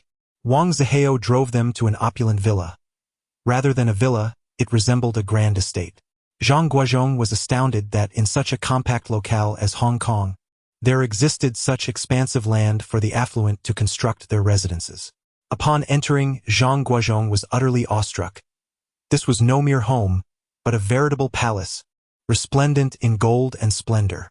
3 individuals settled onto the sofa, and the servant brought forth 3 bowls of tea. From a distance, Old Lu could already discern the exquisite aroma of premium Longjing tea. After a brief moment, an elderly gentleman was assisted down the stairs, trembling slightly. Wang Zihao promptly rose to his feet, followed by Zhang Guozhong and Old Lu. Quickly call Uncle Qi. Wang Zihao murmured softly. Greetings, Uncle Qi. Zhang Guozhong clasped his fists in a respectful gesture, and Old Lu mirrored the action, though he remained silent. You must be Mr. Zhang and Mr. Lu, am I correct? Uncle Qi settled into the seat opposite them. In Hong Kong, it seemed that the older generation's command of Mandarin surpassed that of the younger folk. Indeed, Zhang Guozhong replied, taking a seat. May I inquire what brings you to seek our assistance? Uncle Qi? It is thus, he began, I have heard from Zihao that you possess considerable capabilities. I have a matter for which I would request your aid. Should you succeed, the remuneration shall be at your discretion. Uncle Qi lit his pipe. Bring it here. With a wave of his hand, the servant presented a photograph. The image depicted an antiquated villa, its size considerable even from the photograph. Zhang Guozhong took the picture from Uncle Qi's hands and examined it closely. Is this house haunted? This is my ancestral home. Before my father's passing, he implored me with all his strength to ensure its preservation. I did not grasp the meaning behind his words, but in recent years, the house has become haunted to the extent that it is uninhabitable. I vacated the premises and hired several mercenaries from Thailand to guard the property. Yet one of them perished, and the others became too frightened to remain. Uncle Qi sighed deeply as he recounted this tale. I consulted with my esteemed elder, who mentioned that this house is a gathering place for negative energy, while others claimed it to be the gateway to the underworld. It is perplexing. When the house was constructed, a highly renowned feng shui master was consulted. How could it possibly be the gateway to the underworld? As he spoke, Uncle Qi became somewhat agitated, asserting that several generations had resided here without incident.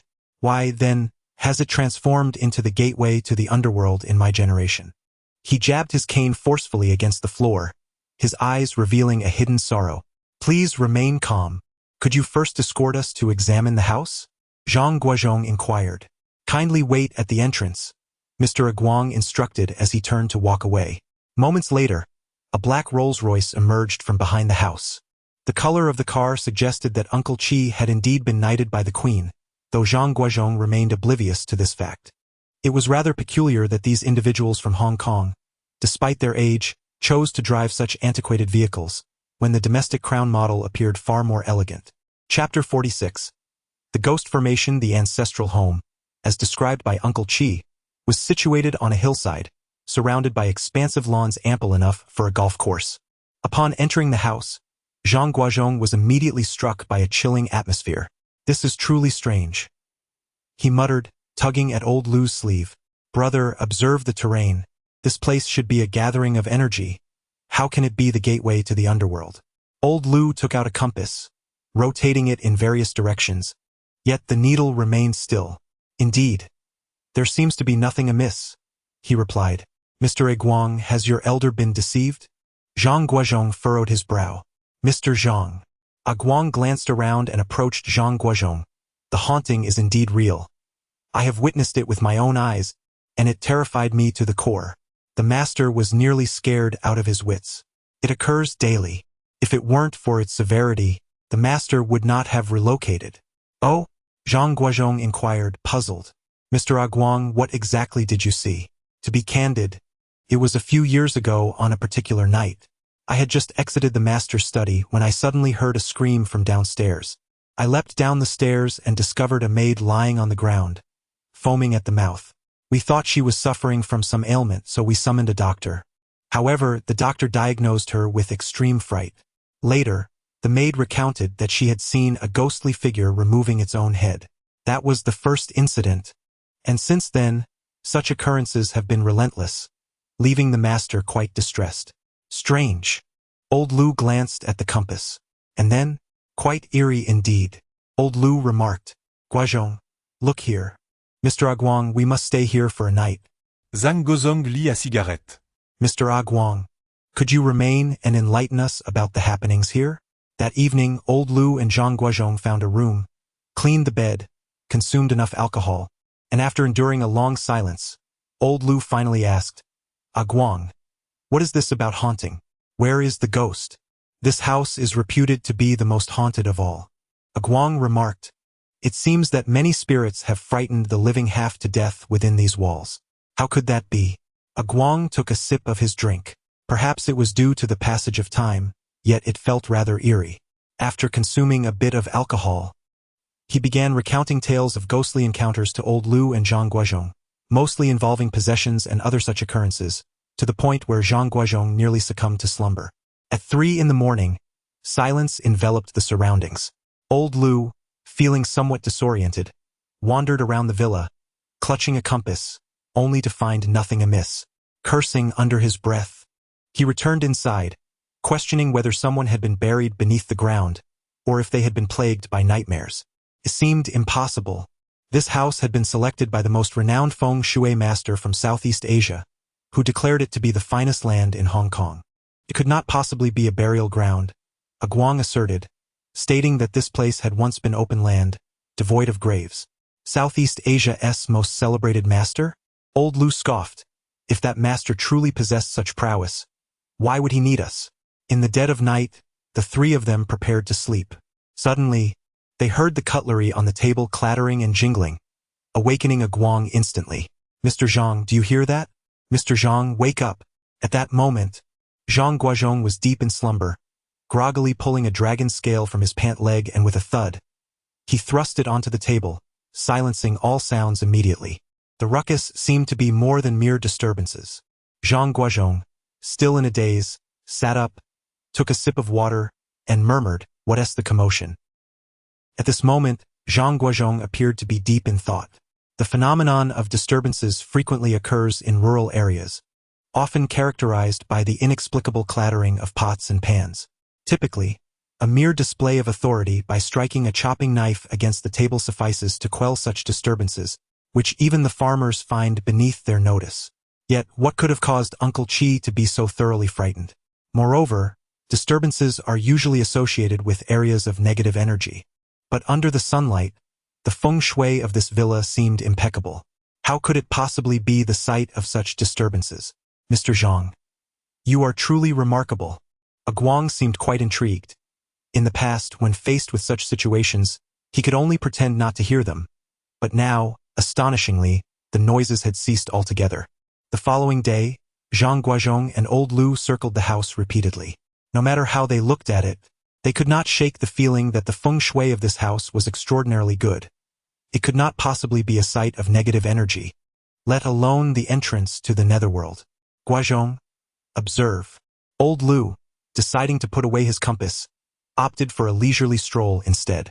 Was the old man perhaps suffering from dementia? Brother, this house is indeed peculiar, Zhang Guozhong remarked, puffing on a cigarette. You may have been asleep last night, but I encountered a disturbance. A disturbance? Old Lu shaded his eyes with his hand, surveying the area around the house. Heavens, this is indeed strange. Once in the car, Guang took Zhang Guozhong and old Lu back to Uncle Qi's villa. So, what do you two think? Any insights? Uncle Qi inquired. As far as the house itself is concerned, there is nothing amiss, old Lu replied. I mean to say, the feng shui of the house is excellent. Indeed, Uncle Qi sighed, reflecting on how, in previous generations, one aspired to positions of power and wealth, yet somehow in my generation, it has taken on this peculiar form. The previous generation. Zhang Guozhong suddenly appeared contemplative.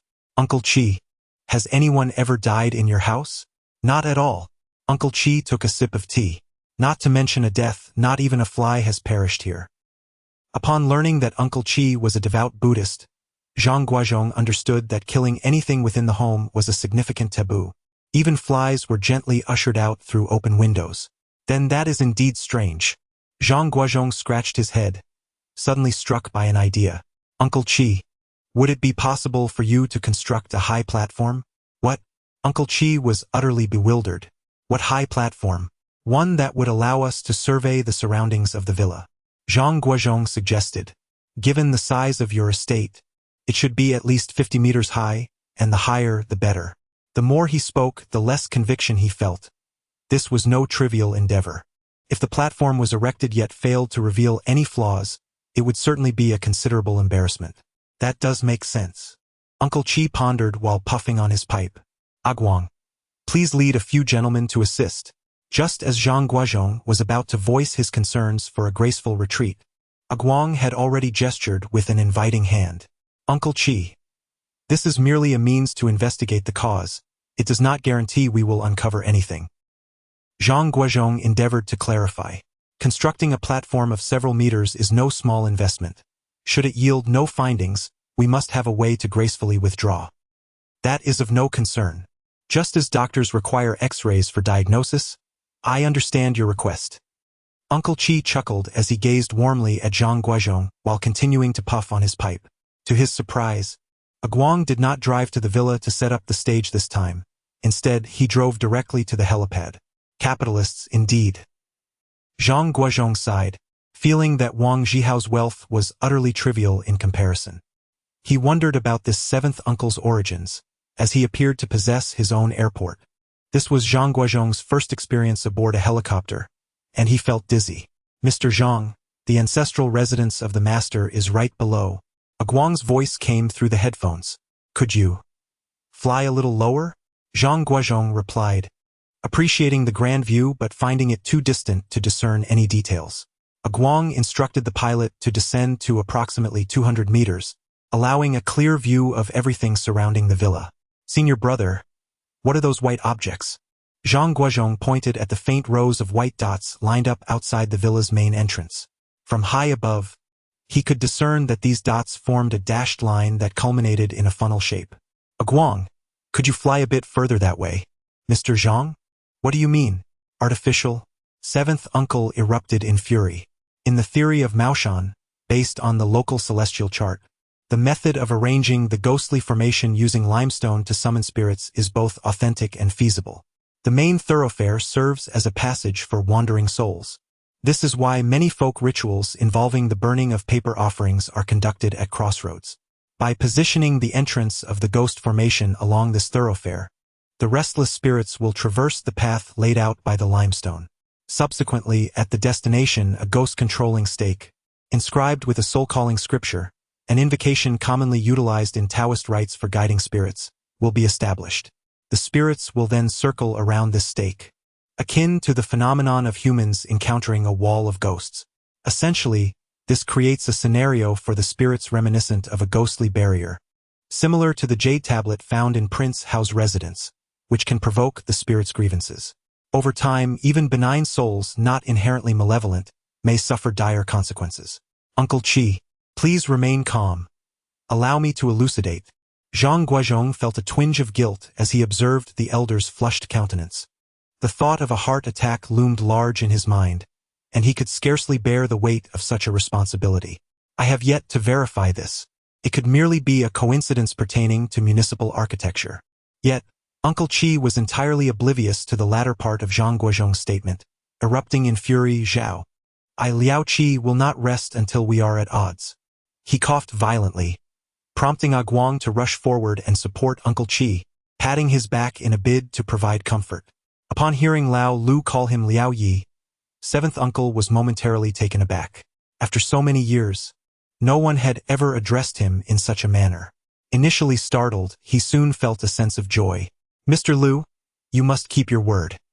With a wave of his hand, seventh uncle signaled for a box to be brought forth. As Zhang Guozhong opened the box, he was instantly rendered speechless. Inside lay a dagger gleaming with a cold, menacing light. Although he could not identify its exact origin, his instincts told him it was no ordinary object. Lao Lu, too, was astonished. He had always prided himself on his extensive knowledge, yet this time he was genuinely enlightened. Could this be? Chapter 47. Liao Qi Lao Lu carefully examined the dagger, noticing that the end of its hilt bore two faintly inscribed seal characters. Wen Tian. According to legend, Liu Bang once promised Han Xian that he would not kill him with a blade, opting instead to pierce him to death with bamboo skewers. However, in historical anecdotes, it is said that the bamboo skewers were merely a facade, allowing Liu Bang to save face, as the emperor feared public ridicule. In truth, Han Xian met his end through the brutal method of Ling Qi, with this very dagger, Wen Tian, serving as the instrument of execution. During the Song dynasty, the cruel punishment of Ling Qi was temporarily abolished, rendering Wen Tian merely a plaything of the royal court. Yet, by the end of the Ming dynasty, it was again employed to execute the renowned general Yuan Chonghuan. In reality, the emperor was not fearless. According to ancient lore, ministers were believed to be celestial stars descended to earth. The execution of such high-ranking officials invoked a unique resentment, distinct from that of common folk. Thus, this lethal instrument was used in hopes of utilizing its ominous aura to intimidate the spirits of the deceased. Legend has it that when Han Xian and Yuan Chonghuan met their demise, crimson rain fell from the heavens. Perhaps this serves as the answer to Yezi's perplexity. For when one questions the heavens, there must be grave injustices that befall nations. At this moment, Zhang Guozhong weighed the fabled weapon known as Wen Tian, which was slightly shorter than the dragon scale and the iron cutter, yet remarkably lighter. To ascertain whether this legendary, ancient blade was indeed genuine, Zhang Guozhong activated his keen insight. He beheld a swirling mass of dense, dark blue malevolence enveloping his hand, rendering the dragon scale and iron cutter utterly insignificant by comparison. At this juncture, Uncle Qi let out a sigh, astonished that one bearing the surname Zhao would treat him in such a manner. I will risk my life to ensure your demise is fitting, he declared, before succumbing to a fit of severe coughing. Uncle Qi, known as Liao Qi, could trace a distant familial connection to the patriotic figure Liao Zhangkai. His ancestors were engaged in the land trade, While his grandfather ventured into the steel and rubber industries at the age of 30, later branching into paper and plastics. By the time his grandfather reached his 50s, he established the Liao family enterprise. Under the diligent stewardship of Uncle Qi's father, the Liao family business flourished, ultimately becoming the largest rubber and steel trader in Southeast Asia. In 1976, Uncle Qi was jointly honored with a knighthood by the British Queen alongside the shipping magnate Pao Yugong, thus earning the privilege to acquire a black Rolls-Royce. The Zhao mentioned by Uncle Qi was none other than Zhao Guozhong, an orphan raised in a children's home, whose origins remained shrouded in mystery. He had once served under Uncle Qi and, due to his astuteness and capability, swiftly became Uncle Qi's most trusted confidant. 5 years ago, the Liao family enterprise engaged in a significant transaction with the French, which was touted as the largest non-ferrous metal trade in Southeast Asia at that time. The seventh uncle entrusted his most loyal confidant, Zhao Guozhong, with the full responsibility of the negotiations, leading other board members to France while he remained in Hong Kong, procuring resources from the company's mines in Africa and the Americas. However, to the seventh uncle's utter dismay, Zhao Guozhong, who had always been steadfastly loyal, betrayed the entire Liao enterprise for a mere 200 million francs, resulting in a staggering loss of billions and severely wounding the company's vitality. This betrayal was compounded when, after their falling out, Zhao Guozhong orchestrated the tragic death of the seventh uncle's only son, allegedly by employing dubious methods to engineer a bizarre traffic accident. The police have yet to uncover any leads, and although it is widely believed that Zhao Guozhong was responsible, no evidence has surfaced. The seventh uncle, having lived a reclusive life, narrowly escaped the fate that befell his son. Subsequently, Zhao Guozhong established his own company, luring away numerous major clients from the Liao enterprise and deliberately opposing the seventh uncle. Now, he has set his sights on the ancestral home of the Liao family, leaving one to wonder what devious scheme he might concoct next. Unbelievable! Zhang Guozhong slammed his hand on the table, feeling a surge of pity for the seventh uncle. He could not help but harbor a deep disdain for Zhao Guozhong. However, when old Lu and the seventh uncle cast him peculiar glances, he realized he had lost his composure. "I apologize. I am simply very upset. How can one behave in such a manner?" Zhang Guozhong explained. "Young man, had my son still been alive, he would be of your age now. Speaking of my son," my uncle's eyes reddened. "Gentlemen, I must entrust you with my ancestral home. There is indeed a matter I had not intended to reveal, yet I now believe it is of little consequence to share." Zhang Guozhong was taken aback. "Your ancestral home harbors secrets? I mentioned before that my Liao family has long been engaged in the land business." My uncle sighed deeply. "The land deeds passed down through generations are concealed within that ancestral residence. My great-grandfather's sudden demise left no time to disclose the location of the deeds, else my grandfather would not have sought a different path. In Taipei, Hong Kong, Malaysia, Singapore, the Philippines, Tokyo, Osaka, and throughout Southeast Asia, my Liao family possesses land that collectively surpasses the entirety of Hong Kong. Now, the Liao family has fallen into decline, and at my age, I cannot contend with that Zhao fellow. However, should I locate those deeds, I, Liao Qi, could rise again." As he spoke, my uncle astonishingly rose from the sofa, leaning on his cane, veins protruding on his forehead. "In my lifetime, if I do not see that Zhao brought to ruin, I shall never enter the Liao family tomb." This left Zhang Guozhong in a quandary. Finding such items is not exactly the forte of the Maoshan arts. Those deeds are mere paper. What arcane methods could be employed to locate them? Who is this Zhao Guozhong? What connection does he have to such esoteric practices? Did he conjure them himself, or did he seek the aid of others? Zhang Guozhong pondered.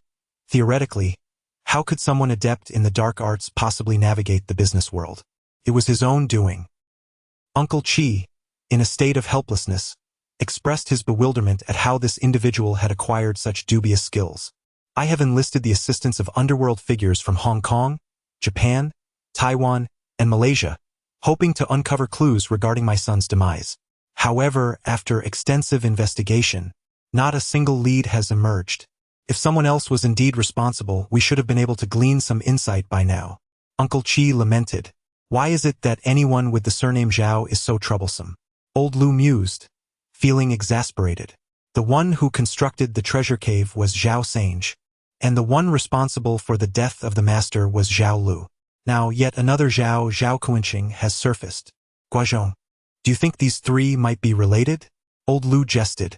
While Old Lu made light of the situation, Zhang Guozhong did not take it as a joke. Brother, I believe there may be a possibility. Consider this, Zhao Sange invented the art of subjugation during the later Qin dynasty, or at least a similar form of sorcery, over 1,000 years prior to Luo Yuchang. He is undoubtedly a master of his craft. Zhao Lu was adept in the art of divination and, remarkably, managed to nearly dismantle the Zuanlong Formation all by himself, indicating he is no ordinary foe. As for Zhao Guozhong, if he possesses the ability to kill through sorcery, it suggests he is quite formidable and has ulterior motives. Zhang Guozhong paused momentarily. Brother, I suspect that the one who dismantled the Zuanlong Formation during the Qing dynasty might very well be from the Zhao clan. They could indeed be one family. This skill set may very well be a treasured inheritance of theirs. Do you think the seal could possibly be in Zhao Guozhong's possession? Zhang Guozhong intended to mention the imperial seal but hesitated, opting to keep that information concealed, while Uncle Qi remained oblivious to their discourse. Indeed, excellent, excellent. Upon hearing that capable individuals were willing to come to his aid, Uncle Qi's face lit up with joy. Previously, he had sought the help of practitioners from Japan and Malaysia, yet they proved powerless against Zhao Guozhong. Now, at last, a savior had arrived. If you require anything, do not hesitate to inform me. As long as I, Liao Qi, am able, even if it means selling my old bones, I shall. As he spoke, Uncle Qi unexpectedly summoned a guang, saying quickly, arrange 2 vehicles for these gentlemen. Zhang Guozhong was momentarily taken aback. How could this old man be so decisive? Uncle Qi, we do not know how to drive. Old Lu handed a guang a list, and a guang went down to prepare. In the bustling realm of Hong Kong's mystical arts, procuring these materials was far more convenient than in the mainland. As the saying goes, a lean camel is larger than a horse. Although the Liao family had seen better days, they still possessed the power to manage a ghostly formation. Essentially, dismantling a ghostly array required physical strength, necessitating a construction team to remove the stones that summon spirits. The only technical aspect lay in accurately locating the spirit-controlling stake, which then needed to be extracted and destroyed. While it was already established that the spirit-controlling stake resided within the ancestral home, searching such a vast estate was akin to finding a needle in a haystack. The stake could vary in size, from a boulder to a jade-carved chopstick, or even a delicately carved toothpick. Searching during the day was virtually impossible, prompting Zhang Guozhong and Old Lu to plan their actions for the night. At this moment, Zhang Guozhong regretted not bringing the compass passed down by Master Ma. Although a guang had procured the finest compass available in Hong Kong, it was exceedingly difficult for Zhang Guozhong, who was accustomed to his master's instrument. After midnight, Zhang Guozhong, along with the seasoned Lu, prepared to conduct a meticulous search of each room, one from the east and the other from the west. At this pace, it would take at least half a month to thoroughly scour the entire villa. Who could it be? Zhang Guozhong hastily entered the room. Note: Ouyangzi, the master swordsmith of the Yu Kingdom, stands as one of the most renowned and enigmatic swordsmiths in ancient China, with countless legends surrounding his life. It is said that he forged 5 of the most famous swords during his lifetime, 3 long swords and 2 short ones. The legendary long swords are known as Zhanlu, Chunjun, and Juk, while the short swords are named Shengxie and Yuchang. Each of these swords is a deadly weapon, particularly the Yuchang sword, which gained notoriety for its role in the assassination of King Liao of Wu by the assassin Shizhu. This was previously miswritten as the assassination of Qin, but has since been corrected, thanks to friends on Baidu Tieba. The idiom 3 long and 2 short originates from this tale, implying that encountering any one of these 5 swords spells doom for the individual involved. In truth, Ouyangzi is credited with crafting countless renowned swords throughout his life, including the notable Longyuan, Teia, Gongbu, Zidian, and Moi, along with the Wentiang sword mentioned in this text, and the Yu Wang sword unearthed in Jiangling, Hubei in 1965, all attributed to his masterful hands. Due to the taboo against the character Yuan during the Tang dynasty, the Longyuan sword was renamed Longquan upon reaching that era, thus giving rise to the historically famous Longquan sword. Legend has it that the Moi sword was created when Ouyangzi's daughter, Moi, leapt into the fire during the forging process, transforming into the blade, though some assert it was indeed Yangzi himself who forged it. The accounts diverge. Chapter 48. The trap. The ancestral home of Uncle Seven largely retained its original furnishings. Although the residents had moved out, the substantial pieces of furniture remained intact. Upon entering the room, Zhang Guozhong discerned that, judging by the arrangement of the furniture, it appeared to be a servant's quarters. The quality and style of the furnishings were markedly inferior to those of the study he had recently examined. How peculiar, Zhang Guozhong muttered as he switched on the light, having distinctly seen a shadow moments before. The room, no more than 20 square meters, was sparsely furnished and, at first glance, coated in a layer of dust that suggested no one had visited recently. The windows were tightly shut, indicating no one had escaped through them. Yet, the compass in his hand continued to oscillate erratically. Carefully, he drew out his questioning tool and opened the wardrobe door, finding it empty. He then advanced cautiously into the room, peering beneath the bed, which too was devoid of any presence. After an exhaustive search throughout the night, the two of them unearthed a jade pillar, approximately half an inch in length and as thick as a ballpoint pen refill, cleverly concealed beneath a section of the floorboards. Under the light, intricate carvings adorned its surface, resembling modern microsculptures, details obscured to the naked eye without the aid of a microscope. Encircling the stone pillar was a small ring of white powder, shaped curiously like a human face. This. Old Lu carefully ground the white powder and brought it to his nose for a sniff, recognizing it as remnants of a skeletal formation. Old Lu was chewing on his toothpick, exclaiming in disbelief at the persistence of such ancient practices in modern society. How ruthless it was to resort to such methods. Fearing that the Ghost Gate formation alone would not suffice to instill terror, they resorted to this as a backup. What profound national grievances must exist to resort to such extremes? The Bone Formation, also known as the Fire Calamity Formation, is an exceedingly sinister and defiant array within the realm of exorcism.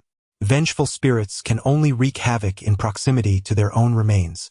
To disturb the corpse leads either to severe misfortune or to the haunting presence of malevolent spirits.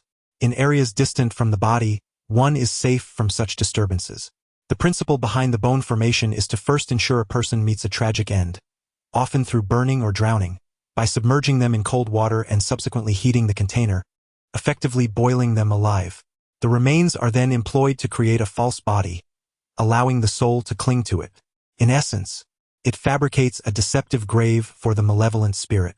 Consequently, within the vicinity of the bone formation, one may often hear voices, cries, and even witness apparitions. Prolonged exposure may even provoke unwelcome encounters. Such an array is deemed a grave taboo even among exorcists.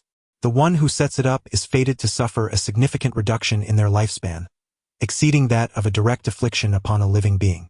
Brother Zhang Guozhong inquired, "Do you think there might be a traitor among the Liao family? With such a commotion in this residence, how could Uncle Qi remain oblivious?" Unbeknownst to him, old Lu was deep in thought. Nevertheless, this matter must be communicated to him. If there truly is a traitor, it pertains to the Liao family alone. In any case, the ghostly gate has been breached, and now we await that little rascal to come forth on his own. The following day, Zhang Guozhong and old Lu arrived at Uncle Qi's residence. Upon entering the hall, they were nearly overwhelmed, for Uncle Qi was animatedly conversing with none other than Qin Ge. Qin, Master Qin. Old Lu rubbed his eyes, fearing he had misidentified the person. The wealthy folks from Hong Kong certainly have their intricate connections. Zhang, I knew you would seek me out. Qin Ge puffed on his pipe. The situation is more troublesome than I anticipated, which is why I had to find you. Your brother informed me you were in Hong Kong, and I tracked you down. I never expected you to know a Gu. Uncle Qi exclaimed, his excitement palpable. I had already surmised that you two are not ordinary individuals. I do not know him. I absolutely do not know him. Old Lu, with a serious demeanor, seated himself on the sofa, deliberately averting his gaze. Zhang, during these days, I have been investigating the matter concerning those Qing dynasty tomb raiders through some leads provided by Mr. Sunday. Now I have encountered certain issues that require your assistance. Qin Ge paid no heed to old Lu's antics. It is like this, Mr. Qin. We too have some conjectures. Zhang Guozhong glanced at Uncle Qi, appearing somewhat uneasy. The seal. Zhang, there is no need for concealment. I have already discussed it with Uncle Qi, Qin Ge interjected. Indeed, Mr. Zhang. Ago has already informed me about your quest for the He Shi Bai. Now that we are akin to family, I shall do my utmost to assist you. Seventh uncle exclaimed eagerly. As long as you can help me settle matters with the individual surnamed Zhao. Zhang Guozhong found himself in an amusing predicament, pondering the absurdity of the situation. After all that had transpired, how had the conversation circled back to the He Shi Bai? He couldn't help but admire Qin Ge's remarkable ability to navigate through complexities. In just over a month, he had traced the clues all the way to Guangdong. Later, I traveled to Guangdong and learned that the esteemed Master Yu Baichuan of Luohongguan had fled to Hong Kong during the era. Qin Ge continued. Through acquaintances, I swiftly located Master Yu Baichuan, who confirmed the existence of Zhao Mingchuan, a figure who, by lineage, would be his granduncle. However, this individual began to wander the world after the establishment of the Republic. And then, Zhang Guozhong pressed on. There is no further development. Qin Ge shrugged. Initially, I sought you and Mr. Liu for another matter, but upon meeting seventh uncle today, it seems I've stumbled upon a new lead. Qin Ge smiled mysteriously. Zhao Kunshan? Zhang Guozhong murmured. Truly, you are a remarkable teacher, Zhang. Qin Ge replied with a slight smile. I was already acquainted with this individual. Had you not informed me that the grand scholar of the Ming dynasty, who executed the massacre of 9 clans, also bore the surname Zhao, I would have never suspected him. Enough of this. Please, share the other matter. No, wait, do not speak of that at all. Old Liu waved his hand. Seventh Master, how could you possibly know this person? This is highly inappropriate. Old Liu wore a facade of feigned astonishment.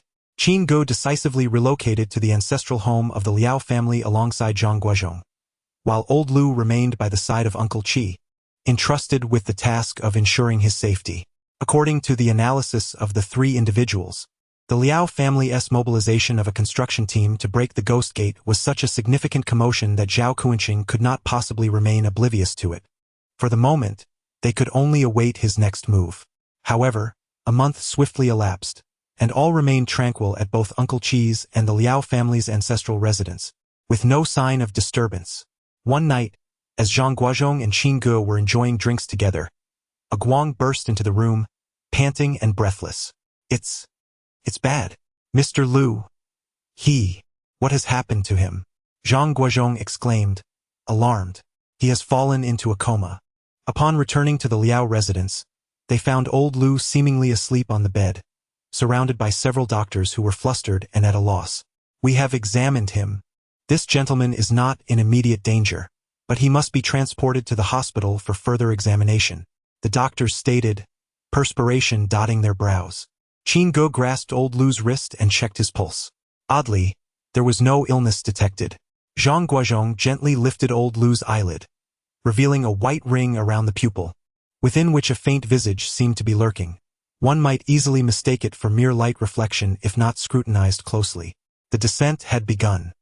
Zhang Guozhong gritted his teeth and said, quickly, Brother Aguang, prepare some items for me. Most of the items were already at hand. In a short while, yellow paper, copper coins, vermilion powder, and a piece of dead jade were arranged on the table. Zhang Guozhong drew out his weapon, Wentiang, removed old Liu's coat, and made small incisions at the 7 meridian points, then used vermilion to hastily scribble on the yellow paper. After tearing the paper into small pieces, he affixed them to the wounds on the 7 meridians. Subsequently, he grasped a handful of copper coins and arranged them in a circle around old Liu, then formed a miniature human figure on the ground with the coins. Damn it, may the ancestors bless us. Zhang Guozhong muttered as he carefully placed a small piece of dead jade into old Liu's mouth and began to draw on the floor with Wentiang. Qin Ge observed for quite some time but could not decipher what Zhang Guozhong was sketching. However, upon completing the final stroke, the copper coins on the ground suddenly stood upright, and the fragments of paper on old Liu's 7 meridians began to emit smoke. It's coming! Zhang Guozhong shouted, startling everyone present, as he plunged his dagger into the center of the copper coin figure with a resounding thud. The standing coins promptly toppled over, and at that moment, Old Lu suddenly sat up, spitting out a mouthful of yellow liquid along with the piece of dead jade. I'll kill you, Qin. Old Lu, still in a semi-conscious state, opened his eyes and found Qin Ge standing beside him. Qin Ge was equally frustrated. Even under the spell's influence, Old Lu still couldn't resist the urge to challenge him. The people around were undoubtedly astonished, their eyes wide and mouths agape, particularly Uncle Qi, whose emotions were a blend of shock and delight. The masters they had previously summoned were merely performers, akin to actors in a grand play, but this phenomenon, bordering on the extraordinary, was a first for him. It seemed he had encountered a genuine talent. "What is wrong with me?" Old Lu inquired, gazing at the pool of yellow fluid and the lifeless jade beside him. "Dai Zhang has set in." Zhang Guozhong wiped away a bead of sweat. "Dai Zhang?" Old Lu erupted in a fit of rage. "Damn it! That little brat dares to take a shot at me? What is Dai Zhang?" Qin Ge questioned. "It's not a formidable technique. It merely induces sleep without awakening the person. Even if I refrain from intervening today, my master can sleep for 3 days and nights and still awaken on his own." In ancient warfare, this method was employed to buy time. At the mention of buying time, Zhang Guozhong paused, exchanging a knowing glance with Qin Ge. It was a classic case of drawing the tiger away from its mountain lair. "Brother, this is your task." Zhang Guozhong, disregarding his breathlessness, seized his weapon and, alongside Qin Ge, headed straight for the Liao family ancestral home. Chapter 49. A life for a life. This is Hong Kong, not a remote mountain. As Qin Ge drove, he handed Zhang Guozhong a firearm. "I refuse to believe that Hong Kong harbors such things." "Stop the car." Zhang Guozhong raised his hand, and the vehicle screeched to a halt in the middle of the road. They exited the car, sensing something was amiss. "Where exactly have we arrived?" Qin Ge could hardly believe his eyes. Inside the car, it was evident they were en route to the Liao family ancestral home. However, upon disembarking, he found himself on a dimly lit winding mountain road. A few hundred meters ahead lay a construction site with a severed bridge, beneath which was a sheer cliff plunging dozens of meters down. Had it not been for Zhang Guozhong's timely observation, the two would have met their untimely demise. "This fellow is playing with fire." Zhang Guozhong approached a banner at the roadside, scrutinizing the chaotic characters inscribed upon it. At that moment, Qin Ge joined him, muttering the characters one by one: fate, pause, heaven, middle, fruit. "Zhang, what is this you are deciphering?" he inquired. "It seems to be a form of malevolent sorcery," Zhang Guozhong murmured. "I suspect this young man is toying with danger. I now understand how my uncle's son met his end. He must have uncovered something he was not meant to know, which led to his demise at the hands of this wicked sorcery." According to his uncle, the cause of the son's death was a car crash at nearly 200 kilometers per hour, colliding with a dilapidated bridge pier far from the road, with subsequent autopsy revealing no signs of driving under the influence. "Zhang, when you mention this malevolence, are you referring to the sorcery of cursing? I have researched this, and it requires a person's hair or personal belongings to cast. Does it not?" Qin Ge said, gripping his firearm tightly, vigilant of his surroundings. "The form of cursing you speak of is the most rudimentary," Zhang Guozhong replied, drawing out a dagger to test the hardness of Qin Ge's car paint with his hand. "This Zhao Kuanqing employs a genuine form of curse. With merely something you have touched, he can bring you harm." As he spoke, he began to etch into the door of Qin Ge's vehicle with his dagger. Zhang Guozhong, while engraving, shared his insights with Qin Ge. In Zhang's perspective, Zhao Kuanqing employed the authentic technique of Luojiang, which is also referred to as Beijiang or Yuanjiang. This method, invented by the revered master Luo Yuchang, is a malevolent form of sorcery that can lead to death, yet it is also the most potent spell for shortening one's lifespan. It is said that Luojiang has been obscured for nearly a millennium, and the current phenomenon of Pianjiang should theoretically be considered the most formidable form of sorcery passed down through the ages. Conversely, the curse that old Lu experienced earlier was categorized as Dianjiang, a sorcery that originated from Yunnan, possessing relatively limited power, merely a prankish form of magic that typically does not diminish one's lifespan. According to Zhang Guozhong's analysis, Zhao Kuanqing's intentions appear to extend beyond mere financial gain. The skeletal array previously cast upon the Liao family's ancestral home was a form of sacrilegious sorcery, inflicting a reduction of at least a decade from one's life upon each casting.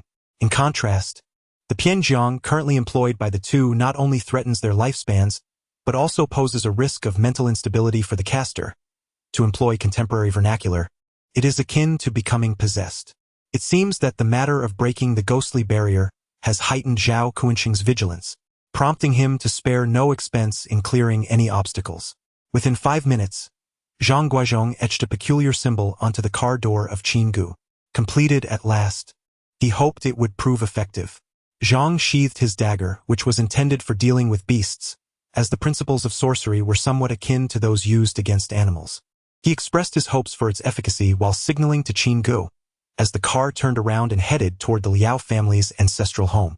"Mr. Qin, perhaps you should assist my senior brother at Mr. Liao's residence."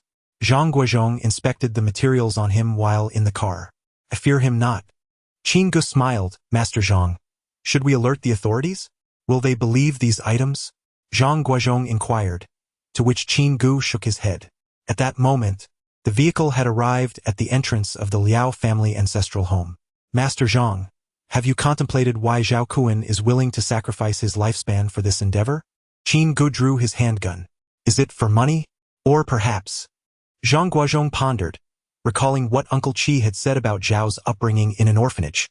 Could it be that Uncle Qi had harmed his parents? Zhang Guozhong unsheathed his dagger and stepped in front of Qin Ge. "Mr. Qin, it would be prudent for us to refrain from touching anything. This place has already been visited." As they prepared to leave, they noticed that the lights in the room had been extinguished. Qin Ge, deep in thought, did not contest Zhang Guozhong's perspective on Zhao Kuan's background, cautiously following behind with his weapon drawn. "The electricity has been cut." Zhang Guozhong pressed the switch for the porch light, but there was no response. It seemed Zhao Kuan. Just as he spoke, a familiar beam of light suddenly illuminated the scene. A flashlight was handed to him, an American flashlight from their trip to Beijing. Without old Lu, Zhang Guozhong felt a twinge of unease. Though Zhao Kuan's tricks were far inferior to those of his ancestor Zhao Sange, this was still a matter of the living confronting the living. Firstly, his understanding of the art of subjugation was rather limited, and secondly, Zhao Kuan's intelligence surpassed that of those malevolent spirits by a significant margin. He might even possess a firearm. While the arts of Maoshan are indeed profound, when faced with a gun, one is likely to concede. "Master Zhang, has a spell been cast here?" Qin Ge inquired. "I don't know." Zhang Guozhong was about to proceed further when suddenly Qin Ge tugged at his clothing. "Master Zhang, look over there." Following Qin Ge's flashlight, Zhang Guozhong's gaze fell upon a blood handprint on the wall. At that moment, Qin Ge had already approached the blood handprint, scrutinizing it carefully. "That's strange," Qin Ge remarked, for the handprint displayed 6 distinct impressions, resembling 2 thumbs, and it was symmetrical, making it impossible to determine if it belonged to a left or right hand. Just as Qin Ge was observing, a wave of dizziness washed over him, but he quickly regained his composure. "Master Zhang? Master Zhang?" Qin Ge shouted, only to find the space behind him completely empty. How peculiar. Gripping his gun tightly, Qin Ge made his way toward the door. Yet after walking for what felt like an eternity, the entrance remained frustratingly distant, as if he were ensnared in place. "Odd. Master Zhang?" He called out again, when suddenly a figure emerged across the way. "Master Zhang." Qin Ge shone his flashlight in that direction. "Father?" He could hardly believe his eyes. The figure before him was none other than his long-deceased father. "What sorcery is this?" Qin Ge raised his hand and fired several shots, only to be astonished when the figure truly fell, blood spilling onto the ground as it collapsed motionless. "Father!"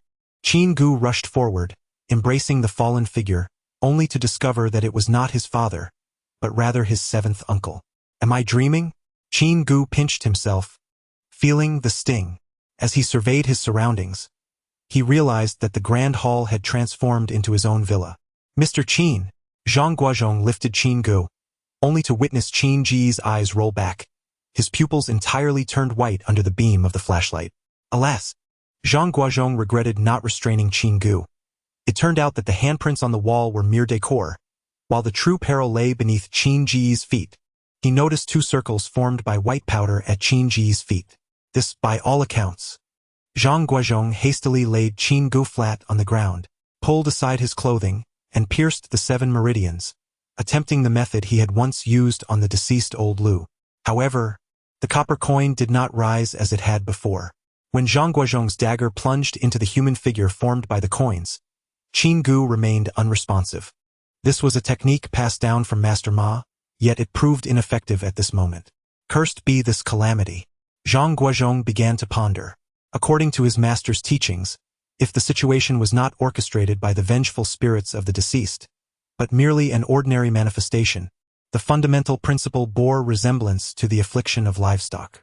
Theoretically, there existed a fundamental distinction between livestock possession and malevolent spirits. The latter often resulted in genuine harm, rendering the afflicted person immensely powerful yet devoid of reason, whereas livestock possession primarily induced hallucinations, leaving the individual either rambling incoherently or in a stupor, lacking any real strength. Upon this realization, Zhang Guozhong felt a surge of fervor coursing through his veins. Curse it, if you dare to risk your life, I shall do the same. Upon reflecting on this, Zhang Guozhong set aside Qin Ge and stepped outside the house. There, at the threshold, he began to inscribe symbols upon the ground with his dagger, lighting incense and inserting it into the earth one by one. Meanwhile, at Uncle Qi's residence, old Lu donned his attire and descended to the ground, using chicken blood to draw an 8-yang formation around the sofa. This formation, also known as the Golden Bell Shield, serves to ward off malevolent spirits or beasts, somewhat akin to borrowing yang energy. When 8 living individuals stand at the formation's core, each possesses the collective strength of the entire 8-yang town, essentially utilizing the shared yang energy of these 8 individuals for protection. However, this formation has its drawbacks. Should an intruder possess a level of cultivation surpassing that of the 8, they would all be doomed. Nevertheless, old Lu was confident, for Zhao Guozhong was merely an ordinary man, not a millennium-old demon, and it was unlikely he could breach the 8-yang formation.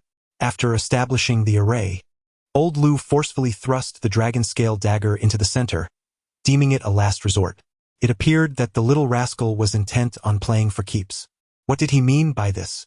Upon hearing old Lu's words, beads of sweat immediately formed on Uncle Qi's brow. Could it be that the Zhao family intended to take lethal action against him? 7th Master, murmured old Lu, leaning close to Uncle Qi's ear and whispering a few words. What? An insider? Uncle Qi promptly dismissed all servants aside from the bodyguards and lowered his voice. Indeed, the quality of the flooring in your home is exceptional. Old Lu sat down beside Uncle Qi, while Guozhong and I toiled tirelessly through the night, prying up that piece of flooring. The commotion was such that it could be heard from 10 miles away. You were unaware? Uncle Qi furrowed his brow, deep in thought. Mr. Lu, what shall we do? You haven't ventured outside recently, have you? Old Lu, unfazed, lit a cigarette. No, over the past 2 months, I have merely strolled in the garden. Uncle Qi replied, Mr. Lu, every gentleman I have previously consulted has offered me differing accounts. I wish to hear your candid opinion. Who, in your view, is Zhao Guozhong? Uncle Qi was now also musing quietly. 7th Master, I cannot precisely determine his origins, but I can assert that the techniques Zhao Guozhong employs are distinctly original to the Zhao family, entirely different from those of Japan or Malaysia. They trace back to the time of the later Jin. Old Lu explained. Later Jin? Uncle Qi inquired, puzzled. That refers to the period just after the Tang dynasty's dissolution. Just as old Lu was about to elucidate the exploits of Zhao Sange during the later Jin, suddenly, with a loud snap, a shoelace broke. This. Old Lu hurriedly grabbed the compass, only to discover that nothing was amiss. Chapter 50. A critical moment. Zhang Guozhong meticulously arranged a large circle of incense on the ground. From his bag, he produced a substantial handful of chicken necks, which are essentially raw chicken bones, and positioned 16 talismans upon the earth, each adorned with a bone. This ingenious formation, born from Zhang Guozhong's quick thinking, was dubbed the Zuanlong Formation.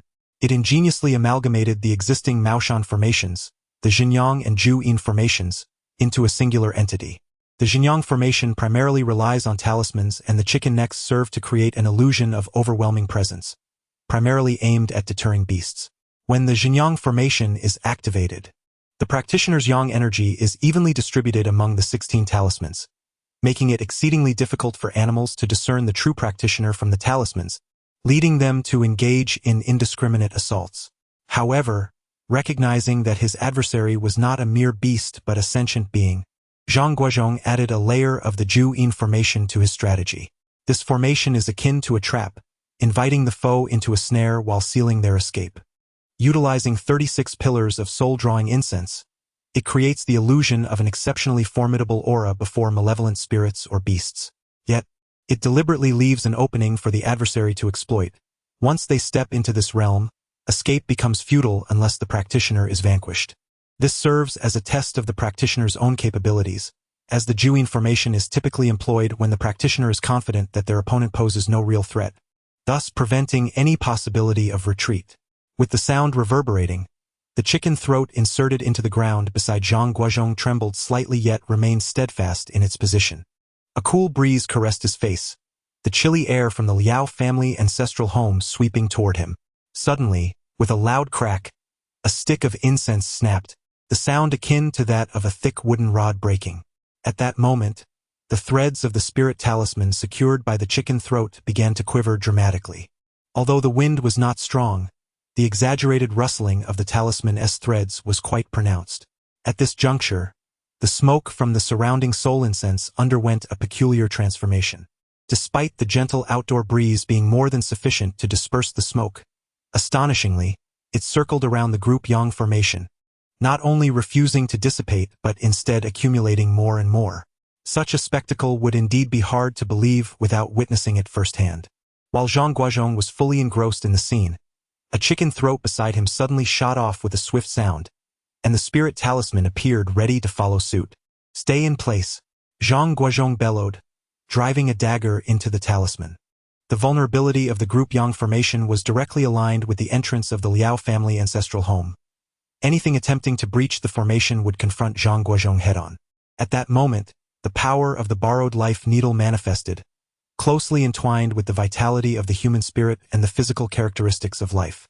This needle now awakened Zhang Guozhong's latent potential to its fullest extent. He withdrew another chicken throat from his bosom, replacing the dagger in the spirit talisman, and stood upright once more. Closing his eyes, he activated his inner sight, perceiving an endless stream of gray mist.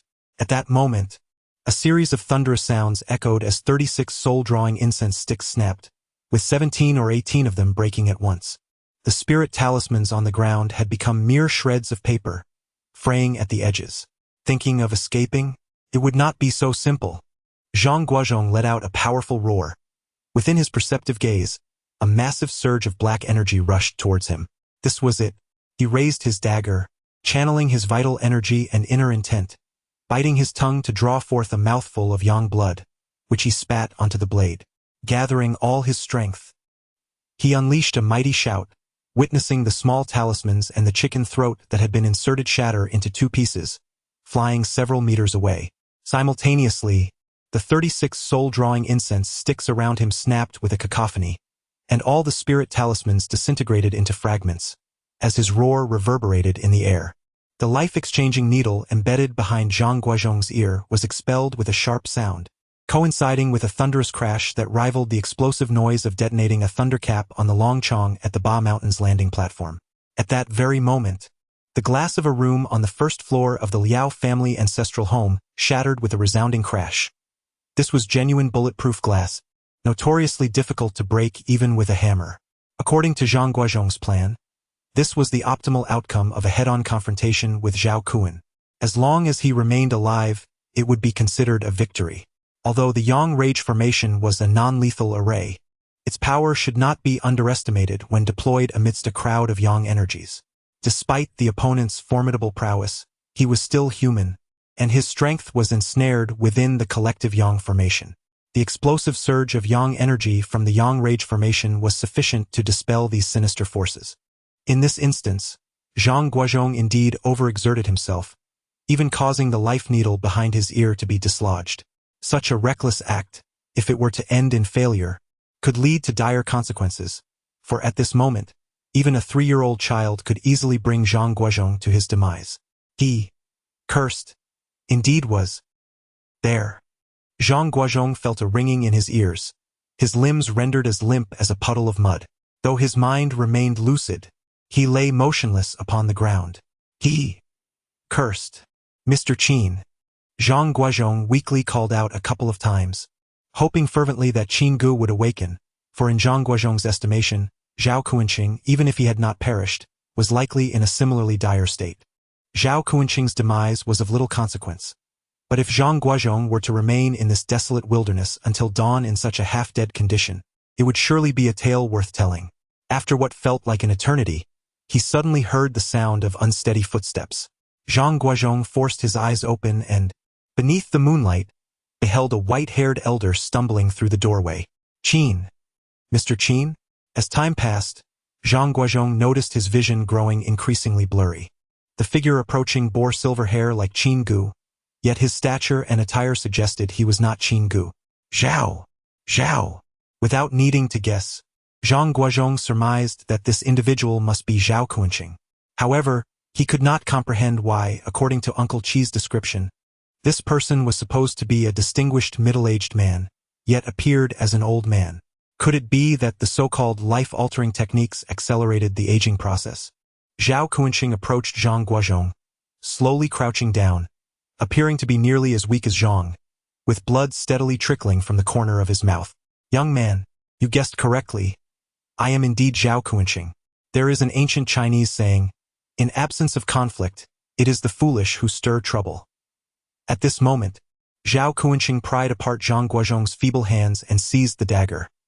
If you are reincarnated, remember not to meddle in others' affairs. With that, he aimed to strike at Zhang Guozhong's neck. Zhang Guozhong closed his eyes, experiencing a sensation reminiscent of the moment he was gripped by the ghost in the treasure cave. Arya, let us rekindle our bond in the next life. Had he known that Zhao Guanqing still possessed such strength, he would have held back in his earlier attempt. The figure was none other than Qin Ge, who at that moment was also feeling weak and unsteady. When he saw a glint of cold steel rushing towards him, it was too late to evade. He managed to twist his body, but the dagger plunged deep, piercing an inch below his right clavicle, the tip emerging from his back. With a pained scream, Qin Ge dropped his pistol, clutching his wound as he lay on the ground, glaring fiercely at Zhao Guanqing. Qin Ge? Zhao Guanqing chuckled. You are next. Do not rush, he said, moving toward Qin Ge and bending down to retrieve his pistol. The firearm was commendable. Zhao Guanqing weighed the pistol in his hands and approached Zhang Guozhong once more. To him, Qin Ge posed little threat, yet this young man before him had to be eradicated entirely. He never anticipated that someone in this world could inflict such grievous harm upon him. After enduring years under Liao Qi's command, he had finally reached this turning point. If this individual remained unscathed, it could very well render his years of effort futile. Little brother, in your next life, may you be reborn in Africa. With that, he prepared to pull the trigger. Just then, he noticed a glint of cold steel heading straight for his chest. Zhao Guanqing executed a nimble maneuver to evade the dagger, leaving Zhang Guozhong both astonished and elated. Astonished by Zhao's surprising vigor, and elated that his savior had arrived. With a clang, the dagger fell several meters away, followed by a series of sharp gunfire. Halt! Zhang Guozhong's heart finally settled. That was the voice of a Guang. In an instant, Zhao Guanqing darted away, moving with the agility of a squirrel. He retrieved an object from his pocket and tossed it into the air, which erupted into a beam of light far brighter than a flare, momentarily blinding everyone. Within a mere 10 seconds, when they reopened their eyes, Zhao Guanqing had vanished. Damn it, where did he go? Came the voice of old Lu. Guozhong! Guozhong! He pressed his wrist. Thankfully, he was still alive. When Zhang Guozhong regained consciousness, he found himself sprawled on an oversized bed, and 4 drip attached. Beside him a Southeast Asian woman who was on the verge of slumber. May I inquire? Zhang Guozhong felt considerably revitalized, sensing that he was nearly ready to rise. Upon his utterance, the Southeast Asian woman's eyes widened in astonishment. Oh, pray tell, how is Mr. Qin faring?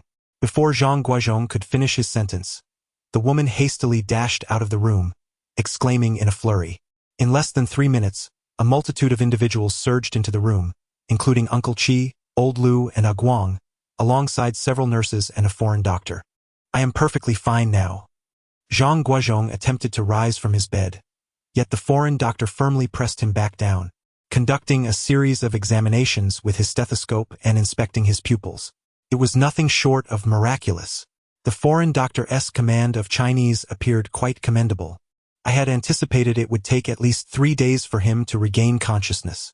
Guozhong, the one surnamed Qin has passed away. Do not dwell on it. Focus on your recovery, Old Lu remarked. Dead? Zhang Guozhong exclaimed, hastily yanking out his foredrip in an effort to stand. Old Lu quickly restrained him, saying, No, I was jesting. He is alive. He is in the next room, resting. Please, take care of yourself. Doctor, could you kindly reinsert this for him? Old Lu handed the 4-needle to a nearby nurse. A few doctors exited the room, while Uncle Qi and Old Lu remained inside. Uncle Qi, your son's former room must contain something of significance, Zhang Guozhong asserted with conviction. Are you suggesting that the land deed might be in that room? Seventh uncle expressed his gratitude, saying, Mr. Zhang, I truly appreciate your assistance this time. It is all thanks to Mr. Lu's foresight. I apologize for the trouble it has caused you. Zhang Guozhong reassured him, You need not worry. Your ancestral home will no longer be haunted. That Zhao Kuanqing has also sustained internal injuries and will not cause any further disturbances in the near future. I hope that, before my recovery, you can assign some individuals to diligently guard that room. After a moment of contemplation, Zhang Guozhong inquired, Seventh uncle, are your son's belongings still in existence? Yes, indeed. Seventh uncle replied eagerly. I shall have someone retrieve them for you right away. With that, he waved his hand and spoke a flurry of English words. A maid curtsied and promptly exited. Before long, a large chest was brought in and opened, revealing a chaotic assortment of items. What is this? Zhang Guozhong exclaimed, picking up a notebook and flipping it open to discover it was a journal. He mumbled to himself. Chapter 51. Clues and traces one journal after another. It appeared that the young master of the Liao family possessed quite an interest, as these diaries seemed to span at least a decade's worth of writing. He selected the 2 volumes closest to the date of the incident and began to peruse them, hoping to uncover the reason why Zhao Kuanqing would sacrifice a decade of his life to harm a descendant. Upon opening the diary, he noticed 3 crooked traditional characters inscribed on the title page. Liao Siku. It seemed this was the name of the young master from the Liao family. Seventh uncle appeared to possess some cultural refinement, as his son's name was certainly more sophisticated than his own. Zhang Guozhong settled into a comfortable position, contemplating how he would take the opportunity during these days of recovery to thoroughly investigate what Liao Siku had discovered that led to such a perilous fate. Unbeknownst to many, it appears that Zhang Guozhong has indeed overestimated Liao Siku. A staggering 80% of the diary entries chronicle the debauched escapades of this wayward scion. Tales of dalliance with film stars, and accounts of losing millions in Macau. Notably, the passages detailing his liaisons with actresses and female hosts are particularly plentiful, often described with such meticulous detail that Zhang Guozhong finds himself gritting his teeth, torn between the urge to read further and the embarrassment of indulging in such scandalous content. What a pity this rascal did not pen a modern-day Jin Ping Mei, Zhang Guozhong muttered to himself, relieved that this rogue met his untimely demise. Had he continued to live in the manner depicted in his diary, it would hardly have been Zhao Kuanqing who brought about his end. Rather, this rascal would have likely succumbed to his own excesses. As he flipped through the pages, several entries from an unfinished diary caught Zhang Guozhong's attention. August 16th, heavy rain. Once again, it is those lascivious descriptions. August 22nd, overcast. Last night I had a peculiar dream. Oddly, since moving into this wretched room, such dreams have plagued me. It seems I ought to consult a practitioner. August 29th, sunny. Last night, I dreamt that strange dream again. The practitioner assured me that the house is devoid of any issues. Perhaps I am merely unaccustomed to this new dwelling. Yet, I cannot shake this unsettling feeling. September 5th, overcast. I confided in Housie about my strange dream. He jested that I must be driven mad by my lust for women, that even the deities are not spared from my desires. I protested, claiming it is not as he imagines. I am frequently awakened in fright. My father is a devout Buddhist. Should he ever learn of this, it would undoubtedly frighten him. September 8th. Clear sky. I had that dream again. I felt as though I were on the brink of death. There is something peculiar about this room. I must change accommodations. September 15th. Overcast. It is too terrifying indeed. Before I could manage to change rooms, it returned with a vengeance. Today, I have an appointment with Mr. Ding. I must seek him out this afternoon. It is utterly horrifying. Following this, there is a blank space. It appears to be the final entry in Liao Siku's diary. Zhang Guozhong found himself utterly baffled. Could it be that he dreamt of engaging in such activities with a bodhisattva? What an abomination! It is simply impossible. There is no rationale for it. Ordinarily, dreaming of a Buddha is considered auspicious. How could Liao Siku be so thoroughly terrified? Could you kindly summon seventh uncle for me? Zhang Guozhong addressed the maid beside him, but she looked at him quizzically, as if she could not comprehend. Can you please summon seven uncle? He sighed, deciding it would be best to go himself. Zhang Guozhong was somewhat aware of his own limitations in English. Ignoring the maid's objections, he limped his way to seventh uncle's room, where he found him engaged in a game of chess with old Lu. Mr. Zhang, what brings you here? Seventh uncle hastily rose, offering his seat to Zhang Guozhong. Seventh uncle, do you know a friend of the esteemed young master known as Mouse? Zhang Guozhong took his seat, for it seemed that only Mouse could unveil the true nature of Liao Siku's dreams. Alas, seventh uncle sighed. Siku is such a disappointment. I do not recognize a single one of his dubious companions, nor do I wish to. Uncle Qi struck the floor with his cane, exclaiming that if he were alive until now, he might have already driven me to my grave. Zhang Guozhong found this remark both amusing and perplexing, realizing that Uncle Qi was on the same wavelength as himself. What? Do you have important clues? Uncle Qi inquired. Have you ever read the diary of the young master before his demise? Zhang Guozhong replied. Indeed, it was filled with such trivial matters. Uncle Qi's excitement grew. At that moment, he had thought, what misfortune for the family to have birthed a debauchee. Yet little did he anticipate. Uncle Qi sighed, lamenting that even the debauchee had not been retained. Please do not be agitated, Uncle Qi. I discovered something peculiar in the young master's diary. Moreover, he mentioned in his last entry an appointment with a Mr. Ding. I wonder if you are acquainted with him? Zhang Guozhong produced the diary, but Uncle Qi did not even bother to glance at it. He is a well-known figure in Hong Kong. The police have investigated him. However, Siku was involved in an incident on his way to visit him and had never reached his residence before his untimely death. Uncle Qi expressed his exasperation. That man is merely a feng shui master. Why would you suspect him, Mr. Zhang? It is not suspicion, merely some inquiries I wish to make. Zhang Guozhong pondered. Uncle Qi, I wonder if you could locate this rat and Mr. Ding? Not a problem. I shall dispatch someone immediately. Uncle Qi was a man of decisive action. Whatever needed doing, he would see it through, a privilege of wealth. A day passed. Not long ago. Zhang Guozhong furrowed his brow and slammed his fist onto the table. Indeed, it is certain. What is certain? Old Lu inquired, utterly baffled. That Mr. Ding must be connected to Zhao Kuanxing. Zhang Guozhong began to articulate the doubts that had arisen within him from the very beginning, positing that he had revealed the content of young Master Liao's dreams and travel plans to Zhao Kuanxing. Upon realizing that the ghostly barrier had been breached, Zhao Kuanxing, fearing that the surname Ding might leak any secrets, preemptively eliminated him to silence him. It made sense. Uncle Qi nodded discreetly.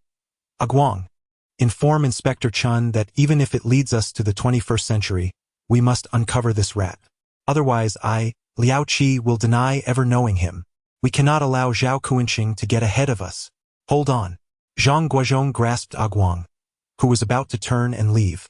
Such an extensive search may alarm the snake. Uncle Qi, do not forget that Zhao Kuanxing may have informants within the police station. What if Zhao Kuanxing is unaware of the rat? Would we not be revealing our hand unnecessarily?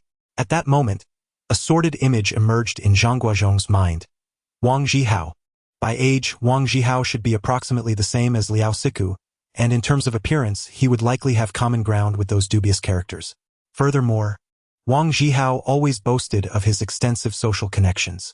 If this matter were to remain outside the police's purview, it would significantly enhance our confidentiality. Within half an hour of a phone call, Wang Zhihao arrived, bustling with excitement. Uncle Qi. Oh my, Mr. Zhang, what on earth is going on with your department? Zhihao, I need you to do me a favor, and I implore you to exert your utmost efforts. Uncle Qi, smoking his pipe with an air of authority. My department is your department, just say the word. In Uncle Qi's presence, Wang Zhihao's demeanor was no different from that of a traitor. Do you know someone by the name of Rat? Uncle Qi inquired. It appears that there are quite a few individuals with that name. I am acquainted with several of them. Very well, summon them all. I wish to meet them, Uncle Qi said with a smile. This. Wang Zhihao immediately wore an innocent expression.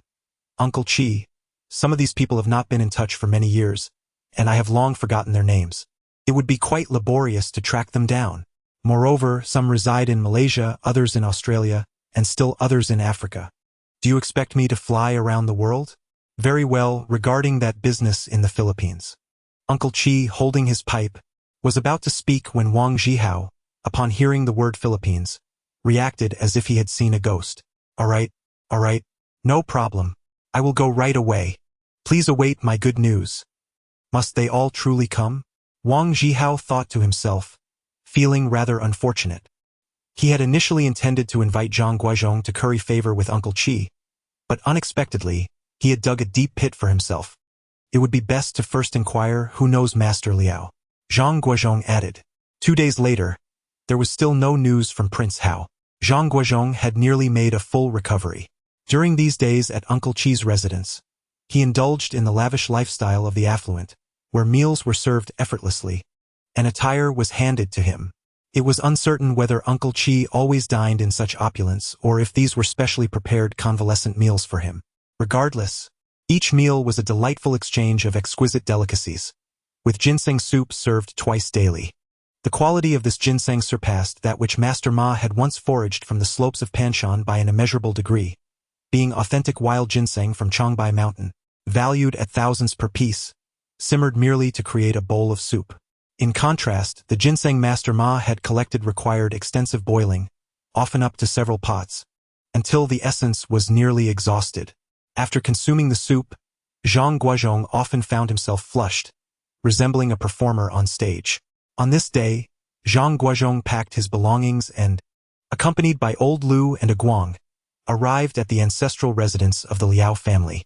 Upon arrival, they were met with the sight of a dozen armed personal guards patrolling the vicinity. Without Uncle Qi's handwritten authorization, not even a fly would dare enter. Observing the guards' complexion, it was apparent they were all Southeast Asians, chattering in a language that rendered any attempt at familiarity futile. Entering the room once occupied by Liao Siku, they noticed that the shattered bulletproof glass had been replaced with new panes in the past 2 days. Old Lu conducted a meticulous examination of the space with a compass, ensuring that no remnants of malevolent influences remained before the group began a thorough inspection of the room. Brother, he remarked, that young Master Liao mentioned he began having nightmares after moving into this room. Do you think the issue might lie near the bed? Zhang Guozhong crouched beneath the bed, scrutinizing the area, but found nothing. Come, help me lift this bed, he urged. With that, he first shifted the bed board, exerting his strength, yet it remained immovable. These wealthy individuals. Zhang Guozhong seethed with frustration. How could a mere bed be so heavy? After what seemed like half an hour, a Guang burst into the room, drenched in sweat. Mr. Zhang. Mr. Wang called from Malaysia. The master requests your immediate presence. Zhang Guozhong exchanged glances with Old Lu. What a character Wang Zihua was. When business was threatened, his efficiency surpassed even that of Qin Ge. Chapter 52. The shadow of the dead Jade Uncle 7 had been stationed by the phone, and upon seeing Zhang Guozhong and Old Lu enter the room, he hurriedly passed the receiver to Zhang Guozhong. Hello. Hello. Is this Mr. Liao? The voice on the other end was laced with a rascal-like tone. Though slightly aged, It held a certain audacity that could rival Wang Zihua's treacherous demeanor. "Greetings, my surname is Zhang. Please feel free to speak directly. May I ask if you know young Master Liao?" Zhang Guozhong inquired with a furrowed brow. "It's not just a casual acquaintance. We grew up together in the nude," the voice responded. "But later, he washed me away, and that left me quite heartbroken." Zhang Guozhong interjected, "I would like to ask you, before his demise, did he ever mention any nightmares he experienced?" "Alas, it is indeed peculiar. He confided in me that he dreamt of a deity residing upon his bed. Initially, I believed he was jesting, yet he spoke with utmost seriousness, claiming the vision of the deity was ominous enough to rouse him from slumber. His tone suggested a hint of urgency. Shortly after sharing this tale, he encountered a car accident, which left me quite alarmed. Just on his bed? Zhang Guozhong found it hard to fathom what a deity on a bed might resemble. At that moment, the voice on the other end seemed somewhat perplexed. Indeed, there was more. He mentioned that the deity was a statue, a sinister one that consumed humans. The very notion of such a statue devouring its victims struck me as terrifying, yet I refrained from probing further. A deity? A statue? Consuming humans. Zhang Guozhong was utterly bewildered. What sort of dream was this? Could it be that Zhao Kuanqing would resort to such a trivial nightmare to justify taking his own life, sacrificing a decade of vitality in the process? Exhausting. Sir, Zhang Guozhong found himself at a loss for how to address this individual. Had he not mentioned anything else? No, our conversation had mostly revolved around women at the sauna. Thank you, by the way. I haven't yet inquired about how to address you. Out of politeness, Zhang Guozhong felt it prudent to be courteous. My surname is Li. You may call me Li Tong. After a brief exchange of pleasantries, Zhang Guozhong ended the call. Brother, that fellow spoke of how, in the past, young Master Liao dreamt of a deity statue that would consume humans. Do you find that strange? Zhang Guozhong took a drag from his cigarette. In a moment of contemplation, old Lu pondered the situation. Let's first move the bed and see what lies beneath. A dozen workers exerted tremendous effort to shift Master Liao's imported American sleigh bed, causing quite a ruckus as the floorboards were pried open. It became evident that the ancestral home of the Liao family contained only half of its area as a basement. The other half featured a sealed space approximately 1 meter high to prevent moisture, devoid of any basement. Notably, Master Liao's chamber was situated precisely in the section without a basement. After a day of chaotic demolition, a hole was created in the floor, roughly the same size as the bed's previous position, revealing damp foundational soil interspersed with a few supporting columns. Continue digging. Zhang Guozhong descended into the moisture-proof space and joined the workers in their excavation. After burrowing over a meter down, the ground became increasingly solid, making it unlikely to conceal anything further when a worker shouted, "There's something here." The crowd gathered around as the worker forcefully struck down with his shovel, producing a resonant sound. Zhang Guozhong leaned in closer and carefully removed the upper layer of loose earth, uncovering an iron box buried within. Upon opening the box, Zhang Guozhong felt a tinge of disappointment. The interior of the iron box was lined with peach wood, and the seams of the lid were sealed with rubber. Instead of deed papers, it contained a piece of flawed jade. At a glance, Zhang Guozhong recognized it as dead jade, which, by the very standards of dead jade, where the more impurities present, the better the quality, was of remarkably good quality. Old Lu examined the piece of jade meticulously, noting its age. This piece dates back at least to the Song dynasty, he remarked. Old Lu has also fallen into foolishness. How could the Liao family bury such an object? Could it possibly not belong to them? Zhang Guozhong suddenly recalled the incident when his master and he buried a piece of jade in Lijia village. Perhaps this jade was also buried by some earlier skilled individual. However, this notion was promptly dismissed by an older worker nearby. According to the worker's experience, a building like the Liao family ancestral home, which has 3 stories, each with a minimum height of 4 meters, would require a foundation dug at least 4 meters deep. Thus, the soil at a mere depth of 1 meter must be entirely excavated. Therefore, one can ascertain that if the architect who designed the Liao family ancestral home was not a fool, then this box must have been buried after the house was constructed. This is indeed puzzling. As he scrutinized the square piece of jade in his hand, Zhang Guozhong was at a loss. This almost brick-like jade appeared to have been polished on both sides. Yet it was not smooth. It exhibited uneven textures and some patterns, but it certainly did not resemble the bodhisattva statue that Liao Siku had dreamt of. Rather, it was a chaotic mass, failing to evoke any recognizable form. Could this be the reason behind the young master of the Liao family's nightmares? Uncle Qi was equally perplexed by this jade, especially after Zhang Guozhong had explained its uses in Maoshan techniques, leaving him even more bewildered. This should not be the case. Uncle Qi examined the jade from various angles, reflecting that this house was built by my grandfather, and I have never heard of any ghost exorcising rituals performed by my ancestors. Moreover, as you have mentioned, even if such rituals were conducted, how could such an ominous object possibly be buried beneath one's own home? Upon the utterance of his words, Zhang Guozhong found himself utterly perplexed. Indeed, many years ago, when he and his master buried the jade, they excavated a deep pit measuring several meters, situated in the desolate outskirts far from the village. Surely, even the most naive grandfather of his seventh uncle would not be foolish enough to conceal such an item within his own home. Suddenly, the elderly Lu recalled that he often proclaimed himself an expert in jade. Perhaps he could take a look at it. Indeed, their neighbor, the very expert in ancient jade, Qin Ge, was recuperating next door. This piece of jade appeared to be a map. Qin Ge scrutinized the lifeless jade for nearly 2 hours before he finally spoke. Zhang Guozhong and Lu, on the verge of slumber, were momentarily startled by Qin Ge's remark. What did he mean? Zhang Guozhong inquired, bewildered. It is a map leading to a treasure or the means to activate some mechanism. At that moment, Qin Ge was unable to sit upright. He could only hold the jade with one hand and converse while reclining. A map? Zhang Guozhong leaned closer to Qin Ge, examining the oddly shaped lifeless jade. Is this truly a map? Zhang, please assist me in sitting up. Qin Ge grimaced as he propped himself up, clutching the jade with one hand. He requested, please bring me rice paper and ink pad. Shortly thereafter, a maid arrived with the requested items. Qin Ge applied ink to one side of the lifeless jade with his fingers and pressed it onto the rice paper, producing a chaotic array of marks resembling a somewhat diagonal net pattern, yet its true nature remained indiscernible. Qin Ge smiled faintly, and on the other side of the jade, he applied a layer of seal paste, overlapping the earlier impression. As he lifted the jade, a vivid image of Guanyin emerged from the two overlapping impressions, with a distinct mark running through the center. It was uncertain whether Qin Ge had applied uneven pressure while sealing or if that mark held some special significance inherent to the jade itself.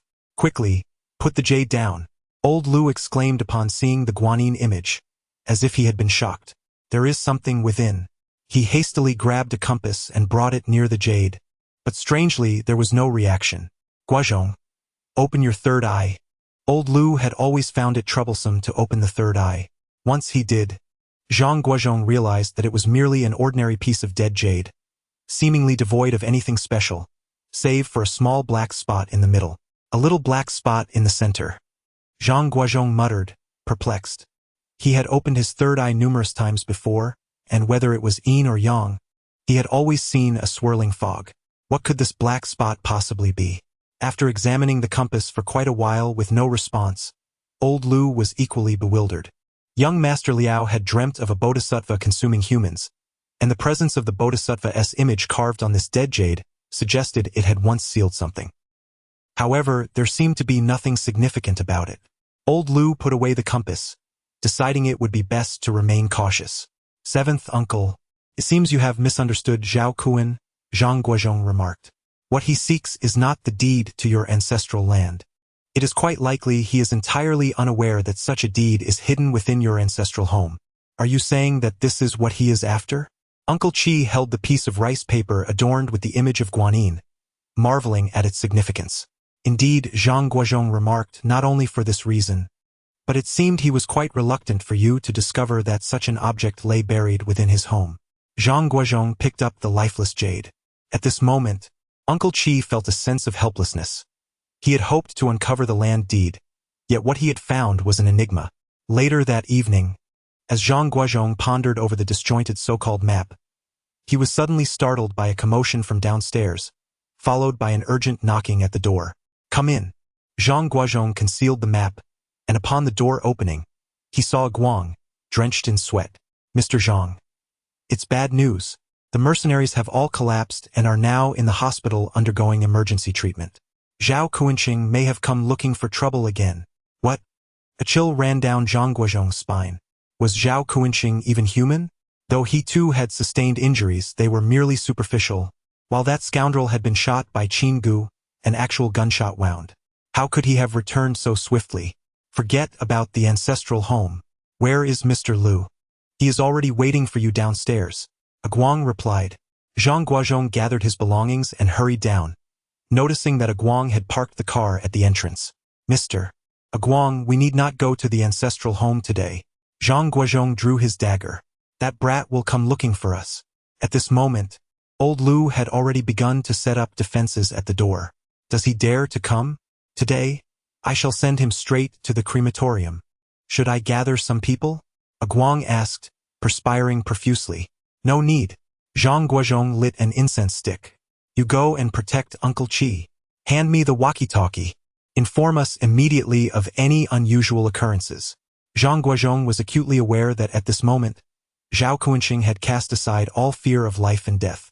Although the true significance of the Guanyin statue remained a mystery, he knew that if Zhao Guozhong discovered that the object he sought had been taken, he would undoubtedly not relent easily. With this relic in hand, Zhang Guozhong firmly believed that Zhao Guozhong would not first turn to seventh uncle. He retrieved the death jade from his pocket, weighing it thoughtfully. In the end, he could always offer this trinket to him, ensuring that they would coexist without conflict. At this juncture, Zhang Guozhong's thoughts were still rather naive. He assumed that once Zhao Guozhong acquired this item, he would simply withdraw. Chapter 53. Vigil at Zhao's residence. As the hour approached 2 in the morning, the surroundings of the residence remained eerily silent. The bodyguards stationed in the Zhuanlong Formation yawned incessantly. Aside from seventh uncle Guang, Zhang Guozhong, and old Liu, there was only one other person who was not drowsy, Qin Ge. Although he had a connection with seventh uncle, their relationship had not yet reached the point of risking life for one another. The reason he dared to step into danger and confront Zhao Guozhong was solely based on his conjecture. If the imperial seal truly lay in Zhao Guozhong's possession, what was the object he sought at this moment? Historically, the royal family or nobility had also employed such methods to preserve or transmit confidential documents. In regard to this ancient jade, it was evident that it bore the handprints engraved upon the same stone. Given the obscurity of this method, it inherently possessed excellent confidentiality, such that without knowledge of the handprints, one might ponder for a lifetime without uncovering a flaw. As Qin Ge scrutinized the so-called map in his hands, he pondered endlessly, questioning the true nature of this object. Is it a map or some sort of secret code? Why is it hidden in Uncle Qi's house while he remains utterly oblivious? Zhao Guozhong is desperately seeking this object. Could it be for monetary gain? A cascade of questions deepens Qin Ge's sense that this matter is far more complex than it appears. Lost in a whirlwind of thoughts, Qin Ge momentarily forgets he is still connected to an drip. As he shifts his body, a sharp pain shoots through his left hand, causing the map to tumble to the floor. "Madam!" Qin Ge calls out to the maid, "Please assist me." Yet, there is no response from beyond the door. "Madam! Madam!" An unsettling feeling washes over Qin Ge. Uncle Qi had arranged for 3 maids to attend to him around the clock. Typically, a simple call would summon immediate assistance. But now the house is enveloped in an eerie silence, broken only by the ticking of the clock. Leaning back against the cushion, Qin Ge's mind is a chaotic jumble. Could it be that he has slipped back into a dream? With determination, he bites through the plastic tubing of the 4, braces himself on the bed with one hand, and, gritting his teeth, summons his strength to sit up, only to be met with a sharp pain in his right shoulder. Once on his feet, beads of sweat the size of mung beans dot his brow as he grits his teeth and makes his way to the table. He retrieves his handgun from his bag and quietly opens the door to the room. Uncle Qi's residence boasts 3 levels, and Qin Ge finds himself on the 2nd floor. He notices one maid sprawled across a chair, utterly still and in deep slumber. "Madam!" Qin Ge nudges her a few times, but there is no response whatsoever. Approximately 2 or 3 meters further out lies the stair railing, beyond which is a grand hall that stretches up to the ceiling.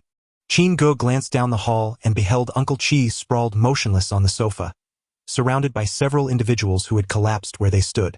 A guang, resembling a lifeless fish, had unceremoniously flopped onto the coffee table, and a faint crackling sound emanated from the walkie-talkie nestled at his waist. Grasping the railing, Qin Ge cautiously descended to the first floor and approached Uncle Qi with great care. He could faintly hear Uncle Qi snoring, evidently in a deep slumber, and despite his attempts to rouse him with gentle nudges, he remained unresponsive. Could it be that he had succumbed to that stupor once more? Qin Ge pondered. As he reached the entrance, just as he was about to grasp the doorknob, the door suddenly swung open with a resounding bang, causing Qin Ge to instinctively retreat 3 or 4 steps, raising his gun toward the threshold. Mr. Qin? It was Zhang Guozhong, drenched in sweat and wearing an expression of skepticism. What are you doing down here? Where are they? Master Zhang? Qin Ge was equally taken aback. What has transpired outside? Everyone in here is asleep. Asleep? Zhang Guozhong rushed to Uncle Qi, pushing him several times. Yet there was indeed no reaction. Damn it! We've been ensnared! Zhang Guozhong exclaimed, smacking his thigh. At that moment, old Lu also entered the room, cursing. It seems this fellow has lost the ability to confront us directly and has resorted to underhanded tactics. Master Zhang, what on earth has happened? Qin Ge inquired. The little rascal seems to possess no remarkable abilities. The severity has already diminished, leaving only the ruse of slumber. Old Lu lit a cigarette, unperturbed, for it is likely that his lifespan has already been significantly shortened. Should the situation become dire, we could simply hang the white flag and outlast him. Brother, do you think we could confront him directly? Isn't this what he desires? Let him have it. From that point on, we could coexist peacefully, avoiding the daily turmoil. Zhang Guozhong tentatively articulated his thoughts. Guozhong, that is simply not an option. Just as old Lu was about to elaborate, Qin Ge interjected, Indeed, we cannot afford to give it to him. Why not? Zhang Guozhong inquired, puzzled. If he receives what he wishes, would he not seek revenge by further shortening our lives? Exactly. Besides, when he was at his peak, we faced him head-on, risking our lives to bring him down. Now, we would be the ones offering him something. Wouldn't that be a loss for us? Furthermore, what if this object leads us to some treasure? Old Lu's ulterior motive was finally revealed. He had been coveting the treasure all along. The 3 took a moment to catch their breath before proceeding to rescue those ensnared. Although it was merely a mischievous act of feigned dissent, the increasing number of victims posed a significant problem. From Uncle Qi to the last maid awakened, both Zhang Guozhong and old Lu were left utterly exhausted.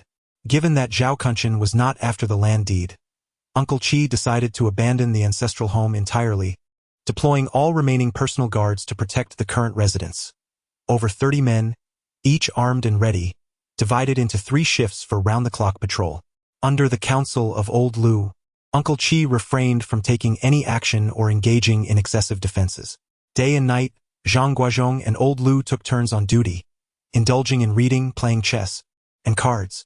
When someone fell ill, they simply laid them on the bed to sleep at their leisure, for with Zhao Kunchen's current condition, he would awaken within 24 hours. They stubbornly dragged this on for over 10 days, and Zhang Guozhong grew weary of it. Although Zhao Kunchen's lifespan was shortened, surely he had at least a year left? What if he prolonged this for an entire year? Would he really spend a year in limbo? One night, while Zhang Guozhong strolled outside, smoking, he encountered Qin Ge in the garden, who was nearly recovered from his injuries and often roamed outside. Master Zhang, I am uncertain about what we are waiting for. Qin Ge, usually reticent with old Lu, felt no such hesitation with Zhang Guozhong. We are in the light while he lurks in the shadows. If he truly wishes to confront us, I would welcome it. Zhang Guozhong found himself at a loss. Despite his desire to avoid the standoff, what could he do if Zhao Kunchen remained elusive? It seemed far too simple. Qin Ge smiled. I know his address. Wait. Zhang Guozhong shook his head vigorously. Mr. Qin, have you forgotten what he does? His home may be far more perilous than the treasure of the later Jin. To venture there is akin to seeking death. Do you wish to enter his residence? That would be tantamount to murder. What I mean is, Qin Ge gestured, and Zhang Guozhong inquired, do you understand? In truth, old Lu was utterly exasperated. Seventh uncle was an inept chess player, and even with the advantage of 2 rooks and a knight, managing to endure 50 moves would be deemed a victory. Yet, despite this, 7th uncle could not triumph over old Lu. Day after day, the monotony weighed heavily on old Lu, who found himself hoping fervently for Zhao Kuancheng to make an appearance. Alive or dead, he desired resolution. Thus, when Zhang Guozhong proposed to stake out Zhao Kuancheng's residence, old Lu did not oppose. After all, Zhao Kuancheng was already beyond redemption. Although Zhao Kuancheng was considered a wealthy individual, he did not seem to indulge in extravagance to the same extent as 7th uncle, and even Qin Ge seemed more opulent by comparison. He resided in a modest 2-story building within the city, which, upon inspection, hardly suggested the possession of billions. To maintain discretion, Qin Ge refrained from using his own vehicle, instead having a guang arrange for the rental of a jeep, parked not far from Zhao Kuancheng's home. With the headlights extinguished, the 2 men began their surveillance, akin to law enforcement monitoring a suspect. At this moment, within 7th uncle's abode, old Lu was taken by surprise. The usually untroubled Zhao Kuancheng seemed to sense that something was amiss.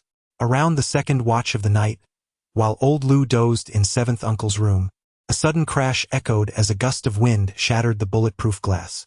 7th uncle, terrified, trembled uncontrollably, shouting, "Help!"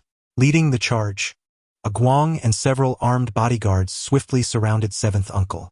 Old Lu retrieved a compass, only to observe the needle erratically dancing and occasionally spinning in wild circles. This sight was both familiar and unsettling, provoking an exasperated thought. Why must the confrontation occur today of all days? Chapter 54. The thunder pool. At this moment, outside the window, a cacophony of gunfire erupted. A guang cautiously brandished his weapon and approached the window, peering down to observe the scene. The entrance of the building was illuminated as bright as day by searchlights, where several private guards had gathered, weapons drawn, scanning the surroundings. "Mr. Lu." Uncle Qi pulled out a handkerchief to wipe his brow. "Is this truly an accident, or has Zhao Kuancheng returned to provoke us again?" Having listened to Zhang Guozhong recount how the Zuanlong Formation was employed against Zhao Kuancheng, old Lu had spent the last few days contemplating strategies. However, the current situation was far more precarious than before. No one could ascertain the true intentions behind Zhao Kuancheng's recent petty antics. "Does he think he can challenge me? When I first set out, you were but a mere infant," old Lu muttered as he descended the stairs alongside Uncle Qi. Just as Uncle Qi settled onto the sofa, the lights in the entire residence suddenly extinguished. The guards, already on high alert, were thrown into further disarray by the abrupt darkness, with some firing wildly into the void. From upstairs, the shrieks of maids echoed through the air. "Calm down," old Lu bellowed. "This is not sorcery. The circuit has merely tripped." Gripping the dragon's scale tightly in his hand, he took a deep breath. "Uncle Qi, do not be afraid. It is merely a ruse. He is no longer a formidable opponent." In truth, old Lu's words were little more than a verbal reassurance, concealing the unsettling revelations indicated by the compass. At that moment, the compass not only spun erratically but also exhibited signs of rotation, mirroring certain phenomena recently encountered in the Ba Mountain treasure cave, suggesting that their visitor bore ill intentions. "Everyone is keeping an eye on 7th Master. I shall take a look." At this moment, several flashlights flickered to life, illuminating the surroundings erratically. Old Lu seized a flashlight from a bodyguard and cautiously advanced in the direction indicated by the compass. "Damn. How could it be outside?" Old Lu muttered to himself as he walked. Theoretically, if the power was cut, Zhao Kuancheng should be inside. Yet the compass revealed that this malevolent energy was outside. "Zhao Kuancheng," old Lu bellowed. "If you are a man, step out and let me see you in full. Stop hiding away." Old Lu's patience was wearing thin. Silence enveloped the area like a shroud. "Damn." Old Lu yanked open the door, only to find the bodyguards outside lying down as well, and at the threshold of the house stood an enormous travel trunk.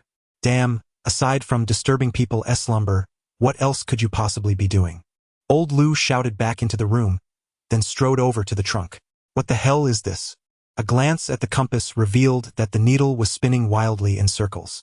Based on his experience with treasure caves, it was evident that the item causing the compass to spin was this trunk. Placing a trunk here, do they intend to exchange it for that cursed jade? Old Lu stowed away the compass, drew out his dagger, and cautiously pried open the trunk. At this moment, outside Zhao Guozhong's home, "Mr. Qin, I have an ominous premonition." Zhang Guozhong had been fixated on the compass, and he noticed the needle suddenly twitch violently before returning to its normal state. According to the direction of the needle's twitch, it pointed straight towards seventh uncle's residence. "What is happening?"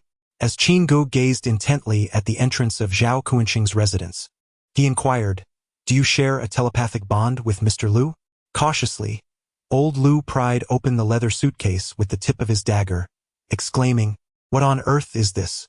Upon extracting the blade from the depths of the suitcase, it dripped incessantly with blood. With a swift motion, old Lu tore open the entire face of the suitcase, and the sight before him compelled him to cover his mouth and retch violently.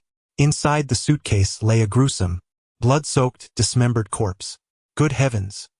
This is madness. Old Lu could scarcely believe his eyes. The dismembered body before him must have undergone a sinister ritual known as huijiang.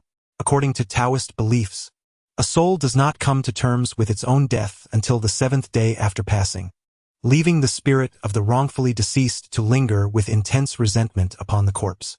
This dark practice exploits the newly departed's lingering malice, and within those 7 days, the vengeful energy of the corpse far surpasses that of a mere malevolent ghost. Legends describe that the ritual of huijiang entails slicing the deceased into thin pieces or grinding them into a paste. However, the remains within the suitcase, being merely dismembered, suggest either Zhao Guozhong's impatience or a fear that the overwhelming malice might spiral out of his control if reduced to a finer state. Nonetheless, barring the possibility of huijiang, no other plausible explanation seems to exist. Its potency is undeniable. In contrast to the era of the later Qin, marked by chaos and disregard for life, the modern society regards such sorcery as a criminal act of murder. The erratic movements reminiscent of a compass spinning wildly suggested that this corpse had likely been dismembered while still alive. Fortunately, he had not touched it with his hands. Old Lu silently rejoiced as he retrieved a stick of incense from his tattered pocket, igniting it and placing it around the suitcase, intending to offer a form of spiritual release for this unfortunate soul. Once the lingering resentment was dispelled, the curse would essentially be broken. Just as old Lu was arranging the incense sticks around the suitcase, he suddenly felt a chilling breeze behind him. With a startled shout, he propelled himself forward with all his might, leaping out the door, only to feel a sharp tug on his back, as if his clothing had been slashed open. He reached back to inspect the damage, and thankfully, there was no blood. "Damn it! Who is it?" Old Lu swung his flashlight, and to his astonishment, he found himself face to face with a figure, seventh uncle? He could hardly believe his eyes. The very person who had just clawed at him from behind was none other than seventh uncle. At that moment, seventh uncle's gaze bore an unsettling resemblance to that of Li Erzwang from Shizi village, glimmering in the flashlight's beam, drool incessantly trickling from his mouth. Old Lu was utterly dumbfounded, contemplating the cunning of Zhao Guozhong, who had audaciously employed seventh uncle to confront him. Caught in a dilemma, he realized that the man had devised such a devious scheme after experiencing his own setbacks. It became evident that Zhao Guozhong's recent antics were not without purpose. The art of lowering one's defenses could be executed singularly or in succession. By initially employing a gentle reduction that inflicted minimal harm and shortened his lifespan less drastically, he could incapacitate his opponent and subsequently apply a more severe reduction on the dazed individual. This method proved significantly more efficient than directly targeting an unprepared adversary. Throughout these past few days, Zhao Guozhong had persistently unleashed gentle reductions on various individuals, and once the body acclimatized to the gentle form, enduring subsequent severe reductions became considerably easier. Damn it, he had been outsmarted again. Old Lu spat on the ground, brandishing the dragon scale as he waved it before him. To his surprise, seventh uncle showed no fear of the scale and steadily advanced towards him, humming softly. In the face of adversity, old Lu decided to retreat, recalling the ancient wisdom of strategic withdrawal. He affixed a talisman to the door and turned to flee, but seventh uncle, unfazed by the talisman, swiftly leaped to block his path, moving with the agility reminiscent of Li Erzwang. With a grunt, he lunged towards old Lu, catching him off guard. Lu had anticipated that the talisman would buy him some time, but the suddenness of the assault left him no opportunity to evade. Attempting to lean back to diffuse the force of the oncoming attack, he was instead overwhelmed by its sheer intensity, causing him to be toppled over, and his dagger clattered to the ground beside him. Ah, how the scene unfolds! Uncle Qi, with a sudden plop, landed squarely atop old Lu, nearly causing the latter to burst forth with air, feeling as if a stone colossus had settled upon him. In vain did he struggle, for Uncle Qi remained steadfastly unmoved, perched upon old Lu's abdomen. The former's teeth and fingernails seemed to have grown an inch, and with a swift motion, he seized old Lu by the neck, his dark claws piercing into the flesh. Old Lu stifled a groan, teeth clenched, as an agonizing chill radiated from his neck, coursing through his entire being. This pain, however, awakened a latent strength within him. Fueled by an unknown source of vigor, his right hand groped through the nearby grass and grasped a dagger. With a curse, he summoned all his might, flicking the dagger upward as if to plunge it into Uncle Qi's rear. The latter yelped, leaping away to a distance of 4 or 5 meters, while old Lu struggled to rise. Fortunately, the floodlights outside remained lit, illuminating Uncle Qi's visage, which appeared to be a ghastly shade of blue. With determination, old Lu retrieved a needle from his cloth pouch and deftly inserted it into an acupuncture point just above his collarbone, instantaneously alleviating the pain that had gripped his neck. Wielding the dragon scale dagger, he scattered copper coins upon the ground, forming an intricate array.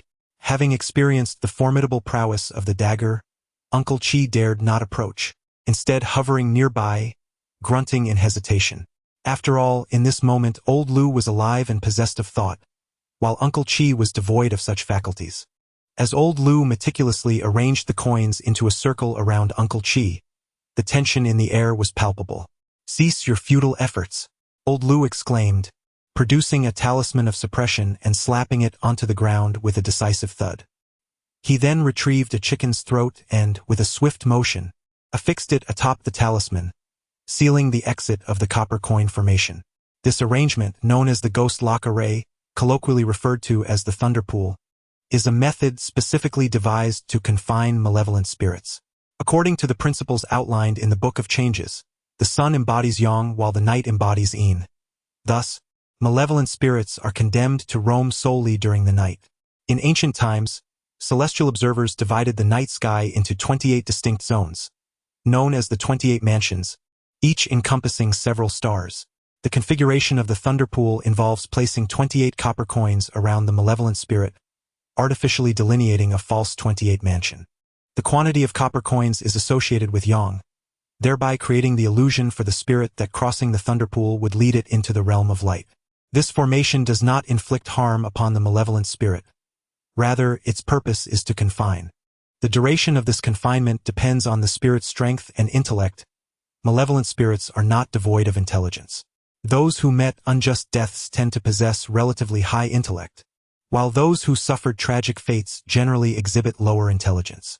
At this moment, the entity assailing Uncle Qi is evidently a spirit of tragic demise, suggesting that the thunder pool will likely provide a measure of resistance. Taking advantage of the moment, old Lu turned and entered the living room. At this point, the malevolent spirit had already invaded Uncle Qi's body, and there was no hope for salvation. He seized a flashlight from Guang's hands and began to carve something onto the floor of the hall. Chapter 55. The final struggle. What old Lu was engraving was none other than a large Yinlik talisman. The Yinlik talisman from Maoshan is indeed a remarkable artifact. In childhood, when receiving vaccinations for preventive measures, be it for hepatitis or influenza, there exists a substance known as immunoglobulin, effective against any prevalent illness. In the realm of Maoshan sorcery, this Yinlik talisman serves a similar purpose. It is likened to this immunoglobulin. According to Maoshan teachings, humans embody yang, while spirits embody yin, and beasts exist in the liminal space between yin and yang. When yang energy is excessive, one transforms into a spiritual beast. When yin energy is overwhelming, one becomes a malevolent creature. The principle of the Yinlik talisman is rooted in this understanding. Regardless of one's prowess, by releasing one's yin energy, malevolent spirits can be diminished to mere wild ghosts, and wicked creatures can be transformed into benevolent beings. This makes the Yinlik talisman an optimal choice when confronting such arcane arts, which are shrouded in mystery. Once he had completed the engraving of the talisman, old Lu dragged the drooling bodyguard, who lay unconscious on the ground, onto the outline of the talisman. He then placed the box containing the dismembered remains at the center of the symbol. Without needing to look, it was evident that old Lu too intended to harness yang energy. The barrier shattered, leaving one to wonder what other tricks you might possess. Old Lu, having contemplated his next move, arranged a small formation of 7 gates around the suitcase, encircling it. He then produced a handful of vermilion powder from his pocket and scattered it over the suitcase, subsequently spitting a mouthful of true yang saliva onto the dismembered remains within. The suitcase's leather surface had previously been slashed open by old Lu. At that moment, a piercing cry emanated from outside, followed by a shadow darting towards old Lu with the speed of lightning. With a thud, old Lu found himself seated on the ground, his vision blurring. He wiped the corner of his mouth and, under the beam of the flashlight, his heart sank as he perceived that the true yang saliva was black. The sight of the black blood was disconcerting. Whether it was a trick of the mind or a testament to the power of will, old Lu suddenly felt dizzy, his vision fading and breathing becoming labored. With a screech, 1 or 2 jeeps halted at the entrance of the Liao family home. Zhang Guozhong and Qin Ge disembarked and hurried into the hall, discovering old Lu and Uncle Qi sprawled beside a travel suitcase, their mouths foaming white. Approaching the suitcase, Zhang Guozhong remained largely unaffected. The horrors of the true immortal platform's ghost was far worse. While Qin Ge retched repeatedly at the sight of a suitcase filled with dismembered remains, the head cleaved in two, a dagger lodged in the center, and black water splattered everywhere. Master Zhang, Qin Ge and Zhang Guozhong each lifted Uncle Qi and old Lu. What transpired here? I do not know. It must be that senior brother and Zhao Kuan were at odds. Zhang Guozhong lifted old Lu's eyelid, revealing that even old Lu's eyes were stained with black water. Senior brother. Alas, it is all my fault. Zhang Guozhong pulled a piece of dead jade from his bag and forced it into old Lu's mouth. From Qin Ge's bold perspective, 7th uncle's injuries seemed trivial, while old Lu's frail pulse indicated he was in imminent peril. Master Zhang, I shall fetch a doctor at once, Qin Ge exclaimed, seizing the telephone from the coffee table. No need. Mr. Qin, please keep an eye on the surroundings. If that Zhao Kunshan appears, eliminate him. At that moment, Zhang Guozhong noticed the gash on old Lu's neck, his eyes nearly popping out of their sockets. 2 dark lines extended from the wounds down to his chest. By heaven, I shall settle this score with you, even at the cost of my life. Zhang Guozhong seethed, his teeth clenched, as he used a dagger to pierce old Lu's 7 meridians, arranging copper coins around him. With a thunderous shout, old Lu spat out a mouthful of dark water, black blood gushing forth from the 7 meridians. Zhang Guozhong tore open old Lu's shirt, beginning to suck the wounds and meridians, laboring tirelessly for nearly half an hour until red blood finally flowed from the gashes. With a swift motion, Zhang Guozhong ripped his own clothing into strips and bandaged old Lu's wounds. At that moment, a Guang, unsteadily rising, beheld the scene before him and stuttered, unable to utter a coherent word. Mr. Aguang, Zhang Guozhong, focused on bandaging old Lu, exclaimed, You're awake just in time. Quickly fetch me some millet. Yes. Oh, understood. Aguang began to rise, only to stumble and look down in surprise. Old Sir. Mr. Aguang. 7th uncle is fine. Quickly, fetch Xiaomi. Zhang Guozhong exclaimed, his heart racing with urgency. Although old Lu's wound had begun to bleed red, the surrounding flesh remained dark, indicating that the venom had not yet been entirely expelled. Moments later, Aguang hurriedly arrived, juggling several bags. Mr. Zhang. I'm not sure which one is Xiaomi. Zhang Guozhong deftly used a dagger to slice open a pocket, revealing a bag of millet. Grabbing a handful, he stood up, took the teapot from the coffee table, and mixed the millet with some tea roots, applying the makeshift poultice to old Lu's wound. Just then, the sound of a jeep starting outside caught their attention. Who is it? Qin Ge and Aguang drew their weapons and rushed to the door. They witnessed the jeep lurch forward with a roar. Halt! Qin Ge aimed and fired at the vehicle, while Aguang, filled with rage, unleashed a barrage of bullets. It was unclear whether they struck the occupants or if the gunfire shattered the windshield, obscuring their view. The jeep barreled straight toward a protruding section of the house, crashing into it with a resounding thud before coming to a halt. At that moment, Zhang Guozhong also leapt outside, glancing up to see that the window of Uncle Qi's room on the second floor was open. This individual clearly had malicious intent aimed at this vulnerable point, seemingly wishing for Uncle Qi and old Lu to perish together. "Come out!" Qin Ge shouted, gun raised, as he approached the jeep and yanked open the door, revealing an elderly man with white hair slumped over the driver's seat, barely alive, black blood trickling from the corners of his mouth. Zhao Kuancheng? Qin Ge could hardly believe his eyes. The last time he had seen Zhao Kuancheng at the Liao family's ancestral home, he had been in a daze and thought he had merely imagined the sight of Zhao, who appeared to have aged significantly, nearly as much as himself. However, at this moment, Zhao Kuancheng looked even more exaggeratedly aged. The wrinkles on his face suggested he was nearly as old as Uncle Qi. Ha ha ha. It seems that Zhao Kuancheng is indeed at the end of his rope. As he coughed up black blood while laughing, he declared, "Qin Ge, I should have eliminated you first. If it weren't for your interference in my attempt to kill that boy, it would be Liao Qi lying here now. What is your purpose? Money?" At this juncture, Zhang Guozhong had already positioned himself beside Uncle Qi, wishing he could stab the old man before him. Ha ha ha. Zhao Kuancheng wore a look of disdain. "Do you think? By defeating me you can achieve your goals? I know what you seek. That belongs to the Zhao family. You shall never obtain it. Never. For eternity." As Zhao Kuancheng spoke, he suddenly spat out a mouthful of black blood and, with a final heave, breathed his last. Alas! Qin Ge, infuriated, slammed his hand against the car door. What he had hoped would be a promising lead had now vanished. 2 days later, Zhang Guozhong was escorted out of the police station by a lawyer named Huang. "Mr. Zhang, you are quite foolish." Lawyer Huang wiped the sweat from his brow. "You told them everything they asked. Do you realize the serious consequences of such actions?" "Consequences? What consequences?" Zhang Guozhong responded with an innocent expression. "I merely spoke the truth. I did not commit murder. A clear conscience has no fear of accusation."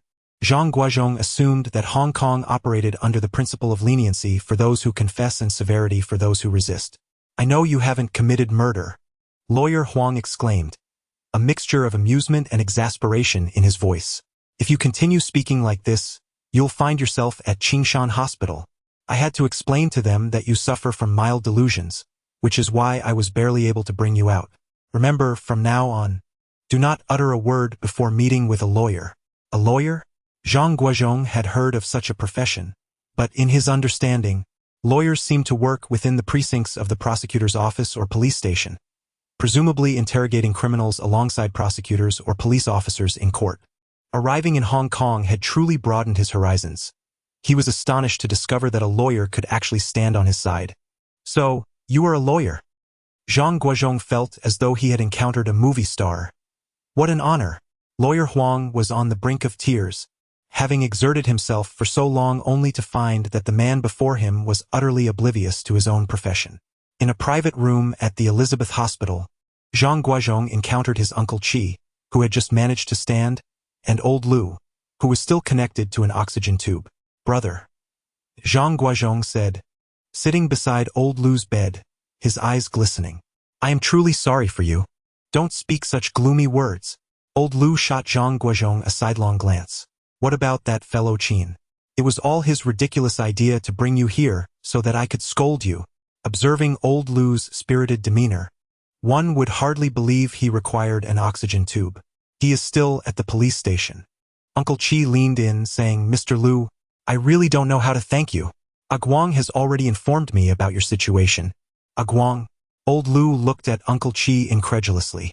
"When I saved you, he was still dreaming. You have no idea."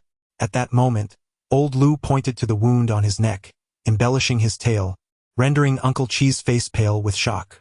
"Mr. Lu, you are indeed a benefactor of the Liao family." As he spoke, he prepared to bow to old Lu. "Senior brother, Mr. Qin should have been released from the station by now. But where is he?" Zhang Guozhong pondered, sensing something amiss. This was not typical of Qin Ge, who, though often elusive, would surely be intrigued by the hidden secrets of that piece of dead jade. Who knows? Perhaps he has gone to drown his sorrows in drink, he mused. From what Zhao Kunshan indicated, it seems we shall never behold the He Shi Bai in our lifetimes. Old Lu expressed his regrets, lamenting the fruitless efforts expended from Beijing to Hong Kong. Mr. Zhang, Mr. Lu, the master requests your presence. A Guang entered the room just as the two were engaged in conversation.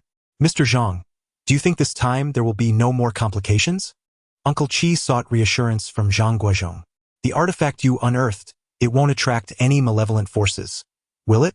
Uncle Qi, I assure you with my very head. Zhang Guozhong replied with a slight smile. There will absolutely be no issues. In my view, the feng shui of your ancestral home is among the finest in Hong Kong.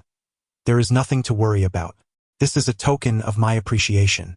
We met by chance, yet you risked your lives to assist me, and I am profoundly moved, he said, pressing a piece of paper into Zhang Guozhong's hand. Zhang Guozhong felt a surge of excitement, thinking he had finally received his payment for services rendered, but upon closer inspection, he was left bewildered. What on earth is this? Uncle Qi, this is... Zhang Guozhong recognized the check, but this colorful piece of paper, densely filled with English text, was indeed unfamiliar to him. Mr. Zhang, Mr. Lu, you have saved the Liao family. Now my life is in your hands. I am at a loss for how to repay you. As we previously agreed, I shall present this dagger to you, Mr. Zhang. This is a $50 million bank draft from Standard Chartered Bank. A bank draft is a cash exchange note issued by the bank, allowing the holder to withdraw cash directly without any proof or cumbersome procedures. 50 million. Zhang Guozhong could hardly believe his ears. After a trip to the Daba Mountains where he nearly suffered total loss, he managed to extort less than 5 million from Wang Zihao through a combination of intimidation and deception, and even that seemed like an endless fortune. Now, he was being presented with a sum equivalent to 10 times what he had extorted from Wang Zihao. Regardless of the purpose of this bank draft, the sheer amount of 50 million was staggering, enough to cover even the yen. This. Zhang Guozhong felt a tinge of embarrassment. Mr. Zhang, this is what you rightfully deserve. By the way, I have heard that Mr. Lu enjoys collecting calligraphy and paintings. I too once dabbled in this elegant pursuit and gathered a modest collection, but my interest has since waned. This small token is merely a token of my sincere feelings. As Uncle Qi spoke, he produced an extravagant paper tube designed for holding scrolls. I purchased this from the British Museum, you know. I am acquainted with a director there, and it took me a fortnight of flattery before they agreed to sell it to me. Upon unfurling the scroll, majestic mountains and rivers unfolded, under a sky adorned with gentle clouds and a brisk breeze. When Uncle Qi revealed the signature, old Lu chuckled heartily. That name was all too familiar. Wu Daozi, the renowned painter of the Tang dynasty, whose brilliance was once extolled by Emperor Xuanzong, who remarked that while Li Siju's art took months to perfect, Wu's masterpieces could be created in a single day. It seems the treasured painting by Li Siju in the main hall could now take a back seat. If you two do not mind, I hope to stay here a few more days. Uncle Qi suddenly faltered, stammering, Rest assured, Uncle Qi, we will certainly assist you in locating that land deed. At that moment, old Lu was in exceptionally high spirits. Not only would they search for the deed, but with this Wu Daozi painting, he felt emboldened enough to confront Zhao Kuanxing again. Upon hearing this, Uncle Qi's face brightened like a blooming flower, and he expressed his gratitude profusely. In his eyes, these two were not mere mortals but deities. Was there anything in this world that the divine could not uncover? Without further ado, they each summoned a group and began their search from either side of the ancestral home, converging towards the center. As the two were deep in thought, A Guang approached them once more, informing them that Mr. Qin had arrived and was currently in the Master's study, seeking their urgent attention. Chapter 56. Qin Ge's discovery. Upon entering Uncle Qi's study, they found Qin Ge engaged in tea with Uncle Qi, both wearing peculiar expressions. Upon Uncle Qi's oversized desk, an array of photographs lay scattered. What is this? Old Lu picked up one photograph, its imagery remarkably clear, resembling a detailed map. This was found at Zhao Kuancheng's residence. Qin Ge maintained a composed demeanor as he extracted a handwritten book, adding, and this as well. You visited Zhao Kuan-Cheng's home? Zhang Guozhong remarked, bemused. Although the man's disposition was difficult to comprehend, his audacious approach, knowing full well the dangers yet bravely confronting them, was truly admirable. If he were on the mainland, he might well have been celebrated as a national model worker. It's not as terrifying as you all suggest. Qin Ge puffed on his pipe. That place is the primary crime scene of the dismemberment case. The authorities have cordoned it off. If the police are there, what is there to fear? But if the police have sealed it off, how did you gain access? Old Lu inquired while examining the photographs. I have long suspected you were of a clandestine background. These photographs were likely captured with a specialized miniature camera. Were they not? At this revelation, both Zhang Guozhong and Old Lu were momentarily taken aback. Even Uncle Qi widened his eyes in astonishment. Are you suggesting the imperial seal is located here? How did you come to know this? I visited the orphanage where Zhao Kuan grew up.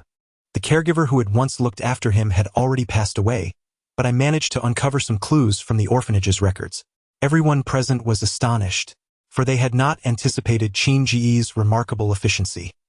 In merely 10 days, he had not only covertly captured an abundance of photographs from Zhao Kuan's residence but had also pilfered a book. Furthermore, he had investigated Zhao Kuan's background at the orphanage, all while accounting for the time spent in detention. Moreover, the seventh uncle could no longer contain his impatience. I suspect that his father had ulterior motives for this. Having said that, Qin Ge retrieved a photograph from the desk, revealing an imprint on rice paper, unmistakably inscribed with 8 characters. Shou Ming Yu Tian, Ji Shou Yong Chong. At that moment, Zhang Guozhong also noticed the photograph, recognizing it as the mark of the imperial seal. Alas! Old Lu was also gazing at the image, and due to its black and white nature, the quality of the rice paper was indiscernible. Even a mere glance at the imprint sufficed. Qin, my dear operative, could I trouble you to undertake another arduous task? Might you manage to steal the original? Thus, I conjectured that during the Qin dynasty, Zhao Mingchuan had once intended to sell the he-shur but fell victim to a scheme. Yet Zhao Mingchuan was no fool. Although he was ensnared, his adversaries gained little from their treachery. Qin Ge, disregarding Old Lu, continued his analysis, proposing the simplest scenario. Zhao Mingchuan was ambushed during the transaction, yet he had anticipated such a betrayal, thereby ensuring that his assailants did not acquire the he-shur by. Moreover, I suspect. What do you imply? Seventh uncle is indeed a master among masters. Upon hearing Qin Ge's words, his expression immediately shifted. What do you suspect? Zhang Guozhong, not as perceptive as seventh uncle, remained in a state of confusion. I suspect that Zhao Mingchuan and that buyer both wish to eliminate each other. It seems Zhao Mingchuan was merely outmaneuvered. A faint smile graced Qin Ge's lips as he gazed at seventh uncle. So that is the case. Enlightenment dawned upon Zhang Guozhong. No wonder the Liao family's ancestral residence concealed a piece of deathly jade. It was, in fact, Zhao Mingchuan's possession. This object likely had been subjected to some enchantment, but it seems to have lost its efficacy after causing the demise of Liao Qi's grandfather. Presently, it appears. Qin Ge narrowed his eyes, a peculiar smile emerging. The descendants of the Zhao family must be aware of the jade's hiding place. Yet without that piece, even they cannot gain entry. Zhao Kuanqing's father may have fallen victim to this very predicament. Hence, Zhao Kuanqing is desperately intent on acquiring it. He originally planned to employ some arcane methods to seize the jade without harm. However, our appearance has disrupted his scheme. After a moment of contemplation, Qin Ge's expression grew somewhat uneasy. Seventh uncle, if I may speak candidly. Go, speak your mind. We are family now. Seventh uncle responded warmly. Acquiring the jade is merely one of Zhao Kuanqing's objectives. Dismantling the Liao family is his true intention. Or perhaps, seventh uncle, you. Alas, Uncle Qi gently patted Qin Ge's shoulder, pondering to himself that this Qin Ge was truly deserving of the title of Sherlock Holmes. Years ago, my grandfather spoke of a grand venture involving 5 million taels of silver and 500 hectares of fertile land. That represented the entirety of the Liao family's fortune. Alas, it never materialized, and the man himself has since departed. Sigh, little did I expect it was all for this. Thus, Zhao Guozhong believed that the Liao family's current assets rightfully belonged to the Zhao family. As Qin Ge continued his analysis, Zhang Guozhong and Old Lu's eyes widened in astonishment. If what you say is true. Old Lu stroked his goatee, his eyes darting about. Does that mean we have unwittingly become the beneficiaries of this jade? Is the he sure by imperial seal not within our grasp? Let us not rejoice too soon. Qin Ge's expression shifted back to solemnity. Do you know where this is? Old Lu took the photograph from Qin Ge's hand and discovered it to be a map of a mountain range, with a rudimentary drawing of a structure nestled in its midst, resembling a temple. This. Old Lu shook his head. The treasure map from the later Qin dynasty has eluded my grandfather and father for 2 generations. My grandfather spent 20 years in the Baishan Mountains before finally pinpointing its location.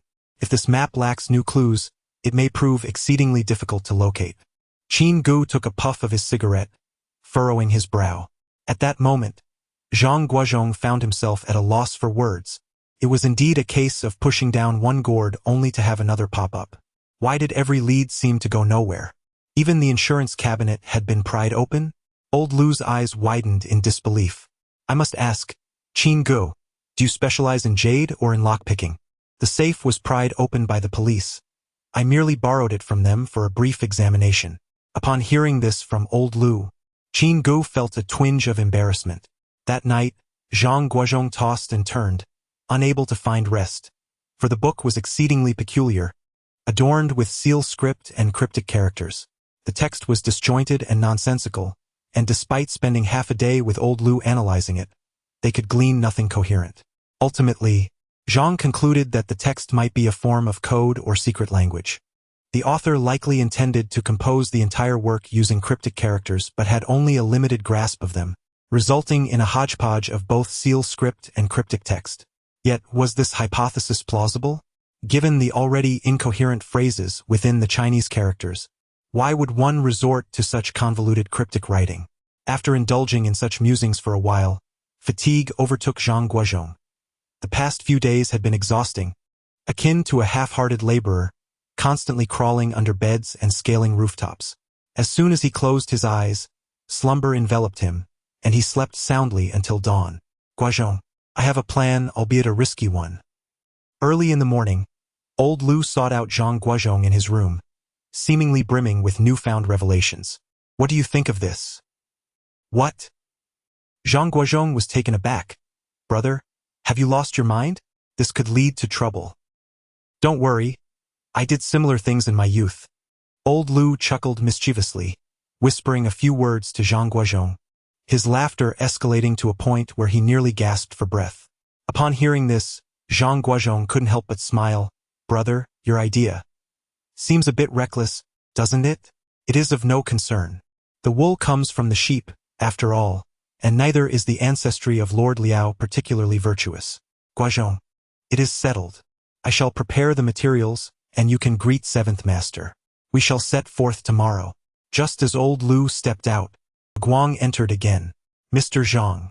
Mr. Qin has arrived and is waiting for you in the Master's chamber. Zhang Guozhong felt a wave of discontent wash over him. Why could Qin Ge not convey his message all at once? Must he summon everyone with such frequency? Upon entering Uncle Qi's study, he found Qin Ge radiating an exuberance akin to that of a lottery winner. Mr. Zhang, have there been any developments on your end? Qin Ge, basking in his own elation, bore a peculiar expression.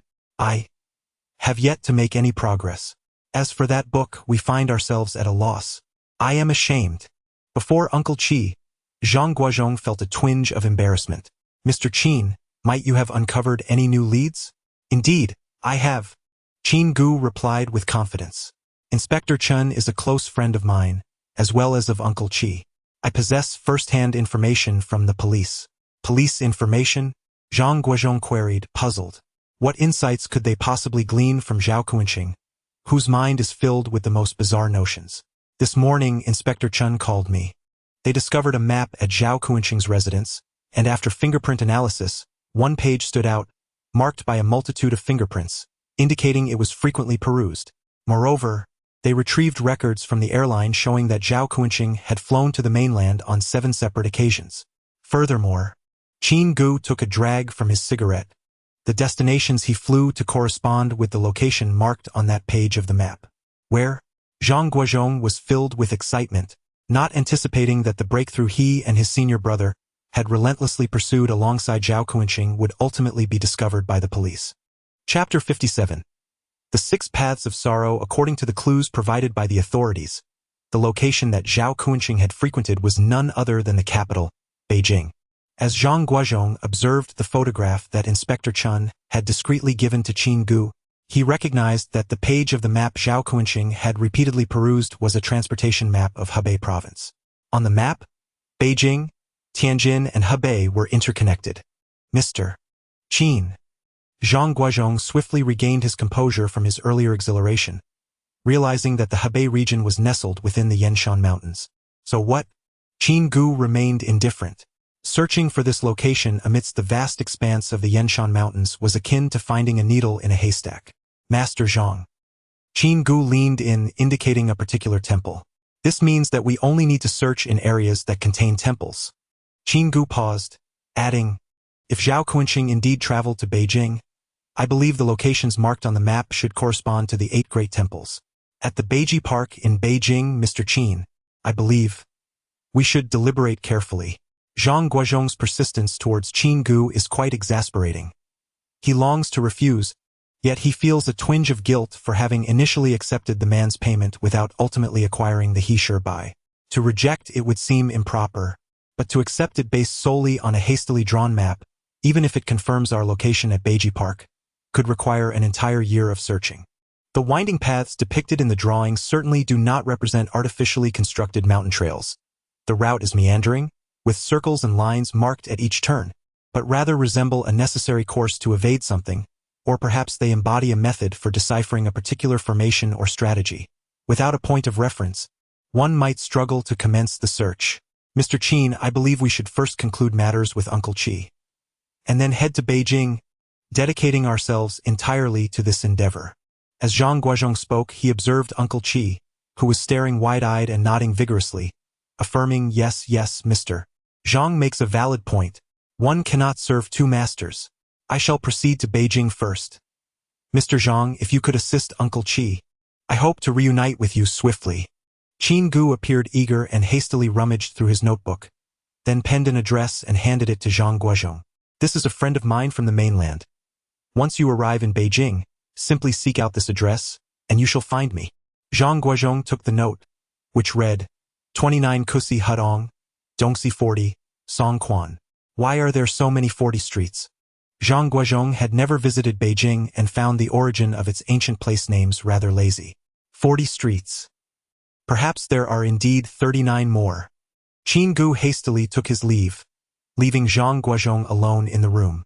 Following old Lu's earlier suggestion, Zhang Guozhong hesitated to broach the subject with Uncle Seven. Uncle Seven. Regarding the land deeds of your ancestral residence, my senior brother and I have devised an excellent plan. Oh, do share. Uncle Seven immediately perked up, his face blooming with delight. To be candid, the recent loss of numerous major clients to Zhao Guoxi had taken a toll on the Liao family enterprise.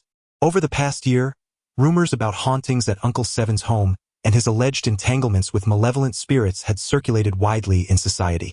Several senior executives had resigned one after another, and some of Uncle Seven's factories had even been compelled to shut down.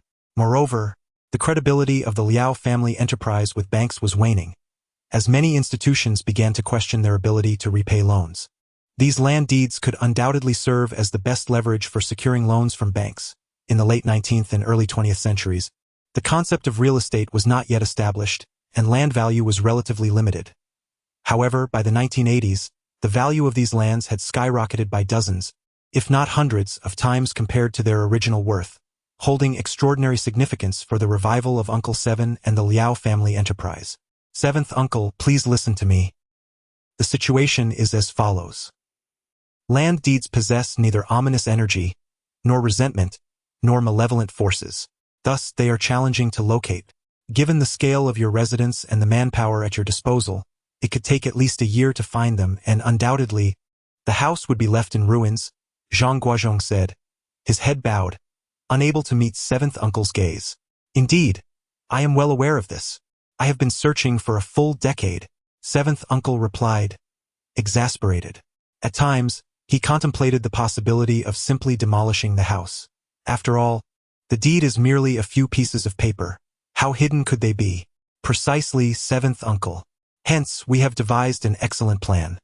In just a day or two, we can locate the land deed without causing any damage to the house. Zhang Guozhong stammered, swallowing nervously. Mr. Zhang, spare me the suspense. Please, tell me how I may assist you. Seventh uncle grasped Zhang Guozhong's hand, as if the deed were already within reach. The thing is, seventh uncle, the land deed itself is difficult to find, but this method is quite accessible. You must agree we stand to gain significantly from this arrangement, correct? Zhang Guozhong felt on the brink of despair, aware of seventh uncle's devout nature and traditional values. He hesitated, uncertain whether his words would provoke him. Mr. Zhang. No, Master Zhang. Seventh uncle, caught up in the excitement of being addressed in such a manner, found himself mirroring the title, even if he was oblivious to which doctrine Master Zhang purportedly represented. I comprehend your intent. With that, he retrieved a checkbook from his drawer, ready to write. The art of summoning souls is also present in Hong Kong, predominantly practiced by women, commonly referred to as witches or, in mainland folklore, as ants or immortals. This unique practice involves invoking the spirits of deceased loved ones, and what is remarkable is that the practitioners have not encountered the deceased while they were alive. Upon successfully summoning a spirit, the voice and demeanor of the practitioner transform to mirror that of the departed, even if the deceased was male. However, not every spirit can be summoned. If a significant amount of time has passed since death, or if the burial site is too distant, the summoning will inevitably fail. Uncle Qi himself has sought assistance to inquire about his grandfather through this method, but the summoning ant informed him that his grandfather's spirit is currently absent from the underworld, either having reincarnated or being bound in some manner, rendering the summoning futile. Zhangjiao, I have attempted this method, yet that lady stated that my grandfather's spirit is not in the underworld. What alternatives do you propose? Although this may seem a rather ordinary approach, Uncle Qi found Zhang Guozhong's hesitance somewhat peculiar. Indeed, it is not uncommon for summoning to be unsuccessful, which is precisely why I have come to consult with you. Zhang Guozhong swallowed hard. In recent days, based on the photographs provided by Mr. Qin, we deduce that your grandfather met his demise due to prison descent. Zhang Guozhong proceeded to elucidate the concept of prison descent to Uncle Qi with meticulous detail. Taoism posits that 7 days after death, the soul becomes convinced of its demise.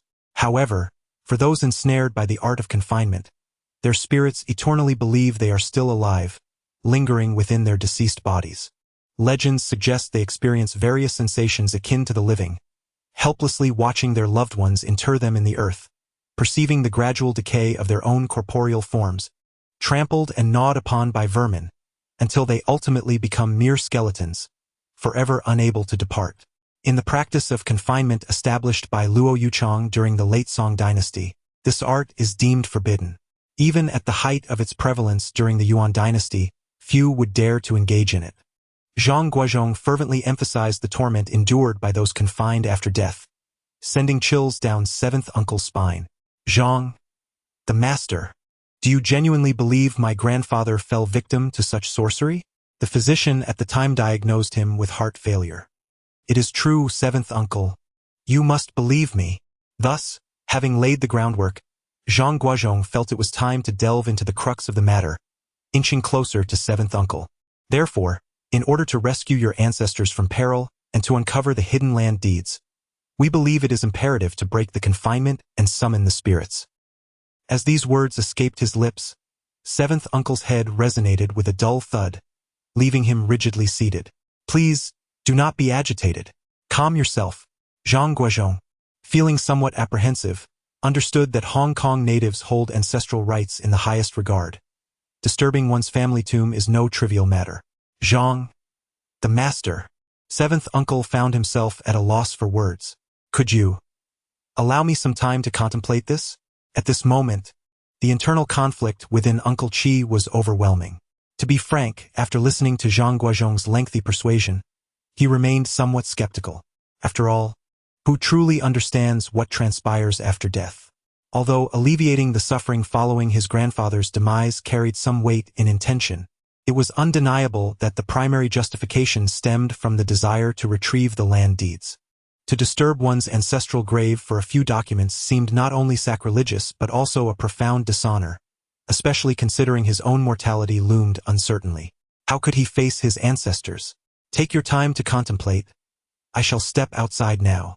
The confinement spell was only effective on one person and could be easily broken. This was the least of Zhang Guozhong's concerns. The crux of the matter lay in whether Uncle Qi would acquiesce. Early the next morning, Zhang Guozhong and Old Lu led a group of workers to search alongside the house. Suddenly, a Guang arrived, addressing them, Mr. Zhang, Mr. Lu, the master requests your presence. Master Zhang, are you certain my grandfather was truly ensnared by such a malevolent spell? Uncle Qi inquired, his brow furrowed. Seventh Master. As the saying goes, do not use those you doubt and doubt not those you use. Before Zhang Guozhong could respond, Old Lu interjected, reaching into his pocket to retrieve a photograph. Seventh Master, take a look at this. What is this? Uncle Qi took the photograph and observed a sinuous black line drawn on the paper, appearing somewhat ragged in the center. Old Lu turned on the desk lamp and handed over a magnifying glass. As Uncle Qi peered through the lens, he discovered that the undulating black line was composed of tightly packed characters. Due to the photograph's limited size, the specific characters were difficult to discern. Is this the spell in question? Seventh Uncle inquired. Indeed, this is it. Please take another look at this. Zhang Guozhong presented a piece of jade unearthed from the ancestral home, gesturing towards a barely discernible series of markings along its edge. It truly resembles a stroke. Seventh Uncle marveled, and upon examining it with a magnifying glass, he discovered an unfamiliar script, the script of extinction. You two are truly extraordinary. Does Zhao Kuanqing possess this arcane skill as well? I doubt it. Even if he did, without this object, he would be unable to wield it. Zhang Guozhong replied. Otherwise, it is likely that one among us would already be absent. Very well, Seventh Uncle declared, clenching his fist and striking the table, disregarding any notions of filial piety or propriety. Guang, prepare the vehicle. Seventh Uncle's ancestral grave lies on the slope of a small mountain, accessible via a road that features an artificially constructed waterway. According to Seventh Uncle's account, their ancestors were buried on this mountain before their fortunes changed.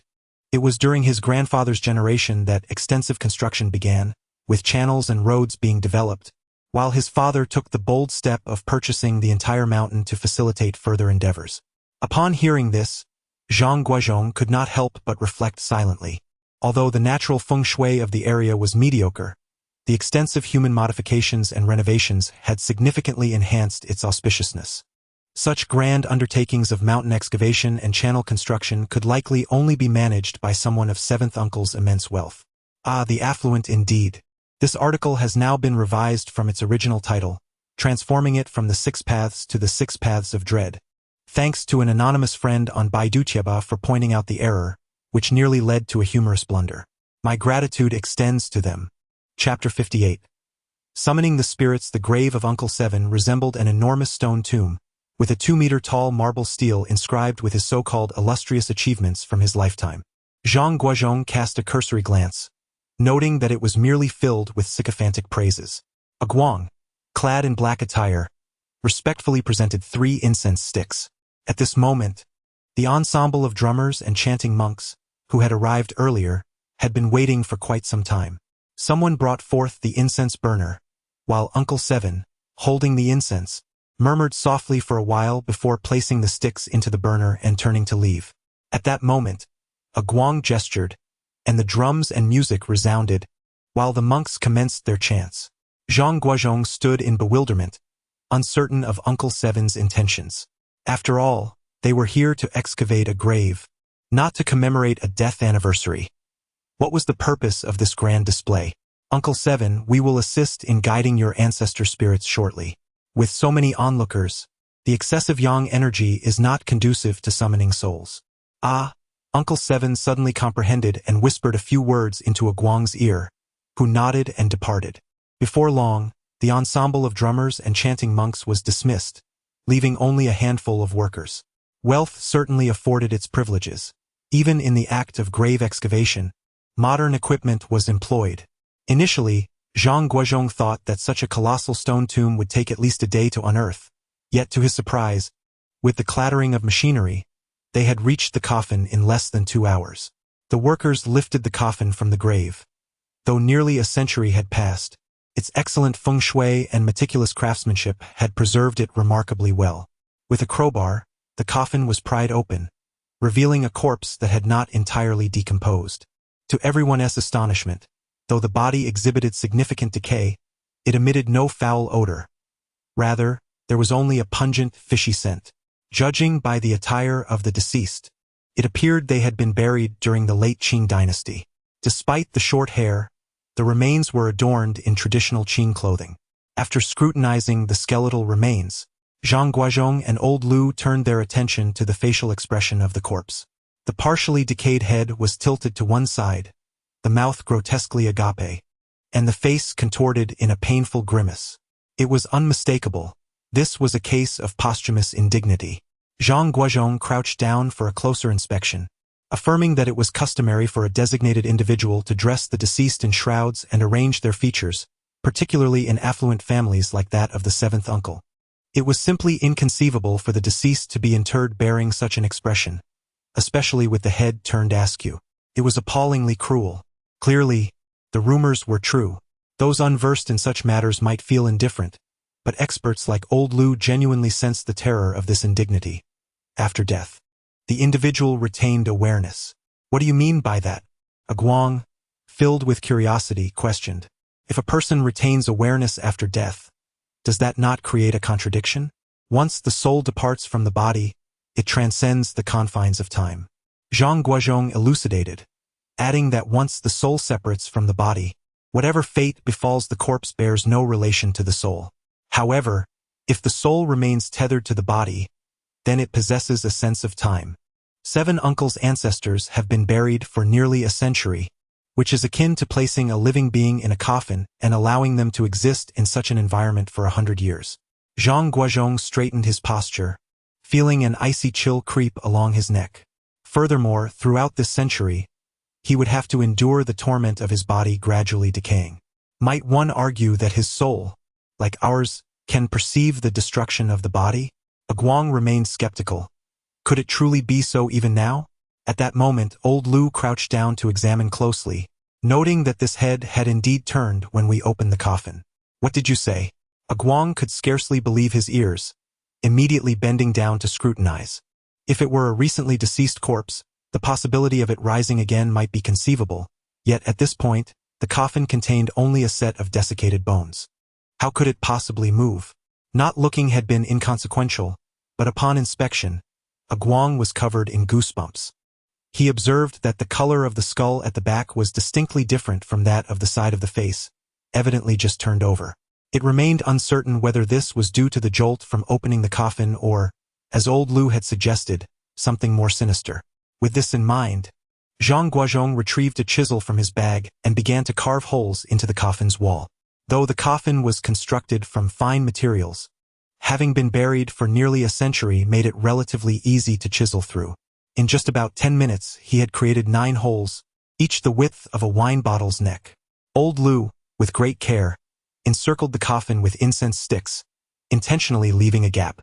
He then sprinkled a layer of powdered stone over the skeletal remains, followed by arranging willow branches around the coffin. Finally, Zhang Guozhong stepped back a few paces, observing as old Lu inserted an incense stick into the gap he had left. At that moment, a gust of wind emanated from the coffin, causing the smoke to disperse momentarily before returning to its previous state. This was a formation from the Maoshan technique designed to combat corpse transformation, known as the purifying sleep array. The term purifying sleep does not merely imply inducing slumber but rather signifies the peaceful resting of the deceased. According to Maoshan beliefs, the reanimation of the dead occurs when the 3 souls and 7 spirits have not departed completely. This array serves to expel the residual spirits from the body entirely. The 9 holes carved by Zhang Guozhong, referred to as Yin Quan, are said to be linked to the unrest of the deceased, often arising from unfulfilled desires and lingering grievances. The Yin Quan specifically facilitates the release of these resentful spirits. Furthermore, the descent technique is a one-time ritual that does not harm those outside the affected individual, and it can be easily dispelled, with the purifying sleep array being sufficient. Old Lu took out a compass and confirmed its success, instructing Guozhong to summon Uncle Qi while he prepared to invoke the spirits. With that, Old Lu retrieved a small peach-wood sword from his bag and sprinkled a thin layer of powdered stone on the ground, adhering to the principle that ghostly entities, being of the Yin essence, can be compelled by Yin energy. Before long, Uncle Qi, supported by Aguang and leaning on his cane, approached with deliberate steps. There, Old Lu sat on the ground, weeping uncontrollably, his face a torrent of tears and snot, pounding his chest and writhing in despair. Observing this, Uncle Qi, though skeptical, gestured for Aguang to step back and approached Old Lu. In Cantonese, he inquired about the matter, and to his surprise, Old Lu responded in the same dialect. His voice transformed. Within moments, the two were engulfed in a shared lamentation. At that moment, Zhang Guozhong felt a weight lift from his heart. Had they unearthed the coffin without summoning the spirit, he would have been at a loss in explaining to Uncle Qi. Uncle Qi, please get to the point. This cannot last much longer, Zhang Guozhong thought, as he mentally counted down the seconds. Barely a minute had passed. After another 2 minutes, Old Lu rolled his eyes and collapsed onto the ground. Uncle Qi quickly instructed others to assist Old Lu, while Aguang vanished in an instant. As Zhang Guozhong helped Old Lu toward the vehicle, they unexpectedly encountered several individuals carrying an oversized coffin, followed closely by the previously heard band and chanting monks. Wealth indeed. Zhang Guozhong once again lamented, noting the elaborate efforts involved even in the act of grave digging. The coffin before him likely cost no less than several tens of thousands of yuan. Yet, at this moment, Zhang Guozhong still underestimated the prowess of Uncle Qi. This new coffin, for a few tens of thousands, would merely acquire some paint. After waiting in the car for approximately 3 to 4 hours, the rituals concluded, and the grave was resealed. Uncle Qi, trembling, was assisted into the vehicle by Aguang. The first thing he did was grasp Zhang Guozhong's hand, exclaiming, "Master Zhang, no, no. Benefactor Zhang, Benefactor Lu, what is it that you desire? As long as it is within the means of Liao Qi. No, no, we have already accepted your payment. This was something we had promised you beforehand." Zhang Guozhong felt somewhat embarrassed. The elderly gentleman, in his 80s, bowing and scraping before him made him feel uneasy. Upon returning to the ancestral residence of the Liao family, under Uncle Qi's guidance, they excavated to a depth of 3 feet in a basement, where they unearthed a sealed copper box. Upon sawing it open, they discovered a thick stack of documents inside, written in Chinese, English, and Japanese. Uncle Qi was elated, flipping through the numerous land deeds. Tokyo, Kuala Lumpur, Manila, Kowloon, Osaka. This was the entirety of the Liao Group's assets. "I'm thrilled," Uncle Qi declared. "My grandfather had a dying wish, and I hope you two can help me fulfill it. Please, do tell." Zhang Guozhong was taken aback, wondering if the deceased intended to be even more demanding. "I hope you two will accept an additional 50 million from me. This is my grandfather's last wish. I implore you to agree." Although Uncle Qi's expression was serious, the excitement radiating from deep within his skin was unmistakable. "I shall promptly contact the bank." Uncle Qi spoke with utmost seriousness, insisting that you both must accept this sum of money. Only then can my grandfather rest in peace. After a brief respite, Aguang assisted Zhang Guozhong and Old Lu in converting the bank draft into cash, which was subsequently transferred directly to Zhang Guozhong and Old Lu's accounts in the mainland, amounting to 50 million. A few days after the funds were dispatched, Uncle Qi received a call from the bank, leaving him quite perplexed, as the financial authorities in the mainland sought clarification regarding the purpose of this money. Ultimately, Uncle Qi had no choice but to fabricate a story about entrusted investments to appease them. He also secured flight tickets to Beijing. At the airport, Uncle Qi personally bid farewell to the two men, as they were benefactors of the Liao family. He assured them that should they ever require assistance, they could seek out Liao Qi, provided it was within his capabilities. "Beijing, Dongxi. May I inquire if Mr. Song is present?" After enduring a detour with a rogue taxi that extorted over 60 yuan from them, Zhang Guozhong and Old Lu finally located the so-called number 29, Kusi Hudong, Dongxi. Who's there? A young man answered the door, looking as if he had barely graduated from high school. My father is not home. What business do you have with him? Chapter 59. The phantom of Wuling. The young man ushered old Lu and Zhang Guozhong into the courtyard, at which point a middle-aged woman emerged from the house, scrutinizing the two. Are you Mr. Zhang and Mr. Lu? It seemed evident that Mr. Song had briefed his family before departing. Indeed, we are. May I ask about Mr. Song and Mr. Qin? Following the woman into the house, they discovered that Song Quan was no ordinary individual. His collection of eclectic treasures rivaled that of old Lu's abode, the Surveying and Mapping Bureau of the Chinese Academy of Sciences. This is the first time old Lu has heard of such an institution. Indeed, that is my husband's workplace. They are responsible for measuring the height of Mount Everest. The lady interjected. This time, Mr. Qin brought a photograph of an ancient map, which my husband could not ascertain. Therefore, over the past few days, apart from visiting the suburbs, we have been going to Old Wang's residence. Old Wang? Who is that? Zhang Guozhong was utterly oblivious to the intricate web of relationships surrounding Qin Ge. Oh, he is my husband's mentor, an expert from the Chinese Geographical Society, now retired. The lady appeared to be of distinguished lineage, her demeanor exuding the grace of a refined noblewoman. Lei quickly served tea to our guests. In the evening, Qin Ge entered the house with a middle-aged man, just in time to find Zhang Guozhong practicing martial stances in the yard. Ah, you must be the esteemed Zhang Guozhong. The middle-aged man appraised Zhang Guozhong from head to toe. It is an honor to meet you. Professor Qin has spoken highly of your accomplishments. And you must be the renowned Lu Fengyan, whose reputation precedes you. Reputation precedes me?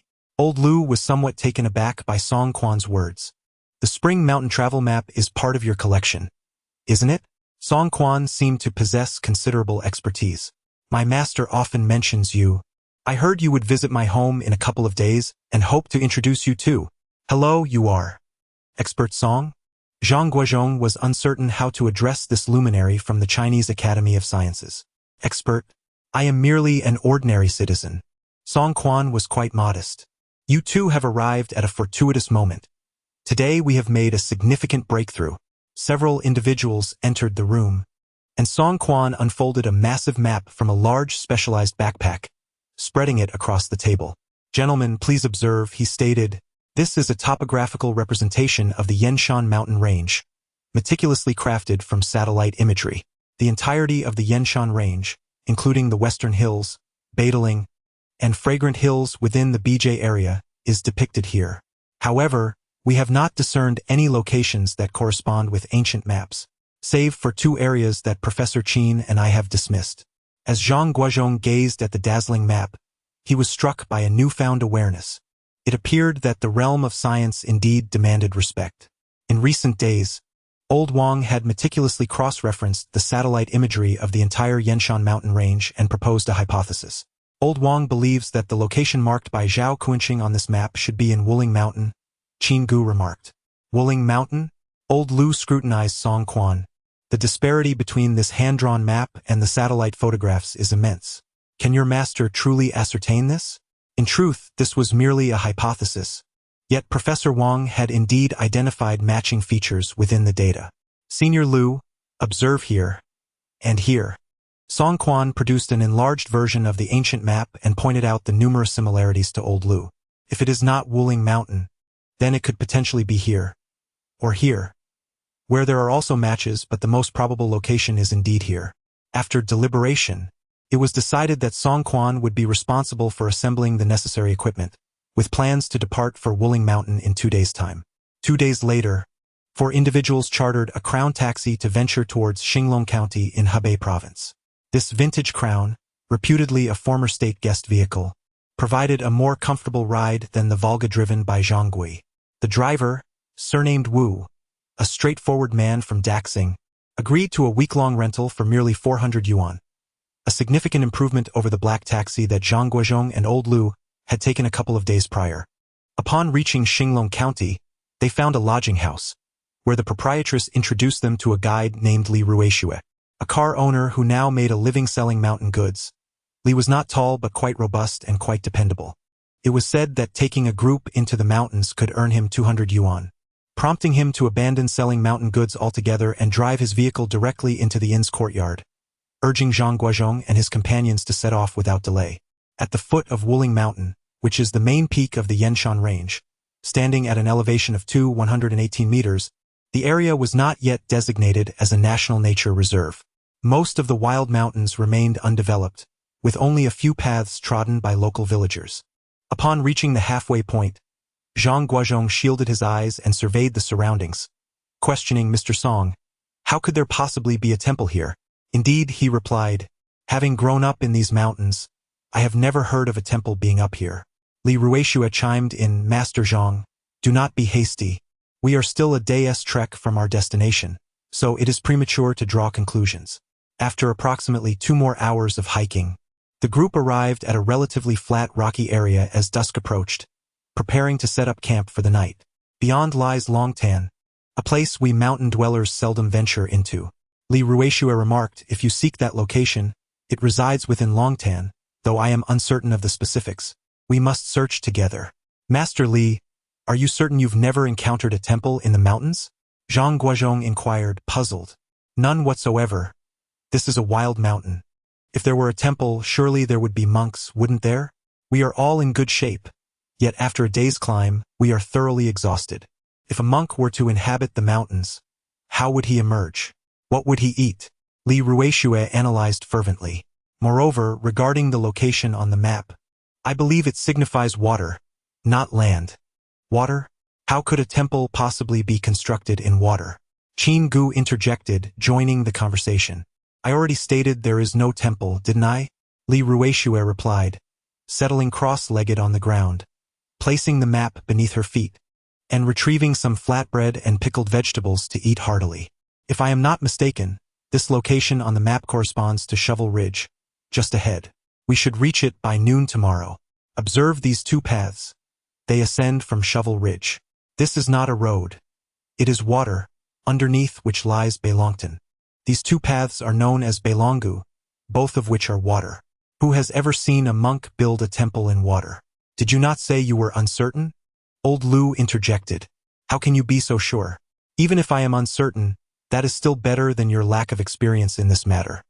Isn't it? Upon hearing this, Li Ruixue grew defensive. While I may not venture into the mountains much these days, I was raised among them. I still remember these things vividly. However, Li Ruixue seemed to recall something. What is it? Old Lu probed. Monks? In the lake? Zhang Guozhong appeared deep in thought. Just as the crowd had succumbed to slumber, they were suddenly jolted awake by a piercing shriek emanating from the dragon pool. While Li Ruixue and Song Quan remained largely unfazed, Zhang Guozhong, Old Lu, and Qin Ge were drenched in cold sweat. This sound was none other than the ominous wail of the Mo Chen, a noise they had previously encountered in the Ba Mountain treasure cave, signifying the resurgence of malevolent forces due to unfinished rituals. Master Zhang, Qin Ge exclaimed, hastily emerging from his sleeping bag and drawing his military dagger. This sound, it seems to be. At that moment, Song Quan, noticing the commotion, picked up a nearby stone and scanned the darkness surrounding them, which was shrouded in an impenetrable blackness, devoid of any discernible shapes. At the hour of the rat, Zhang Guozhong mused, glancing skyward before brandishing his dagger. Why is it that trouble arises as soon as we arrive? Master Li, has such a sound ever been heard in these mountains? Li Ruixue, now paralyzed by fear, stammered, There are tales. The elders say that this is the sound of the king of hell blowing his horn. When it echoes, it signifies that he is here to collect souls. Death is surely imminent in these mountains. We must flee. Did the elders truly know of this? Zhang Guozhong inquired, while keeping a vigilant eye on their surroundings and inching closer to Li Ruixue. Have any elders heard this before? He retrieved a flashlight and scrutinized the map, realizing they were still some distance from the bizarre line. This might not be the work of Zhao Mingchuan. Perhaps it is Zhao Kunchen. There is no need for alarm. That fellow possesses little wealth. In truth, Zhang Guozhong's reassurances were merely an attempt to bolster the group's courage, for Zhao Kunchen had already been subdued by himself and Old Lu. But what, then, is that sound? Song Quan seemed to have caught sight of something, and involuntarily took several steps back, colliding with old Lu's body. Following the direction of Song Quan's hand, several beams of flashlight illuminated the area towards Long Tan, revealing a faint white shadow beneath the trees approximately 30 to 40 meters away. As the flashlight beam swept over, it vanished in an instant. It appeared that something was amiss. Zhang Guozhong remarked, "Senior brother, you stay here to safeguard everyone. I will investigate." With that, Zhang Guozhong slung his backpack over his shoulder and made his way towards the distant tree. Chapter 60.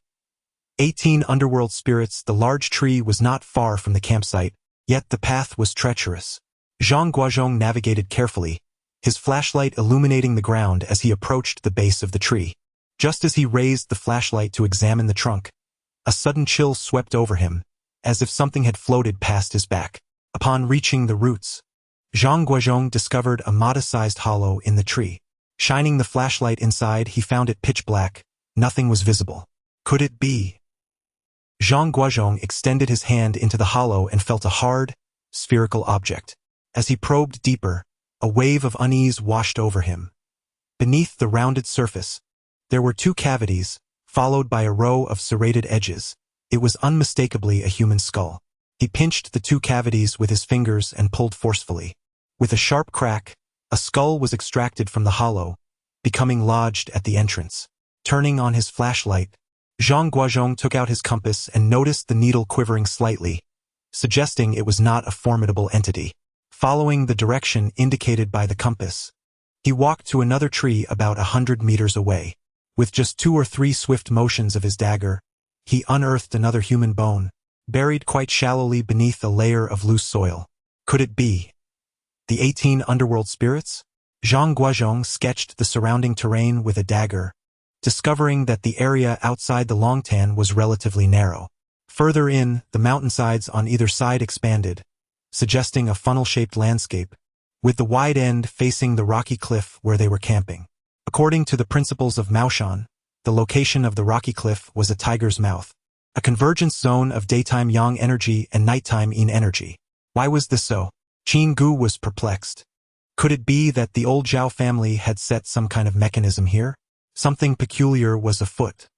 Zhang Guozhong expressed his suspicion that 18 ghost nails had been laid. Now that both his and Expert Song's lamps had failed, if they ventured into the Longtan and inadvertently triggered a mechanism, it would be all too easy to fall prey to a calamity. 18 ghost nails, what are they? Song Quan asked, still shaken. During his time with the Sino-Japanese-Nepalese joint expedition to conquer Mount Everest, he had encountered inexplicable phenomena, where some teammates suddenly lost their sanity or met untimely deaths, memories that remained vivid. He had not anticipated encountering such occurrences in the mainland as well. 18 ghost nails are derived from the 18 veins of the Chonga. Old Lu began to explain the so-called 18 ghost nails to the group. In ancient times, within the burial practices of the sect known as the Zhongga, there existed an unwritten mountain burial formation known as the 18 veins. This spiritual array utilized sacred beasts such as monkeys and orangutans as offerings, and it gained considerable popularity during the Tang dynasty, when the custom of using mountains as tombs flourished. The underlying principle of this formation was primarily based on esoteric arts, with mechanisms serving as a secondary support. The esoteric arts would invade the bodies of those who trespassed upon the tomb, while the mechanisms fortified the protection of the burial chamber. Much like the Zuanlong Formation, the entire 18 veins was divided into 18 apertures, all working in unison to ensure the tranquility of the deceased. Nevertheless, the principal drawback of this animal-based burial formation was its short efficacy, lasting at most a century, and at least a mere decade before becoming ineffective. During that era, the substantial costs associated with the Zuanlong Formation were often beyond the means of many officials and nobles. Consequently, this more affordable 18 veins formation found favor among lower-ranking officials and local gentry of moderate means, despite its brief duration of effectiveness. Moreover, akin to the Zuanlong Formation, the parameters of this array were not fixed. It could incorporate anything from mice and dogs to tigers and leopards, and even living individuals as its apertures. As the latter part of the Tang dynasty approached, certain unscrupulous individuals began to resort to using young boys in place of spiritual beasts, seeking to enhance the power of their formations and prolong their efficacy. The 18 veins woven by these boys became known as the so-called 18 nether spirits. However, This practice was a transgression against the celestial order, and from the moment the 18 nether spirits came into existence, it was explicitly prohibited by the successive leaders of the sect. Consequently, the 18 veins were also banned, which accounts for the absence of any formal documentation regarding such formations in the Zhong Guozhong. Nevertheless, driven by self-interest, a faction of heretics persisted in utilizing this formation to construct tombs and clandestinely recorded this unethical practice, passing it down through generations until the end of the Tang dynasty. Indeed, Senior Lu is remarkably erudite. Song Quan displayed evident intrigue in these previously unheard-of matters. But what did Master Zhang mean when he mentioned the extinguished lamp? After Zhang Guozhong recounted the events leading to the lamp's extinguishment, sweat began to bead on Song Quan's brow. According to your words, what consequences would ensue if one fell victim to the spell? Master Li? Where is Master Li? Zhang Guozhong noticed that Li Ruixue was currently absent from the camp, and the others present sensed something amiss as well. They hastily grabbed their flashlights and began searching frantically, only to find a disarray of stones and vegetation. Following the path they had taken, the beam of light revealed no sign of anyone. How odd. She was just here. Li Ruixue, Master Li. The group called out several times, their voices echoing in the stillness, but there was no response. Could it be that the girl was frightened and ran away? Old Lu, shining his flashlight into the ravine, murmured, "Shoo, lower your voices." Li Ruixue's voice resembled that of a frightened mouse, huddled in a thicket, desperately urging Zhang Guozhong to lie down. Master Zhang, what brings you here? Zhang Guozhong observed the expression in Li Ruixue's eyes. She did not appear to be ensnared by fear. Brother Zhang, do not approach. The King of Hell is above us. We must flee. Li Ruixue was nearly in tears, proclaiming that the King of Hell was sounding his horn to collect souls, and remaining still would surely lead to demise. I just saw the procession of the King of Hell. It terrified me. Let's escape swiftly. Master Li Yu. Zhang Guozhong extinguished his flashlight and slowly crouched beside Li Ruixue. What procession? What did you witness? While you were conversing, I sought a secluded spot to relieve myself. To my horror, I stumbled upon a grim sight behind that large boulder. A row of hanged figures. I was so frightened that I fell backward. Li Ruixue stammered, unable to form complete sentences. At that moment, I was speechless, convinced I had met my end. Yet here I am, still alive. Oh, it was terrifying. Stay here and do not move. Take this. Zhang Guozhong handed Li Ruixue a talisman. Should this talisman begin to smoke, call for me. But if I call you, what if the King of Hell hears me? If the King of Hell seeks you, he need not wait for your cries to find you. Zhang Guozhong withdrew a dagger and began to ascend cautiously. Initially, he was not overly concerned for the safety of the 4 individuals above, as the compass's earlier readings suggested that the threats lurking above were merely illusions and posed no danger to the lives of old Lu and the others. After all, Zhao Kuanqing was but a mediocre opponent. If he could fell living souls, how could the traps laid years ago incapacitate his senior brother without a sound? However, upon hearing Li Ruixue mention a vision of the Yama's procession, Zhang Guozhong felt a sudden unease. He regretted not taking the time to observe the surrounding topography at dawn. Judging by the terrain of the Tiger's Mouth, this rocky cliff indeed presented a peculiar landscape, and who could say what hidden elements might distort the compass's readings. As he continued his ascent, a faint melody suddenly reached his ears, an ethereal song that fluctuated between sharp and soft, reminiscent of a monk chanting scriptures. Yet, upon closer inspection, it bore no coherent structure, producing an unsettling medley that sent shivers down his spine. The further he climbed, the more palpable the sound became. Just as Zhang Guozhong paused to discern the source and meaning of the song, he felt a sudden grip tighten around his ankle. Master Li, did I not instruct you to remain still? Zhang Guozhong impatiently turned around, his hair standing on end in surprise. Chapter 61. The stepping stone before him stood a figure no taller than 3 feet, resembling a human in silhouette yet possessing only an upper body, arms but no legs. Its front was shrouded in a thick layer of decayed leaves, with fragments of bones protruding through the foliage. The haunting melody that had just echoed in the air seemed to emanate from this very entity.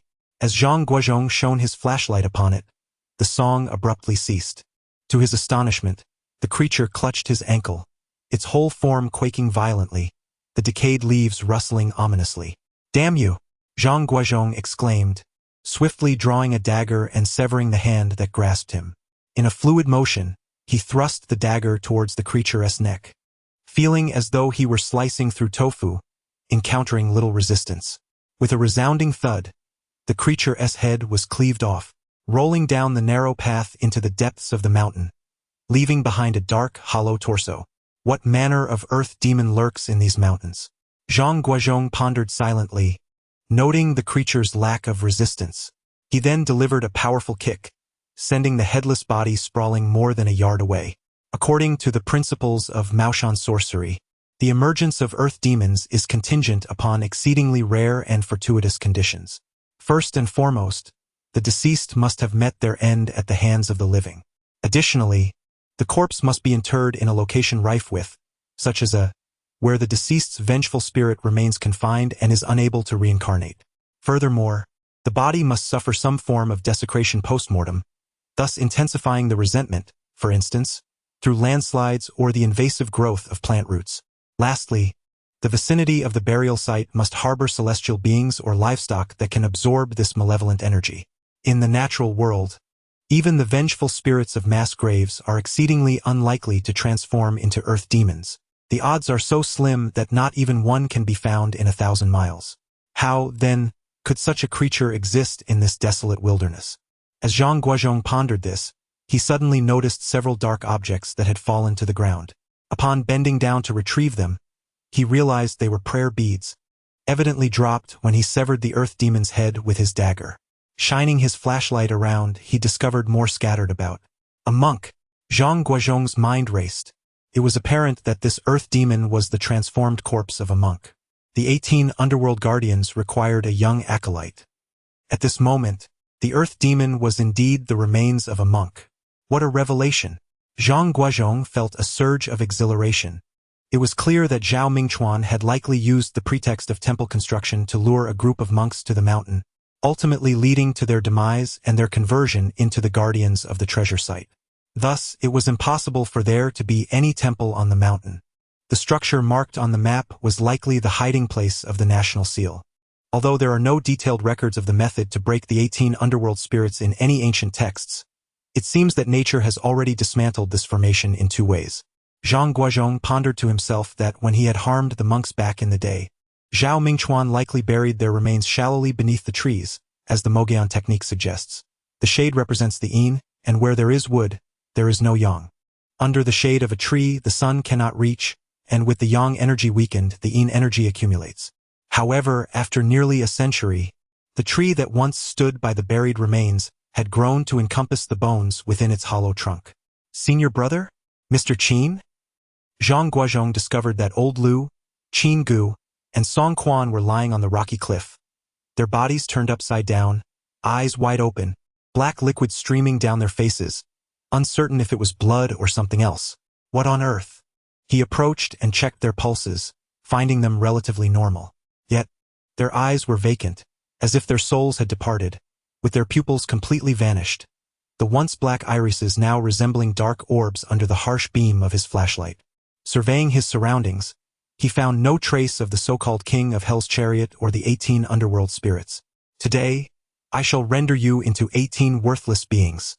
Zhang Guozhong sheathed his dagger at his waist, hoisted old Lu onto his back, and followed the path toward the grassy pit where Li Ruishue was hiding.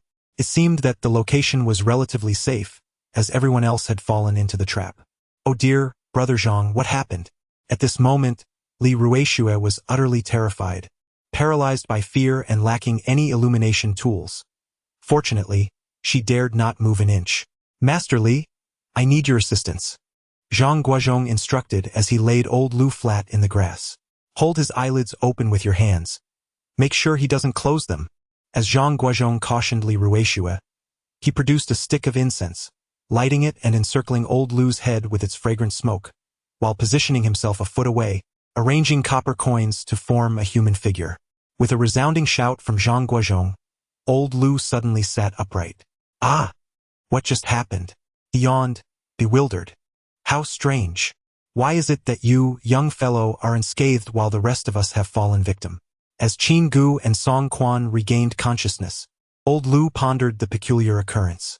At that moment, Zhang Guozhong realized that when he had departed from Shiatsi to find Li Ruixue, old Lu and the others had simultaneously experienced a blinding whiteness, followed by a loss of memory, only to regain awareness after being carried down the cliff. Let me think. Brother. Suddenly, Zhang Guozhong recalled the piece of dead jade unearthed by his uncle Qi, which had been nestled in his bag.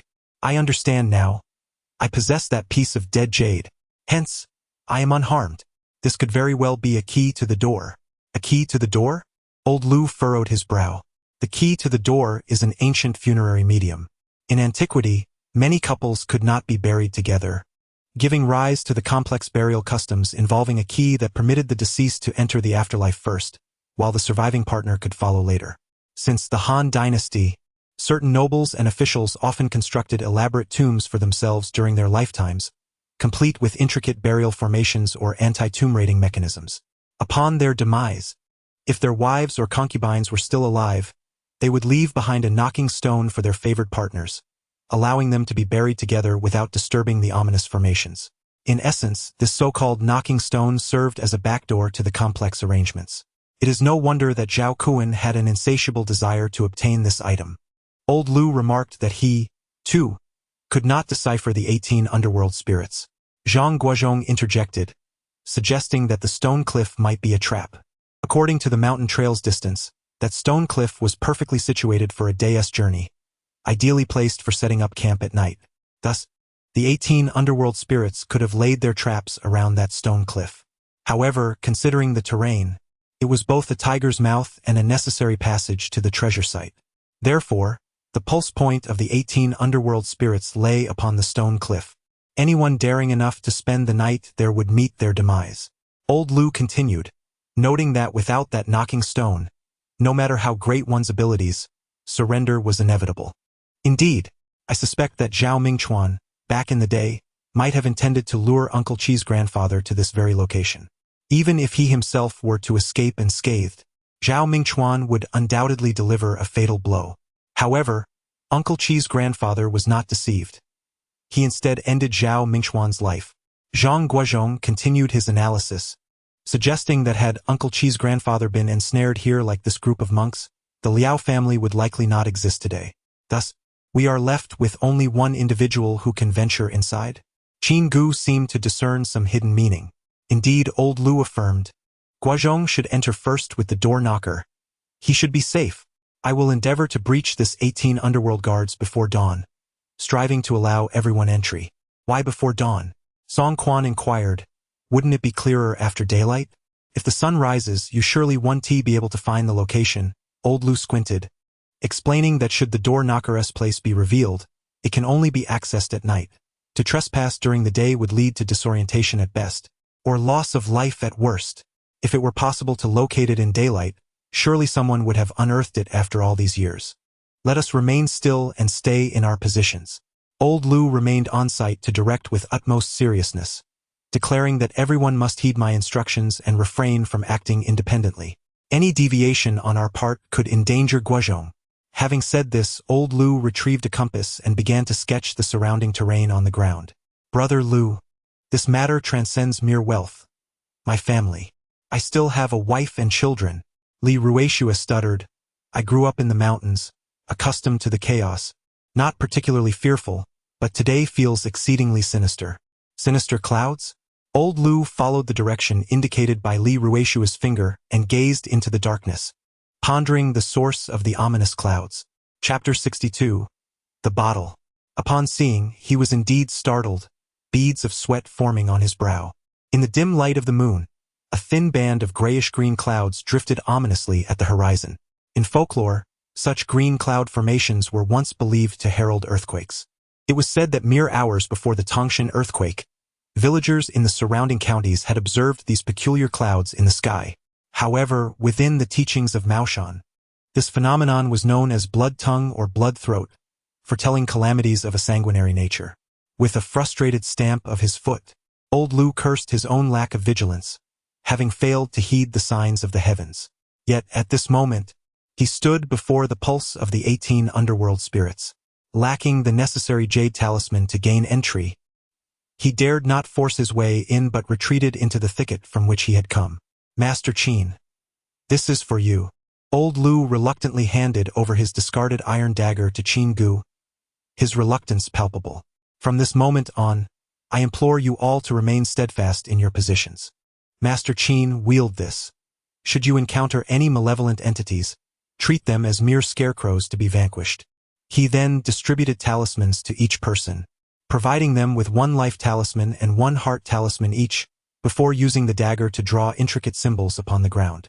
Old Lu's symbols drawn on the ground this time were unlike those of the past. He first carved grooves with a dagger and then sprinkled in cinnabar.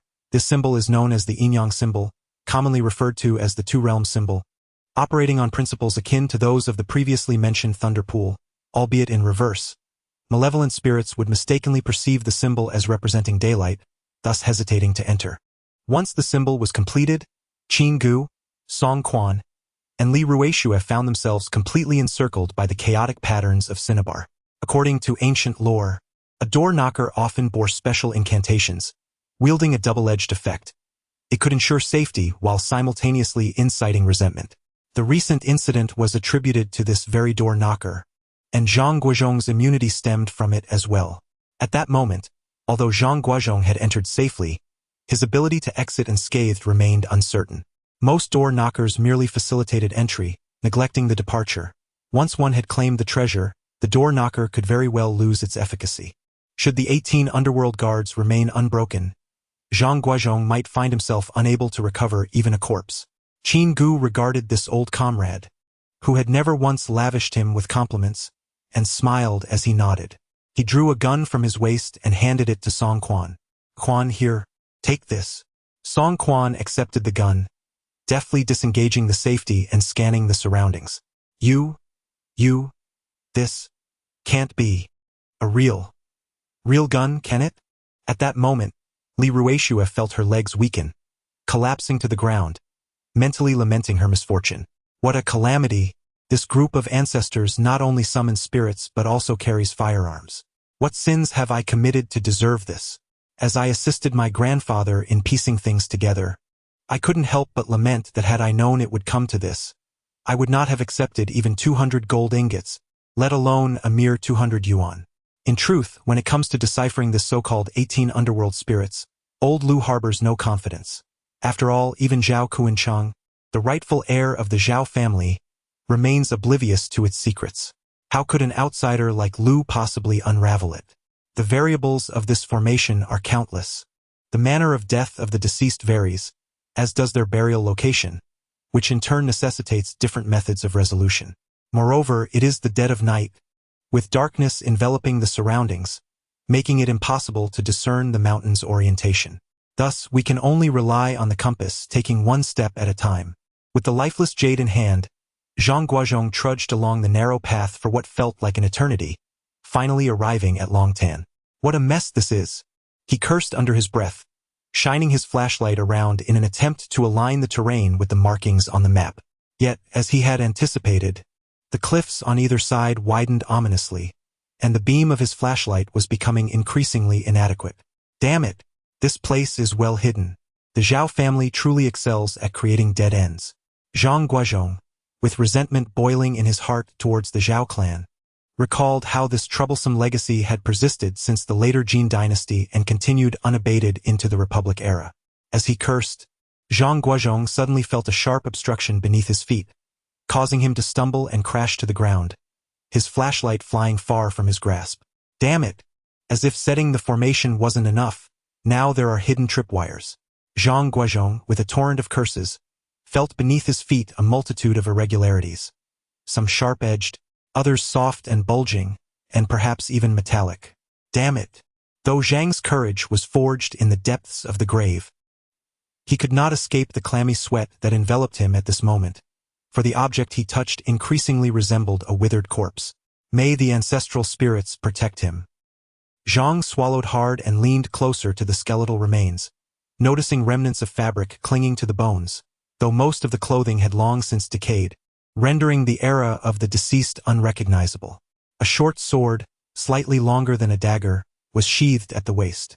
Not far from the skeleton lay another skull, showing signs of even greater degradation, indicating that its demise occurred long before that of the first. The exposed surface of the tibia suggested it had been severed by a sharp blade. However, no body accompanied the head. Bewildered, Zhang Guozhong pushed the skeleton aside and discovered beneath it a severely decayed leather pouch. Upon opening the pouch, he found a collection of sealed glass vials. Illuminated by the beam of his flashlight, Zhang, amidst a wave of nausea, quickly deduced the identity of the deceased. It was none other than the father of Zhao Guozhong. Within these glass vessels lie not mere objects, but rather the disembodied remnants of humanity. Eyes, fingers, and internal organs, all suspended in a viscous, transparent liquid. Zhang Guozhong counted 4 bottles in total. Despite the passage of years, the impeccable sealing of these containers preserved the grotesque contents, the organs and their semi-transparent slime appearing untouched. Such repulsive artifacts could only serve the arcane practices of the Zhao clan's necromancy. Armed with a flashlight, Zhang Guozhong pressed forward into the darkness. Suddenly, a large tree, growing at an angle from a crevice in the mountain, obstructed his path, while the gentle murmur of a stream emanated from beneath its branches. Referring to his map, a flicker of understanding dawned upon him. According to Li Ruixue, if the 2 lines on the map were not pathways but waterways, then the stream before him must represent one of the 2 White Dragon Creeks. Further ahead, there should be another brook, and the so-called temple, as indicated on the map, would lie nestled between the 2 streams. By following the current upstream, he could uncover this temple, the most probable hiding place for the He Shi Bai and the imperial seal. With his trousers rolled up, Zhang Guozhong stepped into the water, only to be met with a bone-chilling cold. After just a few paces, he suddenly found his footing lost, plunging headlong into the depths. Although the stream appeared narrow, it was far deeper than he had anticipated. Rolling up his trousers was insufficient for passage. Upon submersion, he realized the water was at least 2 meters deep, with a swift undercurrent lurking beneath. Due to the sudden shock of the icy water, Zhang Guozhong not only swallowed a mouthful of water but, more critically, his flashlight sank to the bottom of the stream. In the depths of the mountain night, where darkness enveloped all, a flashlight was indispensable. Despite the frigid, piercing chill of the stream, Zhang Guozhong gritted his teeth and dove to the bottom in an effort to retrieve the flashlight. The water was remarkably clear, and aided by the beam of his flashlight, he meticulously observed the area. Suddenly, he noticed that the spot where the flashlight had fallen, directly beneath the crown of a large tree growing in the crevice of the mountain, appeared distinctively peculiar. It was noticeably wider than the surrounding stream and bore signs of human intervention. Even the streambed here was more level than elsewhere. Strangely, at the center of this flat area, there was a small platform constructed of stones. The rough texture of the stones indicated they had been transported from the shore, seemingly intended to secure something. Moreover, the size of the stones and the evident signs of human work along the banks suggested they were not part of the same construction endeavor. After resurfacing to catch his breath, Zhang Guozhong plunged back into the depths, moving aside the topmost stone of the platform. As he shone his flashlight upon it, he was immediately bewildered. What lay fixed within the platform was not some ordinary object, but a bottle, reminiscent of the glass bottle contained within the leather pouch of Zhao Guozhong's father, filled with a yellowish substance that resembled some unknown organ. Chapter 63. The Guanyin statue cursing under his breath, Zhang Guozhong wrung out his clothes, pondering intently. It became increasingly evident that those bottles were far more than mere implements of subjugation. They likely bore a significant connection to the unraveling of the 18 infernal spirits. Zhao Kuan's father, as a scion of the Zhao lineage, could not possibly be oblivious to the might of the 18 infernal spirits. If this individual dared to venture forth alone without possessing the requisite key, it suggested that he had, at the very least in theory, discovered a method to decipher the 18 infernal spirits, albeit having erred during the practical execution. At this juncture, the so-called key in Zhang's possession remained an uncertainty regarding its efficacy once the imperial seal was acquired. The most prudent course of action now was to dismantle the 18 infernal spirits to eliminate any future threats. Presently, the only lead lay within those repugnant bottles. Meanwhile, outside the dragon pool, old Lu, clutching a compass, sought out a towering tree, the needle's erratic movements seemingly emanating from it. The 18 infernal spirits were not chronicled in the esteemed texts of reputable sects. Only a few hand-copied manuscripts from obscure folk sources had survived, each varying in its descriptions. Initially, Old Lu's excessive reliance on the compass had led him to dismiss the 18 infernal spirits, believing the compass's fluctuations to be akin to those of minor cultivators with a few decades of practice. However, the recent incident involving himself, Qin Ge, and Song Quan, all simultaneously falling under the influence of these spirits, compelled Old Lu to exercise utmost caution. As Old Lu peeled back the decaying leaves, he discovered that the roots of the ancient tree extended to this spot, only to be severed by human hands. The ground beyond the severed roots was markedly different in its evenness compared to the surrounding soil, evidently having been disturbed. The earth-fire formation, which utilizes potassium nitrate as its primary ingredient, is typically costly and difficult to procure in the civilian realm. However, Song Quan, an expert from the Chinese Academy of Sciences, effortlessly obtained a substantial bottle from his colleagues at the Geological Institute, weighing over a pound, sufficient for several applications of the earth-fire formation. While he envisioned a flawless execution, the actual circumstances left Old Lu utterly perplexed.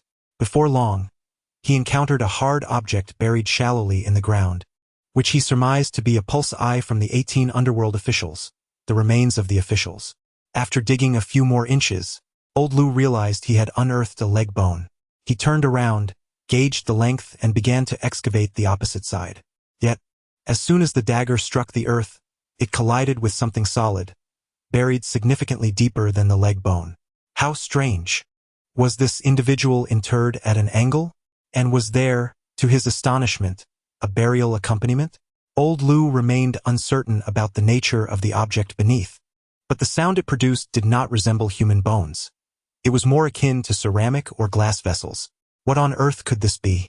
As he stripped away the decayed leaves, Old Lu uncovered a glass bottle, its neck sealed securely with rubber, reminiscent of those found in a chemistry laboratory. Illuminated by the beam of his flashlight, he peered inside the bottle, which appeared to contain what looked like a human ear. Just as Old Lu was examining it, he suddenly felt a chilling wind rush towards him, unnaturally brisk. Cursed be it, I shall no longer engage with your sinister practices. Let me first set my formation. Just as I was about to delve deeper, Old Lu suddenly sensed something amiss. Logically, Zhao Mingchuan should have existed during the late Qin dynasty, an era devoid of such well-sealed glass bottles. Thus, it is likely that this glass vessel beside the pulse point was placed there by later generations. Gazing at the erratic needle of the compass, Old Lu could only muster the courage to open his third eye. Although he was not particularly adept at it, there was no alternative at this moment. Sitting cross-legged on the ground, he closed his eyes and engaged in deep breathing to calm his spirit. After more than 20 minutes, during which his legs grew numb, his third eye finally managed to open, albeit barely. At that moment, he perceived a swirling mass of dark gray mist congregating at the spot where the bottle was buried, while the location of the corpse showed no abnormalities. It seemed the issue lay with the bottle, and the gray mist did not resemble the typical malevolent spirits, but rather the aura emitted by a creature of the cultivation realm. Could it be a spirit beast? Upon opening his eyes, Old Lu once again brushed away the surface dirt from the bottle. He retrieved the earlier bottle and brought the compass close to it, only to discover a faint, weak reaction from the compass. However, as he moved it slightly farther away, the indicators ceased to respond, suggesting it was not a formidable object, or perhaps, without the intervention of a skilled practitioner, it posed no real threat. After a prolonged search around the skeletal remains, Zhang Guozhong found no new discoveries. He decided to stow the 4 bottles into his bag, as they belonged to Zhao Guoxing's father, and who knows, they might prove useful. After wandering for approximately half an hour, Zhang Guozhong glanced up at the stars, pulled out his compass, and, in accordance with the mountain map meticulously charted by Song Quan from ancient photographs, pinpointed the temple's location to an area roughly 30 meters square. Illuminating the surroundings with his flashlight, he found himself in a completely wild terrain devoid of any signs of human construction. Aside from a modest tree, the landscape was filled with overgrown grass and scattered stones, with this solitary tree standing out prominently. Upon approaching the tree, Zhang Guozhong identified it as a jujube tree, which was once commonly cultivated by many villagers in their yards. The presence of a jujube tree puzzled Zhang Guozhong.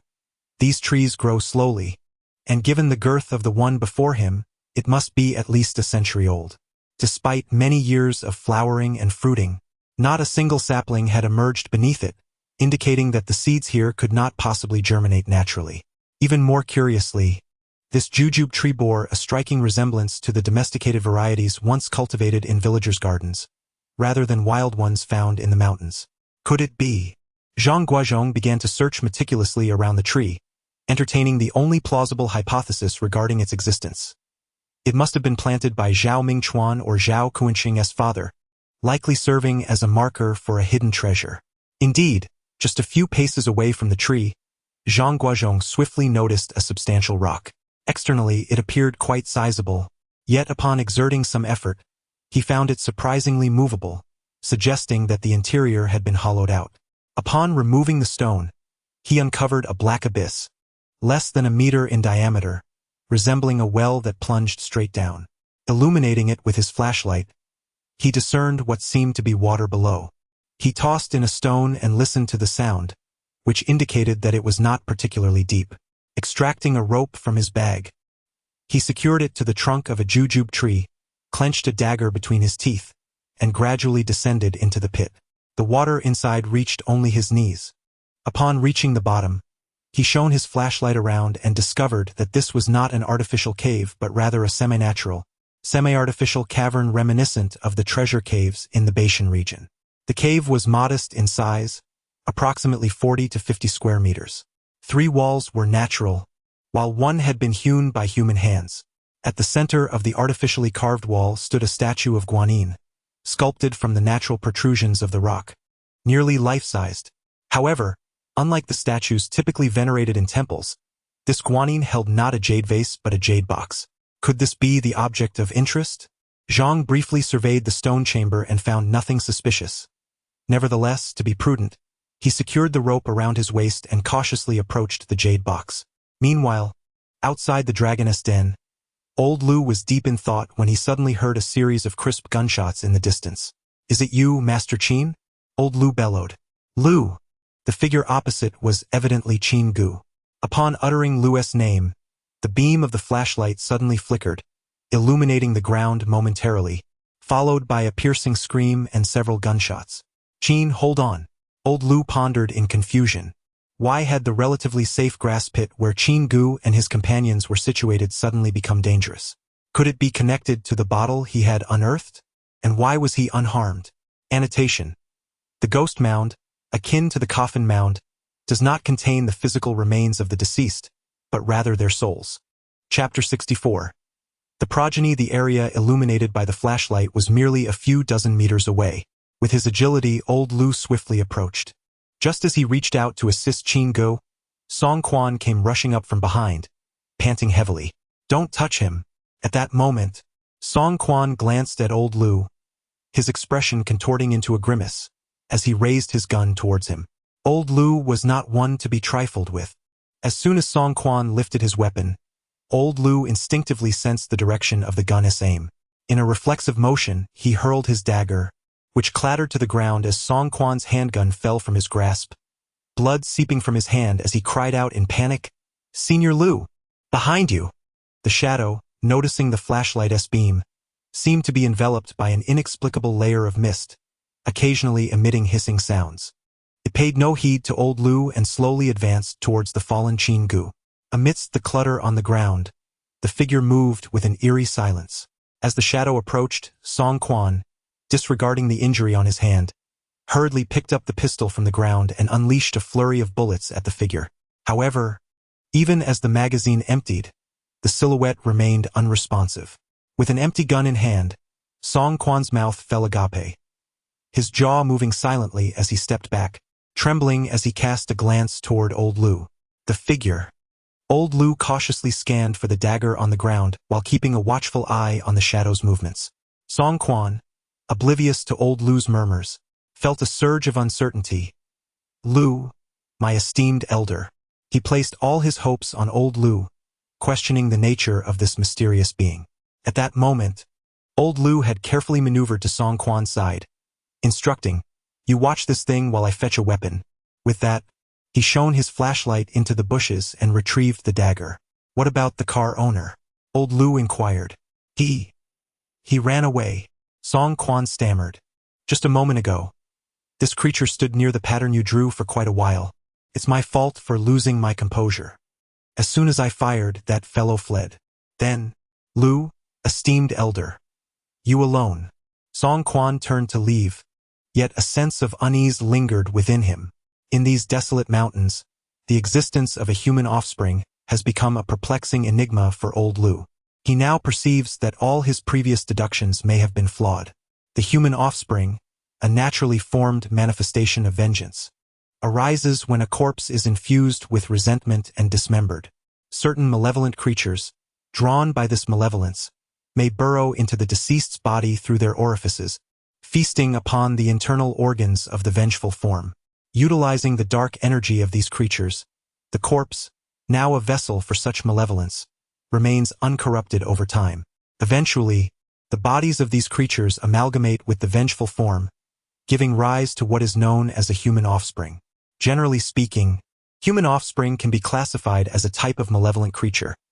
However, unlike ordinary malevolent beings, they possess the unique essence of human resentment, rendering them far more formidable. Since the onset of the Republic, following the execution of death row inmates, tales of such entities have become exceedingly rare. Yet, in this remote wilderness during the 1980s, old Lu finds himself bewildered by such a discovery. It is evident that this phenomenon is intricately tied to the Zhao family. Otherwise, it would be inconceivable for a kidnapping to occur in such a secluded and treacherous region. However, even if this beheaded corpse is linked to Zhao Kuan's father, the question remains, who did he execute? The current circumstances undeniably demand immediate attention. Qin Ge lies prostrate on the ground, his body motionless, yet one leg convulses uncontrollably, bending intermittently. Perhaps it is the effect of the flashlight's beam or some other inexplicable cause, but his face has turned as pale as millet, and he repeatedly expels a yellowish, viscous foam, as if he is on the brink of gasping his last breath. Merely half a meter in front of Qin Ge stood a figure, seemingly unmoving, lost in contemplation. What on earth was he plotting? At that moment, old Lu felt a pang of trepidation, hesitant to advance recklessly. The stakes were high. Either he must confront the threat head-on or retreat entirely.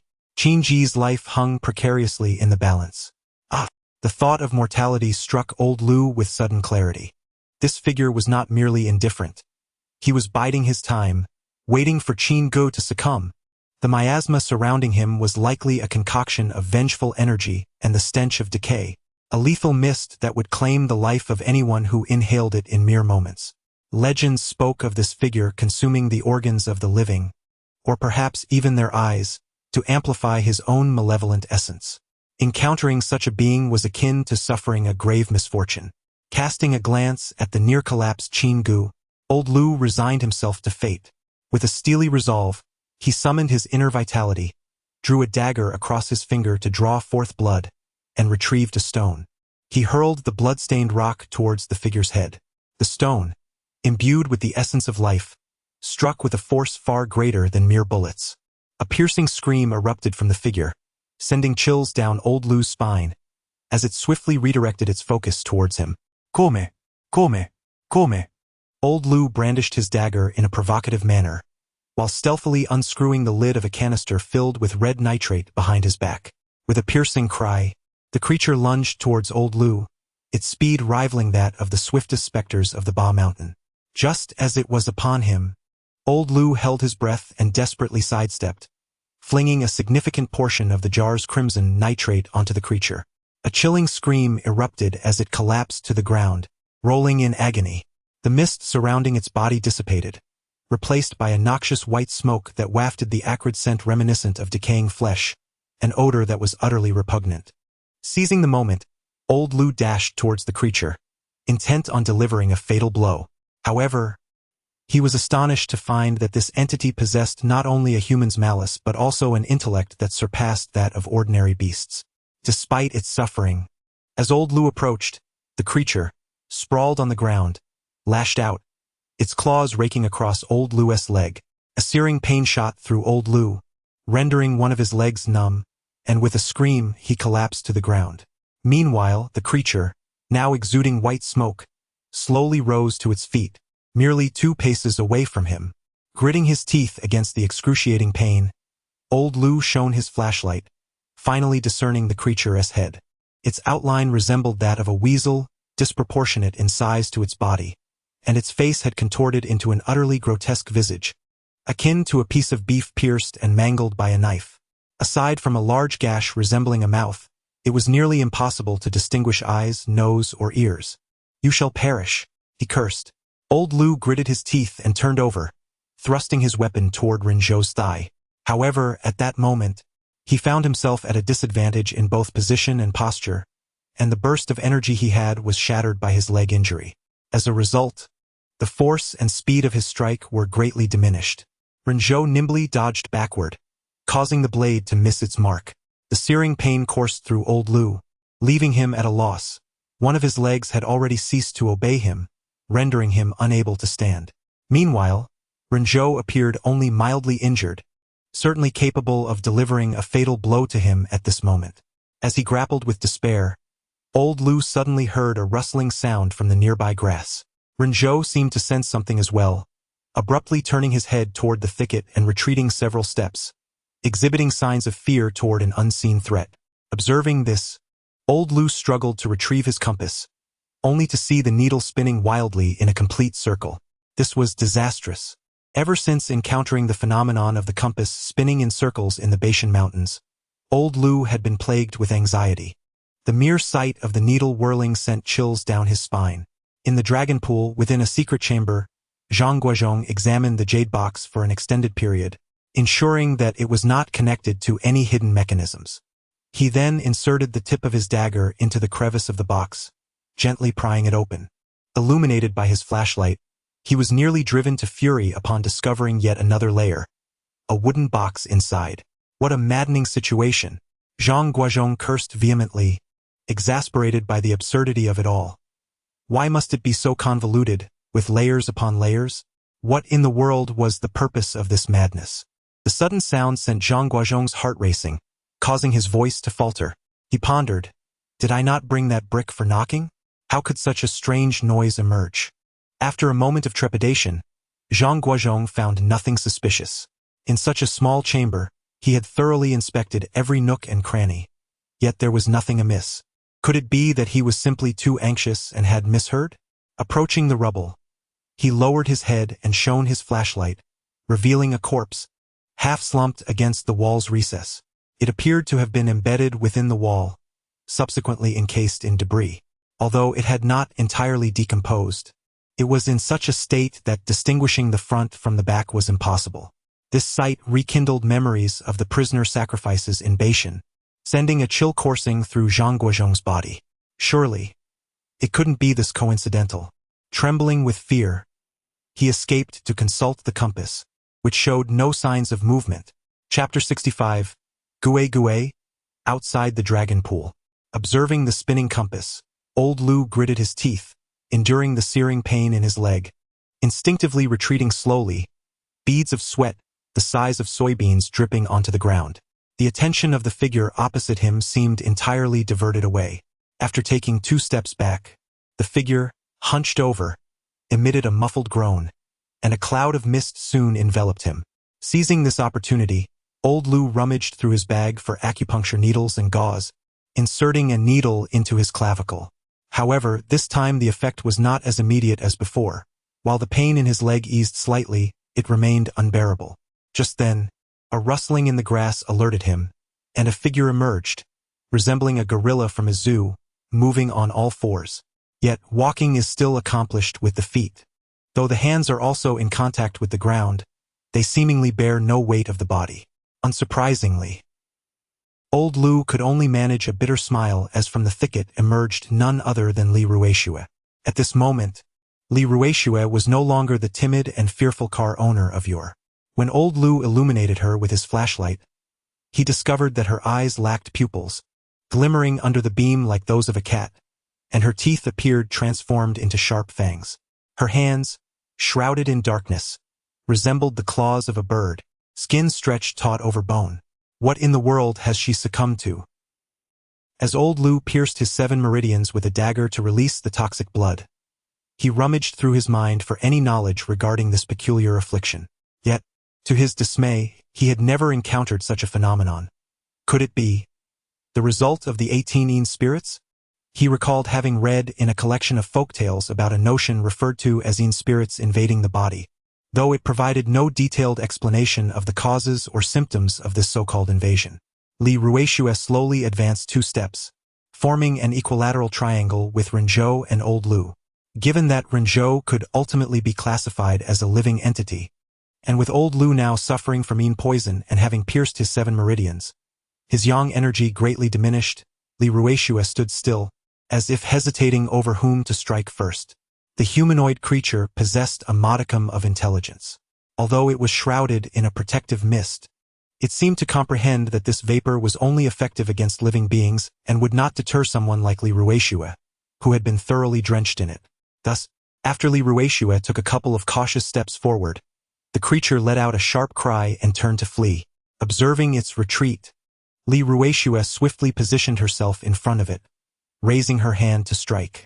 The creature instinctively raised its hand to block, but with a resounding crack, the defending limb was severed and fell to the ground, as though sliced with a knife. Old Lu, witnessing this scene, was taken aback.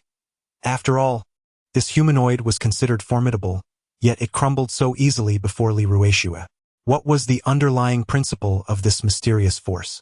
How could it be so potent?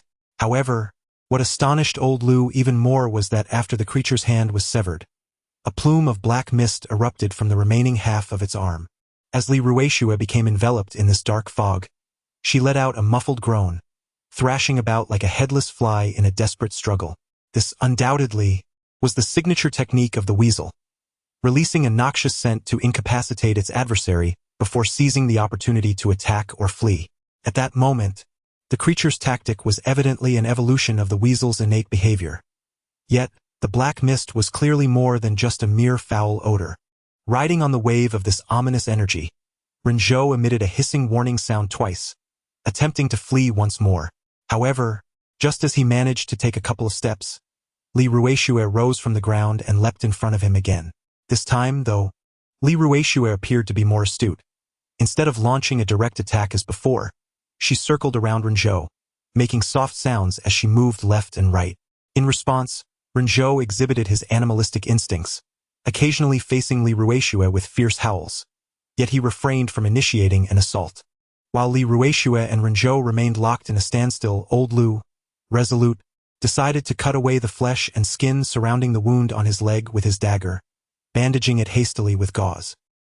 He then grabbed a handful of powdered stone from his bag, sprinkling it over himself to mask his life force, gritting his teeth as he began to maneuver around the 2 beings. At that moment, in the dimly lit chamber, Zhang Guozhong cautiously approached the corpse across from him, switching on his flashlight to scrutinize it intently. Could it be a misjudgment? Zhang Guozhong repeatedly reassured himself, urging himself to gather his belongings and depart swiftly. Whether the figure was dead or alive was of little concern. Escaping the cave took precedence. Resolute, he stepped over to the jade box, reaching out to seize it, only to discover that it was inexplicably fused with the statue of Guanyin.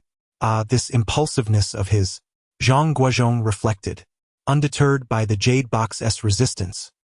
He unsheathed his dagger and pried it open, retrieving a wooden box from within, which proved to be surprisingly heavy. Just as he was about to stow the wooden box into his bag, a sudden, resounding splash echoed from behind him. The sudden noise startled Zhang Guozhong, causing his hand to tremble, and the wooden box fell with a splash into the water. Despite its wooden nature, its weight ensured it sank to the bottom. "Come out!" Zhang Guozhong shouted bravely while bending down to search for the wooden box in the water. Just as he crouched, he suddenly felt something dripping onto his forehead. When he touched it, it was sticky. He hastily looked up and shone his flashlight, only to be seized by a chilling fright. There, on the cave's ceiling, clung a dark figure, none other than the corpse from earlier. As the light illuminated the body, It emitted a groan and lunged directly at him. Zhang Guozhong quickly kicked off the ground, propelling himself backward, crashing against the cave wall with a loud thud. His flashlight fell onto a stone ledge, while the corpse landed with a splash in the water, only to rise swiftly again. The flashlight, now resting on the ledge, cast its beam across the way, allowing Zhang Guozhong to free one hand. Slowly rising to his feet, he drew his short sword, panting heavily as he observed the creature's movements. After a tense minute of standoff, the dark figure remained motionless in the spot where it had lunged. Cautiously, Zhang Guozhong approached it and, without warning, swung his short sword. With a splash, the creature's head fell into the water, an outcome so simple that even Zhang Guozhong had not anticipated it.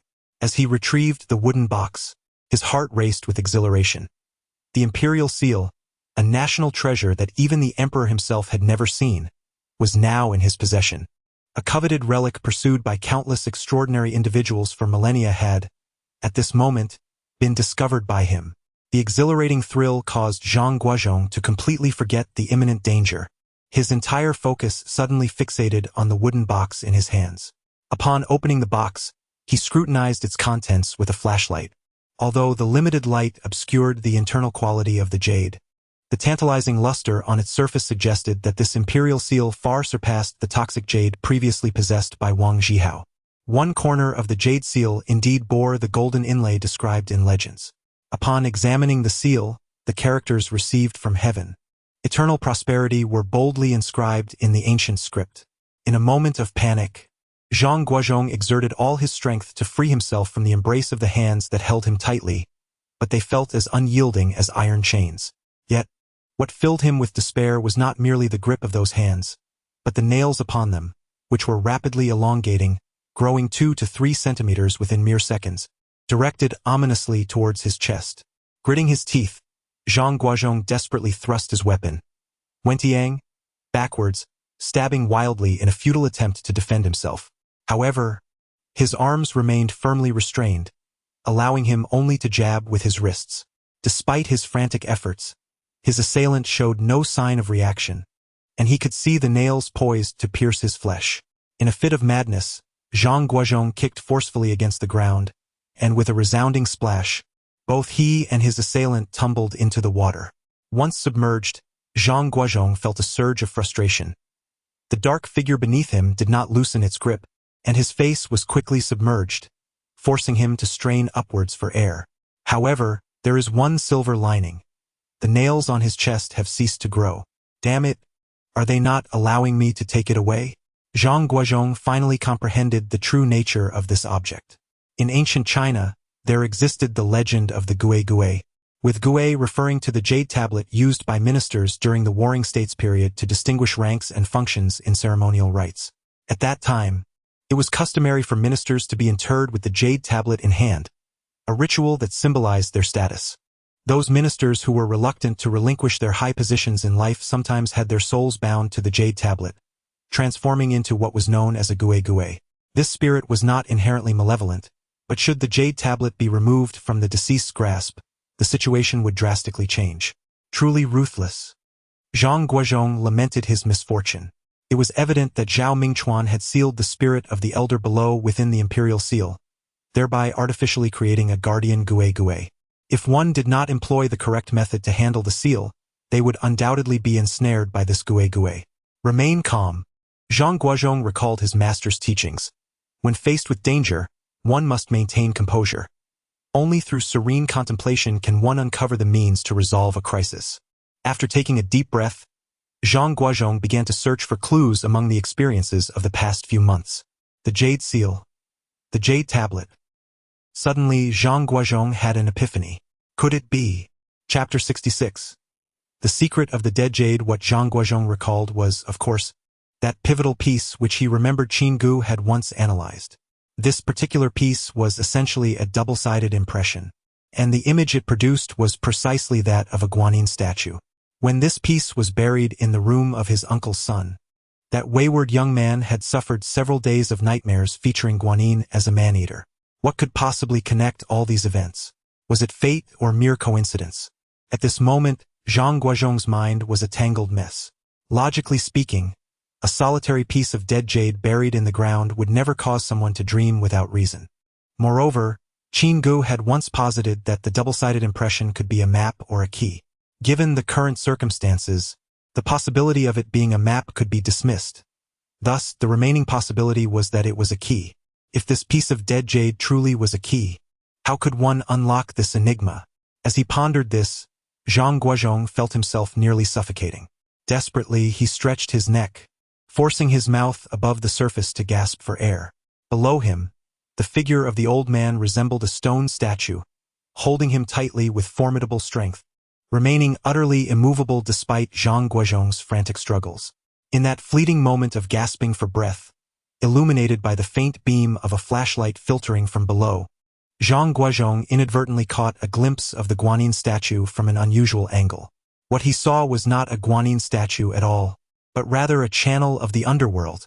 What is the meaning of this channel? The Mingqiu serves as a conduit for the flow of yin energy. According to the teachings of Maoshan, a singular object may only contain one malevolent spirit or grievance. Exceeding this number risks their escape. In ancient times, many practitioners of Maoshan employed talismans to exorcise malevolent entities, which were often passed down through generations or between masters and disciples. These talismans, referred to as magical artifacts, were typically nothing more than a piece of fine jade, rather than intricately crafted treasures akin to the pagoda of Li Tianwang. Thus, it was impractical to sacrifice a treasured heirloom for the sake of a trivial spirit, leading to the creation of the Mingqiu. Its function is to transfer a malevolent spirit from one object to another. Once the practitioner has sealed the spirit using the inherited talisman, they can utilize the Mingqiu to relocate the spirit to a different vessel for containment, thereby allowing the precious heirloom to be reused. There are two forms of Mingqiu, one is material and the other is array-based. The material method involves arranging certain yin-associated materials in a specific configuration to form the Mingqiu, while the array method utilizes incantations, primarily ghost-summoning charms inscribed in the ancient script. The statue of Guanyin before me is evidently the latter type, functioning as an array-based conduit, where a rough line, approximately the width of a finger, extends from the back of Guanyin's hand that holds the jade box, intricately winding its way to the rear of the statue. Without needing to examine it closely, one can infer that it is indeed a ghost-summoning charm carved in the ancient script, positioned so discreetly that it is nearly imperceptible unless one lies on the ground and gazes upward. This revelation caused Zhang Guozhong to momentarily forget the suffocation he was experiencing. No wonder the young master of the Liao family was plagued by nightmares. It turned out that the inscriptions on this door knocker were part of a soul-calling incantation. Only at this moment did Zhang Guozhong realize that Zhao Mingchuan had sealed the spirit of the Gui ghost within the imperial seal. He needed to insert the door knocker into the designated slot and utilize the nether channel to draw the spirit from the imperial seal to the door knocker, thereby safely retrieving the imperial seal. Tilting his head slightly to the side, Zhang Guozhong scrutinized the statue of Guanyin. He observed that the left hand, which should have been cradling a jade vase, was instead holding a jade box, while the right hand performed the fearless mudra. Notably, the sleeve of the right arm had a recess, which, if the nether channel had not been discovered, might have been misconstrued as a delicate carving technique. However, in this context, the depth of that recessed sleeve appeared to closely match the width of the lifeless jade. While his arms were immobilized, his legs retained some mobility. After considerable contemplation, Zhang Guozhong resolved to take a risk. The Gui ghost looming behind him was likely half a head taller. If he could maneuver his feet to grip the dagger and exploit the gap created by the ghost's height to deliver a strike, he might have a chance to make it relinquish its hold. With determination, Zhang Guozhong executed a maneuver, bending his legs at a 180-degree angle above his head, then sharply flicking his wrist, causing the Wenti dagger to soar over 2 feet into the air. Following this, his legs instinctively caught the dagger, which landed perfectly between them. After a brief moment of agitation, the Wenti finally inched from his knees to the tips of his toes. After lowering his legs, Zhang Guozhong gathered his vital energy, biting into the tip of his tongue, and with a sudden motion, he expelled a spray of true yang saliva. As he observed the dagger being raised gradually, its tip ominously directed towards his forehead, a twinge of anxiety coursed through him. This was no ordinary watermelon knife. It was the Wentiang, and a mere deviation of even a centimeter in its descent could spell disaster for him. 1, 2, 3. With a swift motion, Zhang Guozhong retracted his head, loosening his feet. The Wentiang dagger, accompanied by the true yang saliva, plunged straight into the center of the Guigui's face. At that moment, the previously motionless black elder trembled, his arms seeming to lose their rigidity. Seizing this opportunity, Zhang Guozhong let out a thunderous roar, summoning every ounce of strength within him. With a sharp crack, the Guigui's arm was cleanly severed at the root, and an acrid stench immediately permeated the entire chamber. Zhang Guozhong never anticipated that Zhao Mingchuan would engage in such practices. According to Taoist beliefs, humans possess 3 souls and 7 spirits. The so-called evil spirits are those that retain the entirety of this essence. While they may lack intelligence, they possess an innate awareness of fear. In the Yuan dynasty, there existed a legendary secret technique known as the separation of spirits, which involved the detachment of a deceased person's soul. A soul without spirit is referred to as Wulu, while a spirit without soul is known as Pailuan, colloquially termed evil spirit. Such entities hold no taboos and fear nothing, resembling an indestructible being. Moreover, should traditional methods of exorcism be employed against an evil spirit, it would grow a mouth. With each additional mouth, its destructive capacity would intensify. Historical records of Maoshan magic indicate that the highest achievement in combating evil spirits was the emergence of 3 mouths. It is said that throughout history, no one has endured long enough for an evil spirit to develop 4 mouths. Initially, Zhang Guozhong believed this phenomenon to be mere folklore. He thought the first mouth was simply overlooked. However, it has become evident that not only does such a thing exist, but it has also persisted into the Republican era, with individuals still practicing it. Standing face to face with this Guigui, although the entity exhibited no intention of attack, Zhang Guozhong was drenched in cold sweat. Zhao Mingchuan had evidently innovated upon the foundation of the soul separation technique, creating an artificial Guigui, skillfully utilizing the power of the malevolent spirit to guard the He Shi Bai. Regarding such malevolent spirits, even the ancestors of generations past could scarcely endure more than 3 breaths. Had he not possessed this key, he might have perished the moment he entered the cave. Circumventing the Guigui, Zhang Guozhong cautiously scrutinized the right sleeve of the Guanyin statue, discovering that the situation was far more intricate than he had initially imagined. The sleeve cuff appeared to be indented by approximately 4 to 5 inches, revealing 3 faint grooves within. The soul-summoning incantation extended 3 lines from the outer cuff, leading toward these grooves. Zhang Guozhong retrieved the dead jade and measured, finding that the width of each groove precisely matched the thickness of the dead jade. This indicated that all 3 grooves could accommodate the dead jade vertically with perfect precision. A multiple-choice dilemma arose, and once again, sweat beaded upon Zhang Guozhong's brow. He lamented how advantageous it would be if he understood the ancient script. Undoubtedly, 2 of these grooves were deceptive. If he possessed knowledge of the ancient script, identifying the true soul-summoning position would pose no challenge. However, lacking such understanding, should he misplace the dead jade, the 3 souls sealed within the He Shi Bai would be unleashed. Once these 3 souls merged with the 7 spirits of the Guigui, it would result in a being of at least the level of a 1,000-soul specter, rendering his key utterly ineffective and leading to a far graver demise. Alas, in the course of fate, one is destined to encounter the 8-cornered rice, traversing the world yet remaining unfulfilled. Zhang Guozhong, having learned from the words of old Lu, embodies the vigor of youth. Impetuous and impulsive, he is capable of undertaking anything.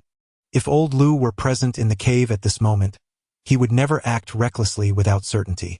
However, Zhang Guozhong is resolute. He has made up his mind to take a chance. In Zhang Guozhong's estimation, it is imperative to set up a formation around the Guigui while it remains motionless, and subsequently to seal the jade within. If fortune smiles upon him and he succeeds, all the better. Even if he fails, the formation should be capable of restraining the entity for a minute or 2. Given his skill, he believes he can escape with the He Shi Bai during this interval. Unlike the malevolent spirits and Guigui, the evil souls do not typically scale walls. Once he exits, he can seal the cave's entrance, leaving the dark old man inside to face his own misfortune in future encounters. Yet, the room is flooded with water, making it challenging to establish a formation on the ground. The only viable option is the walls, but what kind of formation can effectively contain the evil spirit lurking below? As Zhang Guozhong rummages through his bag, pondering, he suddenly feels a chill run through him. Glancing down, he realizes that he is holding the bottle bequeathed by Zhao Kuanqing's father. Cheng Yunzi, 751, a scholar and historian from the Tang dynasty, hailing from Heong, Hunan, present-day Mengzhou, Hunan province. Lu Mo, 712, a scholar, physician, and proponent of health during the Tang dynasty, with an unclear ancestral origin. Chapter 67. Unity of the formation. Though a sense of the uncanny lingered in his heart, there was no time to dwell on such trivial matters. Placing an array of items, including a bottle, upon the nearby stone platform, Zhang Guozhong began to contemplate strategy. Upon closer inspection, it became evident that laying out any formation within this subterranean chamber was not particularly challenging, for the cave itself existed below sea level. Its walls were akin to the ground above. Although the formations held little significance for the malevolent spirit, should the wrong keystone be misplaced, releasing the 3 souls trapped within the He Shi Bai and merging them with the 7 spirits to form a vengeful ghost could indeed prove consequential. With this thought in mind, Zhang Guozhong observed the position of the malevolent spirit, the Gue ghost, and resolved to establish a soul-binding stake on 3 walls of the cave, excluding the one adorned with the statue of Guanyin. Should the Gue ghost transform into a wrathful specter, these 3 stakes should be capable of restraining it for several minutes without issue. After securing the soul-binding stakes, Zhang Guozhong took a deep breath and began to ponder the 3 grooves before him. If I were Zhao Mingchuan, where would I place the correct one? After all, correctly sealing the dead jade would allow one to exit with great confidence, far safer than relying solely on the soul-binding stakes. After illuminating the grooves with his flashlight for a considerable time, Zhang Guozhong discerned a peculiar commonality between 2 of them. Each bore a symbol at its center, reminiscent of a character from the ancient script, while the third lacked any such marking. It seemed, this must be it. Zhang Guozhong cautiously inserted the lifeless jade into the unmarked groove. Once the jade was fully embedded, a sharp crack echoed as the Guanyin statue split open at the chest, releasing a steady stream of water. This was followed by a grating sound, reminiscent of an iron door long neglected, creaking open and shut with an ear-piercing intensity. Accompanied by this cacophony, the entire chamber seemed to tremble, as if some mechanism had been triggered. The stagnant water within began to rise alarmingly. Had he inserted it incorrectly? Although the ghostly figure remained inert, the unfolding scene clearly indicated that some mechanism had indeed been activated. At that moment, Zhang Guozhong could no longer afford to observe the effects of the soul-fixing stakes. He swiftly advanced to open the jade box, seizing the wooden container that held the imperial seal and tucking it into his garments. However, the water level surged with astonishing rapidity. Within barely 20 seconds, it had risen from knee-deep to chest-high. Escape was no longer feasible. Just as Zhang Guozhong was about to retrieve his climbing rope from his waist, preparing to swim towards the cave's entrance, he suddenly heard several sharp sounds reverberating within the cavern, akin to a thunderous crack but significantly less intense. 3 stakes, previously lodged in the crevices of the rock, shot across to the opposite wall, splashing into the water below. It was uncertain whether the oppressive aura of the cave was to blame or if the stakes were simply too formidable, but these 3 soul-fixing stakes failed to endure even a minute. The ghost, which had still been partially submerged, promptly plunged beneath the water's surface with a splash as the last echoes of sound faded away. As the waters surged over the Golden Mountain, the treachery of the Zhao clan surpassed even that of Cao Cao. Zhang Guozhong, while invoking the ancestral spirits of the Zhao family, desperately swam towards the cave's entrance. Suddenly, he felt a strong grip around his left ankle, pulling him violently beneath the surface before he could even draw a breath. Cursing under his breath, Zhang found the visibility underwater to be quite poor. Clenching a flashlight in his teeth, he drew forth the short sword belonging to Zhao Kuan's father, attempting to distract and stab at the shadowy figure before him. To his astonishment, the figure did not evade. The sword pierced deep into its body, releasing a dark mist that enveloped the water. The hand that had clutched his ankle loosened its grip. This sword possessed remarkable power. At that moment, the water level in the chamber had risen to the point of submerging his head. With no desire to linger in battle, Zhang swam towards the cave's entrance. Just as he reached the spot directly beneath the opening and prepared to retrieve the rope from his waist to ascend, he sensed a sudden disturbance in the water. In an instant, a claw struck, raking across the arm that held the wooden box. A sharp, piercing pain shot through him, and in an instant his arm went numb, causing the box containing the imperial seal to plummet into the depths with a resounding splash. Zhang Guozhong clenched the flashlight in his mouth, stifling a groan as he drew his short sword. With a sweeping motion, he struck at the figure emerging from the water once more. With a splash, the entity was struck, though its exact wound remained unknown, and it promptly sank back beneath the surface.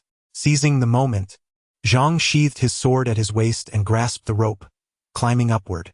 Just as his legs were about to leave the water, the creature leapt from the depths, sinking its teeth into his foot.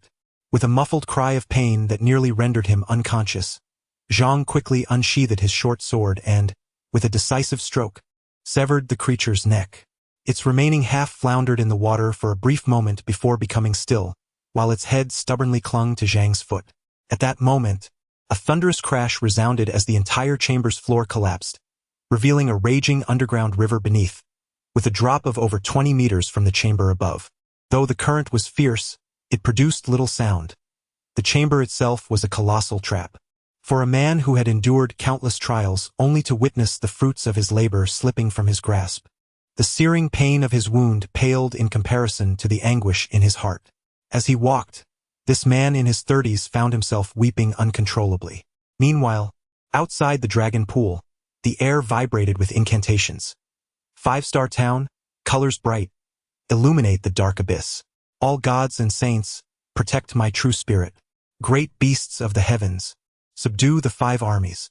Demons of the heavens, obliterate body and form. Wherever I stand, may all gods pay homage.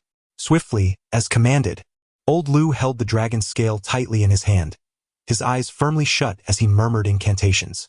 At that moment, a mysterious whirlwind began to swirl around Li Ruixue and Rinzhou, akin to headless flies darting chaotically, their mournful cries and wails echoing incessantly.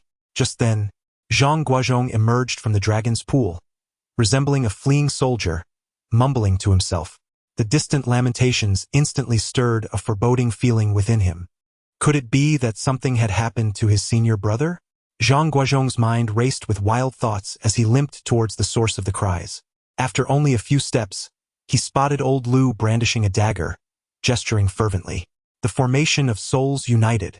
Zhang Guozhong's eyes widened in realization. This was a perilous technique from the Maoshan school. The formation was laid upon the ground and simultaneously upon the practitioner, as if 2 vengeful spirits were ensnared within Old Lu's body. Regarding this technique of unification, Master Ma had once warned him that it was the most profound art of Maoshan. Unless in dire circumstances with a high certainty of success, one must avoid its use at all costs. Failure could lead to attracting malevolent spirits, severely damaging one's vitality, or worse, resulting in shattered meridians and immediate death. Zhang Guozhong dared not call out to Old Lu, fearing that a moment's distraction might disrupt his vital energy. Instead, he stealthily circled to the base of the grassy slope, where he arranged a false sun formation using copper coins beside him. The term yang refers to the sun or the vital essence. As the name suggests, the false sun formation is a strategy designed to simulate a gathering point of solar energy, primarily intended to intimidate. However, Zhang Guozhong had innovated upon this formation, transforming it from a mere illusion of solar energy into a mechanism that could draw forth the essence of the law to deceive and harness energy for attack. Thus, this formation now possessed a formidable offensive capability. Unbeknownst to Old Lu, who was atop the grassy slope, Zhang Guozhong had emerged and was positioned directly across from him. At this moment, with his enlightened vision, Old Lu perceived that the 2 swirling masses of dark energy within the formation were growing increasingly sinister, while 2 corresponding dark energies coalesced within his own chest. Realizing the moment was ripe, Old Lu brandished his dagger and made a swift incision across his chest. Simultaneously, a piercing scream erupted from within the formation, followed by a jarring sound reminiscent of the heavens being torn asunder. The head of the yellow weasel, along with a portion of its bloodied carcass, erupted from the depths below with a resounding splat, as the 2 dark entities, one large and one small, struggled momentarily upon the ground before falling still. Although the human embodiment had been eliminated, Li Ruixue in the formation appeared to possess an abundance of spirit. At this moment, she seemingly adopted the stance of a desperate gamble. After the figure fell, Li Ruixue abruptly ceased her earlier erratic movements, becoming eerily still, her cat-like eyes gleaming as they fixated intently on old Lu. A gentle breeze began to swirl around her, while the yin-dispelling talisman, pinned to the ground by a chicken throat, suddenly shattered into confetti. In a moment of clarity, old Lu sensed a surge of dark energy swelling rapidly within his chest, an oppressive force that he could no longer contain. Li Ruixue, within the formation, appeared to consciously engage in a contest of wills with old Lu. Following the dispersion of the talisman, she did not rush to attack. Instead, she raised her hands high and began to pound the ground with fervor. With each strike, several copper coins from the surrounding formation flew into the air. Upon the fourth blow, the chicken throat that had been thrust before old Lu was sent soaring into the heights. The chicken throat, a crucial focal point within the formation, symbolized the core function of the array. Its dislodgement signified the collapse of the formation. Realizing the dire situation, old Lu muttered to himself that it was over. A sweet taste filled his throat, and he coughed up a mouthful of blood onto his chest. Before him, the dark energy thickened, inexorably drawing closer. Note: the soul fixation stake is a method used in folk burial practices to prevent corpse transformation, typically utilizing a chicken throat or equivalent materials, supplemented by the heavenly stem and five harmonies diagram. If signs of transformation are evident before burial, a soul fixation stake will surely be found not far from the grave. In cases of great grievances, there may be 2 or more stakes surrounding the grave. Legend has it that, after the execution of the renowned Taiping general Shi Dakai, 9 such stakes were placed around his tomb. Eagle armor. The powder derived from a blend of fishbone meal and chicken beak exhibits a far superior effect in dispelling toxins compared to millet. Chapter 68, Regrets in the Mountains. At that moment, old Lu, with his keen perception, noticed a surge of purple energy emanating from the base of the grassy slope before him, advancing directly towards the dark mist. Could it be Guozhong? The purple aura, propelled with an overwhelming force, swiftly enveloped the black haze. Old Lu immediately felt the dark energy in his chest diminish significantly. Meanwhile, within the formation, Li Ruixue had resumed her piercing wails, desperately striking the ground with her hands, each thud resonating for miles. Regardless of her fervent efforts, the purple energy remained steadfast around her. Within mere seconds, Li Ruixue resembled a deflated balloon, her strength waning to mere whimpers. Although such tactics bore inherent risks, old Lu felt a profound confidence. The purple and black energies were evenly matched. Despite his injuries, he still possessed considerable fighting spirit. With this lingering energy combined with the unexpected purple force, sending this malevolent spirit to the underworld seemed entirely feasible. As the dragon-scaled dagger plunged into the earth, Li Ruixue collapsed with a soft sigh, foam bubbling at her lips, a thunderous cry akin to a thunderclap echoing through the air, sending shivers down one's spine. Guozhong, is it you? Old Lu hastened to the base of the grassy slope, where he found Zhang Guozhong, sprawled with his limbs akimbo, foam escaping his mouth, already unconscious. Observing the wound on Zhang Guozhong's foot, from which black fluid intermittently oozed, old Lu was at a loss for what to do. One half-dead Qin Ge, a comatose junior disciple, and the chaotic situation before him was more unmanageable than the disastrous Ba Mountain episode from the past. However, there was solace in the fact that the malevolent spirits had been vanquished. For the moment, there were no lingering concerns. After applying eagle armor to Zhang Guozhong's wound and administering a few more needles, old Lu swiftly approached Qin Ge. Feeling for his pulse, he found it faint and tenuous, while a foul, viscous substance coated his skin. As it touched his hand, it ignited a searing sensation, which soon transformed into excruciating pain. With the malevolent spirits dispelled, there was nothing to fear now. Come over to assist. By the way, do you have gloves? Put them on. Old Lu directed Song Quan to lift Qin Ge to the center of the path, aligning his body with the direction of the road. He then used a dagger to sever Qin Ge's 7 meridians, sprinkling a layer of eagle armor atop each wound. Using copper coins, he arranged a Shurgon formation upon Qin Ge, a method capable of extracting the yin energy from the earth, as well as from a person. At this moment, Qin Ge was afflicted with yin poison that had already penetrated his heart. Traditional materials for expelling yin had proven ineffective. Thus, old Lu resorted to this desperate measure. Although the human body is predominantly yang, an absence of yin is equally perilous. A surge of pure yang can indeed be fatal. Therefore, the Zhang Formation laid upon Qin Ge's body demanded precise calibration. Given his current condition, even a mere deviation of a few seconds could lead to his demise. Lu, esteemed senior, what is your intention? I believe we should carry him to the hospital. Song Quan, perplexed by the intentions of old Lu, thought it was imperative to transport Qin Ge down the mountain for medical assistance, given the severity of his poisoning. Do not speak. Upon completing the arrangement of the Zhang Formation, old Lu inserted a piece of dead jade into Qin Ge's mouth, surrounding his body with the remaining red nitrate. Let us see how fate treats you, old Lu muttered, as he affixed a dispelling talisman before Qin Ge's forehead with a chicken gullet.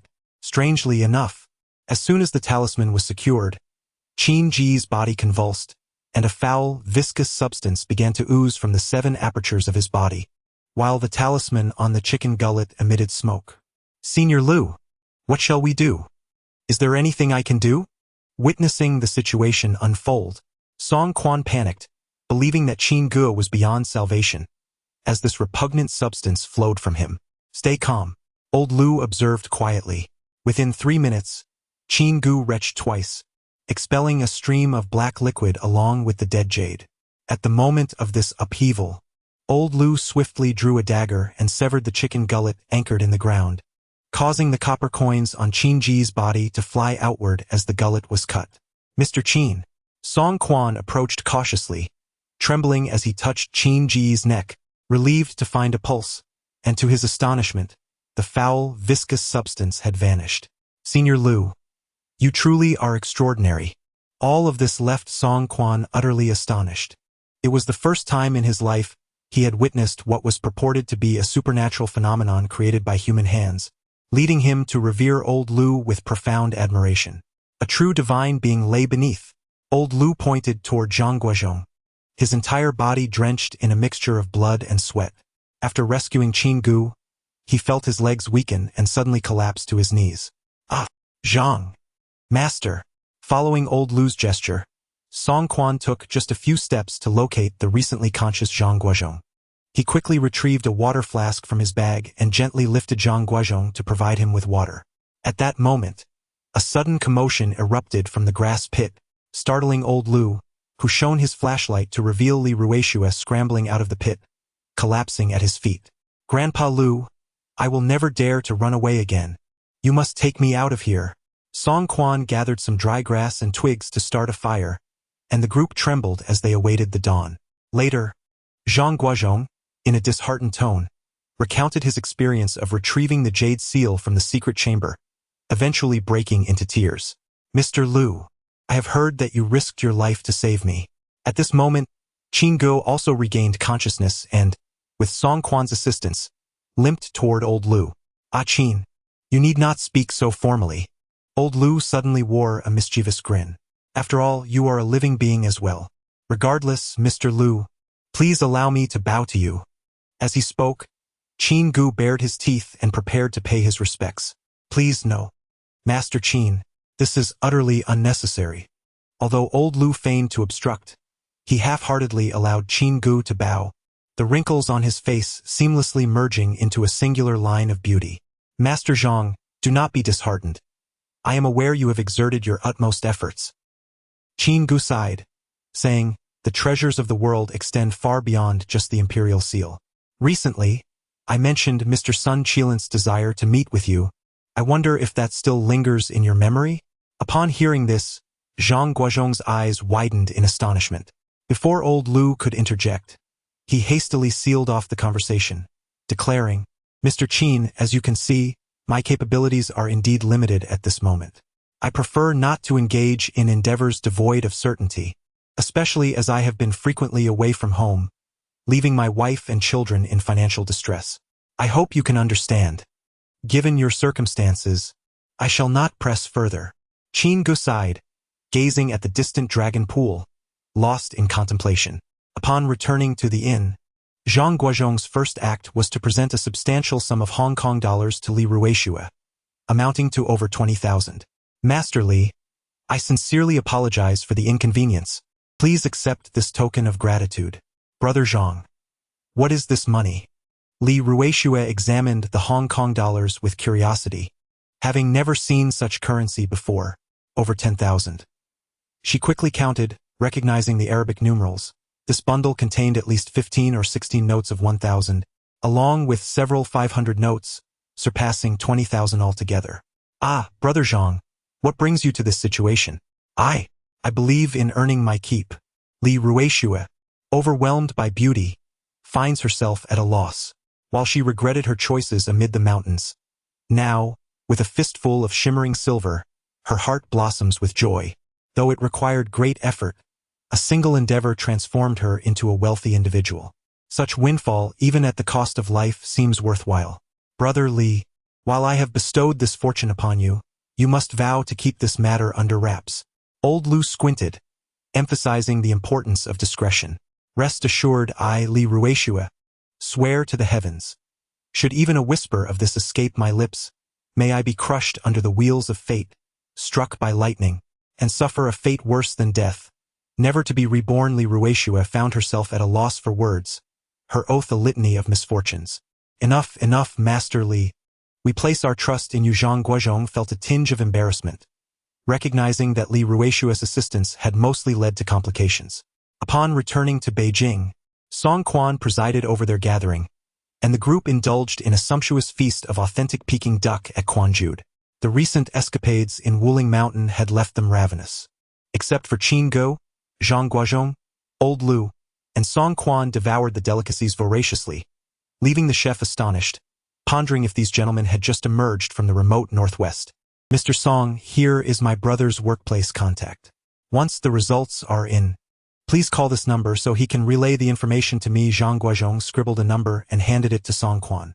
And should the occasion arise, I would be delighted to host you in Tianjin. Master Zhang, our paths shall cross again, of that I am certain. Song Quan reluctantly grasped Zhang Guozhong's hand, promising to notify him as soon as the results were available. Master Zhang, until we meet again. Qin Ge clasped his fist, equally convinced that they would reunite. No, no, let there be no future meetings. Old Lu, having boarded the vehicle, cautioned, Qin, take care. His penchant for sarcasm never waned, reminding them that seeking medical attention in Chinese hospitals would not be reimbursed by any institution. At Wuling Mountain, near a small waterfall located 25 kilometers from Longtan, a surveying team from the provincial geological team was busy packing their tents in preparation to continue their journey. Hey, did you hear that sound? Feng Xiaoyu, a recent university graduate and intern at the Geological Bureau, was on his inaugural expedition into the mountains. He was easily startled by the peculiar noises of the wilderness, causing an air of tension among his colleagues. Xiao Feng, stop being so paranoid, will you? It's broad daylight. Don't frighten yourself. Team leader Luo Liwen remarked impatiently as he hoisted the equipment. Look at Xiaowen. She packs up more efficiently than you do. Anqi, the belle of the surveying team, was often favored by team leader Luo to accompany them on field surveys, entrusting her with the honorable task of organizing their work. Whenever Anqi assigned a task, regardless of how arduous or perilous it might be, everyone would eagerly comply without a hint of complaint. No, no. Team leader Luo, I truly heard a splash, as if something fell into the water. It was peculiar. Feng Xiaoyu continued to gaze anxiously towards the waterfall. We must hurry, we must hurry. Luo Liwen, in a state of agitation, exclaimed, we are a surveying team, not a police squad. Even if someone fires a shot, it bears no relevance to us. Let us proceed swiftly.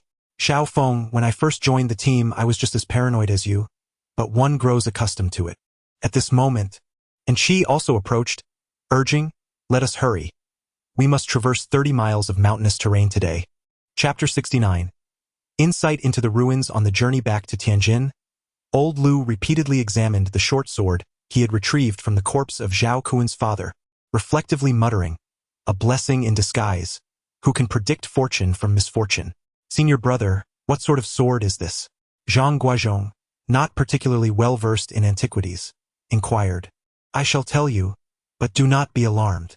Old Lu cleared his throat and leaned closer to Zhang Guozhong, whispering a few words. Ah! Zhang Guozhong exclaimed, startling the driver who slammed on the brakes. What happened? Is everything all right? Driver, it's nothing at all. Please carry on. It's merely our own business. My apologies, Zhang Guozhong responded, feeling rather embarrassed as he offered reassurances. The car resumed its journey, and as Zhang Guozhong caressed the sword, he followed old Lu's finger to a scarcely noticeable area on the hilt, where he discerned two severely worn seal characters. The second character was too intricate and badly eroded to be legible, yet the first character was faintly visible, giant.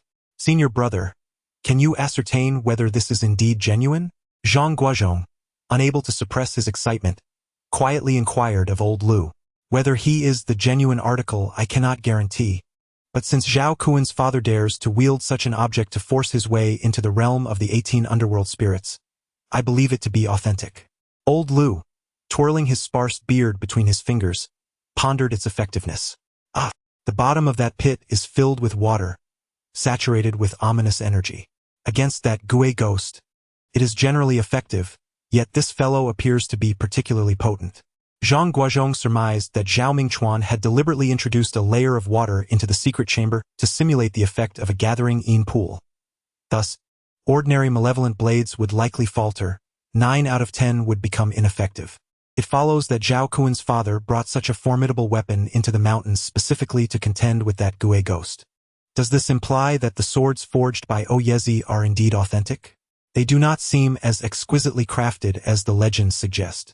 Zhang Guozhong lightly traced the blade with his finger, only to be met with a sharp sting. Raising his hand, he discovered a cut.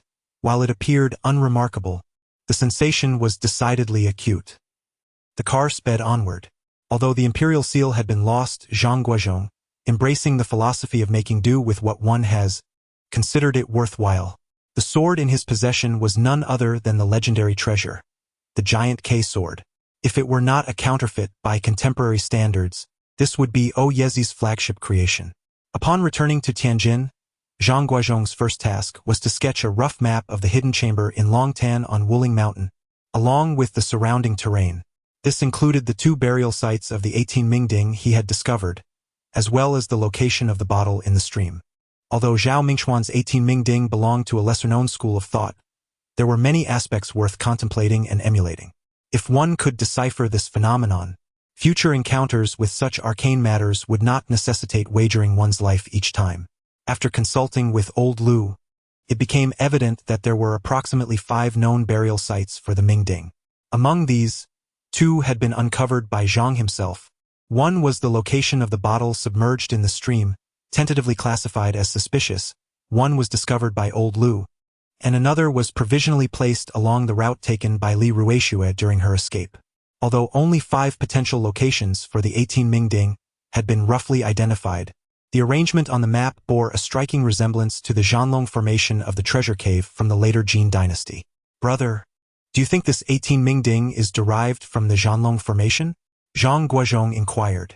It is quite possible, old Lu replied, as he unfurled the treasure map from the later Qin era and began comparing the topography surrounding each station of the Zuanlong Formation, discovering numerous similarities. At that moment, a knock echoed through the room. Li Area opened the door to find Zhang Gui standing there. Brother, someone called for you this afternoon. How did they get through to me? Zhang Gui asked, puzzled. Was it from BJ? Zhang Guozhong inquired. Yes, they mentioned that the results have come in and asked me to relay the message to you. They said it was the mucus on the surface of the carp. Zhang Gui took the passbook and opened it, his expression immediately turning to one of disbelief. 20 million Hong Kong dollars in foreign exchange savings. Brother, where have you been? Is this not something illegal? The slime on the surface of the carp? Zhang Guozhong pondered deeply, contemplating the implications of the carp slime combined with human organs. What exactly does Zhao Kuanxing's father intend to do? I understand now. Old Lu remarked, fish belong to the Yin, and this young man has already broken the 18 underworld spirits. How so? Zhang Guozhong still did not grasp old Lu's meaning. The 18 underworld spirits. How could they cause harm or death? Old Lu inquired. Zhang Guozhong shook his head. Zhao Mingchuan's killing of those 18 individuals was not a mere act of murder. It was preceded by the scattering soul incantation before the act of killing. Old Lu elucidated. This scattering soul is a rudimentary form of enchantment that induces a state of soul loss, where vital signs appear normal, occasionally accompanied by high fever, and the individual may fall into unconsciousness. Those whose souls do not return are left with a yearning for their bodies. Yet if ensnared by the scattering soul spell, their spirits cannot return, leading to the emergence of resentment. Are you suggesting that if these souls find their bodies, the resentment dissipates? Zhang Guozhong postulated, the human organs within this bottle can be concealed by the carp slime, causing those wronged spirits to perceive the organs as their own corpses. I discovered 4 bottles, which implies that Zhao Guozhong's father must have brought a total of 18 bottles, and with 4 remaining, it indicates that he has already dealt with 14 of the 18 underworld spirits for us. Indeed, Old Lu affirmed, and considering your encounter with a local demon, that counts as 1.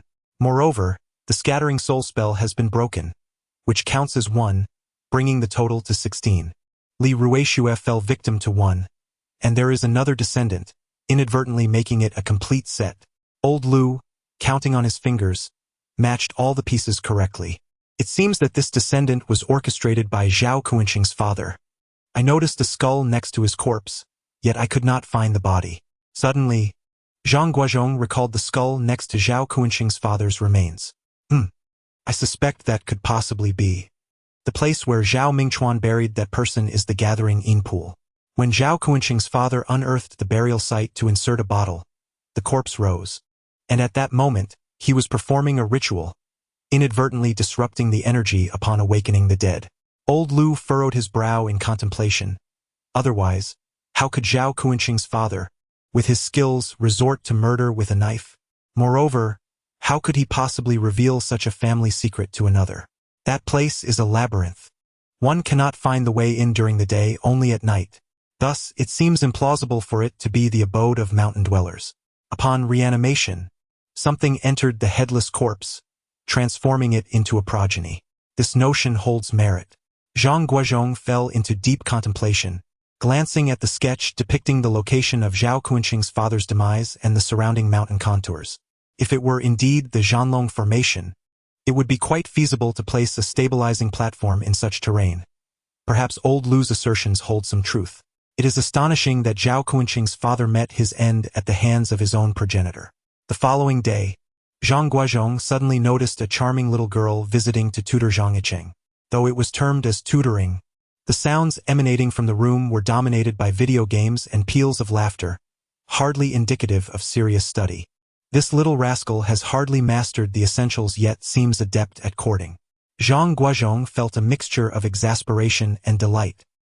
He was vexed by the early signs of infatuation at such a tender age, yet amused to see that his son possessed a certain charm, attracting a rather appealing young lady.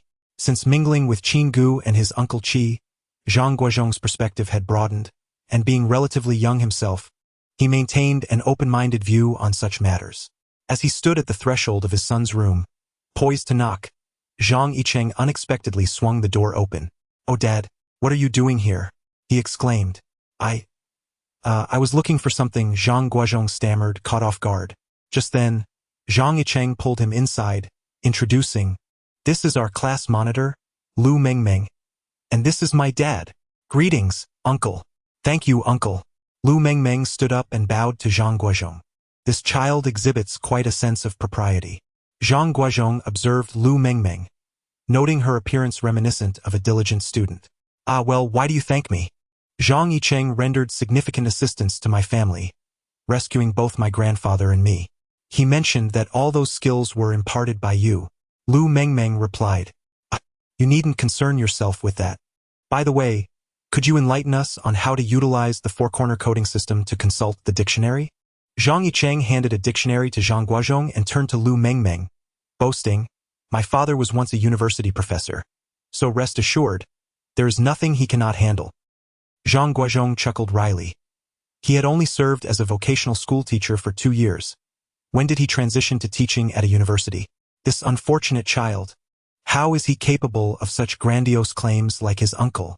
After retrieving the dictionary, Zhang Guozhong began to explain the four-corner coding method to the two children. As he spoke, an idea suddenly struck him. Once he finished explaining, he hurried to his room and unearthed a book previously discovered by the Hong Kong police from Zhao Guoxing's safe. Could it be? This is a dictionary? Zhang Guozhong pondered, pulling out the silk that Zhao Lu had concealed in his belly, meticulously cross-referencing each symbol. After an afternoon's labor, he finally discerned a rough correlation, leading to an overwhelming joy for Zhang Guozhong. It turned out that this book was indeed a rare dictionary, and with its aid, Zhang Guozhong uncovered the true cause of Zhao Li's death, which was strikingly different from his initial conjectures. The translation of the text is as follows. The Zuanlong Formation consists of 9 segments, 8 of which can be broken. However, a true sage must possess foresight, thus preserving one segment for future use in great righteousness, ensuring that the Han Emperor is not let down. Yet, upon receiving a handwritten letter from the Han Emperor, captured by the eunuchs, I realized that my time was limited.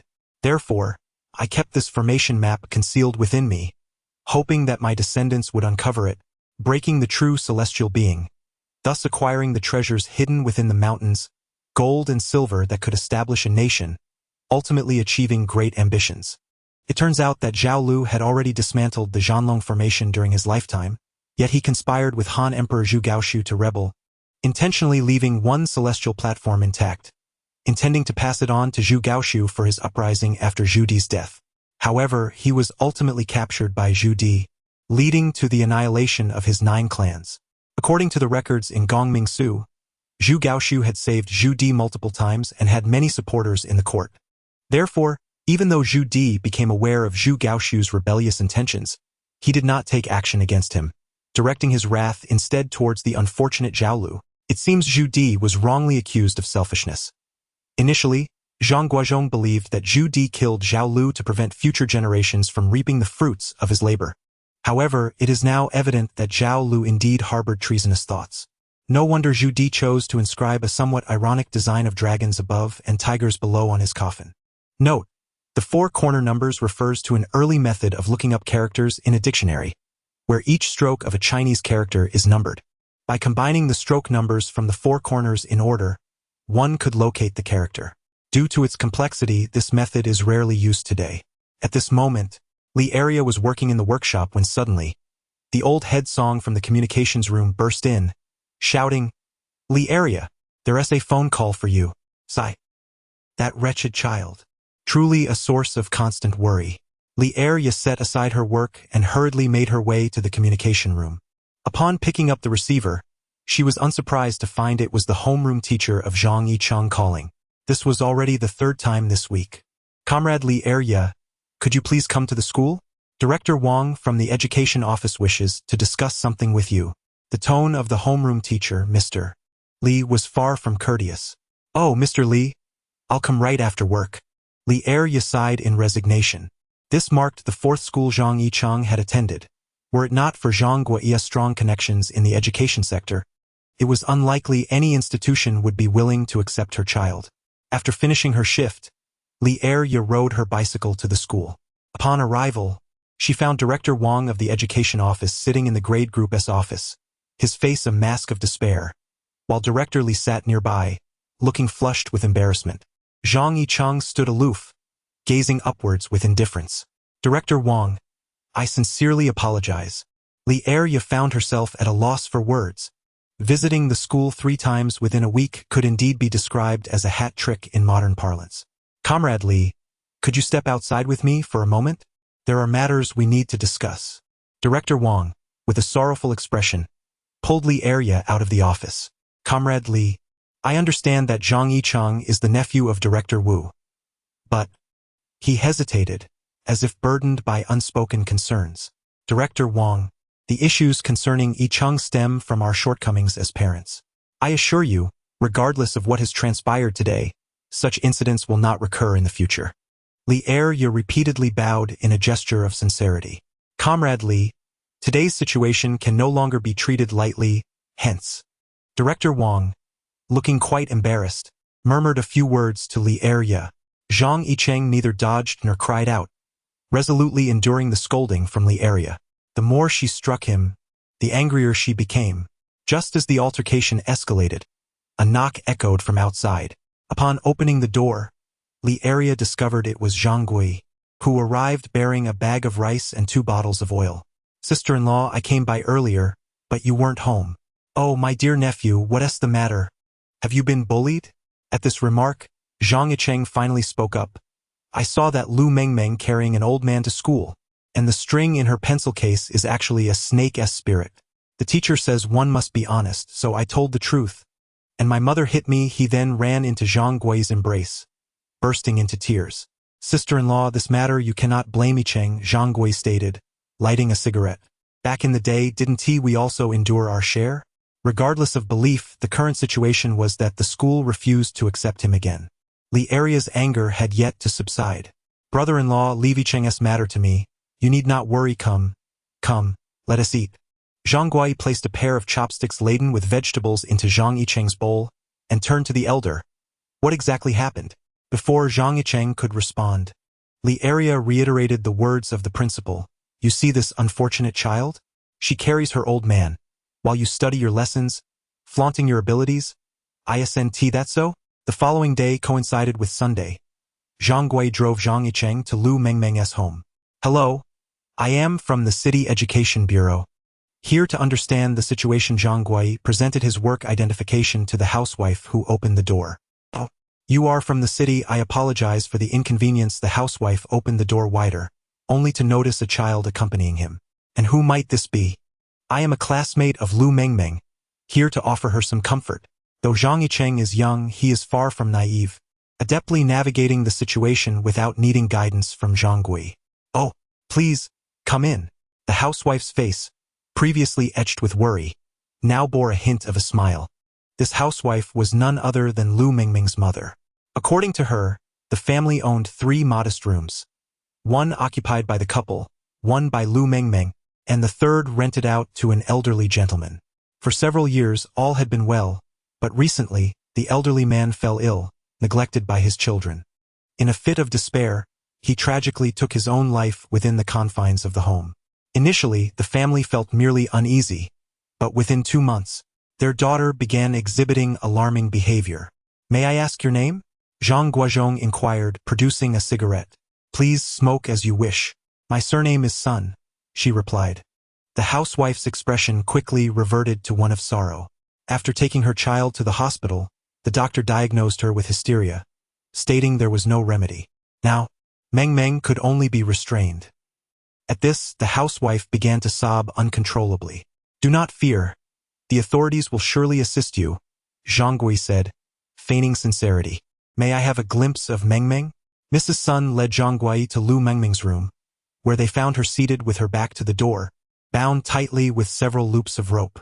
The walls around her were stained with streaks of blood, and her hands were similarly marred, evidence of her frantic attempts to claw at the wall during her episodes of madness. As recounted by Mrs. Sunday, Mrs. Sun was indifferent. Even if her father bound her, he would still have to wear cotton gloves. As she spoke, tears streamed down her face.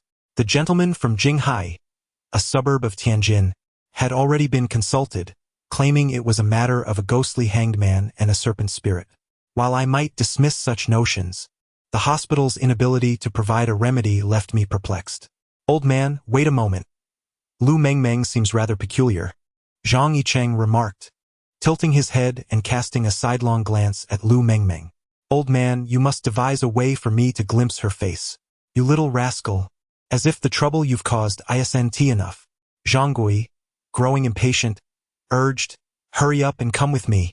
Just then, Zhang Yicheng suddenly dashed to Lu Mengmeng's side, leaning forward to observe her countenance. "Old man, I can cure Lu Mengmeng's ailment." In the vehicle, Zhang Yicheng spoke with an air of maturity, addressing Zhang Gui. "Old man, you simply don't understand. Shouldn't my father be involved? Why use a butcher's knife to slaughter a chicken?" Zhang Yicheng adopted a rather adult tone, adding, "Old man, can you keep this from my mother?" He then murmured beside Zhang Gui, "What did you say?" Zhang Gui, nearly colliding with the median while driving, inquired, "Demolish someone's house?" Zhang Gui exclaimed, taken aback. The house where Lu Mengmeng lived had a history of someone having hanged themselves, flanked by neighbors on both sides. It was an old-style tiled house, with only a narrow alleyway behind it. How could one possibly demolish such a structure? What sort of undertaking would that require? Uncle, I just saw Lu Mengmeng's face. If we don't find a solution within half a month, she won't be able to recover. Go. Stop talking nonsense. Your grandfather's illness lingered for 2 to 3 years, yet your father managed to remedy it. This situation with her is under a month. Let me tell you, Yicheng, you're not a child anymore. You should be more sensible. Your father isn't home right now, so don't provoke your mother. Uncle, I'm not being frivolous. Zhang Yicheng's tone was remarkably mature. I've read all my father's books, and Uncle Lu has often taught me. Shun Mengmeng is not like my grandfather. She is a child, and moreover a girl. Additionally, she has more than one ailment.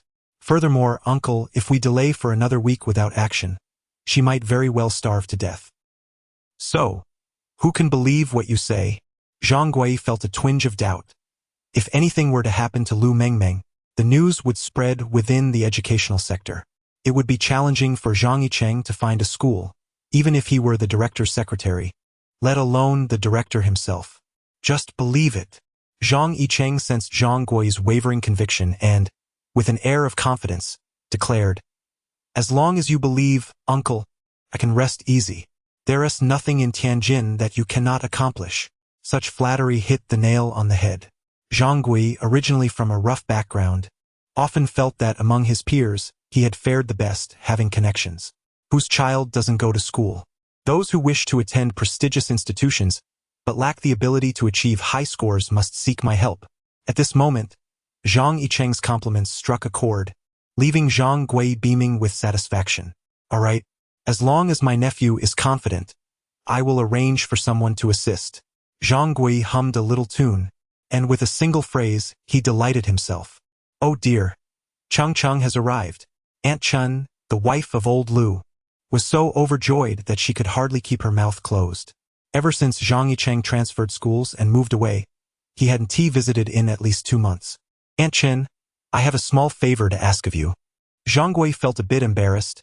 Could you help us stage a little performance? 3 days later, outside Lu Mengmeng's home. Oh my, Comrade Zhang, is that you? I truly regret troubling the higher-ups. We have caused you enough inconvenience. Mrs. Sun felt a tad awkward. Comrade Sun, this time it is not about troubling the higher-ups. After I heard you mention Mengmeng's situation, I thought, for an exemplary student like her, it would be a pity if her studies were hindered due to health issues. Society would lose a valuable pillar in the future. Zhang Guo pondered his words earnestly. Thus I invited an aunt to come and take a look at Mengmeng. The absurdity of this statement even made Zhang Yicheng grimace. When Mrs. Sun opened the door, she was completely taken aback. Behind Zhang Guo stood not only a stern-looking elderly lady but also a group of construction workers.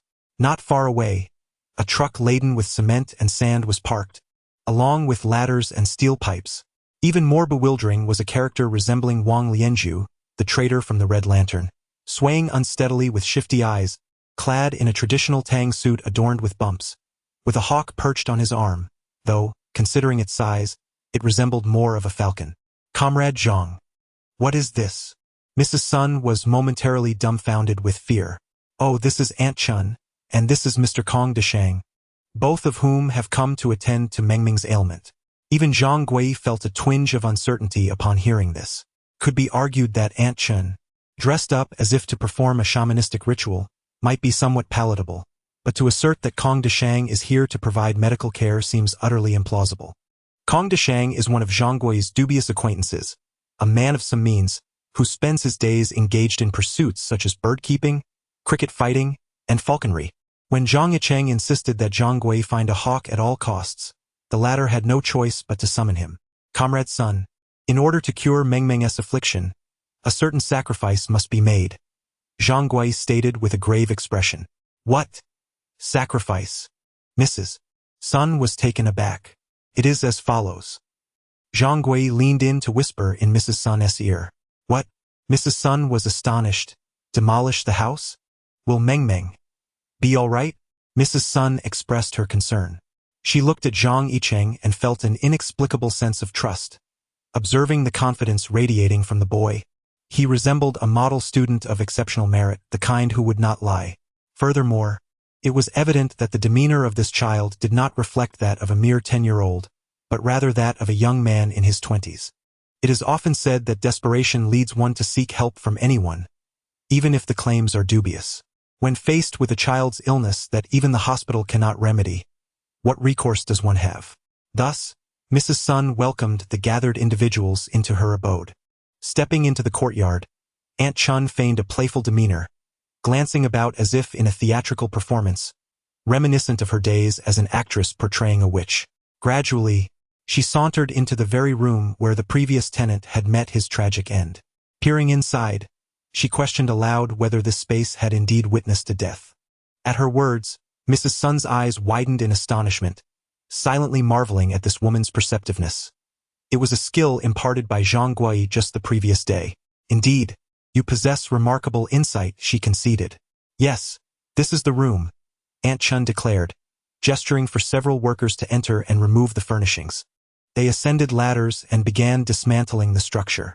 As beams were exposed, the laborers engaged in a contest of strength, sending large wooden rafters crashing down within the confines of the room. Take everything and burn it, Aunt Chun commanded, cautious not to reveal too much lest her ruse be uncovered. A bottle of gasoline was poured, igniting a fierce blaze that quickly spread. The moment the flames roared to life, anguished cries erupted from Lu Mengming's room. Mrs. Sun nearly collapsed upon hearing the distressing sounds. Zhang Guozhong and the man who bore an unsettling resemblance to a traitor, Qin Ge, rushed into the chamber.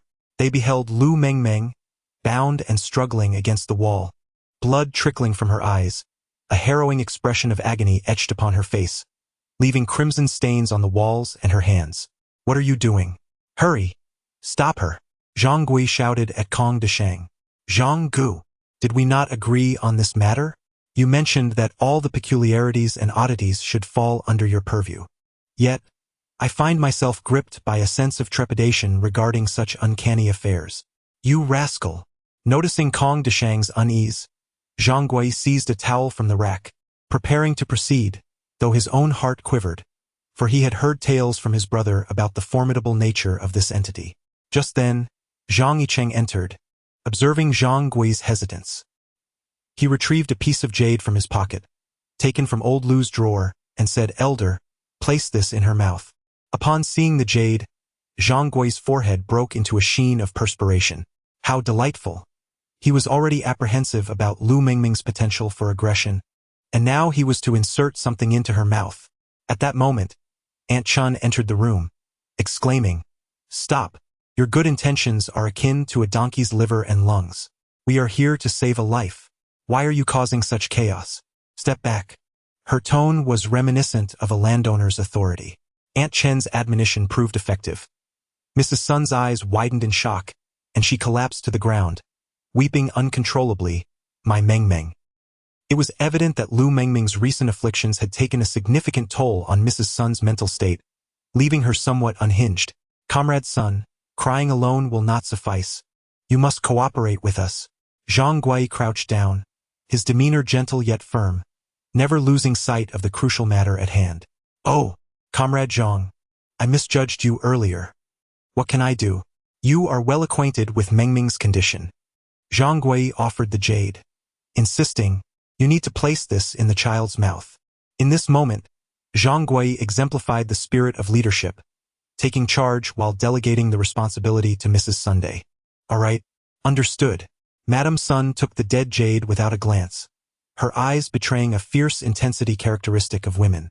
She turned and exited the room, soon returning clad in specially crafted thick cotton gloves. She rushed towards Lu Mengming, seizing her with one hand gripping her neck, while the other forcefully attempted to shove the dead jade into her mouth. The scene left Zhang Guozhong and Qin Ge, two grown men, utterly astonished. The ferocity of a woman can be terrifying.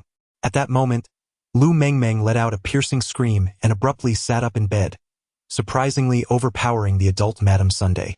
Strangely enough, upon having the dead jade thrust into her mouth, Lu Mengming ceased her struggles and lay on the bed, gasping for breath. Moments later, she expelled a thick, viscous red liquid, which was notably different from what Li Daming had previously regurgitated. This did not emit a foul odor, as it had not yet accumulated much rancor due to the brief time elapsed, falling still thereafter. Although Zhang Yicheng felt confident, it was still his first time dealing with such a situation. He grimaced at the sight of the sticky flood and, suppressing his nausea, picked up the dead jade with tissue paper. We need to bury it in the suburbs. Is Meng Meng all right? Madame Sun, with her gloved hands, gently adjusted Lu Mengmeng's face. At that moment, another peculiar occurrence unfolded. Lu Mengmeng, who had previously been in turmoil, began to writhe on the bed, her tongue flicking out like a serpent tasting the air. Zhang Yicheng tugged at Aunt Chen's sleeve, and she understood, clearing her throat. Mr. Kong, let the eagle go. At this point, a terrified Kong Deshang, drenched in perspiration, quickly nodded and untied the rope from the eagle's claws. Suddenly, the eagle let out a cry and began to fly wildly within the room, landing with a thud atop the tallest cabinet. At that moment, Zhang Yicheng stealthily opened the door from behind. As the door creaked open, the hawk took flight, soaring out into the open air and landing on the freshly dismantled roof. Kong Deshang's heart raced. After all, he had spent over 200 yuan on this hawk, and he had devoted an entire month to training it. If it were to escape now, losing the 200 yuan would be trivial compared to the time and effort wasted. Yet, despite his worries, the unprecedented and peculiar atmosphere kept him silent. Everyone, stay inside, Zhang Yicheng whispered urgently, tugging at Aunt Chen's sleeve. Understanding his intent, Aunt Chen feigned authority and shouted dramatically, "Look at that hawk on the opposite rooftop. It dares not descend." The hawk stood atop the roof, gazing downward before suddenly leaping to the ground, scratching at the earth with its talons like a chicken, emitting sharp cries intermittently. After digging for a moment, it abruptly flapped its wings, opening its beak and circling wildly at the wall's base. Kong Deshang's eyes widened in disbelief. Aunt Chen. No, Auntie, what is it doing? Don't speak.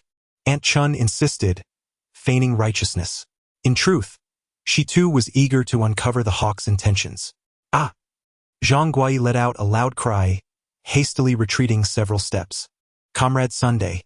At the sound of his shout, Kong Deshang, already on edge, instinctively executed a forward roll. However, in his haste, he rolled not far but ended up at Lu Mengmeng's feet. Upon glancing up at her face, his legs weakened instantly. Sunday.